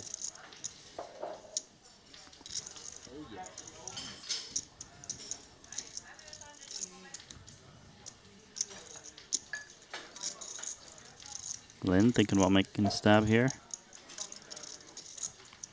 With trip 3s out there, your opponents can't really call down unless they're holding a pocket pair.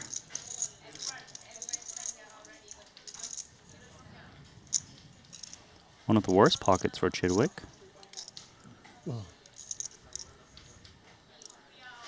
One could see a world in which Dylan's limp did involve maybe a middling pair that had some, you know, connected danglers. Yeah, it's not unreasonable. And the thing is, if we're Chidwick, just because we make this call doesn't mean we're going to be able to get to showdown free of charge. So with that murkiness potentially in his future, he does lay down. Nice activation there from Dylan, seizing the opportunity and perhaps giving us some insights into how it is that he manages to pick up on the order of one of the deeper stacks that remain in the field. Of course, dilution comes every 15 minutes in this turbo. It's a fast one. Feels like the main goal right now is to have covering stacks when possible. Somebody's gonna get a trophy. And it's not going to be Samuli.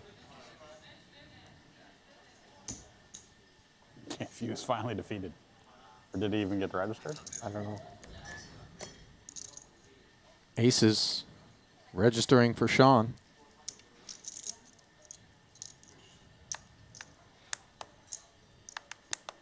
Here it comes.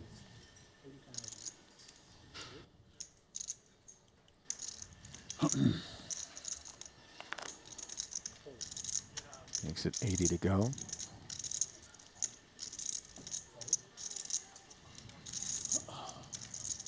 Rast monotone. 4 to in the the flush. small.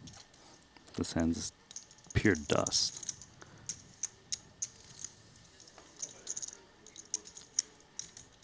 Looks like Jason Kuhn is in there.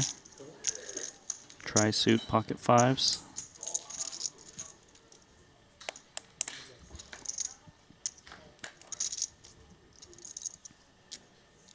Jack 10-7. Got her for Jason. Backdoor clubs. Open ender and the overpair for Sean. Overpair on a pretty nasty board. Open-ended is quite nice for Sean Winter.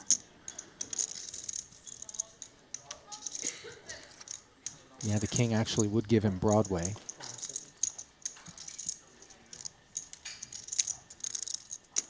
$205. With the check in front of him, a comfy C-bet of 205, and take it. Yeah, pretty much committing once he puts 205 pot. He's showing something. Oh, what? Wow. The ace of clubs, I assume. I knew it was coming. Matter 2 of aces. What else do you have? Jack 10? Huh? What else do you have? Jack 10? 4-3 of hearts. I mean, it's a pot with a under 3x. You. SPR. I'll give you my left hand if you had 4 or 3. Chop it off. Start cutting it. No shot. Sean really is a legendary troll out in these streets. Yeah, just start cutting it. It's crazy because he's one of those guys who half the time, right-hand man in the future. I'm not even sure he knows where on the troll continuum he lies. You know what I mean? The troll continuum. That's what I was calling Fox and righty. Righty. He had his blimp on.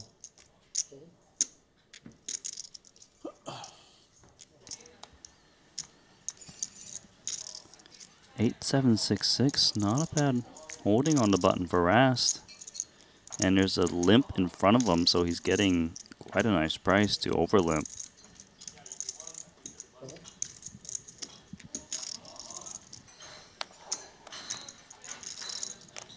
Does take that price from the button. No warnings in the future. I checked. For me, please. Sean. Yeah. Advises the dealer he doesn't want the 5-second warning, which is standard and customary, but obviously within his right to request it not be issued. Picks up a gut shot straight draw, 9 dangler along with the 10s. That is in front of Dylan, who has just a pair of 8s and a heart draw. Rast, however, he's open-ended. Yep. Although 10 is not the cleanest out if your opponent's holding Queen Jack. Seems like with the weaker draws, you would gear towards checking, trying to hit it. Trip 8s. Yeah, but for Rast, the issue is that he's not the only one hoarding snowmen here. Dylan has ace-8. Yeah, Dylan's hand looks absolutely amazing, especially with the hearts coupled with the 8 and ace kicker.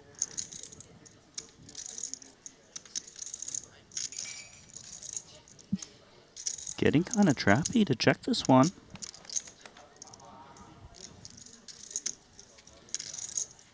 I mean, it's got to be pretty tempting to bet trip 8s. Wow, nice check from Rast.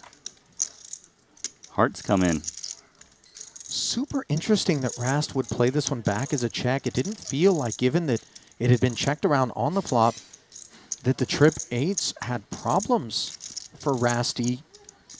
But the fact that he did check it back means now that the heart comes in, if faced with a bet, he's going to have to He'll be in a do tough some decision, guesswork. but like, there might be a path where he actually saves himself from even putting in more chips, depending on how Lin even plays hearts. But it's actually Winter that's the one firing away. 80K. Bluffing. It's an uncomfortable spot for Dylan because his flush is only so big, plus he's got a player deck behind him. Looks like he is still going to make the call. I mean, he blocks the boats holding the 8. That's important. So now bet call in front of us.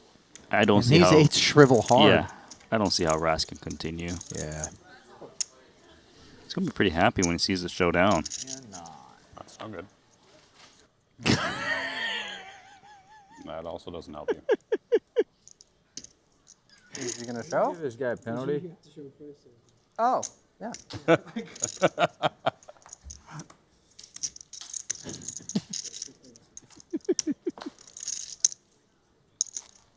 Sean showed the 2 10s and then was a little shy about showing the rest of it.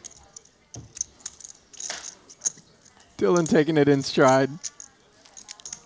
By the way, that's one of those moments I was talking about, Randy, where I don't, is he troll, does he, you know, not sure. I don't know. He does look pretty serious this We're time. just But not sure, man. With really bluff you in multiple ways, eh? deeply furrowed brow on Sean there. Still got 20 bigs.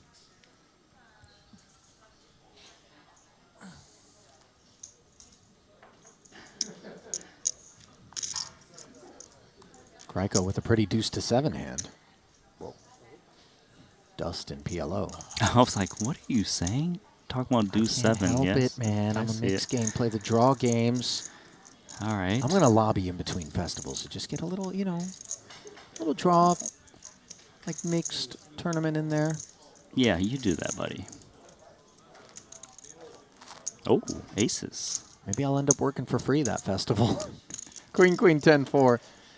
Chidwick awaiting a response from the aces, but it looks like we've got an encounter elsewhere in the field between Ding Biao and Jason Kronwitter, the latter of whom appears to have won this one at Showdown.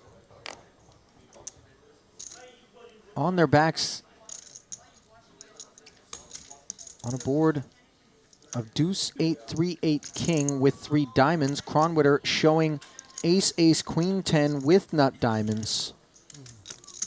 He had made it 105 to go on the button. Ding Biao defended. And with ace 7, 8, 5, wheel draw, backdoor hearts, and top pair on that deuce 8, 3 flop, he did call off the rest of Kronwitter's chips. Unsuccessful bid to pick up that 40K bounty. Resilience on display. Yeah, back to the feature, Ras. 3-bet his aces, took it down pre.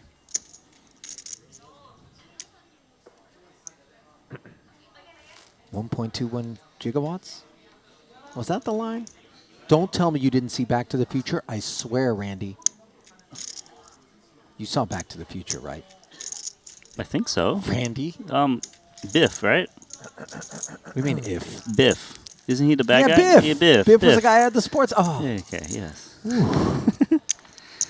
Guys, that was close. We almost had a man in the booth here that hadn't seen Back to the Future. Now, based on his age, it's compulsory. I know some of the younger guys, maybe you're thinking, you know, what is that? But that's a mandatory watch for anybody of our age.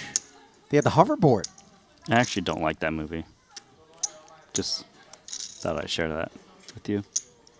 I don't like the first one, don't like the second one. Is there a third? Because I won't like it I think either. there was a dusty third one. I don't even remember the second one, but the OG, the DeLorean, yeah, I with know. the flux capacitor. You know, I mean, No, it was a bad movie. I don't know what else to tell you. I'm serious. Randy, we don't lean on you at these festivals for like an Ebert and Roper sort of movie take type of situation. 2 thumbs down. Jack 986. Producer James, by the way, has come storming up to the booth from wherever it is that he was hiding to just take real issue with Randy's movie. Let us know in the chat, by the way, how you felt about Back to the Future and Randy's 2 thumbs down assessment of it. If producer James goes Back to the Future, he might have some more hair. Wow, shots fired. Little wrap here, 10-10-7 board for Sean. By little, I mean big. Does not come in on the turn. 10's full for Dylan, who had trips and now leaves the field drawing dead. Nothing was ever cooking for Greico. Winter's got quite the straight draw, but it is drawing dead.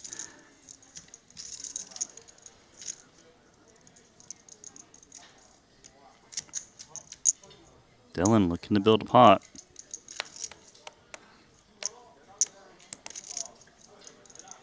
Paired board. Somewhere else bringing a flush. Not interested. Get one free pull. Step away. That's the story for Winter.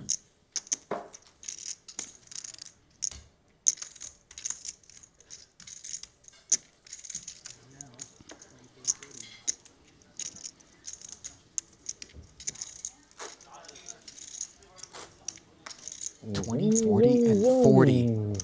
Merciless ascension. Every quarter of an hour.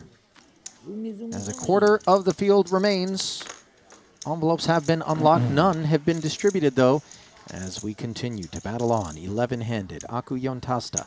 10 big blinds, shortest stack in the field. 14 bigs for Richard Greico here at this featured table. Second shortest, Ding Biao. Overall chip leader, Martin Dahm, Ronald Kaiser, all clustered together at that outer table. Top 3 slots. Then 4th overall is Dylan Lind here at our feature. Unable to get any action with the 10s full. Monotone, ace, queen, 10-8 on the button for him here. Still going to raise it up. We can pretty much almost discount him getting a flush.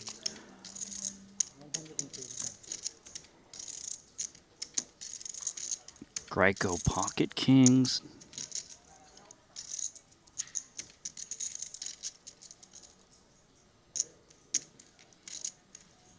I mean, they're offsuit, not great, nothing working in conjunction, but he is Purely pocket kings here. going to get it in.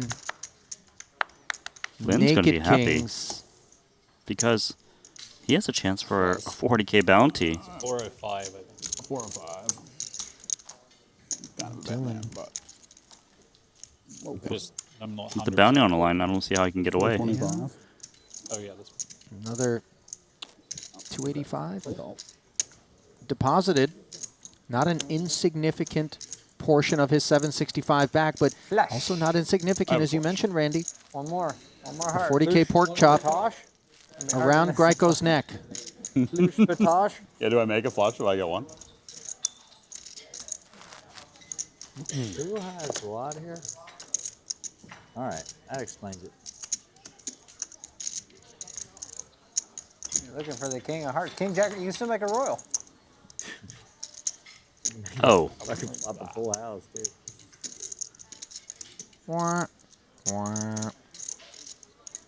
That's the only thing I can come up with when you look up at ace, queen, queen, and you got a couple of kings that are just looking hopeless. Smash job here for Lindy. Overkill. GG. No cowboy, no continue. As Richard Greco becomes the first player to be eliminated Make a bounty. in the bounty portion You make a bounty. of the program. Not lost on Jason as he does the lifting for us here. Make a bounty. 40K. I want to make bounty. No, I'm And gonna a nice tight. pot Yeah. for Dylan. Thank you. Wait to make 3 different full houses in one hand. That's crazy. Not a You fun only way get one more to heart. punctuate this And festival for He Greco. wasn't even dead. Good evening. And he wasn't even dead. But a lovely way to punctuate one's wrist is the stuff on offer from our official timekeepers over at Jacob & Co., who embody the playful spirit of gambling into some of their pieces, including the Astronomia Casino, which has a functioning roulette wheel inside it. And of course, they are responsible for our special collaborative Epic X timepieces that are awarded to our main event champs. We had 2 of them. One to At this Christopher festival. Frank, one to Nikolai Vaskabunikow. Yeah. Did you call him Chadwick? I'm just messing around. I call everybody like. I'm messing around too. I'm making a joke. Oh yes, I call everybody random names. I've been calling Chris Brewer, Christoph Brewer saying lately. Been enjoying that one. They're really not. I'm pretty sure Not the same. Nope, that's what makes it even funnier. it's strictly on account of the fact that When do we go down to final? Brewer's three? been rocking a hood 7 lately. probably. I would guess. We've been playing 6-handed all tournament, right? Yeah, it says redraw at 7 on that list. All right, double suited for Lynn. He's going after it now that he's probably got quite the big stack at this table. 1.4 million, good for 35 big blinds. Next biggest stack is 19 bigs, and obviously great for him to cover everyone. Doesn't mind the big They're blind just now making the soup. coming along, Fresh soup. as well as the small blinds with grass. That was nice. Pocket kings, tri-suit. Now, Dylan runs second overall, ever so slightly behind Martin Dahm. Pot. I'm a bit surprised that he chose to limp this button, but obviously Chidwick and Rast have some chips. I think Lynn's intention here is just to get involved in pots so that he can try and collect bounties. Obviously, double suited allows you to make hands that, you know, can crack.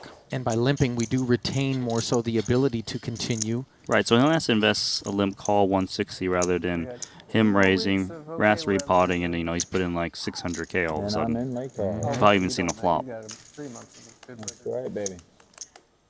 What's that? How does it get there? It can get hot sometimes, but almost never. Like, it'll get in the 80s some. The mornings are always 8 good. is low humidity. horrendous texture for Dylan, but for Rast, not the best either. Could be up against an ace, although it is pretty dry, so if he wants to put in a small bet, he can kind of see what's up. Yeah, and the other one he's kind of wondering is how often would Dylan limp the button as the boss stack with an ace that's playable? That's a good point. He might be more likely to raise decent aces. Just 70 and take it. The shake Can't win and them all, fold. Dylan. I wanted to. You needed your ace. Winning them all is really fun. I wanted to, but Brian fucking ruined it, man. You know? Brian's due, man. He hasn't won a tournament this week. That's true. That is true. Yeah. I can't be mad.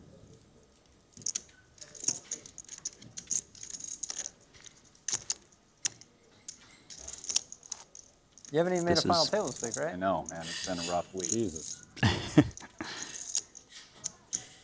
This is Brian's second event this festival. Just saying. Deuce, 3. Got him. Randy, I wouldn't delve into the YouTube chat for a little while, just based on the fact that we may have just activated Anonymous in terms of your 2 thumbs down on Back to the Future. Ridiculous, They're Randy. coming for you. I'm just saying. What?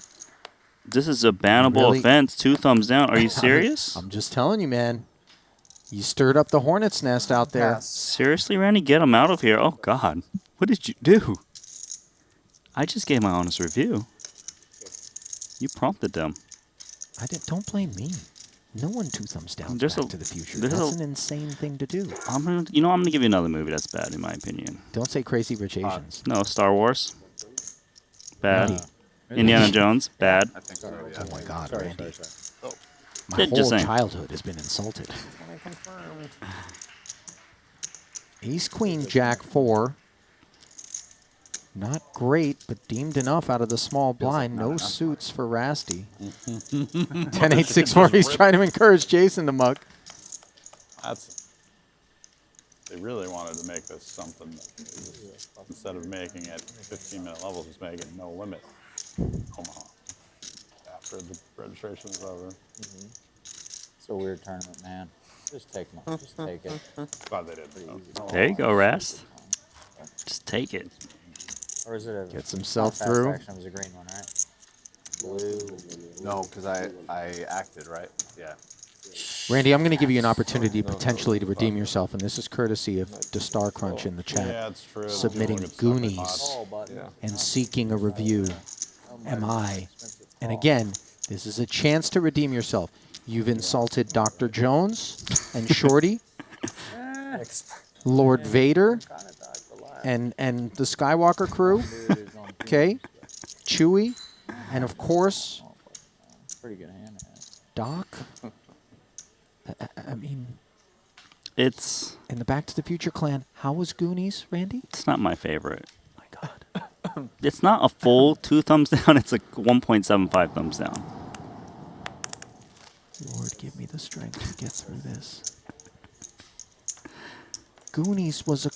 Sloth, the baby Ruth down in the freaking dungeon, and the Superman thing, and Chunk. You know, Chunk was my student body president when I was in college, the actual The real Chunk. actor. Yeah. Okay. I've only seen it once, so very forgettable. Okay. It's all good. Not forgettable.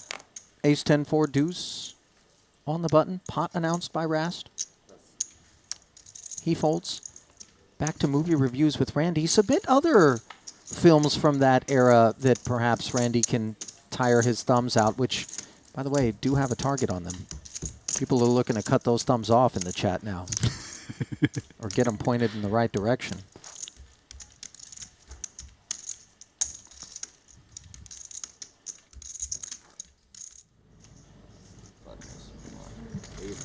What's cracking out here? Looks like we're on our backs. Aku is standing. He's all in. Efforting. Jontausta, Queen 7, 9 King against Ace 3, 9, 10. This was a Ding Biao raise to 110, a jam from Jontausta out of the big blind. It comes Queen 10, 7, 6, 8. And both players are playing a 10 high straight. What you got? So, no bloodshed. That's a question. 1.2.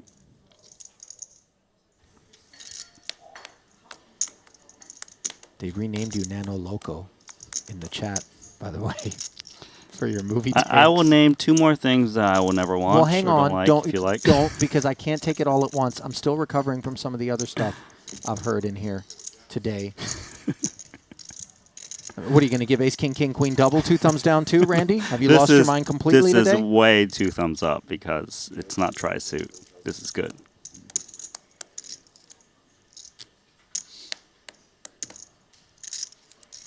This is interesting.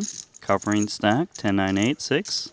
Hey, Jason, the red one earns you a full 30 seconds, but it's only free flop. No, another. So if Dylan can just swap a 15. piece, Oh, okay. he's just going to Yeah. put his opponent in.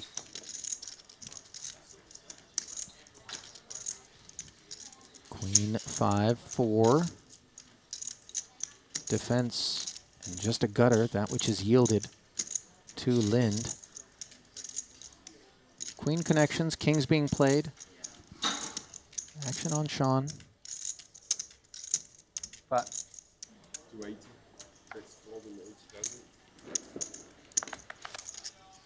Gives his chips a workout before declaring pot and take it, sir. sorry. Whoops. I didn't mean to I think show. he shows That was good. the kings and an ace, if I'm not mistaken. Maybe it was the ace, king, queen. Ace, king, queen.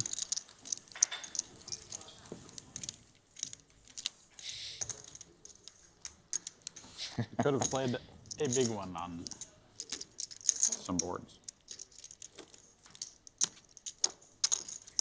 Like a 26 big blind pot or something? Yep, massive.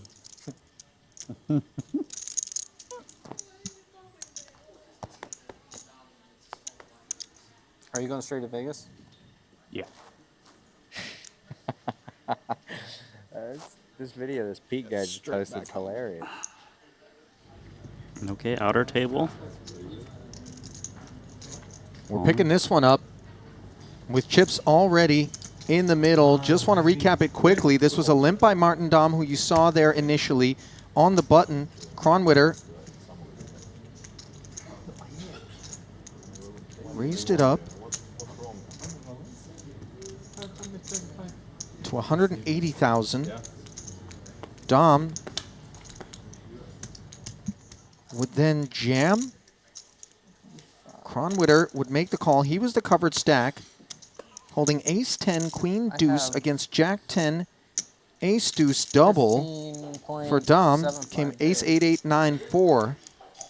And the ace queen was good for Kronwitter. 625. Big pickup for him of 635K. That pushes him off of the bottom of the leaderboard. 3 to a straight flush. Oh, yeah, I was just listening to Dylan. Wow. Got some got rose-colored 665? lenses on you today. Not when it comes to movies, of course. No idea, man. We figured that part I out. might have just worked up a lot of I just have taste, my friend. if I did anything. Yeah. You could. Queen, jack 10, dangler 5. Might have. We all might have. Dylan's been hyperactive ever since entering the bounty phase of the tournament. Play. I had a No big hand bounty too, tournaments. dude. I had a really big fucking hand. I just was maybe an embarrassing fold. Okay. I think we found sort of a litmus test here from Joey Pigtails. Hand here in a second. Get all that What did you think Fold big hands of and then Talladega Pot it with Nights? the little sneaky one. I've never seen it. Wolf Arrow, though, right? 7-3 deuce. The dudes. That's really fucking good high-low hand. And a good I've Badoo. never seen it. I actually think he's one of the worst actors in the world. I'm not gonna lie. I really don't like Will Ferrell. Don't like Will Ferrell. I don't like Ben Stiller. Oh my God. 25.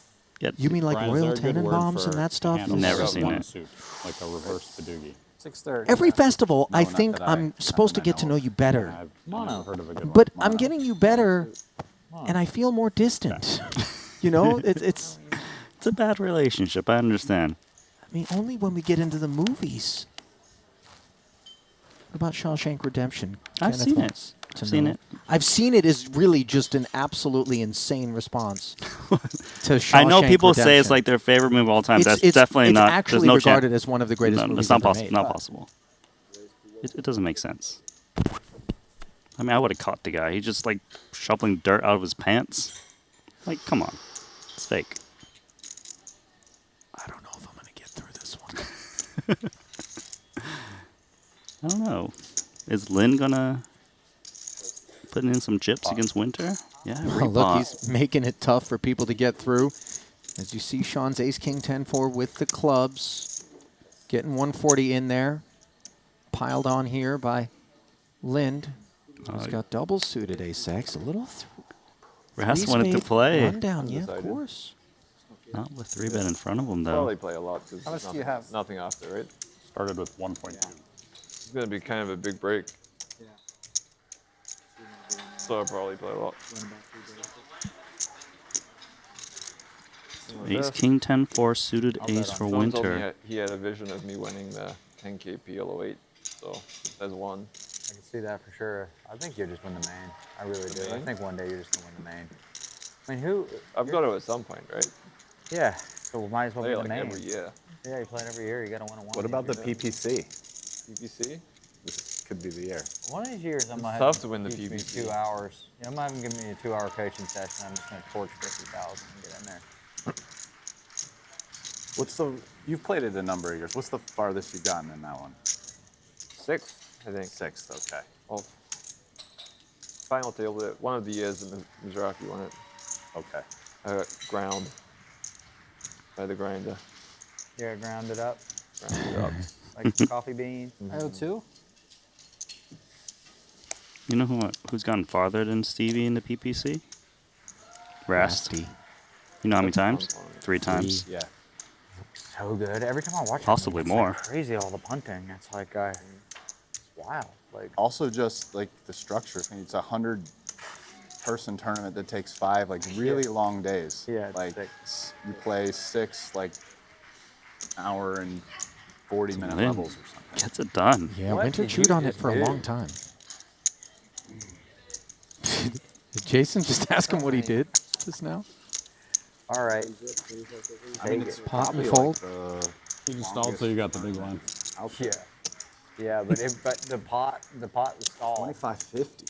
I'm gonna get aces right here, dude. Sick ones too. I had a good hand in my big blind there. I was very sad to see you pot it. Next hand or this hand? I was like, yeah. I would have been sad if with you Sean. potted, but you This know. hand. All right.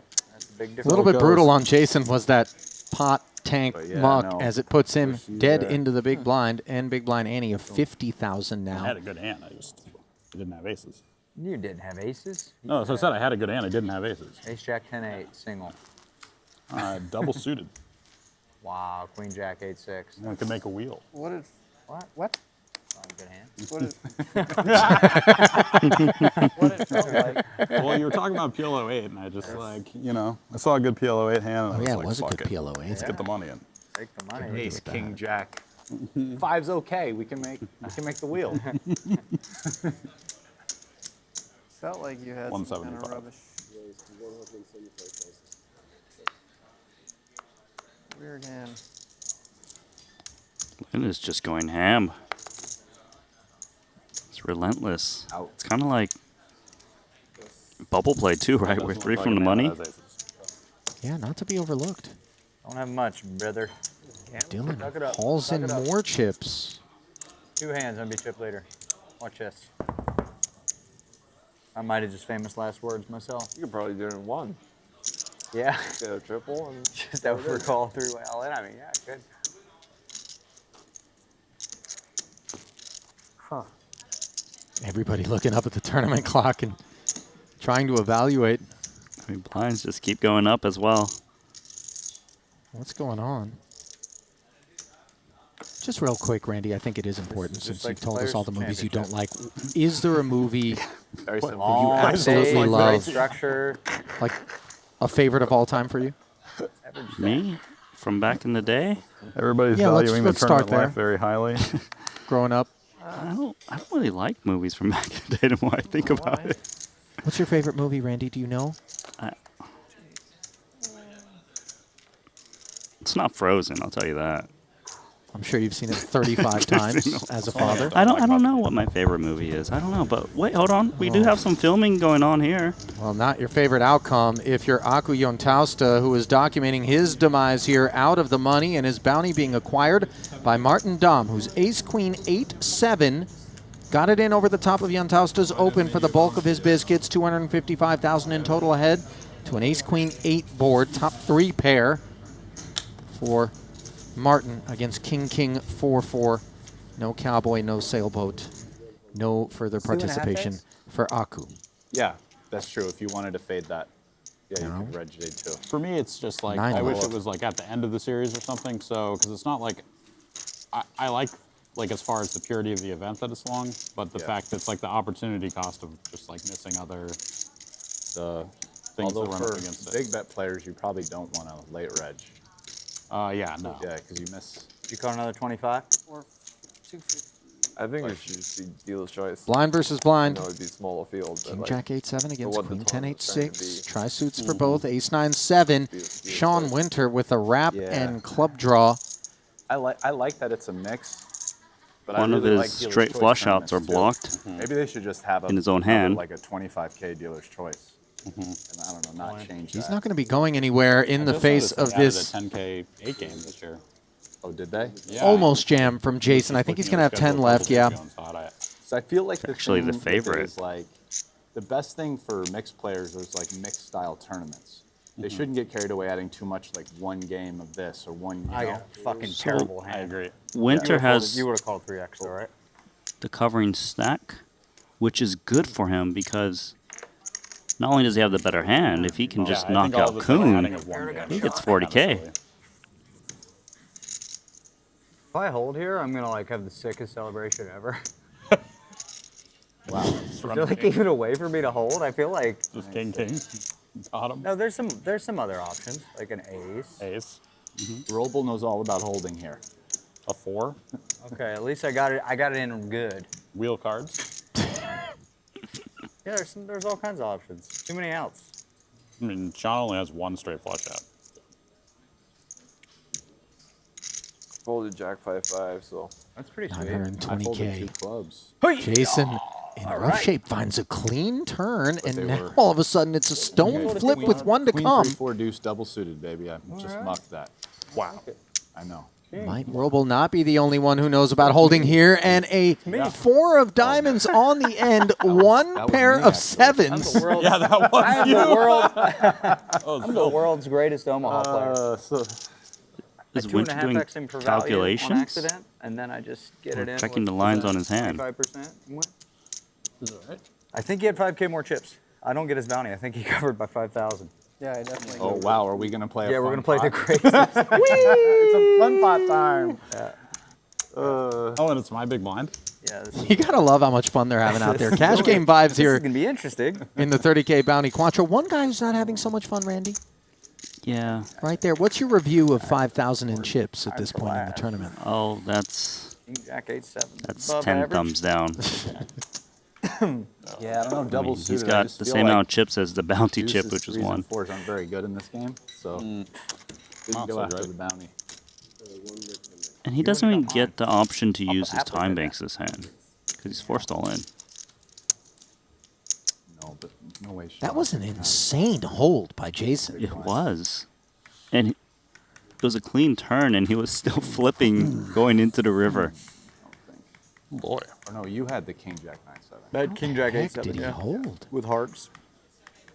And just got, All right, so got there's the definitely dis- going to be he just people went into grab this flush spot. draw. Trying to 7-5-5-5. Oh. It's practically over. I mean, how do you not Flush draw. hunt the bounty? But Pair in what draw? fashion? Yeah. We want to Yeah, I mean, ISO. that was- Wrap, flush draw, pair draw. We don't want Rast is any coming company in. out here. I mean, Rasmussen's hand's not great, but he's like, look, I've got to get that bounty.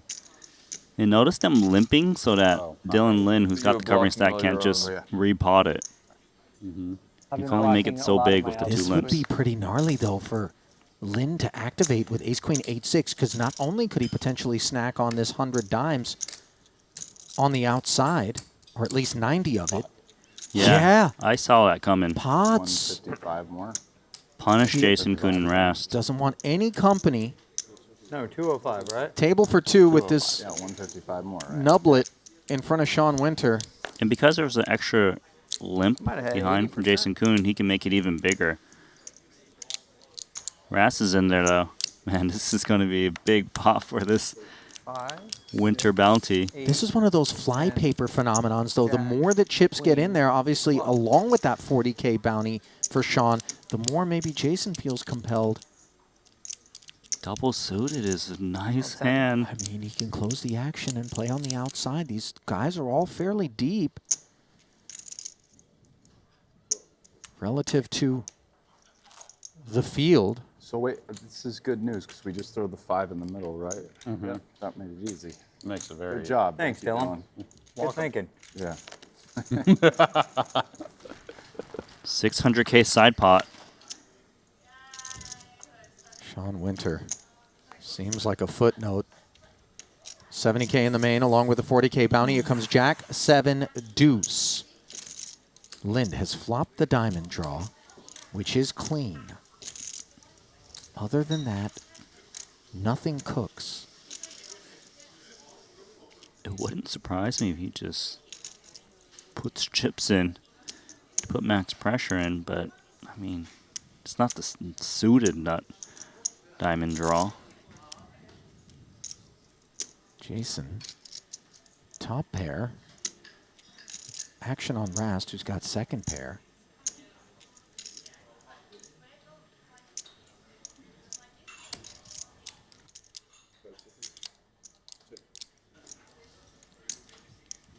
He checks as well.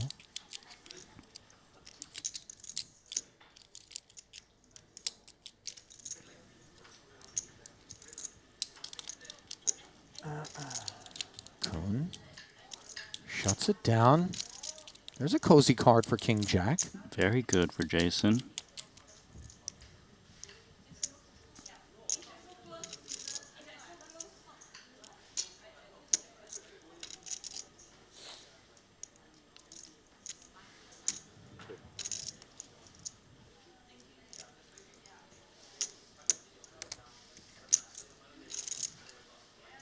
You? This hand's going to be interesting when he gets over to Kuhn, who I got it might in think drawn he's dead. got the best hand, but The whole table does has he my want to house. open the door? This is interesting because the side pot has 600 in it. Worth fighting for. We will check back and see if things stay clean on the river, which they do. Top two pair for Jason. Winter's vanquished. Dead man walking there.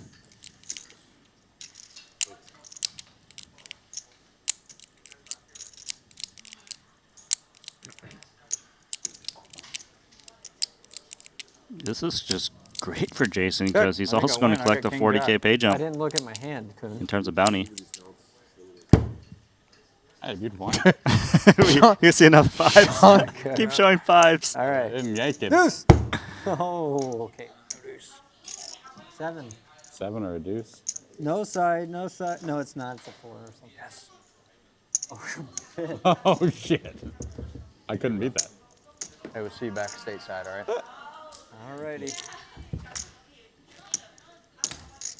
GG Winter. I wasn't just fucking around. Yeah, you Love watching you I play. was definitely fucking around.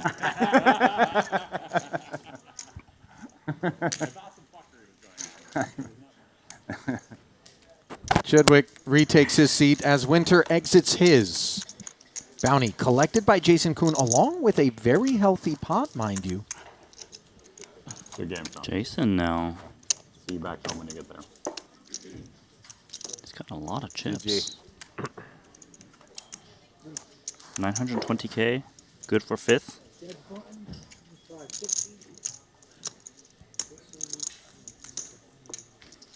You know, know, we say a lot. Generally speaking, 18 bigs wouldn't be regarded. Look, as it's such. above It's average. above average. Yeah. bubble. So there he is, chief of the feature table village. 3 Americans and the Brit, Kuhn, Lind, Rast, Chidwick, Crushers, all jockeying with one another here for bounties and for the final table, which is the money bubble. That'll happen at 7 as we continue to play quarter, 50, and 50. That glimpse brought to you by GG Poker. Yeah, making the money is just like collecting a bounty. Very important for the very short stacks, given that they don't cover anyone. Shortest stack overall right now belongs to Ronald Kaiser as 8 remain. So we are and I playing finally 4 got and a 4. bounty. I knocked out like at the final table like the 7th person, and I went out 6th. Was it the progressive at least? Did you get a good? No. Oh, it was the other. Yeah. What am I doing? Oh, it's on me. It's on me. Oh shit. Clock is going. Okay. It's poker time. Yeah. All right. No, thank you. Actually, I kind of burned a time chip earlier today doing that. I had a tough spot in that hand. That was actually maybe the toughest hand I played. Is Lind ever not raising? It ended up, it didn't look like anything. The hand you opened, and I looked at my hand with like 10 seconds left. Definitely feels like 7-6 double. Ripe spot 3-bet for him you. to just mash. Flat. He came in, deuce 3-7 rainbow. Oh, I had ace king double, 9-7. double back door, big flop fold actually. Yeah. All right, Randy, I think we found one, Like, when you courtesy overcalled of Kenneth in the YouTube chat. sure. Surely. Just be running into And the a stack. 6 is just like, I If think I if bring it's up like 7, 8, 9 jack double, I'm in. But like the 6 is the just movie corrupted Rounders. against the big blind lead so much, you know what I mean? Your thumbs are northbound. I do like it. That's why I'm playing poker. Okay, so 2 thumbs up for 2 Rounders. thumbs up for Rounders. There we go. But that's not that old of a movie, is it? Randy, so Rounders is pretty ancient, man. It's over 20 years old. Is it really? Yes. How old am I then? Randy, you're God. old, man. You're never going to age. That part we've established. But I mean, at least physically. Thank you. Mentally, I'm stunted. So finally the chat's on my side. Nice. I wouldn't say chat's on your side, Randy. Let's not get ahead of ourselves. They're just relieved that at least they were able to find one film that you thought was good.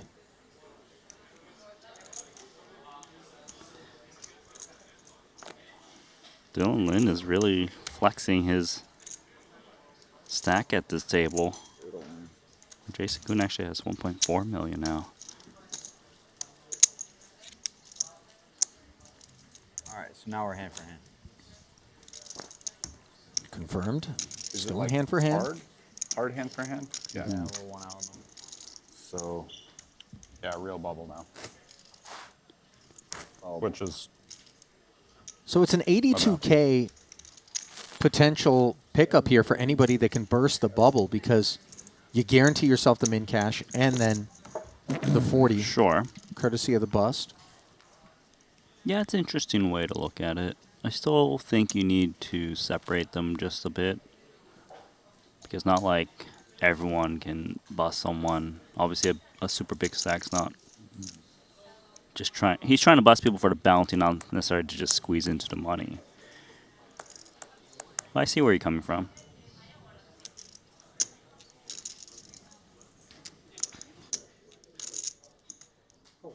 to be fair though, it's kind of hard to get bounties in this tournament.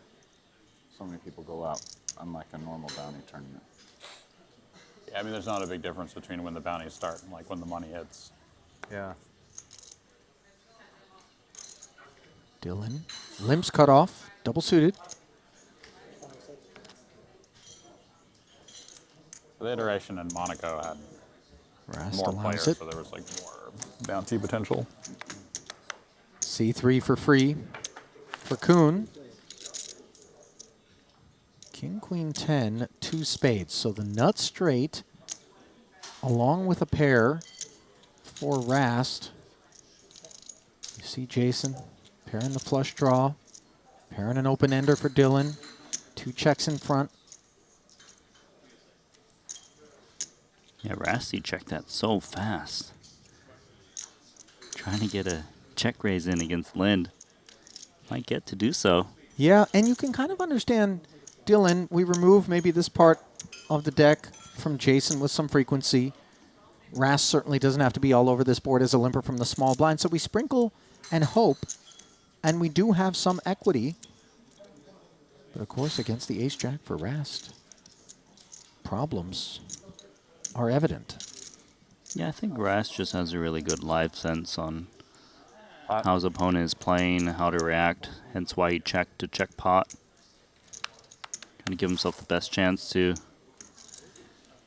get chips in there, especially with the covering stack who's looking to bet hands that have equity and call off, but not that one.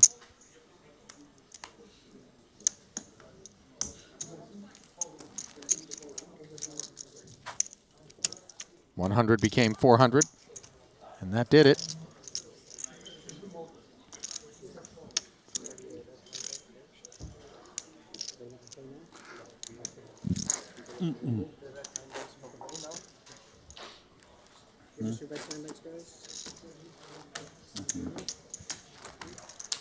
Fast action system no longer in play. Like That's 10,000 or something. for the soft spots, unlike this yeah, one. 1.3. Yeah, me too. 1310, I think. 1305. So I guess now it goes to 20 seconds pre-flop. Is that why? Yeah, we're Yeah. done with the 15. All right. Yeah.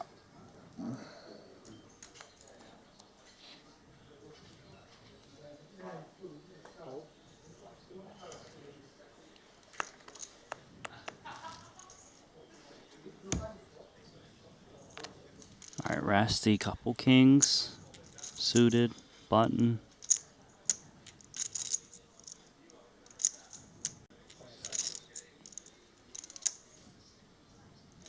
Don's coming with limp. Him and the two blinds are the bigger stacks of this table. And Jason's got aces. Covering the diamonds of Rast as well. This is a really bad spot for Rast to find himself in. Hand under repped, of course, courtesy of the button limp, but these button limps can respond in more than one manner. He ain't folding. No, he's not folding. He also knows that Jason shouldn't be too out of line to raise out a small because he'll have to play out of position throughout this hand. Not to mention Dylan is behind him in the big. So respect and deference on display, restraint by Rast. His hand vulnerable, but now he's got overpair, gut shot, inferior diamonds as we can see. Yeah, this is trouble, right? Because he's got that gut shot, he's got the overpair, he's got I think I have diamonds. diamonds. Yeah, I gotta go with it. It's just too much hand for Rast. Yeah. He's in bad shape.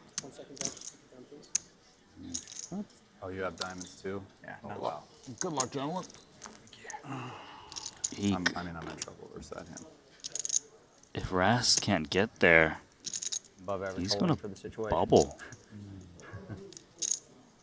This would be brutal, as he hasn't managed to collect a bounty.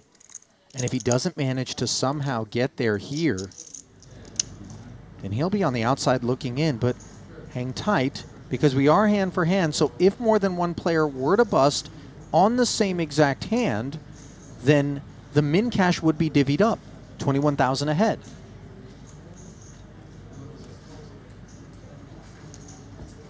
So there's already a flop out. Yeah, so Martin made it 175. Kronwitter, small blind, 3-bet to 390. Dom made the call. Jack 9-7 offsuit. Kronwitter looking over to see what's afoot elsewhere. And as he can see with a multitude of time banks, there is a pot stalled there. I mean, that's kind of important, you know. I see a lot of chips for both people in the middle. He has checked and now faces a very modest 60K. He wants to know if there's an all-in over there or not. I mean, he's is got it not 5K within back. his right to run over and find out? I don't think he can get away from his seat.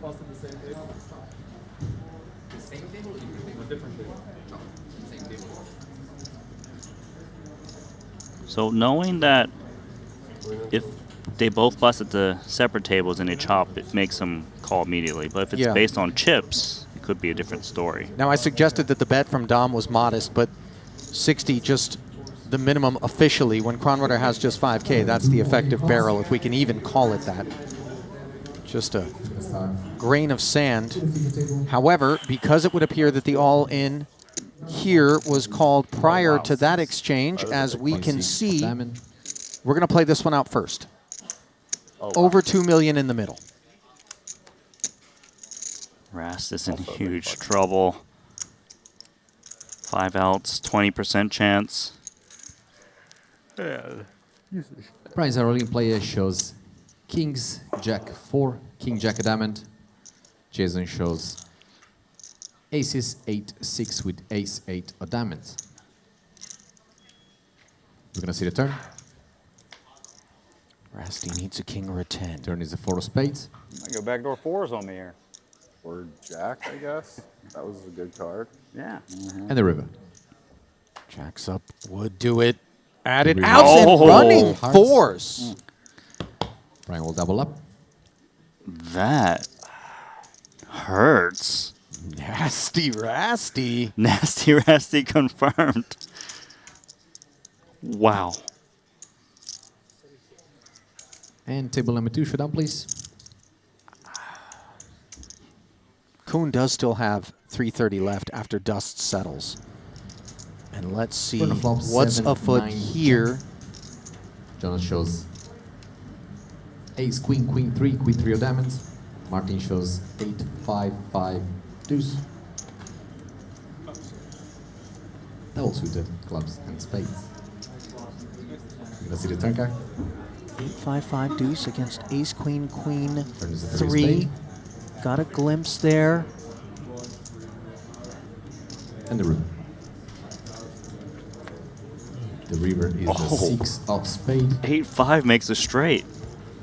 Phyllis Jonas in 8th place. Congratulations. 7 players remaining Witter all in the money. had All the players, best please stay in your seat. hand. We're just gonna combine to a final table. And a merciless 6-ball slides right into the corner pocket for Martin Claude Van Damme as the Bloodsport is upon us. Bloodsport, that's a good movie. Oh, God, Randy. It's because you like that Bolo character or whatever. You thought it was from Mortal Kombat or something. I do. But Well, the mortality of this combat is one Jonas Kronwitter, whose departure in 8th place does burst the money bubble here in the 30K Turbo Bounty Quattro. Final table is upon us. Bounty collected by Dom. And in a savage manner there. So Rast will fight forward with what is going to be the second biggest stack in the field right now. The Booth Brethren performing well, has found the money, has not found a bounty, and it came at the expense of Jason Kuhn in bloody fashion. I mean, you saw Jason was a bit demoralized, like he was a heavy favorite, going on flop 80-20. But, Rasty got that commentator run good, Weissman was in here. He got second place in the PLO. Maybe there's something to it. Maybe there is. 6 big blinds for Jason and Ronald Kaiser. Those are going to be the 2 shortest stacks in the field. Stephen Chidwick, 8 bigs, and then it's the average stack of 1.2 million. So we're going to merge the field. We're going to jumble it all up. We're going to figure out what the landscape looks like in just a few moments. Don't go anywhere. Still one trophy left to be awarded here in Montenegro. Back in a few.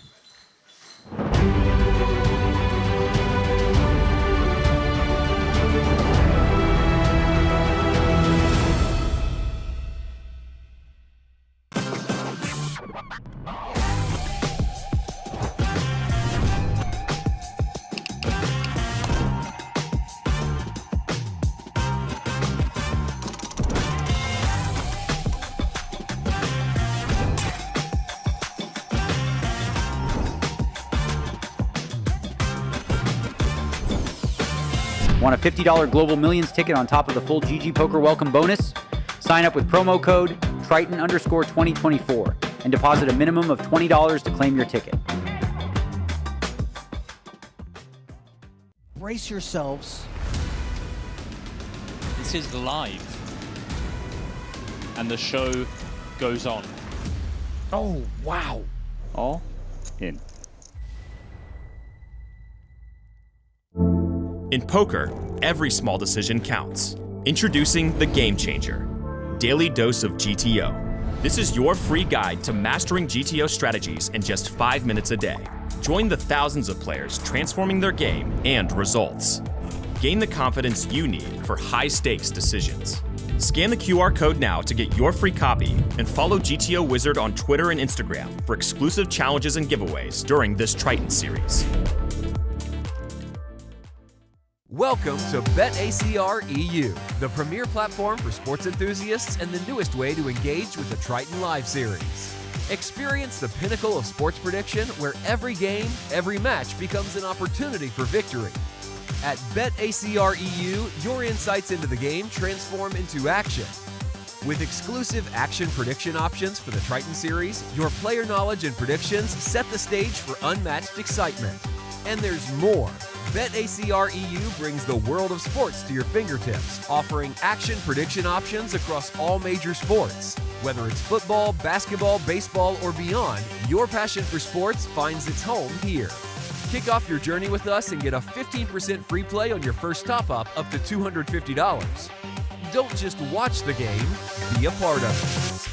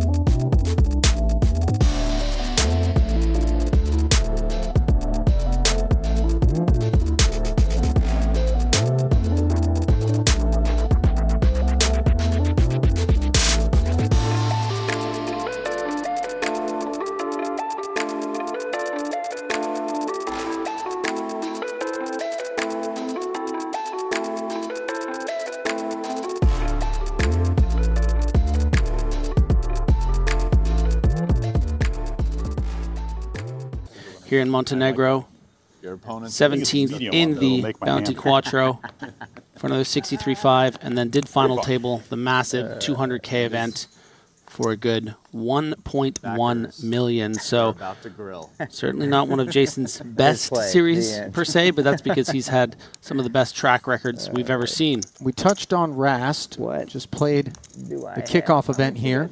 Didn't cash. How about Ike? 46 behind. Yeah, pretty good. I mean, bubbling the final table of that 25K opening event, the GG Millions for 91,000. And about 4 days later, second place finish in the seven-handed Bounty Quattro for 716,000, getting so close to his first title.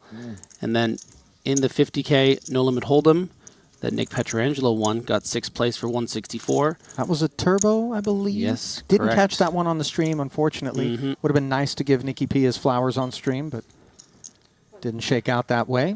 Yeah, and so far is 1 for 2 in the Omahas, finishing 13th in that 25K opening event. Flat call. We'll get to the other resumes momentarily as we square off with a King, Queen, 10 board here. Wet texture with a couple of clubs on board, and you see Jason interacting so handsomely with bottom set and an open ender. Queens and 10s, bottom 2 for Ike. He was the flat caller defending his big. Checks it over.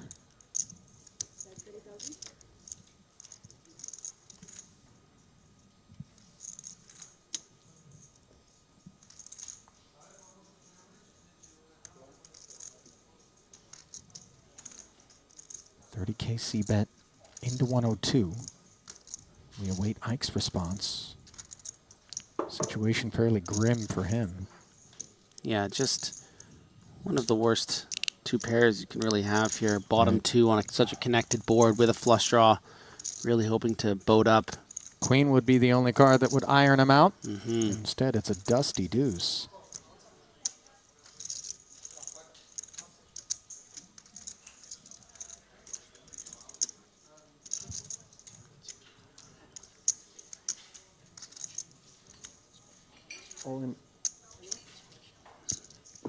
Ooh, big trouble for Ike. Puts in the last 81,000. The snap is bad, bad news. Oh, Queen yeah, and yours is- only a I queen. have a good hand. Yes. I thought you were disagreeing. No, you said bad hand. I said good hand. Yeah. Got a nice queen 2X.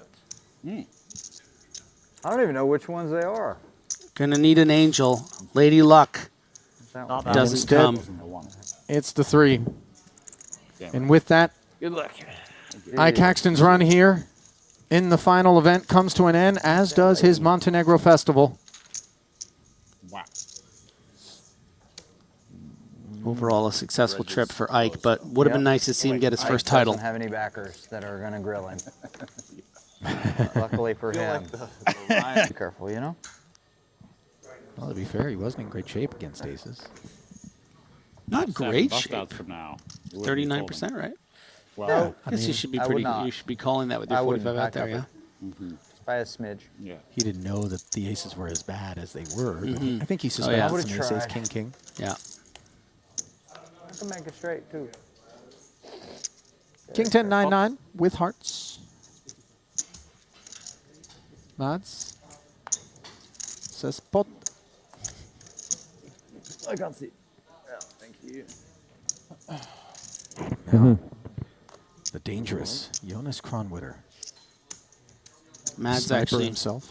soft bubbled the 100K in a brutal bad beat against Laszlo, who went on to final table it. Got in against a set against 3 pair on the turn. And one of those 3 pairs boated up on the river. He actually sent me a message about it. He was quite devastated, as you might expect. Anybody at an ace? What did I have? I can't even remember, so it must have been real bad. I can't remember either. I did. You guys are too polite. I did have one.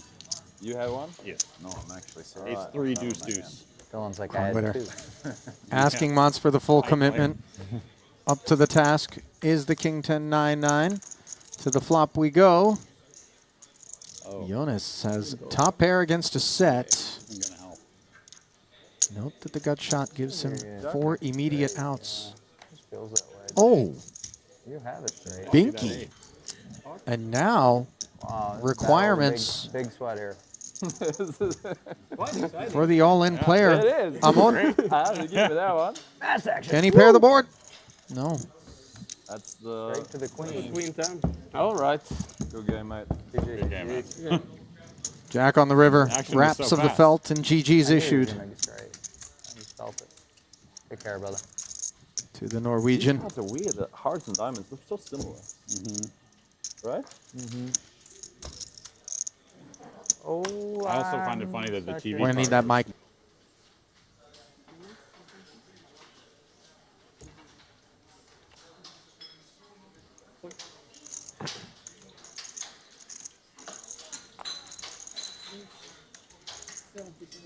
Joe Chuen makes it 70. This is over half of his stack. Full pot. We can see why. Chidwick peering over for a look. Ace 10, 6-4 double. Already in the big here. Yeah, it's effectively about 6 or 7 big blinds, so I think Chidwick's going to feel quite compelled to put the rest in and run it. But actually not doing very, very well against the particular holding of Joe Schwen. Ace 10 is covered by another 10. Clubs covered. I mean, hard to be this much ahead when it comes to Omaha preflop. Kicker on the ace covered as well. I think Chidwick's best shot is going to be in the form of spades or some low cards interacting with that 6-4. And it's gotten even better here. Jack, 9, 7. And how about another 9 on the turn? River is a queen. Enjoy the double, Mr. Schwen. share. And then, you know, the other Do you have ones, some private the really private good folders stuff. at home? I got private folders on almost every electronic device I have. You know, I got to take them on the road. It gets lonely out here, Griff. You know what I'm saying? 6-6 deuce. Double paired. On the button. Baby diamonds. 65K. And Dylan says, I suppose now is the time. Able to get it in. Joe Chuen. Looks like he too is pushed forward all of his biscuits. Now look at this opportunity before Aku. If it was inside of the bounty period, I would imagine we'd have some different sentiments about that holding, but instead, Joe Chuen will haul back most of his tokens. You guys can't Yeah, chop, and right? one of those ducks for No, I think Weissman you has can. flown the I'll take a nest 6 into No, it's 5 deuce. Joe's hand. How So can that's you not chop? ideal. I said I'll take a deuce. Oh, 6 high straight. Yeah.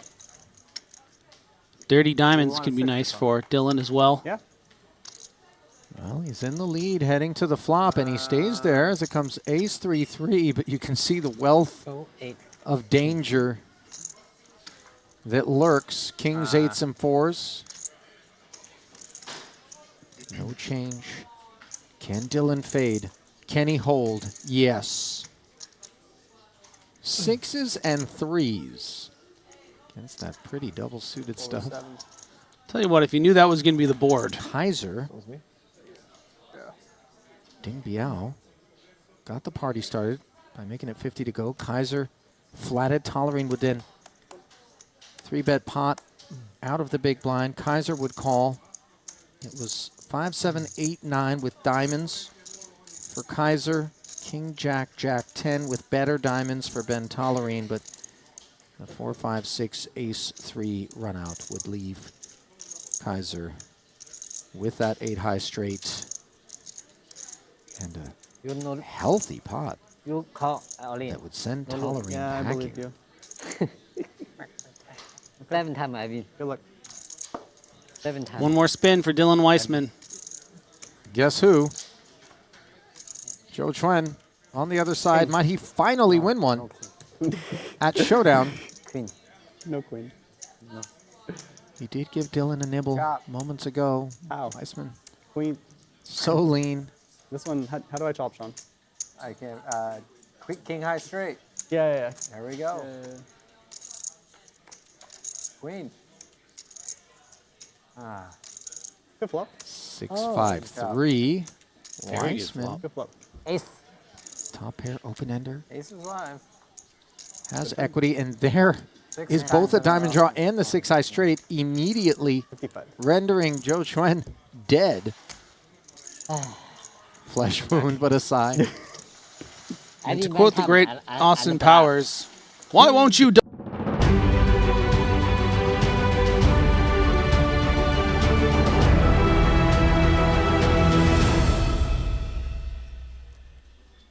Hi, everyone. Welcome back to the Triton Super High Roller Series and our last tournament and our last final table. He's Randy Liu.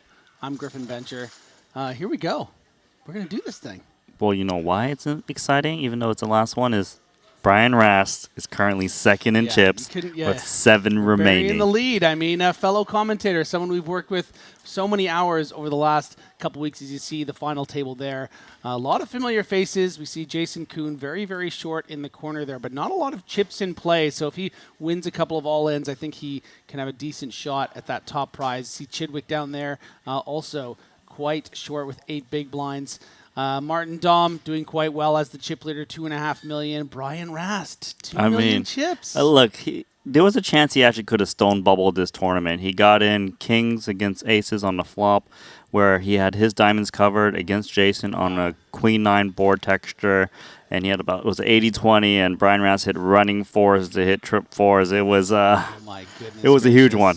Well, you know, I am cheering for Brian Rast, but I have to say, you know, maybe third place, fourth place. I don't want him to just like win it and be like, you know what? I just want to play all these things. We need him here in the booth. You know, he's don't want team. Brian to no, win. I mean, I want him to do well. Like, you know, let him win $100,000 or whatever. But you know, if he wins, we're risking losing Rasty. You know. You know this is the very last turn. Why not go off a bang? I can't believe you even said that. Is it because he's been winning side bets against you or something? I don't. What do you have against him? That might have a little to do with it. Yeah. So Dylan Lind also in the final 7 here, and he's really chipped away this series. A lot of close finishes, and definitely I would suggest a profitable series. So yeah, it's going to be a great final table. And Jason Kuhn hunting 11th title, that's always huge. Yes, and as I alluded, I mean, these 6 big blinds don't sound like much, but our chip leader only has 40. Brian Rast in second, only 34. And I haven't even mentioned Ding Biao. What an incredible series he's had. I mean, he is proving to be such a force here in the Triton High Roller Series, and I'm sure he's going to be here at many stops to come. He's just great. But let's send it over to Luca to present the final table lists. Our farewell event here in Triton, Montenegro is the 30K PLO Bounty Quattro event. We had 41 entries. We're down to a final table of 7. They're going to compete for $250,000. Some yellow chips that are worth $40,000 in bounties, gold, and the title. Please allow me to introduce you to your final table. Scene number 1 with 480,000 from the UK. Please welcome Stephen Chidwick. Coming in short stack, but no one can count this man out. One of the all-time Triton greats, and looking to get one more title on his resume.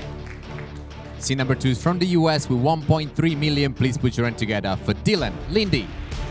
Big fan of Dylan Lindy. He's someone that I have played a lot with in my poker career, and he is also has a chance here to win his first Triton title.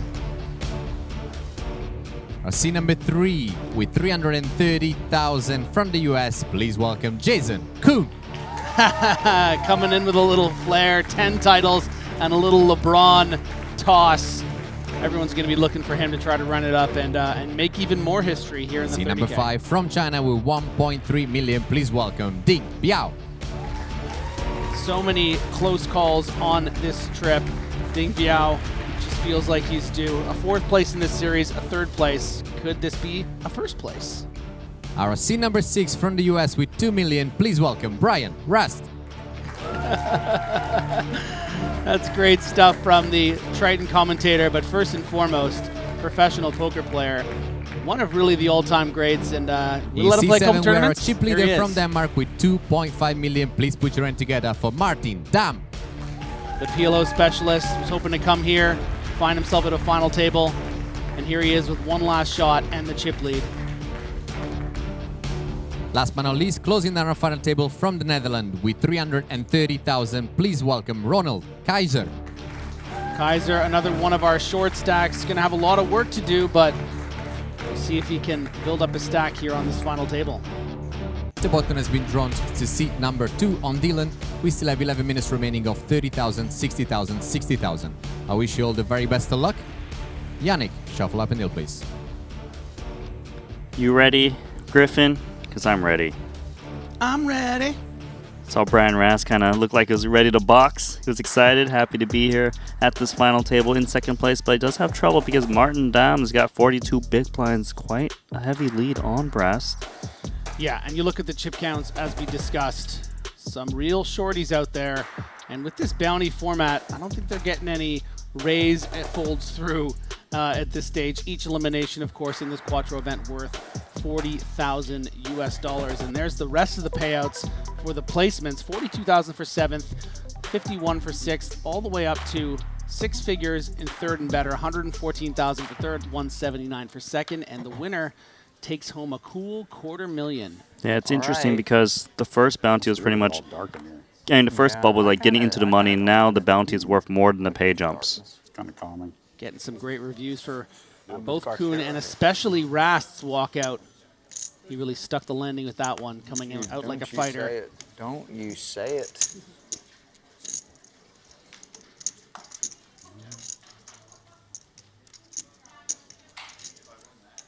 About to spin Kaiser, Jack 9, 8, 8. He is one of the short stacks, and he is going to go in first. 330.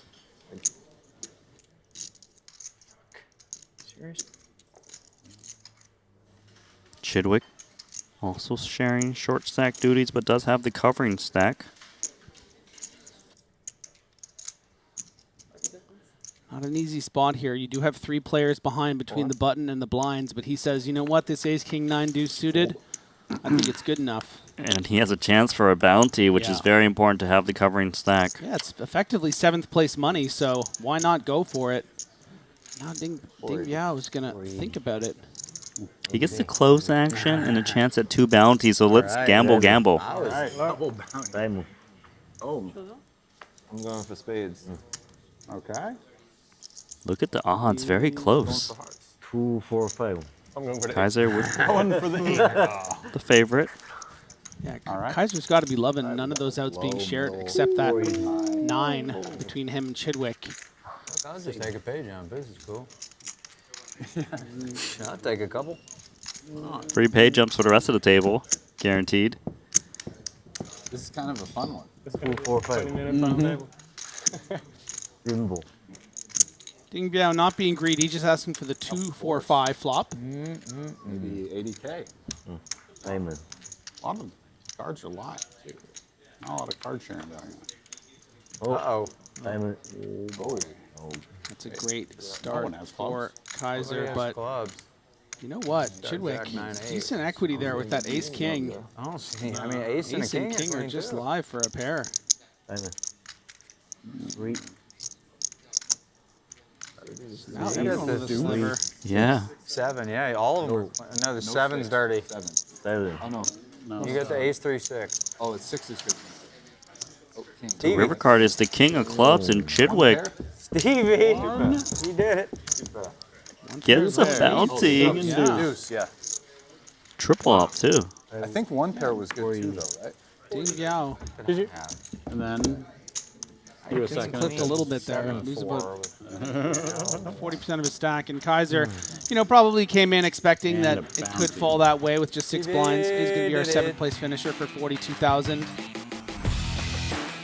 In and out, nice and quick. Yeah, what's important for Kaiser is that he slid into the money, got that 42K pay jump, so don't feel too bad for him. It did get 2 cashes out of the 3 events he did play, all PLO.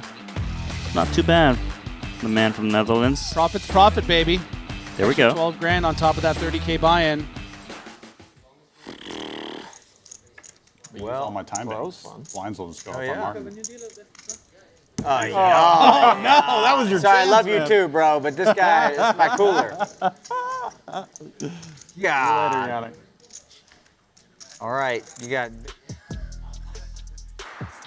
So as you can see, Ronald out in 7th. Now everyone guaranteed at least 51,000 plus whatever potential bounties they might acquire. That was quite a big pot there for Steven Chidwick. He is going to go all the way up to 23 big blinds, really in the middle of the pack now. Yeah, stack they can play with, right? Yeah, absolutely. Getting the 40K bounty, obviously important. All eyes, of course, on Jason Kuhn, who's sitting on just 5 bigs. Yeah, the Triton King is wounded. He's limping. And he's got a target on his back. Yeah, target on his back. Army's closing in. Yeah, I'd take one more too. Jon Snow ripping out his sword as the armies stampede towards him. Can he pull a little trick out of the hat? I've got to ask, who is Jon Snow from? What movie? I'm not going to answer that question. I'm just going to let chat be outraged that you don't know what I'm talking about. That's cool. He's King 9-8. You know nothing, Randy Lou. I know nothing. It's okay. Chat will. That's a Jon Snow quote. Oh. It's actually a quote someone says to Jon Snow. But you would know that if you had ever watched something. I'm not going to tell you. Okay. You had about, what to start? I started with just under 1.3.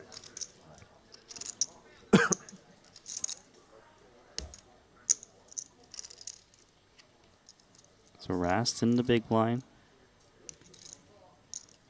The problem is Lindstack is a little bit damaging.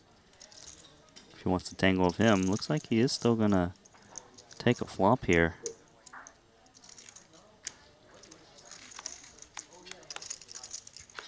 Well, well, well. Spades. Yeah, always a bit of concern when you don't have the nutted suit in Omaha, but Rast has certainly seen worse flops. It's also difficult for Lin to c-bet with absolutely nothing. Mhm. Not even a spade blocker to continues. Getting a lot of good answers to the question about what I was referencing. They said like 10 different movies, by the way. Yeah, oh, I know. I have no idea. I would say they are elements from the first two guesses, Back to the Future and Lord of the Rings. You would say that in some ways there are some connections. Both bad movies. Hold the by way. door. Hold the door. Hold the door. Hodor. Hodor. Fedor, what? Lin is gonna bet. Yeah, he did bet 160. I guess the idea is that Rast doesn't have too much to continue with when it's 3 deuce, and he did raise it big pre, but of course, with this hand, just enough to continue.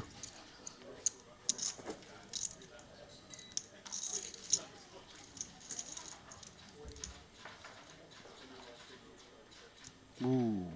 There we go, Rasty. 100% for Brian Rast, and a difficult card for Dylan to fire on. It's crossing Rast's mind if he should ever lead. Does go with check. Hard to get multiple streets of value with the jack. Yeah, and Dylan doesn't have a lot of room to work with here. I mean, he only has pot left. He was really hoping that this would be potentially one and done. Yeah. Yep. I follow this. There's a really cool Danish sprinter I follow. He's a stud. I don't know much about sprinting. Oh, you got it. This kid's super cool. He's a beast. He's Denmark's best sprinter ever. He's a really fun guy to watch. His name's Simon Hansen. You should check him out. Sure.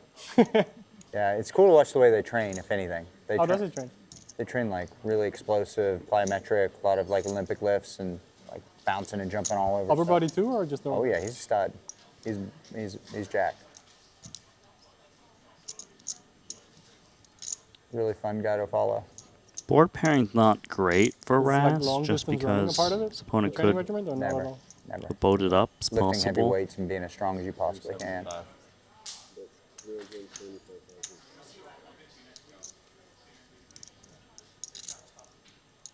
Looking for some thin value. You guys definitely look like you'd be related. You and that kid look like you could be related for sure. The kid I'm talking about. I don't think I'm tall enough to be a sprinter. No, most of them are very tall.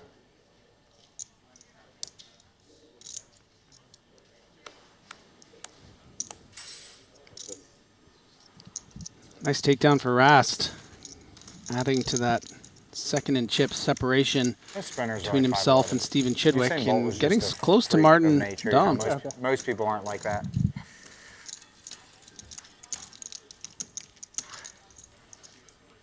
I think you need to tell me what movie it is, because the chat really The best guys in the world right now are like 5'8".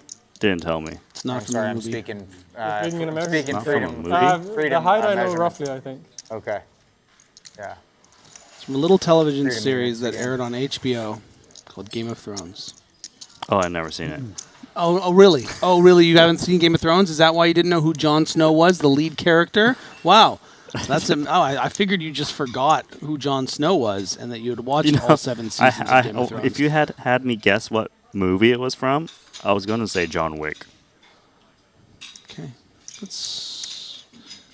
You know nothing. But that also wouldn't make sense because that's his whole name, so never mind. Yeah, his name's John Wick, not Jon Snow. Jesus. What are we going to do with you, Randy? I was kind of tuning in a little bit in the last level, and I feel like there's a through line here with some of the conversations you were having with Ali. Walk it out. Yeah.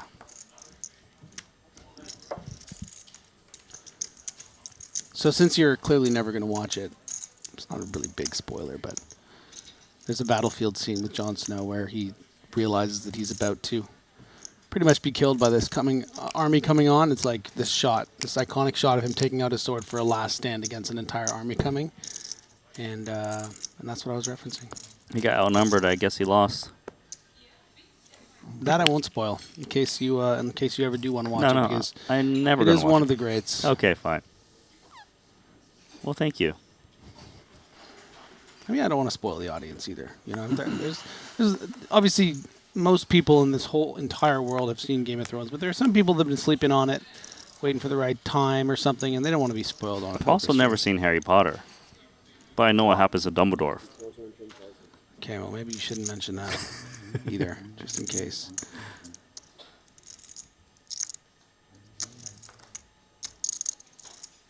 Jason Kuhn gonna raise this double suited ace. I mean, yeah, very nice hand. Yeah, and that's effectively all in. And yeah, Martin wants that money. Yeah, give me that 40 grand. And obviously 40 grand is huge considering the pay jumps at hand. Trying to kick out Chidwick. This hand. Chidwick would have definitely called a single raise. Somehow, some way, I got a beauty. Wow. You don't have any pairs though. I don't have any pairs, but I got a dream. Jack and 8 being shared. I'll take Kuhn, but look at the percentages. Only 60 to 36.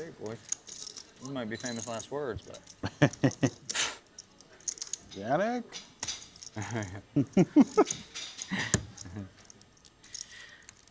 Good luck, Jason. Thank you. Hopefully Let's I can see. give you boys a sweat. That's a good start. That is a fantastic start. Boys. Top 2 for Jason Kuhn. And 94% and the diamonds. No. Dom is skiing uphill right now. There are outs now. 3 Or even sixes. chub on the 10. 6 of diamonds. Me. How much? It's a full house for Kuhn. Just a boat. Just a boat. A set of deuces.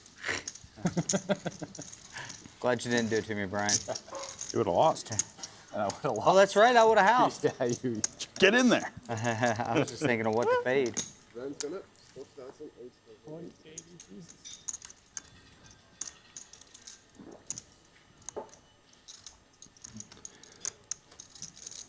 Going up. 40,000, 80,000 with an 80,000 ante.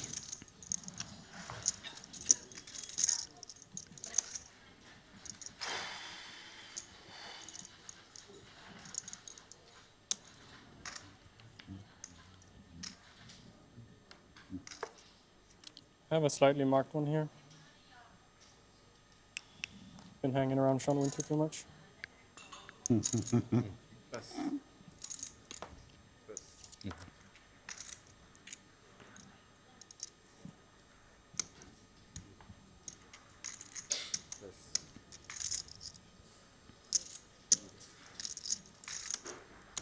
Martin.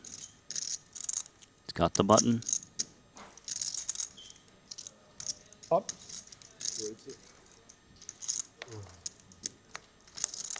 Let's make it 280. Is it? Do we want to change it out? Hmm? Do we want to change the card out? Okay. Triton trivia time. Go, go, go. Tritivia. I mean, it's I'm not gonna very call it. important, but Would you see something? Randy, To me, there it's are not very 14 important, but Sean Triton thinks titles it's very between these 6 players. Name the players and how many they have after you do this GG promo. Well, get a Global Millions ticket. $50 one if you can put a deposit of $20. Using the sign-up code Triton_2024 where you can play on one of the biggest sites out there. Tournaments, cash games, PLO, all sorts of different variants. Have a good time using those emojis right there. Elky, finger up, hand on head for Negreanu. So do check out GG Poker and sign up and give it a shot while you watch these Triton streams. 14 trophies, titles, is that what you said? Yep. Well, we got 10 from Jason Kuhn. That part's easy. 2 from Chidwick. And 2 from Ding Biao. God, he's so good. This is why we keep him around. Can you believe that? That was amazing. But who's Jon Snow? No idea. Jon Snow is the lead character in Game of Thrones, man.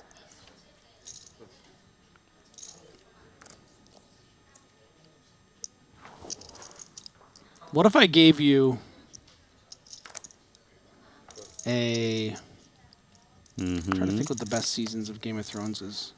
Why would you skip around? Wouldn't you start from the beginning? No, you would, but I want to see if I can. I wonder what I could offer you of a free roll. Like if I offered you, like, let's say,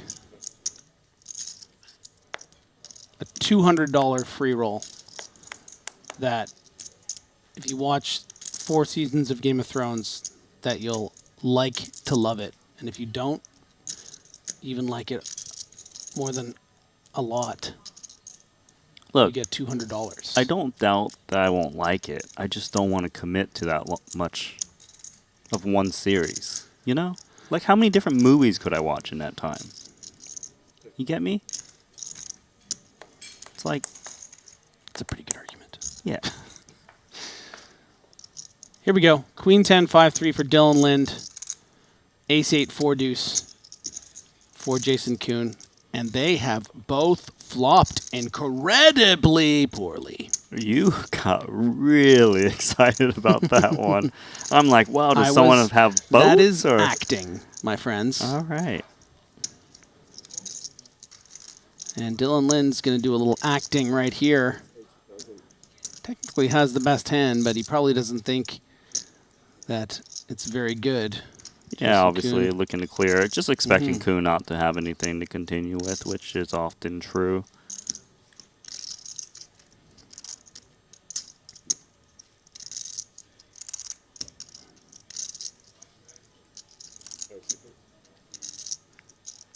Oh, Jason. Kuhn, you bad boy. He's floating, right? He's floating. Like, almost pure floating, right? Like, what is he... He just doesn't expect that Dylan would ever bet on his flop with a jack, I suppose. To float off of that stack is pretty sick. It must have something to do with the pre-flop action, too. Lin just limping into Kuhn. I mean, this is exactly what Kuhn was expecting, right? To float this flop. Hoping, yeah. I mean, this is when you come out of the woodwork. We are seeing step 2 of the plan.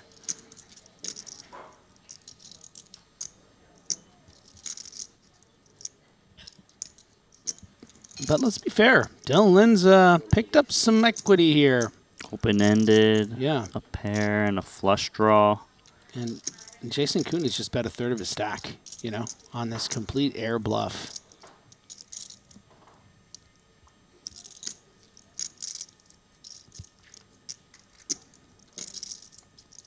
Lin does have the covering stack, which is important to note. In case he wants to get frisky. All in. Oh, God, he's good. That is nasty. Jason was on the right path. Problem was that Lin actually picked up too much equity with that turn card.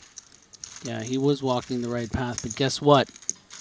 Dylan Lind had set a booby trap in that path. And you just got lifted up by one of those nets, you know? Yeah, I know what you're Like one talking of those booby trap nests. Nets? Nets. Nets. It's been a long couple weeks. Although I guess it could be a nest, too. A Like bird sort of nest? yeah, well, it's like a net that kind of lifts you up, and then it kind of, once it's in the air, it's a bit like a nest. Maybe that's where the word net originated from. No, I don't think so. Or the other way but- around. Okay. Let us think on this. No, as we continue. Let you think on this by yourself. I think we should talk about this in the YouTube chat. No. Really beautiful play from Dylan there. That was actually extremely impressive. Pretty sick. Yeah. I think it helped That that was he some had the high-level covering Omaha. stack by a slight. Made Mhm. him lean towards check jam a bit more.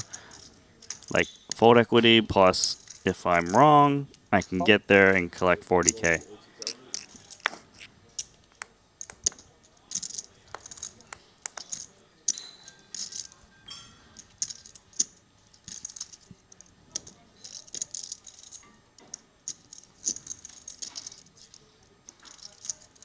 Consideration here with the ace, queen, 10-4, 2 clubs from Chidwick.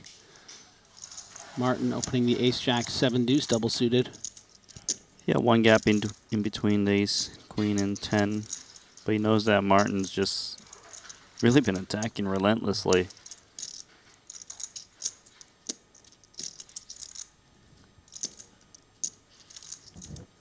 Jason Kuhn's in a small blind, which changes things a bit. I mean, in the yeah, big. with these rapidly increasing blind levels, it's just difficult for, Chidwick to do much of anything. Jason Kuhn now just 4 big blinds. Ding Biao with 9 in the big blind. Sort of. Doesn't like it. Open ender. Yeah. And a 3. Yeah.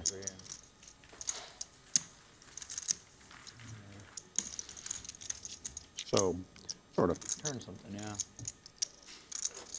Add some stuff. Maybe optimistic flop heel.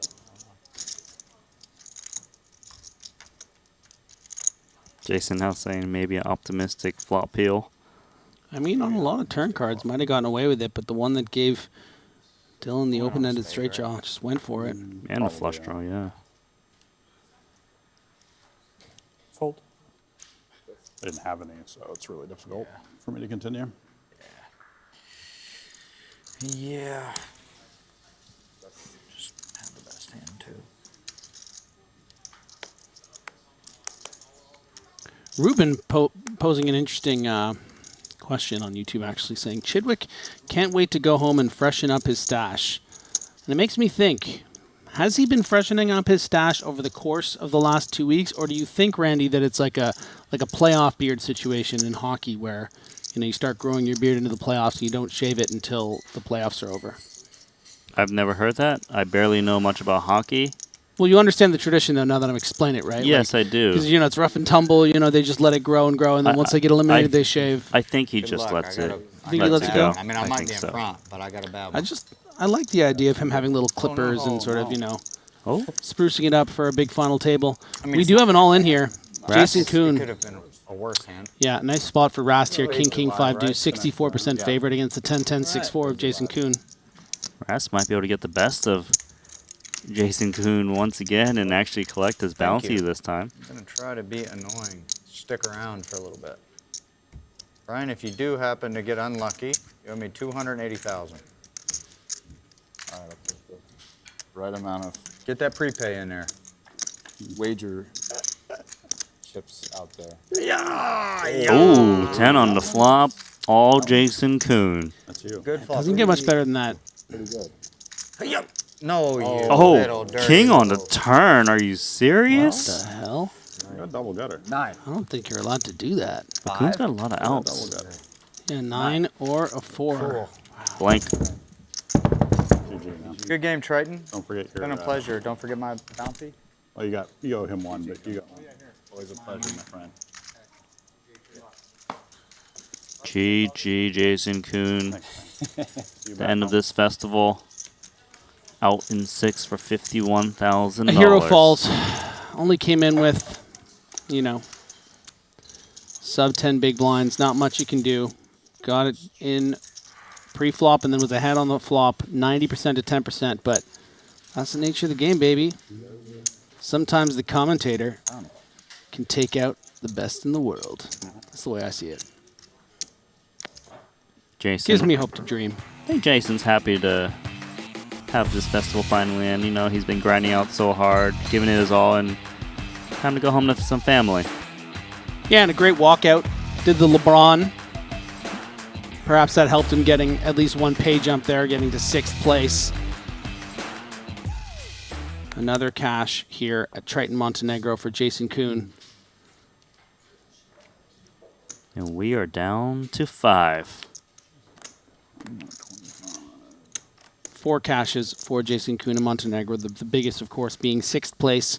Final table finish in the 200K for almost 1.1 million. So, not his big breakthrough that sometimes we see from him, but, when you still cash for over $1 million, you're doing something right. How are you getting home? How are you getting home? Flying with Jason.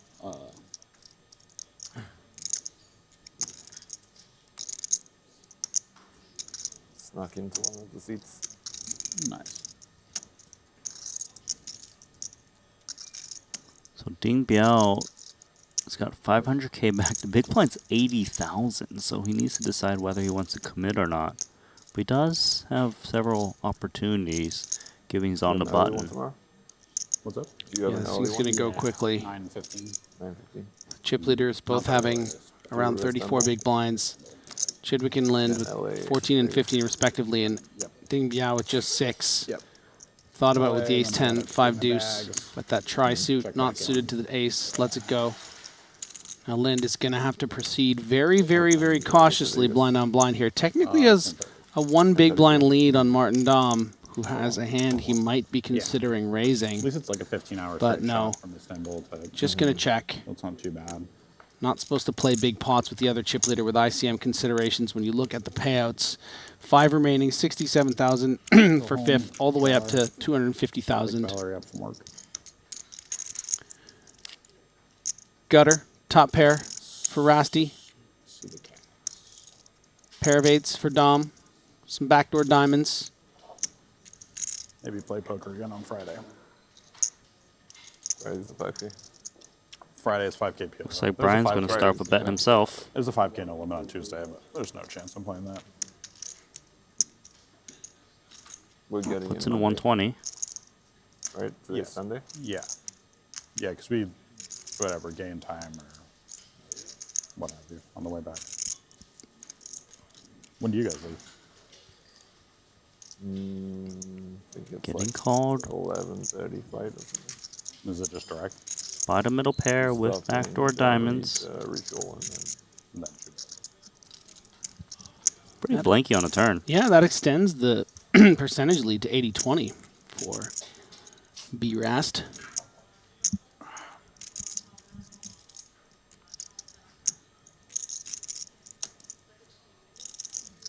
I don't feel like he wants to build this pot anymore. Out of position, deep stacks. Well, it does seem like he will. 360. It's wow. He does have the best hand. Quite the read. Rast happy to see that. And establishing that chip leader energy by he is a blasting chip leader. twice.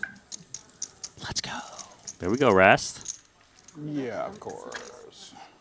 And it looks as though Rast is being moved to the same seat with to different a different amount of chips. table, perhaps. Unfortunately, we're losing him from the feature table here. As blinds go up to 50,000, 100,000 with a 100,000 chip ante. But you do know he's not moving, right? What do you mean? Isn't that why you gave him the racks? I'm just thinking rack etiquette in general. Usually when I see a rack, it looks like you're being moved.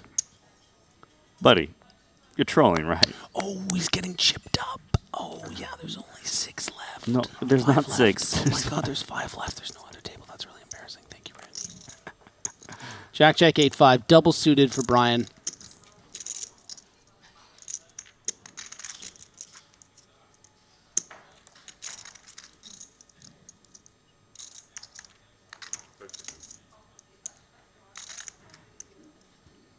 Blasty Rasty, raising it up.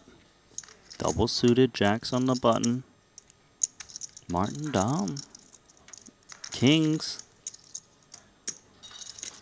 And yeah, with these chip positions, should try to be very careful and wary of each other, but Tom's recognizing that, you know, because of that and because of the strength of his hand that... How much have you got behind? Uh-oh. So Rast has got the covering Yeah. stack, which is very important. This might make him come along double suited with Jacks. He is going to call. This is a going to go for it. Oh, man. This big is pot. yeah. There's 2.2 in the middle, I mean, look at 1.4 the back. percentages. Like, you can't blame him. But if this doesn't go his way, he's going to be one of the short stacks. This is a very big pot, a very big spot. You know, the winner of this hand right here could go on to be the winner in this tournament. And wow, would you look at that? Rast has got a gut shot and clubs. Of course, a draw to a jack. All in. It's a coin flip, these two hands. Yeah, it's a stone cold coin flip, and now Brian's realizing, yeah, this gets complicated. It's complicated because the jack 8 draw is not that clean. 380. Sometimes he hits a straight of a 9. His opponent's holding like king jack. You do have to wonder. 2.1. He's doing the math. I don't know if I can fold this, but I could just be boxed. You got clubs. You got clubs. You can feel pretty good right now if I call. Plus the gutty. One of those outs has to be no good. So 3.3, 3.3, and a bounty. Bounty's not that valuable. I love that he's commentating it. Oh, it's like he's in the booth with us. What Yeah. if he just has aces? Has aces a lot. Oh, aces and no club. He hasn't played, so I've probably got like. I don't think I can fold this. All right. Clubs. Okay. Very good for Brian Rasta. He's not against covered clubs. And gargantuan pot here, 5-handed between the two chip leaders. Almost feels like this shouldn't be happening, but two massive hands. Consequential pot for the tournament. Yeah. Number 1 and number 2 in chips. This is the biggest pot of the tournament, just shy of 5 million. Yeah, Rast will be left with 6 big blinds if he doesn't. I knew one of those had to be just roasty. Oh, Jack's not dead anymore. Oh, That's true. The jack's back. Any jack, club, 9, no. Bricks out. And Brian Rass is down to 600,000 in chips from first to practically last. Ouch. Pretty big cooler as played. You have to wonder, And did I use 2? maybe 3? limping the button would have avoided something like this, but it's hard to limp the button when Crazy. I could you know stall you're the big technically blind the until chip the leader. It's just Said I could stall the so big unlucky blind. that he wakes up with That was the something first big time there I in the played at this small. level, right? Uh-huh. How, I think it was that. Is that right? 3?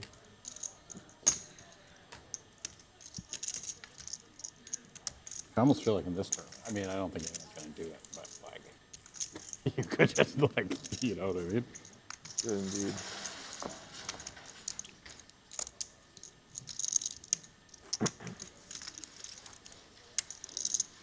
So Martin Dahm from Norway in incredible position to get his first Triton title. 50 big blinds with 4 point. Let's just really put into perspective how many chips he has. He has 5 million chips, and second in chips has 1.1 million.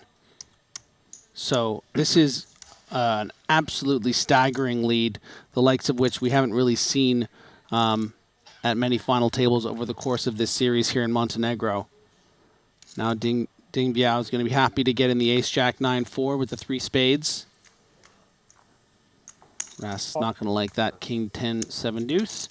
Martin going for the bounty. It's going to cost him, 10% of his stack, so pretty much full range, I imagine. Queen jack 9-7 does have some nice playability. Okay. Okay, says Ding Biao. No. It's a pretty good hand, dude. Yeah, and very important to remember in this bounty format, I mean, the ladders are not nearly as important, really, as a normal tournament. So, not often you see two chip leaders clash like that, but it's just it's a little different. Yeah, obviously Brian Rass covered Martin as well, so he had a lot of incentive to continue.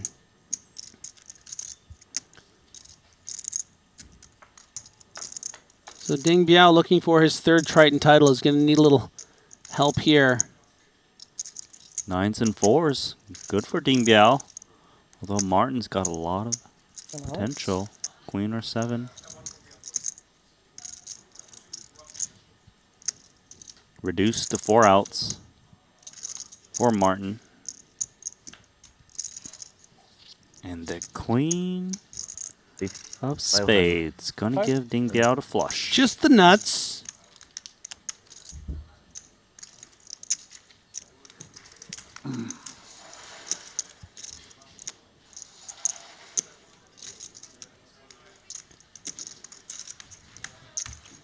Little smile on Ding Biao's face.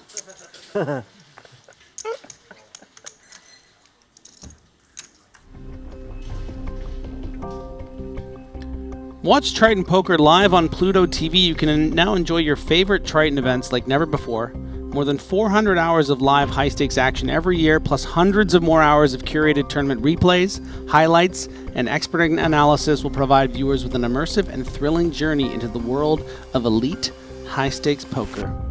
Through huge prize pools and world-class fields, Triton Poker ensures an unforgettable poker experience for both fans and the general public alike. Why not watch it on Pluto TV?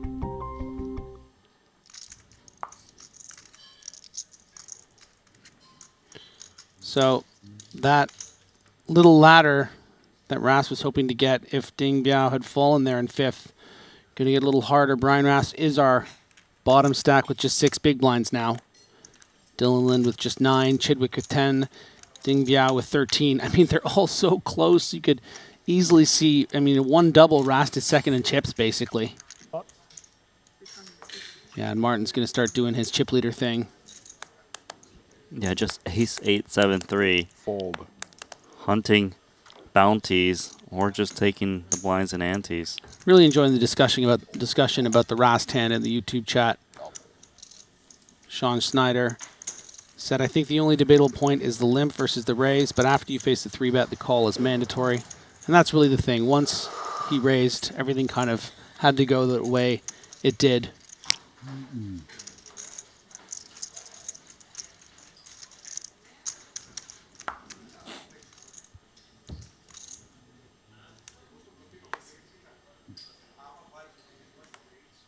So worth noting, Martin Daum clearly came out here as a PLO specialist, and pretty special he is. 3 for 3, got 8th place in the 25K, the opening event here for $75,000, and then got 11th in the 100K. So clearly, you might say he knows what he's doing. 100% cash rate. He's pretty good at Omaha. 100% cash rate, 3 for 3, and looking to get his first Triton title.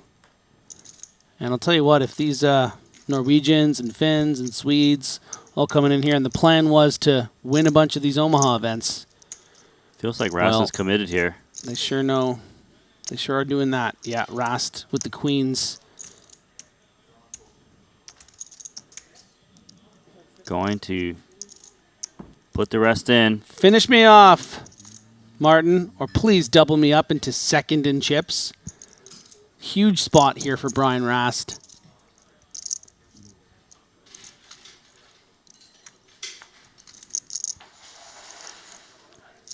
Just don't do him dirty with, like, the rogue king, you know? That's just like... Cooler. I hear you. You know, take him out in style, you know? Rivered flush or something, but no rogue king. Yeah, this is okay. Like, well, he can just double up. Yeah, no, I know. I'm just saying, God forbid he loses. Not another 4? Nothing rogue. Ooh, straight draw now. Yeah. Wow. With the 7-4, that actually gives him 43%. Suddenly out of nowhere with the 9-7 as well. Oh, and there's the 9s and 4s. GG Rast.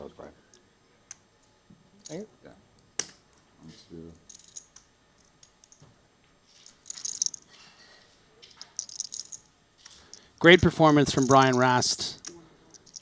As a colleague and friend, I am proud.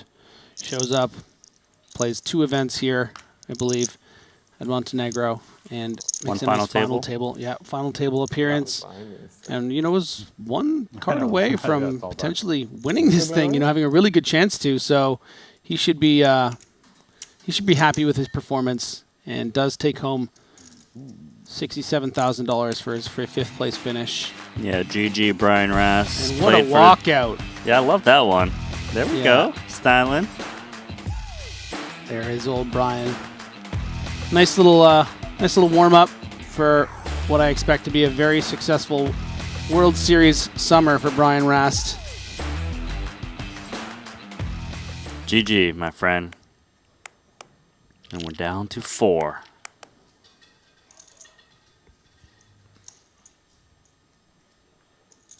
So the layout of the land right now is Martin Dom, 5.4 million. The other 3 have $1 million apiece. Oh yeah, just big blind.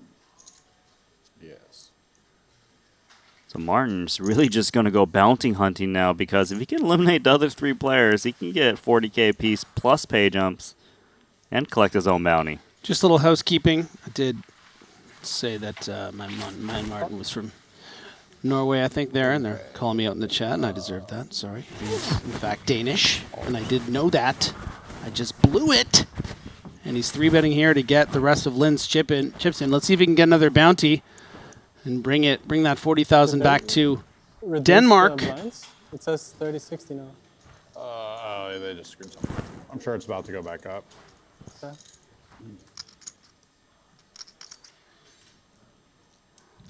Ace 10, 10, 10, 9 for Martin Dom.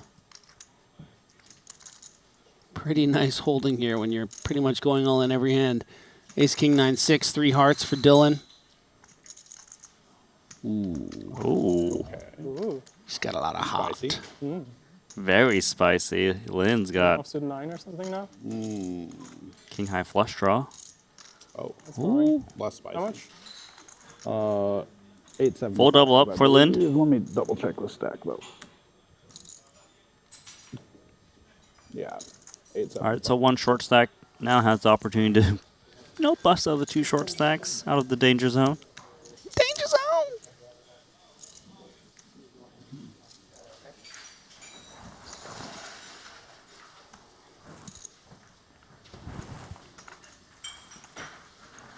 Yeah, pretty significant pot actually there for Dylan, all the way up to 15 blinds, 1.85 million.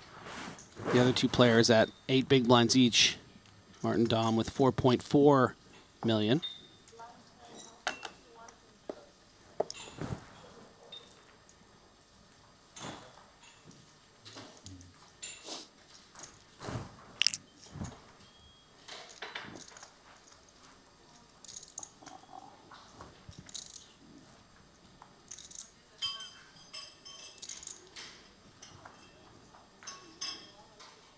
Puckering up, Dylan Lind.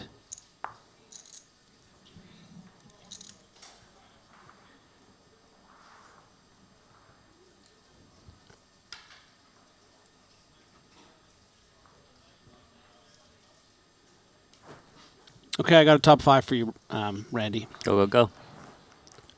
And I'm inspired by what I see Ding Biao wearing. Top 5 most stylish players at Triton. Go. You want me to name 5 people? That's a lot of people, but I know you're all about the style. You pick things up. It doesn't have to. It can just be something you notice this trip. It doesn't actually have to be like a super power ranking. No one's gonna feel left out. I'm just saying, if you had to think, okay, how about top 3? I mean, I'll give you a break. I'll put Ding Biao in there for sure. Ding Biao. Ding Biao's in the 3 as he Yes. raises to try to get all in here with the Ace Queen Jack 4. Man, there's names that come to mind. I did like Ponikov's silk green shirt. I don't know if you saw that one. I did. That was smooth. That was really nice. Okay, let's put him there too. Does one come to mind for you? Oh gosh, I mean, I have to say, Parsonen this week for the Omaha. Oh yes, He was wearing that the blue thing for those dude, and then he had a red one today. Did you see the red one? It's like, yeah. Oh my God, fire and water. Look cozy. My heart. So he made a real impression. I like Sean Winter's style. I like his clean shirts. Yep. Clean and Fits him classy. well. He's a fit guy. And he looks great in those shirts. I'm trying to think who else. Yeah, those are some standouts. If I think of any more, I will bring it up. Jason Coons got some style. He's styling. Buck Wilden. What do you guys think in the chat? Anyone whose style stood out for you?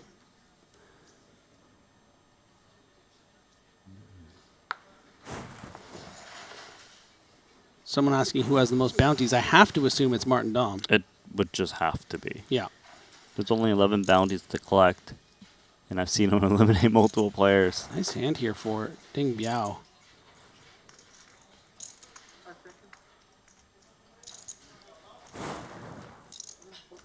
Yeah, pot. We got someone saying Nacho killed it with his style this week.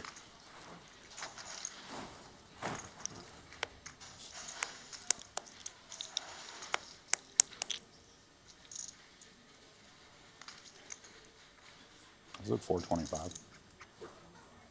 Double suited pocket queens for Lind. He gets the closed action to big. Yeah. Imagine he's going to see a flop here and see if he can why flop not? something Let's to call 300K more, see if we can knock out Ding.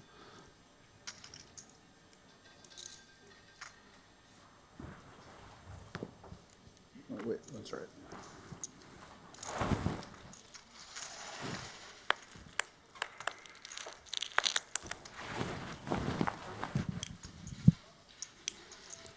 And middle pair, pardon me, middle set for Dylan. That's going to put Ding Biao in a world of hurt. Who's going to feel like he's drawing dead to diamonds and only really has that 10 out if his opponent has something strong. Yeah, the jack, sure it blocks jack 10, but you got to worry about diamonds. They could have just flopped the flush.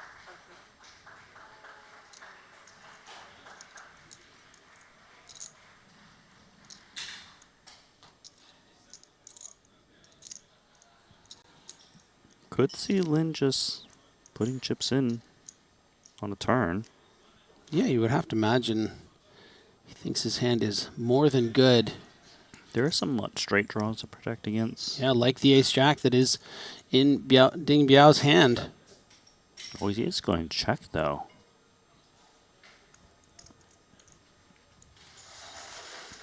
I mean, I would guess that Ding Biao would want to take the free card since he's given the opportunity with his pretty weak hand.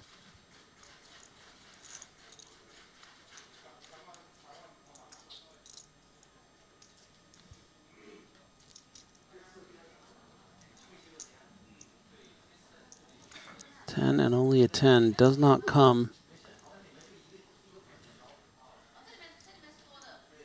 You know, actually, the extra diamond is a little bit better for Dylan in the sense that a little bit less like your opponent flopped the flush And and it's it's just just slow trapping playing. all the way, yeah. Yeah.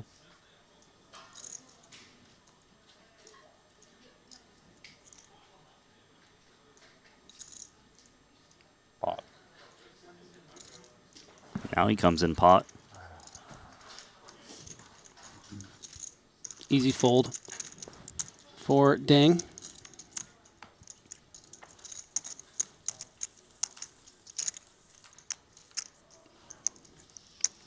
A few more style icons brought up in the chat from Rod. Mossbach and Linus Loliger. Definitely Mossbach. I didn't see enough of Linus this Linus usually series. is, though. He's always got his... He's cutting edge? He's got ahead his of dress curve? shirts, Nice. and yeah, he always looks like a boss.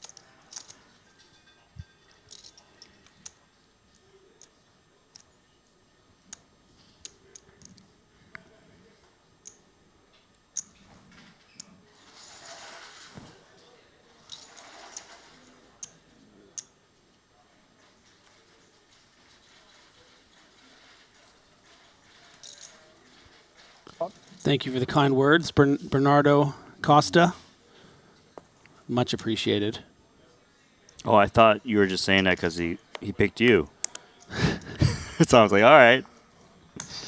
No, he said He's it's saying everyone. The amazing guys. stream, guys. Guys, yeah, we're amazing guys. stream. We're all guys. Couldn't do it without the amazing team. I mean, how good is the graphics team, producers, directors, everyone that's working hard to get this thing out to you guys for free.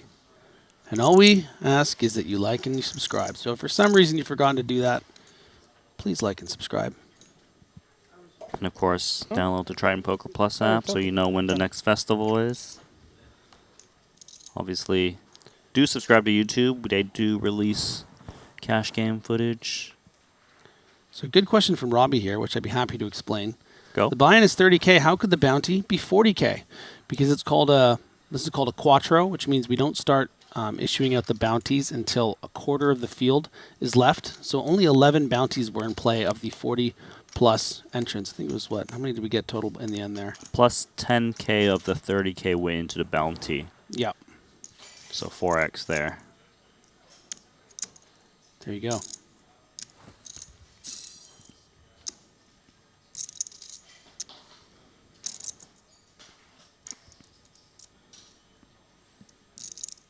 So Ding Biao and Chidwick have very similar stacks.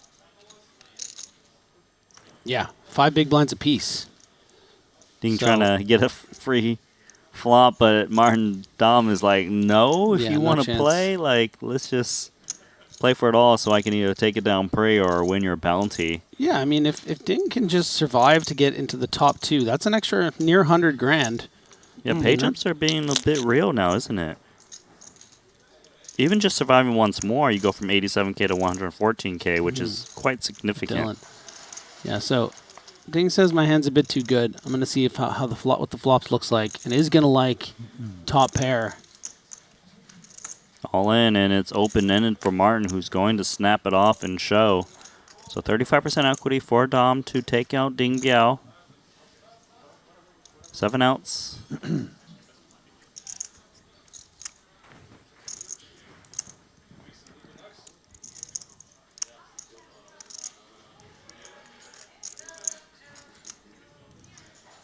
65% favored here. Would hate to see a 10 and especially a 5, which would make him drawing dead. 3 on the turn. That's good news so far. Although it does create an additional 2 pair outs. Yeah. Too many to fit on a screen. Yeah, a lot. And that is the brutal 10, giving Martin Dom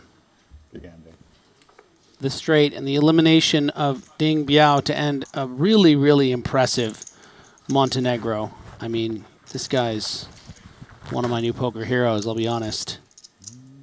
Really performed nicely in the no-limit streets, but getting cash here in PLO, 4th place. Yeah, he should be proud of his performance out here in Montenegro. A 4th place in the first 25K GG Millions, a 3rd place in the 30K for $500,000, 13th in the 200K, and now our 4th place finisher here in the 30K Turbo Bounty Quattro. GG to Ding Biao, and we'll see you at the next Triton Festival. You better be there, man. I want to see your cool clothes. You'll be there. Guaranteed. So 3 remaining, buddy. Where are we at?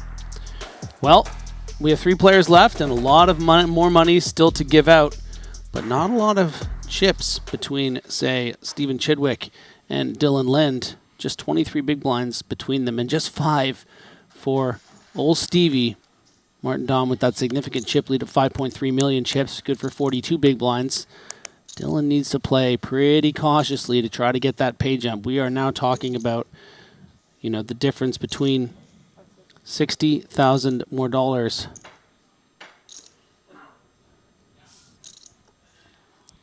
Yeah, and limping, doing the limping strategy, and look at Martin just grabbing the big boys. I mean, Martin Dom just eliminated the last 2 players, Ding Biao and Brian Rass, so that's 80K at least that he's earned.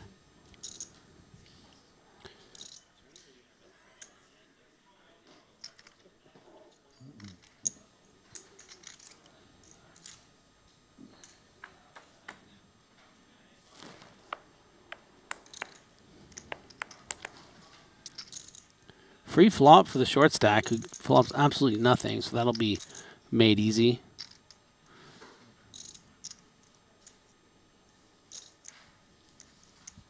$150.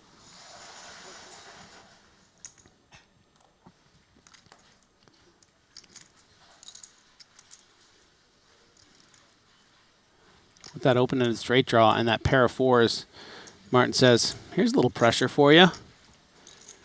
But Dylan Lind has that king-high flush draw, so he doesn't want to go anywhere.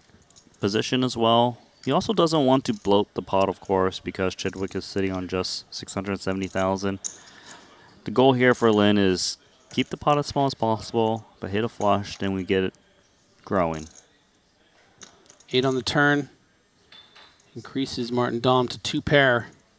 But does create a nut gut with that Jack 9 for Dylan.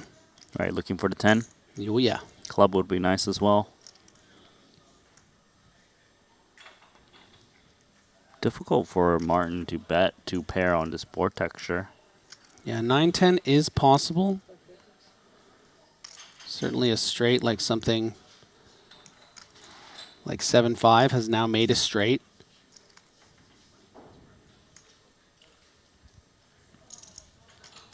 This is a very intricate little spot for the Danish pro.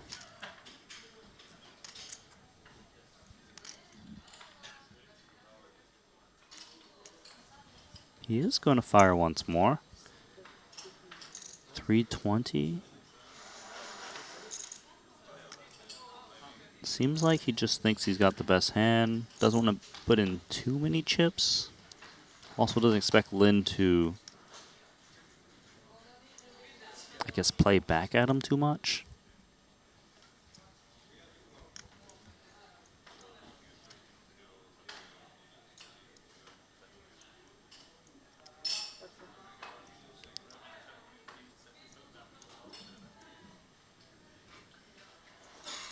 Pretty important river card coming. Yeah, Dylan going fishing, but you can't blame him. Under half pot, bet on the turn, all this equity. Can he get there? No, he cannot. It's also difficult, though, for Martin to continue firing, given that he's bet the flop, he's bet the turn, and his opponent still called him despite the board. Does improve, though, to top 2. But to get called by worse ones again is hard to imagine. So here's a question. Let's say Martin Dom does check this. Do you think that Dylan Lin can find a bluff? Technically speaking, it's not good to be holding the cards has, like clubs in the 9, if he's bluffing, just because hands that bet flop, bet turn, and check often are draws that are giving up. So he kind of blocks some of those draws.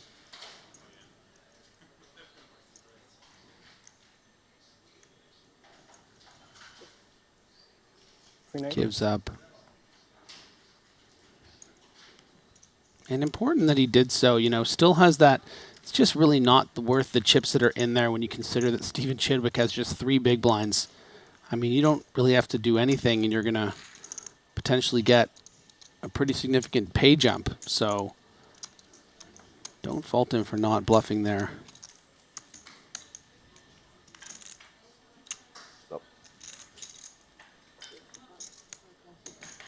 Skyrocketed all the way up to 150. Played off 3 hands of 50, 175. 125.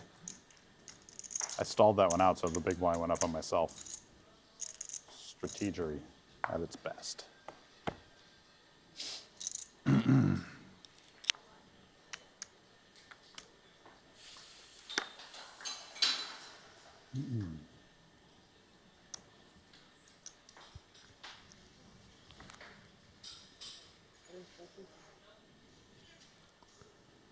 Sean Foley remarking, Chidwick needs to go easy on the trash talking. Finally, someone said it.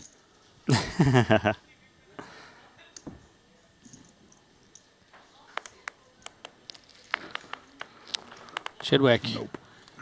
If he wanted to, he could trash talk about how nice his hand is. Ace, King, Jack, 8, 2 spades. Pretty nice for 3 big blinds. It's a chop. It's nice, but it's just a coin flip against Martin Dam's hand. Very 5 cards. That is the proper way. Way you want it from middle to this side, or I guess it was Maybe I'll be using my aces low, but it's gonna be hard with this. Oh, yeah, ace 8 low is tough. Martin going for his 5th bounty. Okay. Pairs alive? Ton of outs for Martin. All pairs are alive. Queen 10, 6, 5. Cute little 5 is good. And how about a 6? Same deal, but the spades are in. I would get the chop I was looking for. So many opportunities for Chidwick. It's still a coin flip. Ace, king, jack, 8, spade. Bang! Bang. Spade comes in.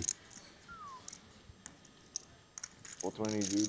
420? Right on, dude. 420. Blaze it.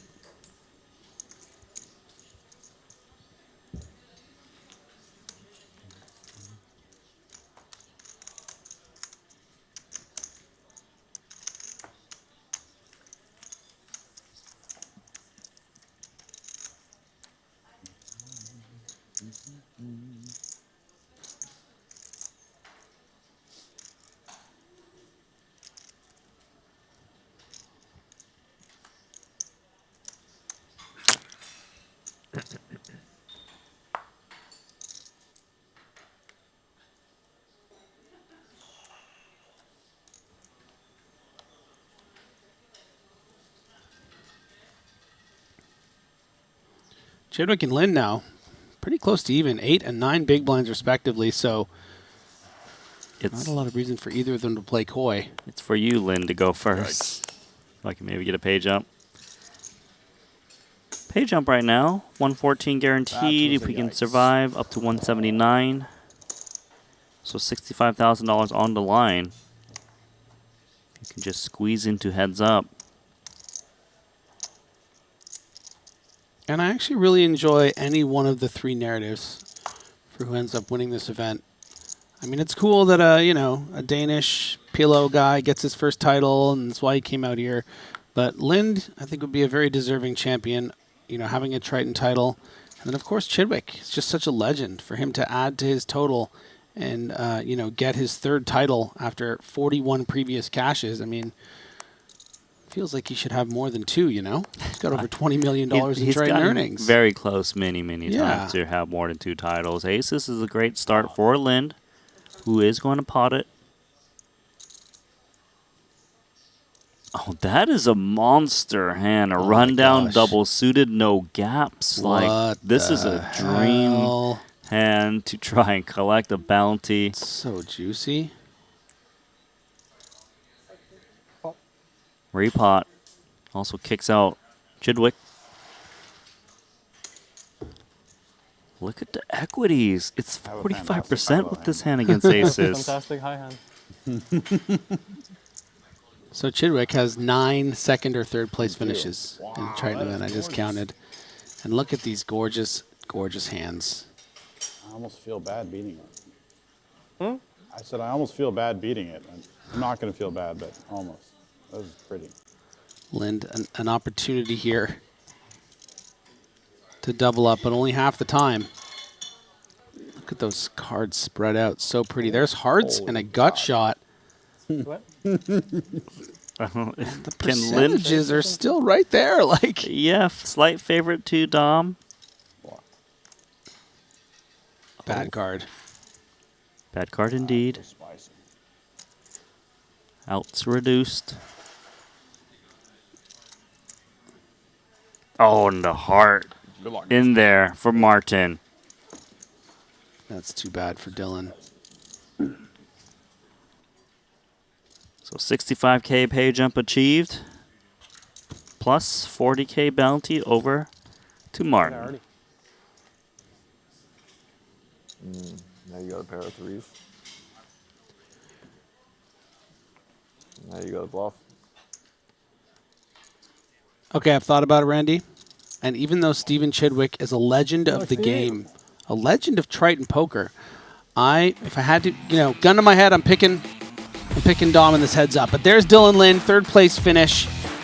Good for a nice $114,000 payday. The American pros come out here. He's had a bunch of cashes, a bunch of near misses. I think he needs to be pretty proud of his performance.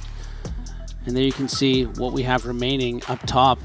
2nd place gets $179,000. First, $250K.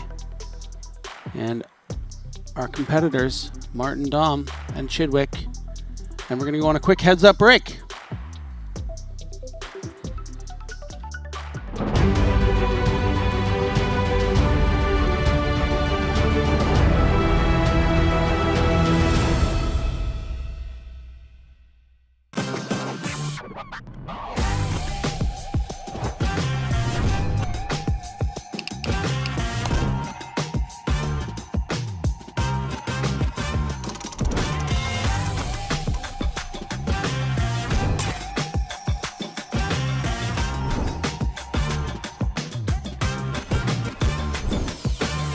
Want a $50 Global Millions ticket on top of the full GG Poker welcome bonus? Sign up with promo code Triton_2024 and deposit a minimum of $20 to claim your ticket. Brace yourselves. This is live. And the show goes on. Oh, wow. All in.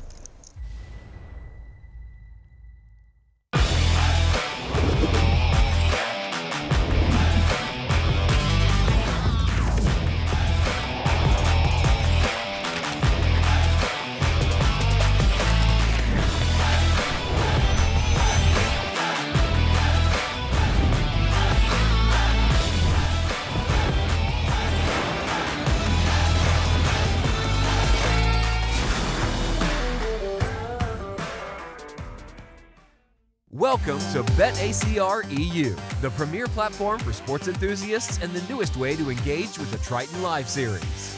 Experience the pinnacle of sports prediction where every game, every match becomes an opportunity for victory.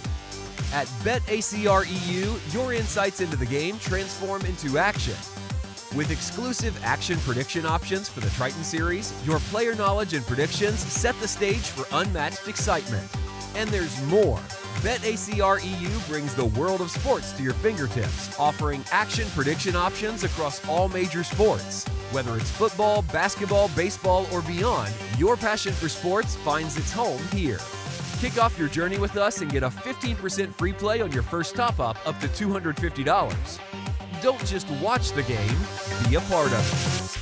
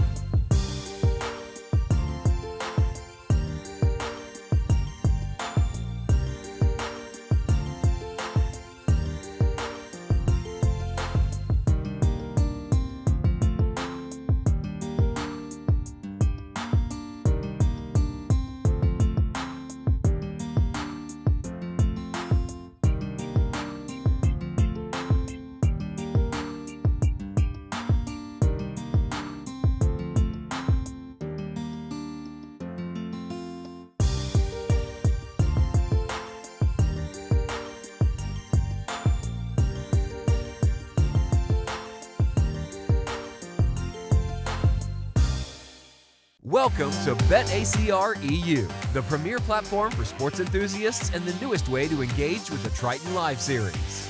Experience the pinnacle of sports prediction where every game, every match becomes an opportunity for victory. At BetACR EU, your insights into the game transform into action. With exclusive action prediction options for the Triton series, your player knowledge and predictions set the stage for unmatched excitement. And there's more. BetACR EU brings the world of sports to your fingertips, offering action prediction options across all major sports. Whether it's football, basketball, baseball, or beyond, your passion for sports finds its home here. Kick off your journey with us and get a 15% free play on your first top-up up to $250. Don't just watch the game, be a part of it.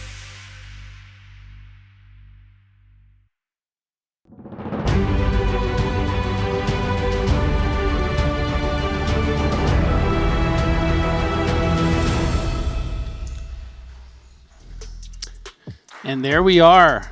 Look at that.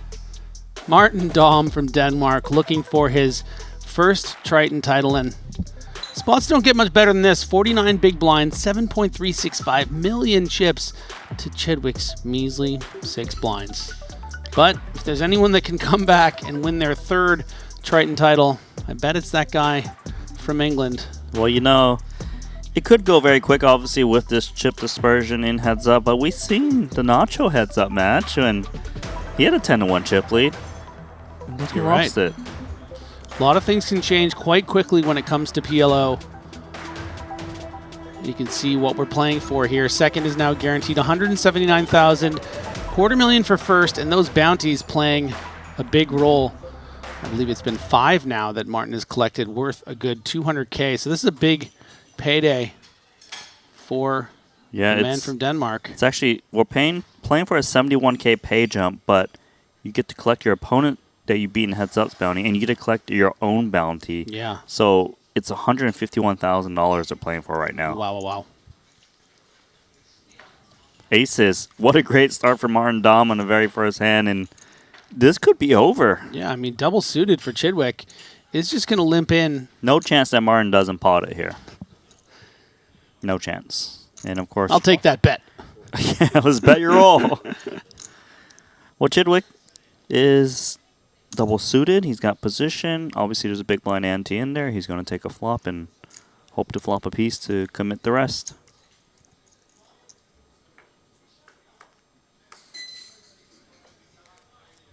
Good start for Chidwick. Whoa, whoa, whoa, whoa, whoa. Pump the brakes, flush. dude. And you can see with over 1 million in the pot, and Chidwick just having 390K. I don't think that Dom's going to be thrilled by the board, but yeah, look at that 97%. I mean, Dom's going to need the board to pair, and then for him to hit that ace. 400, yeah. Could also hit running trips. Yeah. Running trips is possible. But let's just say it's grim. 3% chance.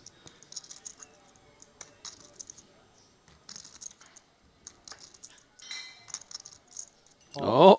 I do have a 9. Oh, he has a 9. It doesn't matter. It kills True. the 9 out. Only the ace now. 5%. Martin needs it. Barry Greensun doesn't come. Wait a minute. He has 4 spades. Ace of spades. Is that a better flush? It is not. Omaha rules, baby. How many days have we been doing PLO and you're going to bust that I one was just out? testing you and the kids at home, okay? Yeah. Need to play both your cards. Ace high flush. Non-existent. And a nice double up to 12 big blinds. We said that things can change fast, and yeah, Martin's like, that wasn't the best start, but guess I'm still 4-1 chip lead. Still 4-1 chip lead, but 12 big blind is something that can definitely, extend and try to play a little bit of poker.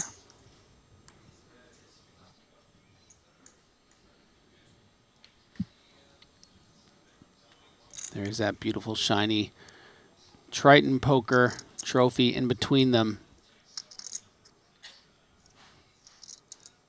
Its energy is pulling in one direction or the other. Won't be clear until we have a champion.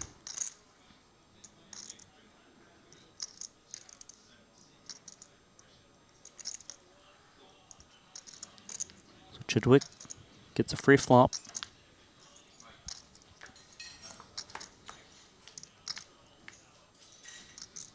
More spades. This time no one with a flush.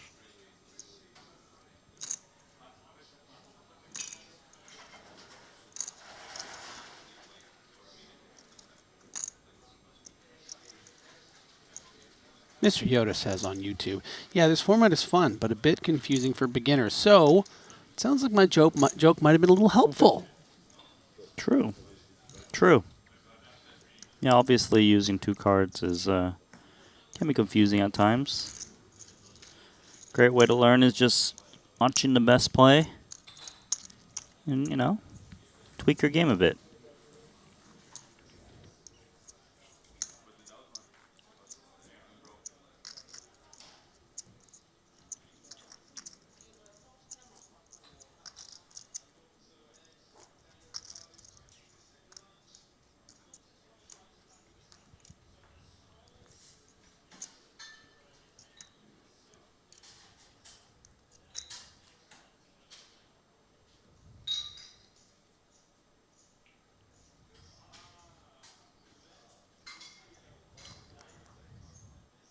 So in heads up, you do see a lot of limping unless you have a hand that wants to just build the pot because you have raw equity advantage. big cards mainly. Like, I would never, ever expect, like, the button to fold. Just open fold, I mean. Especially with big blind ante in play in position.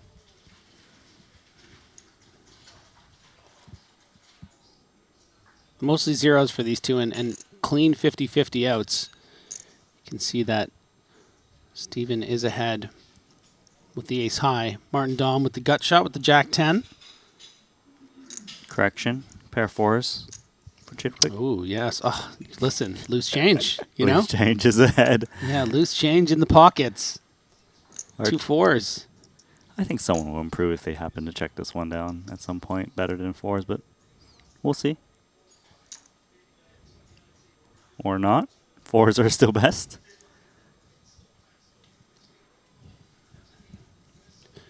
You never know when you'll need some loose change in a pinch.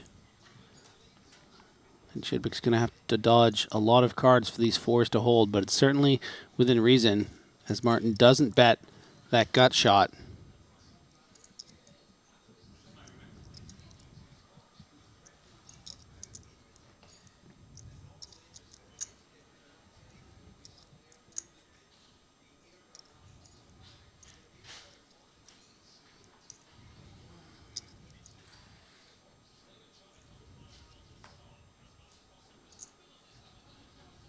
So the 8 gives Chidwick 8s and 9s.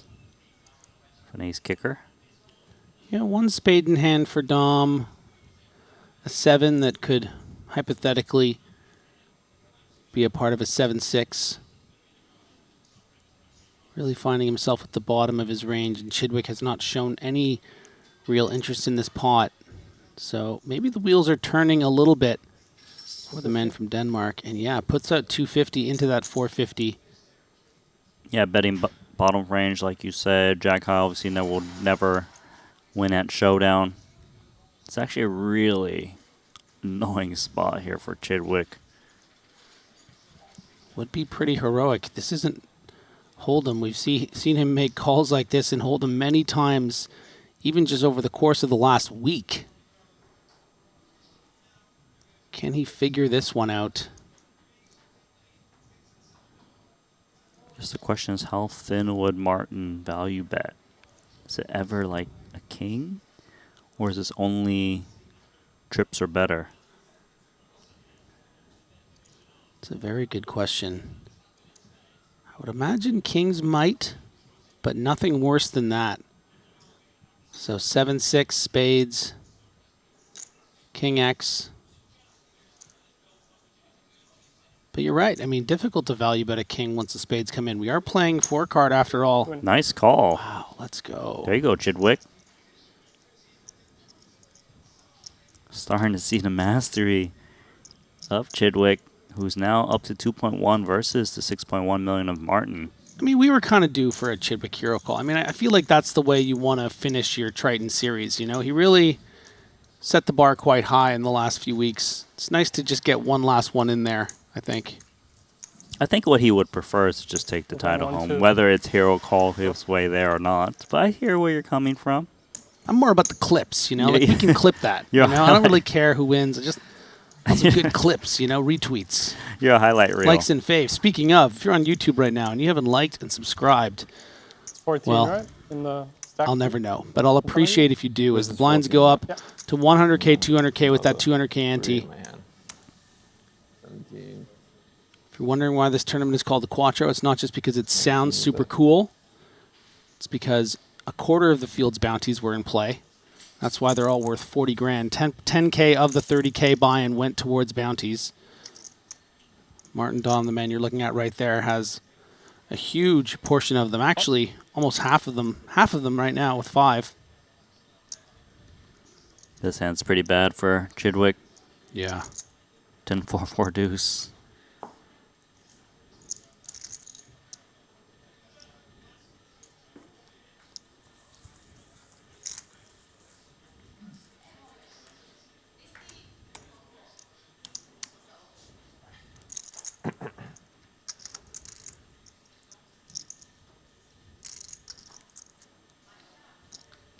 33 big blinds to 9 now that they've gone up. So things are closing in, especially on Chidwick. That was such a huge call if you think about it. Had he been wrong there, I mean, he would be on absolute crumbs. Instead, he has, like, you know, half a cookie. Half a cookie. Ace, queen, 6-4, Badoogie.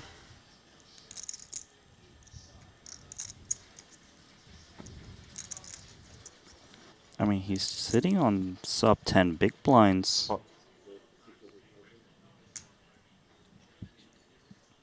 Hold him. Don't have a very good hand. So let's run it. Martin is the favorite with pocket tens. You have a what? I don't have a very good hand. Oh, I thought you said I have a very good hand. I mean, maybe after the flop. Maybe. I'm live at least. He is live, 43%. Pretty decent chance to double up and really make a game of it. Chidwick finds a double here. I mean, the blinds they'll have 18 and, you know, 24 big blinds, and then it'll be anyone's game.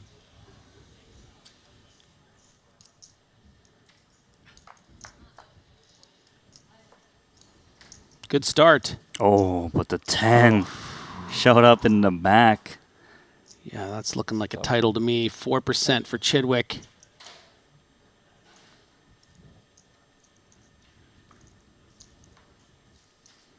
All right. Wait a second. So you're telling me there's a chance. 4 outs.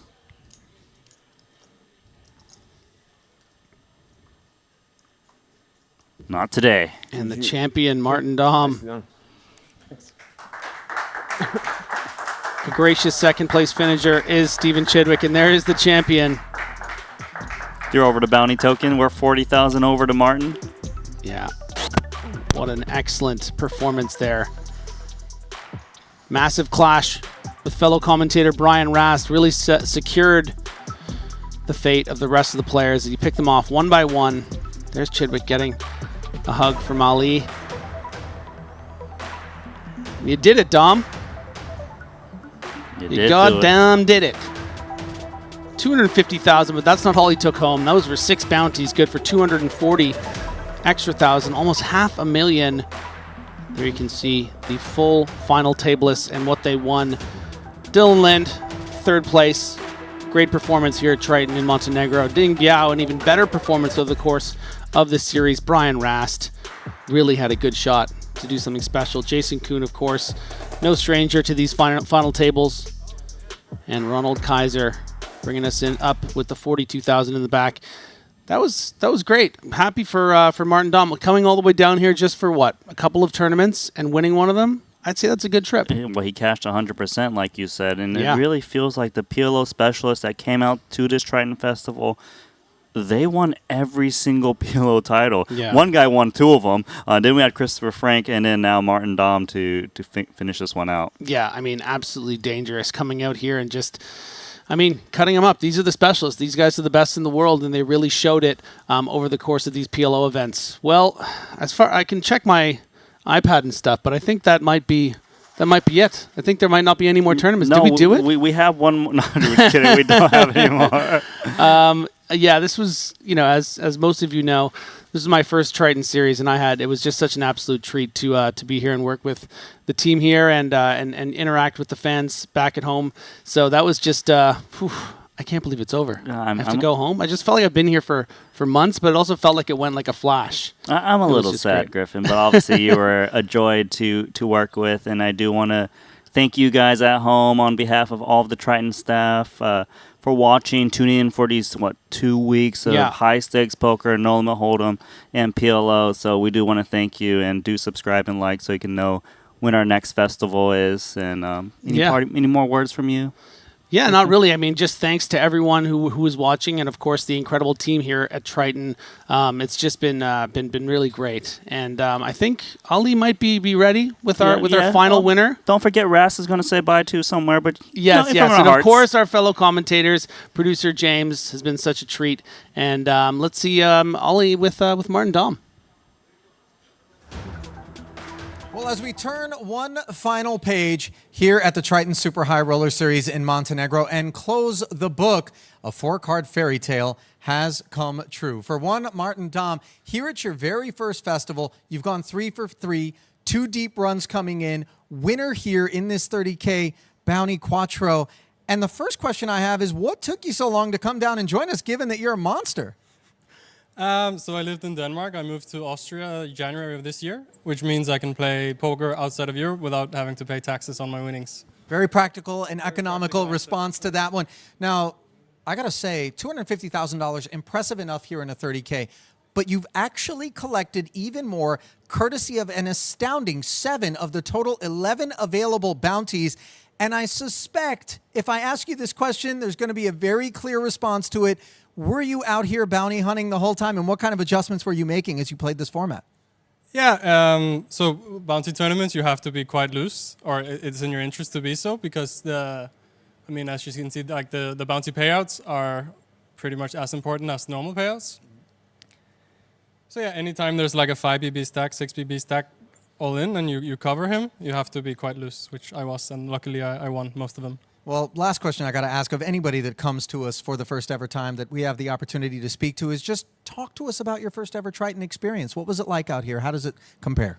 Yeah, honestly, the experience has been amazing. You really get another treatment at Triton stops than other. I've been to other festivals like EPTs and in Roswell and Vegas and stuff. Triton is just amazing. Everything is handled so professionally. It's just been amazing. Well, listen, you handle things professionally out here as well, for sure. Let me bring to the stage now our Luca Vivaldi, who's got for you your first ever Triton trophy. Ladies and gentlemen, the Dane, Martin Dahm, winner of your 30K PLO Bounty Quattro.